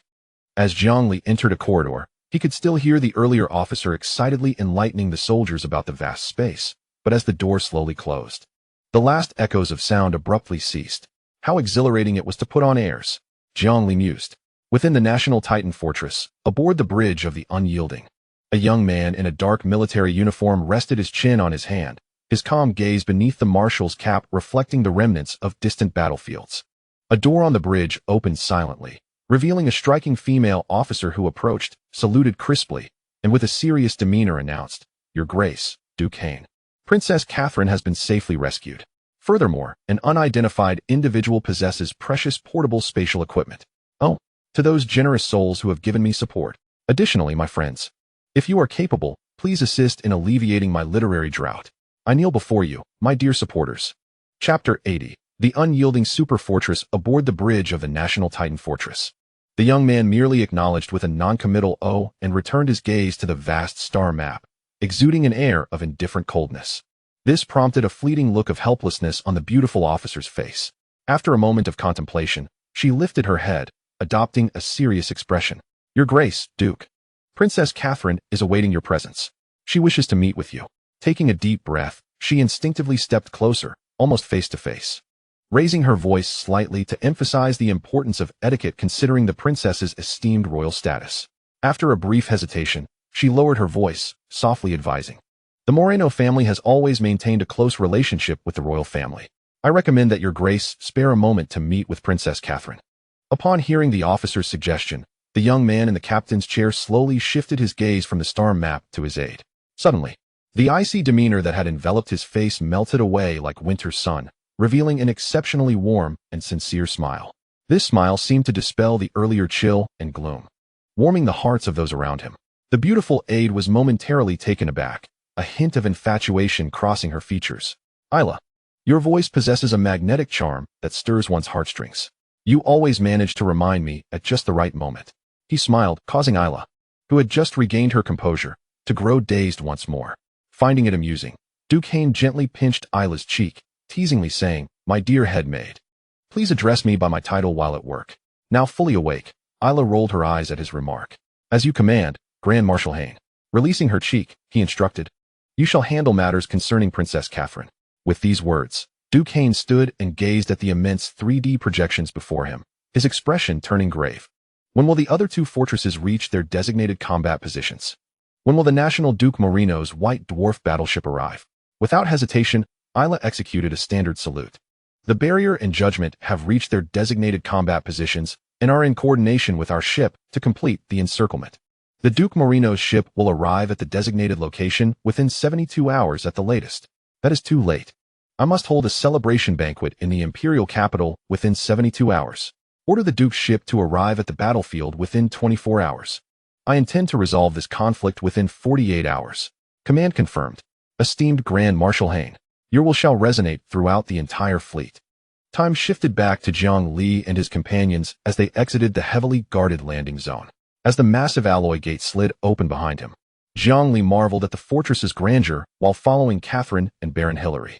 He speculated about the countless advanced weapons housed within, fully armed to the teeth, perhaps soldiers, warships, or even planet-destroying cannons, not to mention weapons capable of annihilating entire star systems. His mind conjured up scenes from stunning sci-fi films and interstellar battles from games. However, when Jiang Li and his party boarded a hovering train, his confusion grew. Was there high-speed rail installed aboard the warship?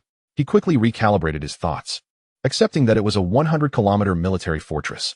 Yet, when he glimpsed fields, forests, grasslands, and even villages through the train's windows, his eyes widened in disbelief. Surely, the windows weren't merely screens displaying images. As if to answer Jiang Li's doubts, the train slowed while passing through a breathtaking sea of flowers. The glass windows slid open, allowing a breeze infused with the fragrance of blossoms and warm air to envelop him. Though his face retained the stoic expression of Guan Yu, his mind screamed in exhilaration. This cannot be an illusion. Unconsciously, he reached out towards the window, feeling the warmth of the breeze affirming the reality of the moment. Baron Hilary, however, wore a sunny disposition, proudly introducing, Your Highness, Princess Catherine. This is the renowned garden of the Duke Moreno, celebrated across Terra. Within this garden, one can find every variety of flower in the empire. No matter how rare, every blossom can be found amidst this floral paradise. I know. Every girl in the imperial capital dreams of a romantic date with Duke Hain in this very garden. Upon hearing this, Jiang Li recognized that someone was about to succumb to infatuation again. Indeed, when he looked up, he saw Catherine's formerly composed face now lit up with starry-eyed excitement. Am I honored to linger in this garden for a moment? Jiang Li discreetly glanced at Baron Hilary, who showed no signs of surprise at Catherine's infatuation. Instead, he wore an expression of pride. Of course, it is the honor of the Moreno family to have the princess enchanted by this garden. As he finished speaking, the train, which had been moving at a mere 20 kilometers per hour, gradually came to a halt. Silently, a gap appeared in the carriage, revealing a door. Catherine sprang to her feet, brimming with eagerness, resembling a fan meeting her idol. and impulsively dashed out of the train, lifting her skirt in her haste. Jiang Li and Baron Hilary exchanged glances. Jiang Li's eyes filled with exasperation, while Hilary's glowed with pride. Suddenly, Hilary rose gracefully and executed a flawless noble bow towards Jiang Li. The gentle breeze of this floral sea is always refreshing, perfect for delightful conversation, though it may be somewhat presumptuous, as a vassal of the Moreno family. May I have the honor of knowing your esteemed name? Jiang Li felt a jolt at this inquiry, his mind racing with thoughts, yet in an instant, he stood up and returned a flawless noble bow. Meeting Hilary's gaze, he revealed a confident and sunny smile. You flatter me, my Lord Baron. I am Li Jiangahart. Hailing from a star system on the Empire's periphery, Baron Hilary maintained his expression, yet his heart was engulfed in uncertainty. It was unlikely that anyone capable of accompanying Princess Catherine was merely a minor noble. Why was he lying? What could his intentions be? Thank you for the divine certification bestowed by Fish Dies and the Sea Dries Up. I am deeply grateful. Chapter 81. Practical insights on how to become a great aristocrat. The atmosphere in the train carriage grew somewhat awkward for a moment. Suddenly, Catherine's voice, filled with surprise and excitement, rang out from outside the compartment. Jiang Li, Jiang Li. Come quickly. Here, it is filled with tears of the stars. My goodness. This vast expanse is overflowing with tears of the stars. In the imperial capital, if a young man proposes to his beloved with a single tear of the stars, he is sure to succeed. The two gentlemen in the carriage exchanged knowing smiles upon hearing the girl's enthusiastic call. The previous awkwardness vanished in an instant. Jiang Li offered a slight bow. Apologies. Your Highness, the princess summons me. He turned and made his way towards the cabin door, with the young lady smiling gently in his wake. As Jiang Li stepped outside the cabin, he paused momentarily to gaze at the sky, a canvas of blue and white clouds. In the distance lay an endless horizon, with blossoms as far as the eye could see. The fragrance of flowers in the air grew more intense, and taking a deep breath was utterly refreshing. At this moment, Lord Hilary timely began to explain, though this is an artificial ecosystem, it boasts a remarkable 99.99 authenticity compared to a natural one. As Jiang Li looked toward the distance, he proudly added, the ecological circle surrounds the entire main city, extending 50 kilometers. Jiang Li comprehended that what lay before him was no mere projection. It was all genuine, perhaps lakes, perhaps mountains, perhaps forests. He felt numb. This was not a super fortress, but a mobile super city. It appeared this fortress was privately owned. Envy filled him, an intense desire to possess such a stronghold. Jiang Li remained silent, suppressing any semblance of naivete, maintaining the dignified aura of a seasoned nobleman as he strolled over to Catherine's side. At that moment, the young lady was already bent over, joyfully gathering the surrounding flowers, flitting about like a butterfly in this floral sea.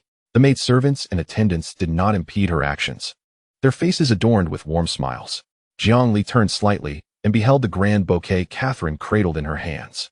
The petals were a semi-transparent deep blue, reminiscent of the cosmos.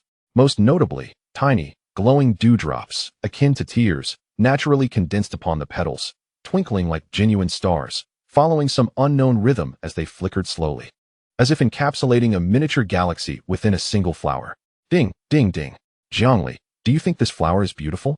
The butterfly-like girl fluttered to his side, her face beaming with delight. Jiang Li nodded, meeting her gaze earnestly, and replied, it is indeed beautiful. However, the beauty of this flower pales in comparison to that of your highness. Catherine's face suddenly flushed, unable to meet Jiang Li's gaze, instinctively diverting her eyes elsewhere. After a brief pause, she continued, the tears of the stars, as the books say, are most beautiful when the night sky is filled with countless stars. As her words fell, a low murmur followed, as you wish. The originally clear blue sky and white clouds were instantaneously replaced. As if an invisible hand had swept across the heavens, the azure and white retreating like waves. The sky was now a vast and profound expanse of stars, suspended above. Catherine gasped in delight, her voice brimming with excitement.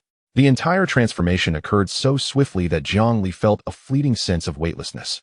He looked up, momentarily taken aback by the sudden change in the celestial display.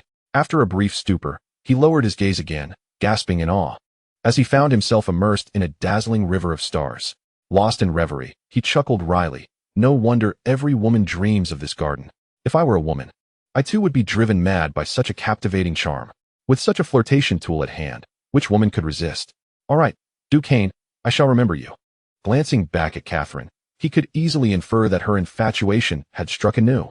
Jiang Li averted his gaze, turning to Lord Hilary's composed smile. Suddenly finding the expression somewhat irksome, he muttered quietly to himself, "I shall not allow such an impressive person to flaunt themselves before me, especially when I have yet to even meet them." Truly absurd. As the train continued its journey, Jiang Li found himself becoming desensitized to the rapidly passing scenery outside the window. He had seen mountains, rivers, and lakes, even traversing through a primeval forest. The various extraterrestrial wonders and creatures no longer held the same allure. Until, upon entering a highly developed futuristic city, Jiang Li was once again struck by profound astonishment. Countless hovering vehicles moved in orderly fashion along the main thoroughfare, flanked by holographic billboards and dazzling shop windows displaying luxurious goods, high-tech gadgets, and tantalizing cuisine he had never encountered before. As the train ascended, merging into the flow of traffic, Jiang Li perceived everything with greater clarity. Suddenly, he felt as if a caveman had been transported into modern society, engulfed by a sense of emptiness and disorientation. Looking down, he noticed the pedestrian bridge was filled with confident and polite passers-by, among whom were even alien races distinctly different from humans. Yet, the train sped by too quickly for him to discern their features. Retracting his gaze, he heard the dignified Catherine conversing with Lord Hilary about trivial matters of nobility. But his heart was tumultuous. In a flash, he comprehended the astonishment of the Li minister from years past, standing on the grand streets. Was this truly the Empire? When Jiang Li regained his bearings, he found himself in an opulent room. Raising his eyes, he discovered that he had his arms wide open, being attended by several maidservants who, in his eyes, were at least nines in beauty. With a sharp intake of breath, he felt the fabric of his shirt being removed. A chill swept over his lower half, and instinctively, he moved to cover himself. Yet he ultimately restrained himself, for the butler Kate had once said, "Young master, please remember. A true ancient noble's essence lies not in wealth and power, but in habit. It is the habit of being served, of being observed, of treating all extraordinary treatment as part of the everyday norm. Panic, rejection, and even the polite 'let me do it myself' are signs of rudeness and lack of refinement, revealing your inner emptiness and unworthiness. Thus, in such situations, one must not falter. As per Butler Kate's guidance, allow these professional maidservants to attend to you. If he were to dismiss these maidservants now, it would instantly expose his status as a mere commoner. The noble persona he had previously crafted would shatter in an instant. In a flash, Jiang Li's arm, which had been slightly raised to block, relaxed its muscles. He forcefully suppressed all instincts, swallowing back the urge to exclaim, "Wait. I can do it myself." His expression remained unchanged, embodying the nonchalant demeanor of a seasoned nobleman, as if everything occurring before him was as natural as breathing. Chapter 81. The Heartbroken Princess Catherine. In the most luxurious hotel at the heart of the main city, within the second presidential suite, a group of professional maidservants was meticulously assisting a young man in shedding his garments. Jiang Li stifled his embarrassment and decided to fully relax his body. Lifting his chin slightly, his gaze vacant, as though contemplating cosmic strategies, allowing the professional attendants, with their formulaic smiles yet pleasing demeanor, to tend to him. "Kate, you truly are a genius. I believe in your insights," Jiang Li fervently exclaimed in his heart, muttering to himself, "As long as I am not embarrassed. The embarrassment belongs to others. No, they wouldn't feel awkward. This is simply their daily work." Kate, the butler, said I would receive practical lessons upon arriving in the imperial capital. I had high hopes, yet now that I am here, why is my heart trembling? Suddenly, Jiang Li's thoughts began to wander, recalling scenes from his past when he had glimpsed similar scenarios. What is the peculiar fascination with novels that depict characters traversing into the roles of princes, generals, or at the very least, the sons of affluent merchants? The servants and attendants are eager to serve, yet the protagonist insists on doing everything himself, proclaiming a noble cause of independence, equality, and respect for women. The servants, trembling in fear, kneel and plead for mercy, mistakenly believing he intends to dismiss them. Is this not a sign of utter absurdity? This is indeed reminiscent of the typical mindset of an emperor wielding a golden shovel to clear dung. How could a true leader, a noble raised amidst countless servants, ever feel embarrassed to have others serve him?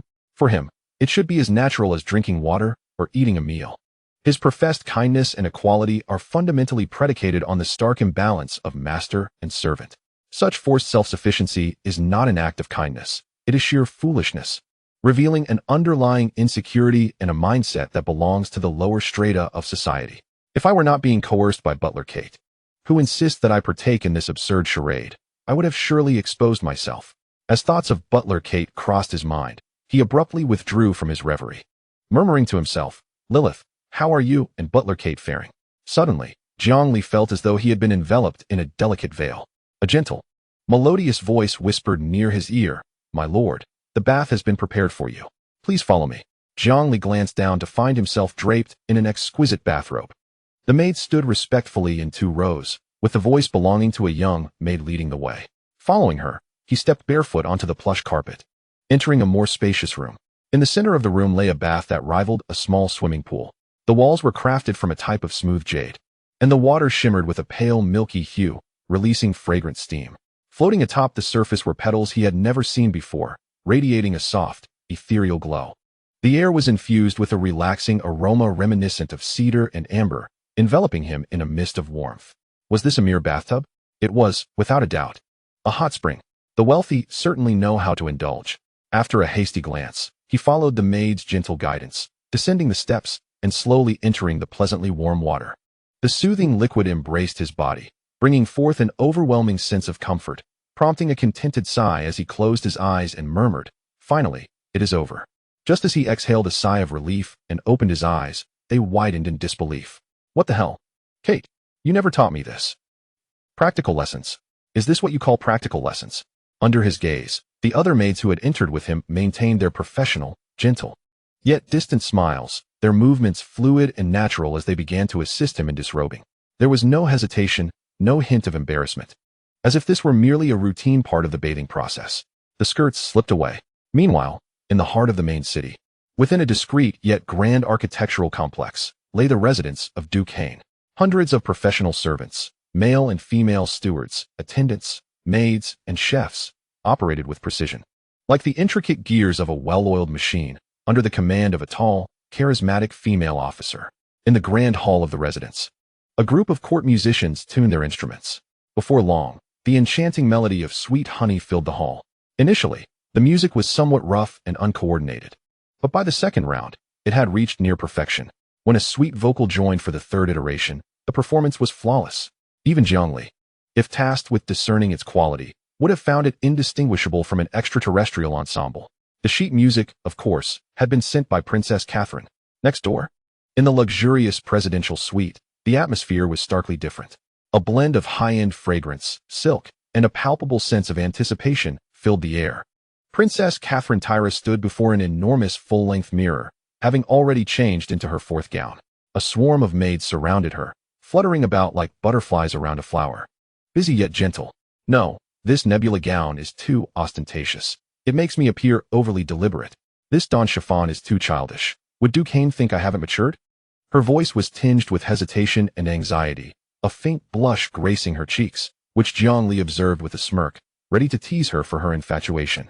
Yet, Catherine remained blissfully unaware, consumed by pure excitement and nervousness at the prospect of reuniting with her long-admired idol. Gazing at her reflection, she took a deep breath, attempting to calm her racing heart. Memories of a sunlit figure, now somewhat blurred, flooded her mind. She murmured, "Brother Hain, I can finally see you again. Do you remember the little girl from before?" The following day, rejuvenated, Zhongli encountered a disheveled Catherine in the hotel lobby. A moment of confusion crossed his face, but he quickly pieced everything together. With a sly grin, he approached her, executing a refined, noble bow. "Dear Princess Catherine, did you enjoy dinner with Duke Hain last night?" Zhongli received a cold huff and a glare directed at the back of his head. "Hain Moreno, that scoundrel, that oaf," she seethed through clenched teeth. Zhongli blinked in bewilderment, about to speak, when a sharp command rang out. "Do not ask." On Koval Star, in a valley shrouded by a blanket of parasitic fungi, one gazes upward not at a brilliant moon, but at a grotesque insect nest that would drive any observer to madness. That was Koval Starport, where a red figure sped through the valley, pursued by an endless tide of insects. Chapter 83, The Blade Queen. A figure radiating a silvery glow fled in panic. Behind her swarmed an unending horde of jumping insects, warrior bugs, and self-destructive poison bugs. Even in the sky, several flying dragons pursued her. The bone spikes raining from above were the primary hindrance to her escape. Stumbling, narrowly avoiding another spike, Lilith's face turned pale. She glanced back at the relentless dragon pursuing her. A flicker of resolve crossed her face. Without hesitation, she drew a bone spike that had just shot at her, transforming it into a javelin and launching it. Without pausing to assess the outcome, she turned and continued her frantic flight. However, this brief delay allowed the self-destructive bugs to roll toward her at breakneck speed. Lilith could hear the ominous sound of their approach, nearly driving her to the brink of insanity. A wave of despair surged from within, mingled with a bitter taste that exploded in her mouth. The glory of the Gerhardt family was on the verge of extinction today. Suddenly, time seemed to slow, and an image of Jiang Li involuntarily flashed through her mind. Could he survive? As the sound of the self-destructive bugs rolled closer, Lilith despairingly closed her eyes. Farewell. Yet, the anticipated explosion did not come. Instead, a deafening metallic roar echoed from above. She opened her eyes to see a massive shadow sweeping low, accompanied by the thunderous sound of engines. The searing heat wave nearly toppling her. It was the Empire's landing ship. The rapid-fire cannons on the ship's flank unleashed flames, instantly reducing the rolling horde of self-destructive bugs to a mist of green blood. Following that, the ship's weapons elevated their aim, unleashing a barrage that obliterated the few arrogant flying dragons soaring above. Just as Lilith stood stunned by this sudden rescue, a series of heavy thuds reverberated from her side. The ground trembled as 4 Punisher mechs descended like colossal iron giants, their 58mm rapid-fire cannons unleashing devastating firepower upon the surging tide of insects, instantaneously erecting a line of death. Simultaneously, soldiers clad in powered armor from the landing ship parachuted with precision around the defense line, utilizing their Gauss rifles to eliminate any stragglers. Lilith finally exhaled a breath of relief, collapsing onto the ground in exhaustion. She was saved. However, her relief was short-lived as her eyes widened in shock. 2 luminous moons had appeared in the sky, encircled by a faint azure glow, positioning themselves before and behind the former starport. Mesmerized, she watched as another moon abruptly emerged on the distant horizon, its azure light flickering erratically, as though something were colliding with it. Could anything truly shake the Titan's wall of lament? Her voice trembled with astonishment. Suddenly, a voice close by broke her reverie, casual and relaxed as if on an outing. After all, that was the Blade Queen of the Zerg. Strength was to be expected. Startled, Lilith turned to see a middle-aged man standing behind her, adorned in the garb of a high-ranking Imperial officer. "Who are you?" she inquired. The man elegantly performed a noble salute and introduced himself. "I am Mario Hillary, a Viscount of the Empire, and I have been entrusted with the task of locating Miss Lilith." "By whom?" she asked, her mind racing. Suddenly recalling something, she urged urgently, "Lady Davis. They are in danger. You must hurry to save them." Her voice trailed off as Hillary gestured for silence. "Rest assured, Miss Lilith. Brave Imperial soldiers are already on their way to rescue them." Upon hearing this, Lilith finally relaxed, disregarding decorum as she reclined backward. "Damn those insects. I almost met my end here. Ahaha. I told you, I won't die that easily." Viscount Hillary merely smiled slightly, gesturing gracefully as the waiting medics swiftly placed Lilith onto a stretcher. A buzzing sensation coursed through her body, her hair standing on end as her heart raced. Her blood surged like a raging river, and her complexion flushed a deep crimson. An instinctual fear welled from within, as if she were facing a formidable adversary. She bolted upright, stammering in panic. "What is happening? What is going on?" Viscount Hillary, his face composed yet pale, spoke slowly. "It has come." "Who has come?" Lilith inquired without hesitation. Hillary replied with a calm smile. "The Duke Moreno has arrived." Following his gaze, Lilith's eyes widened in disbelief as she looked towards the horizon. In the next moment, her blood seemed to freeze, her mind blank as it struggled to comprehend the sight before her. The once mighty Koval starport, once suspended in orbit, was now disintegrating before her very eyes.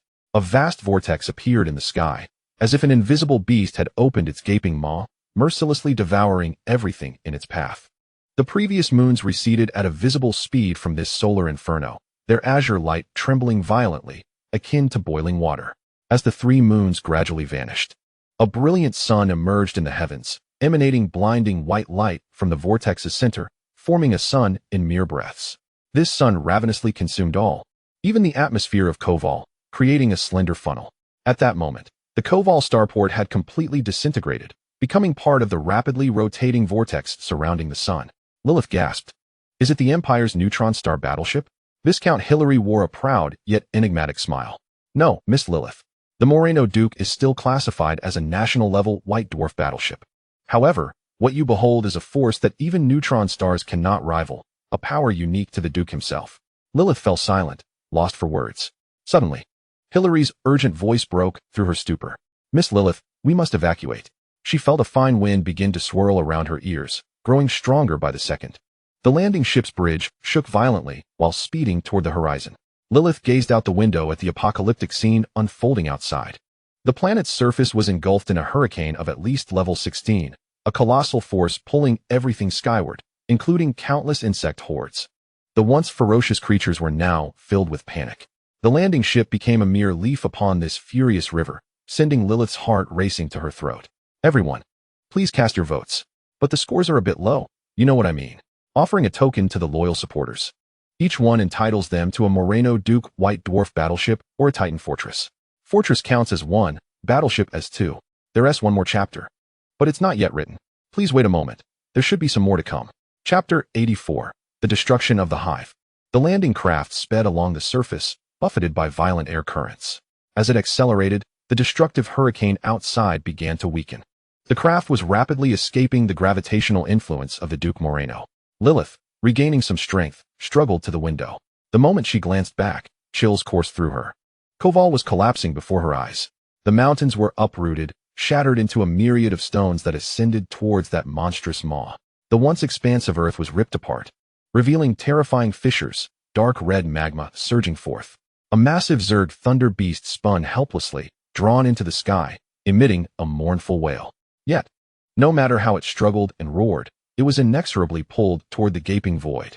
Witnessing this apocalyptic scene, Lilith pressed her icy hands against the window, murmuring, Koval is finished. As the landing craft finally crossed over half the planet, breaking free from the atmosphere into space, it sped towards a flagship docking port. Just as Lilith disembarked, she turned to gaze back at the former Koval. The sight left her breathless. Viewed from space, the planet was unrecognizable. Its surface entirely covered in a dark green fungal blanket, resembling shattered glass scattered into countless fragments. Koval, has it already breached the Roche limit so swiftly? If we had delayed even a moment longer, the landing craft would have been torn to shreds. Do not worry, Miss Lilith, came Hillary's calm voice from behind her. The Duke has constrained the gravitational pull to a minimal range to avoid harming those of us still on the planet's surface. He smiled slightly, his expression laced with a sense of pride. Now that we are safe, there is no need for restraint. The flagship shook violently, interrupting Hillary's words. His expression of pride froze into shock, followed by a low curse. Those damned fools. We agreed they would output full power only after we jumped. At the same moment, Lilith's voice rang out with joy. Butler Kate, you're all right. Among the crowd, a gaunt but relieved Kate, missing an arm and pale, spotted Lilith and visibly relaxed. Beside him stood Lady Davis, disheveled and tattered, yet resolute. No sooner had the three gathered than the merciless countdown of the ship's AI resounded through the cabin. Space jump countdown, 3, 2, 1.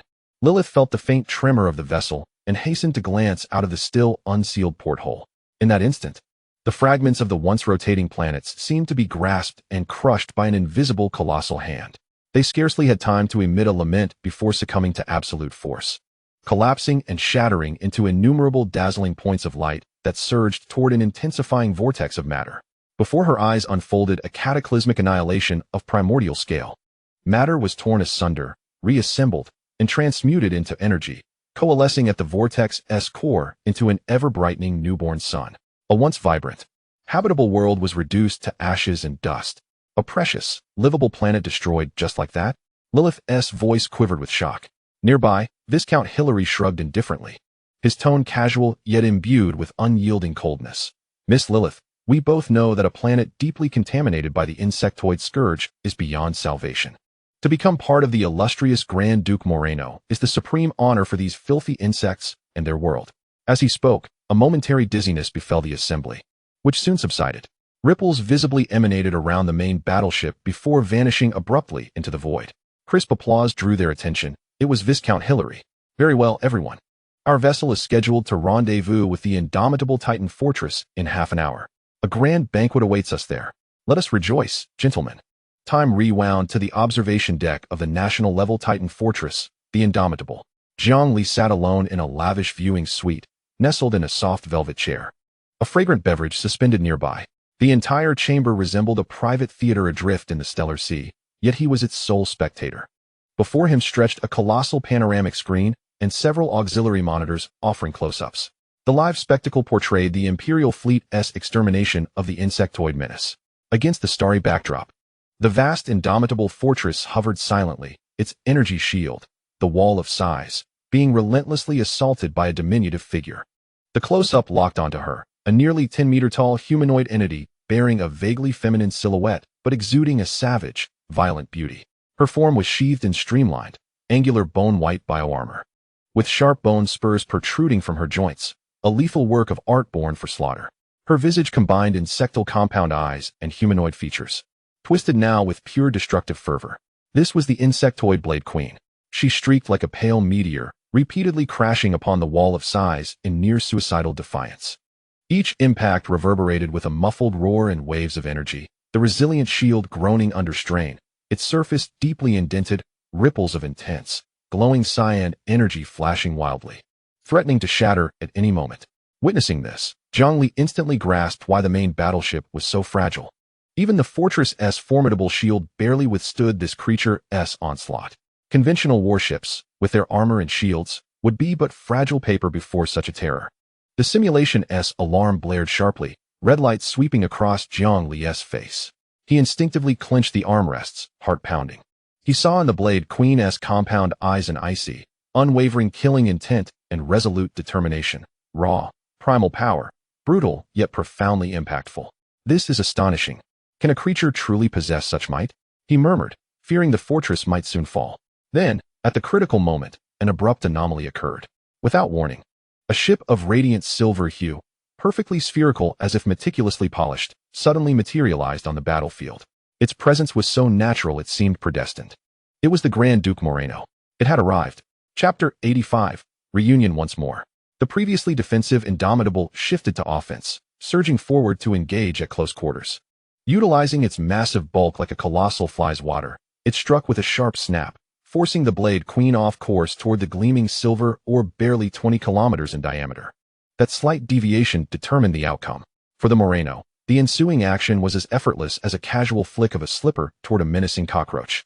The close-up revealed the Blade Queen's fierce, violent expression giving way, for the first time, to panic. She sensed an irresistible force born of the universe's fundamental laws.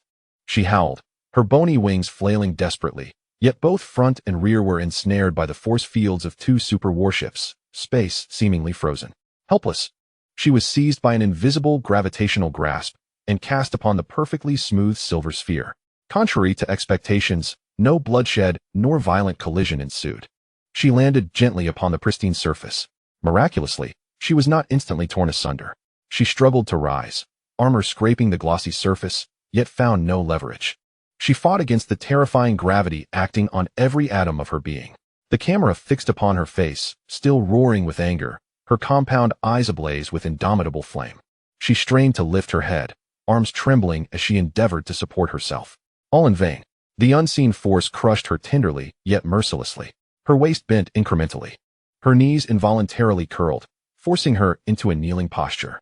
Ultimately, her entire body was subdued, sprawling in a humiliating star shape, pressed tightly against the cold silver sphere. The final close-up captured her face suffused with profound resentment and fury, mustering her last strength to raise an arm once more.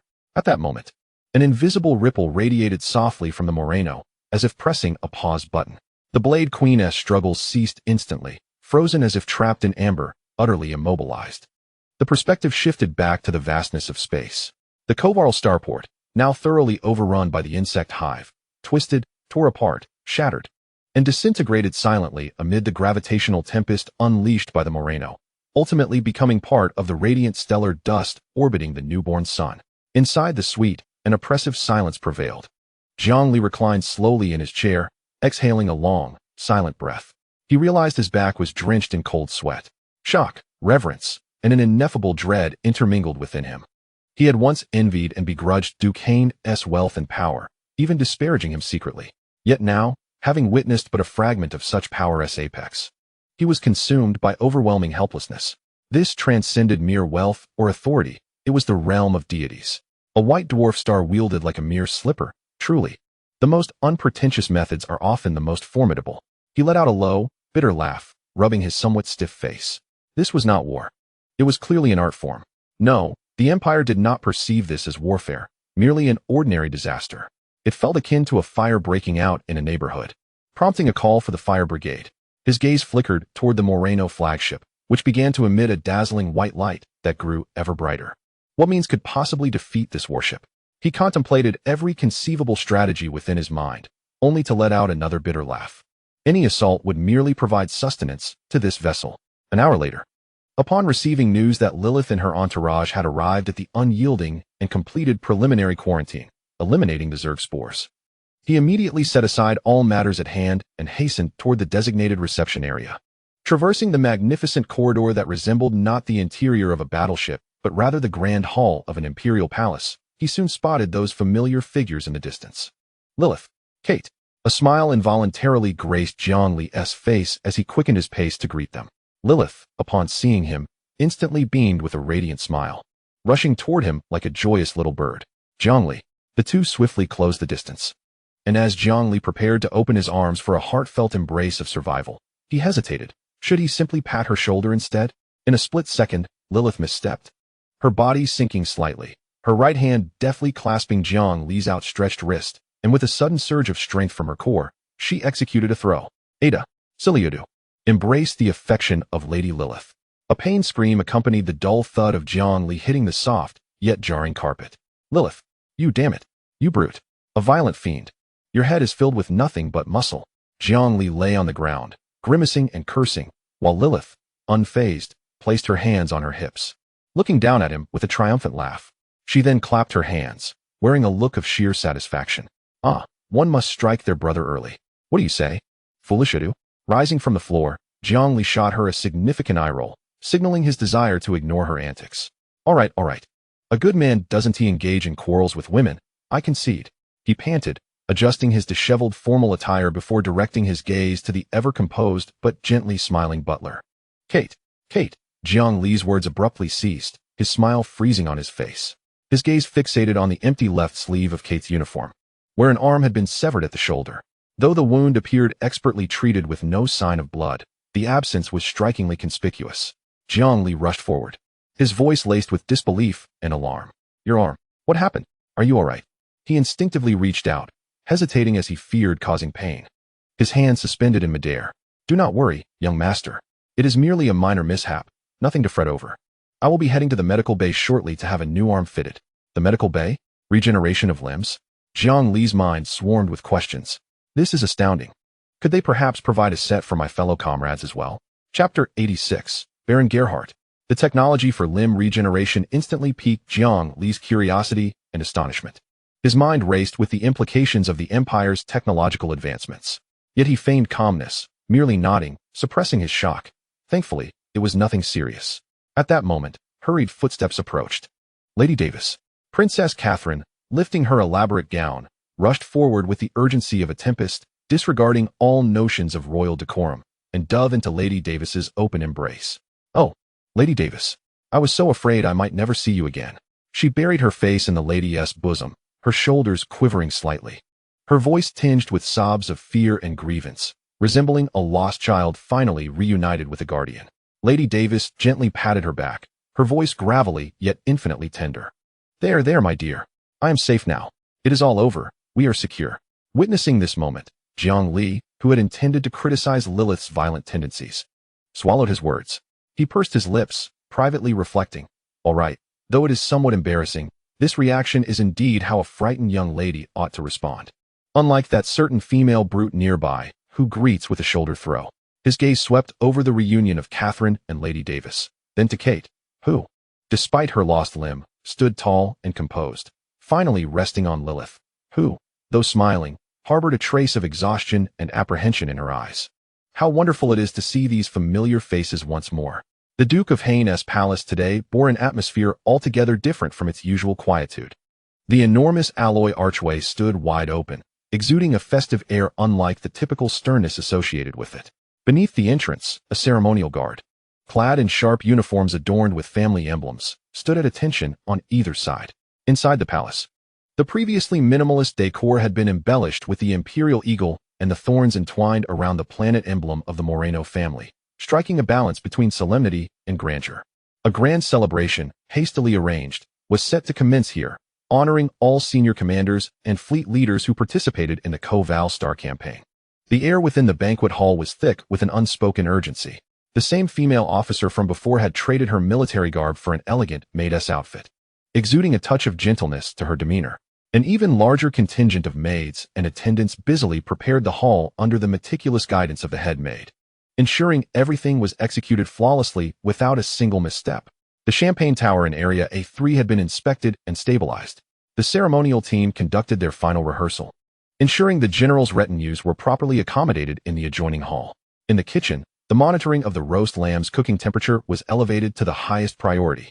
In stark contrast to this efficient bustle sat the Duke of Haine Moreno at the far end of the hall, lounging in a casual outfit that resembled nothing more than a simple bathrobe draped over his form. He reclined comfortably in a broad chair, leisurely peeling a plump, golden orange. A playful smile gracing his lips as he observed his head made flitting about like a diligent bee in the bustling hall. He popped a segment of orange into his mouth, savoring the sweet juice that burst forth, closing his eyes in delight. Yet his gaze remained fixed on the industrious figure moving below. Just then, the head maid, Ilanov, happened to stride briskly past the dais, checking the angle of the floral arrangements at the podium. Upon spotting the Duke in such an undignified state, her voice was filled with shock and exasperation. She thrust her clipboard into the hands of an assistant and, lifting her skirt, stormed toward the Duke's seat. Hands on her hips, she indignantly exclaimed, "My dear Duke, how can you be so relaxed eating an orange at this moment?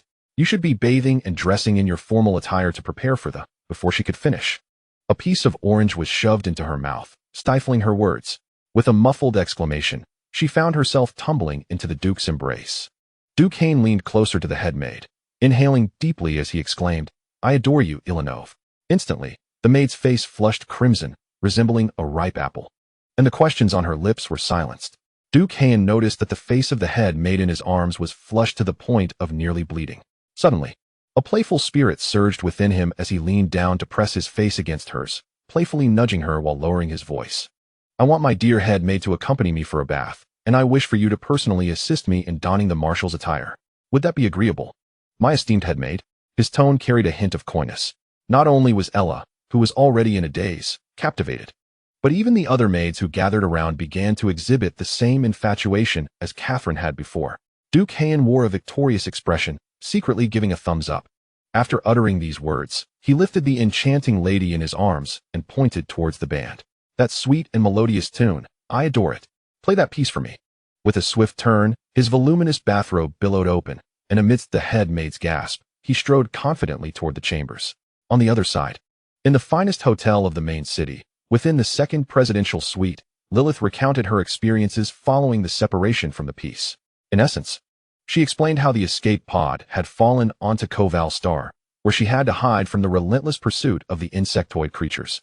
Zhongli also shared the subsequent events, albeit omitting key details, merely touching upon their aimless drifting in space before ultimately being rescued by the Fortress Defiance. Having exchanged their narratives, a moment of silence enveloped them until the doorbell rang. Upon opening the door, Mrs. Davis announced the summons of Princess Catherine.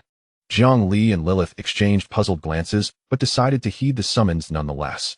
As the door to the presidential suite slid open silently, the sight within left both Zhang Li and Lilith momentarily stunned. Princess Catherine Tella stood at the far end of the room, adorned in her royal regalia, wielding a scepter, and crowned with a princess's tiara. In that moment, her expression bore none of the usual charm or infatuation.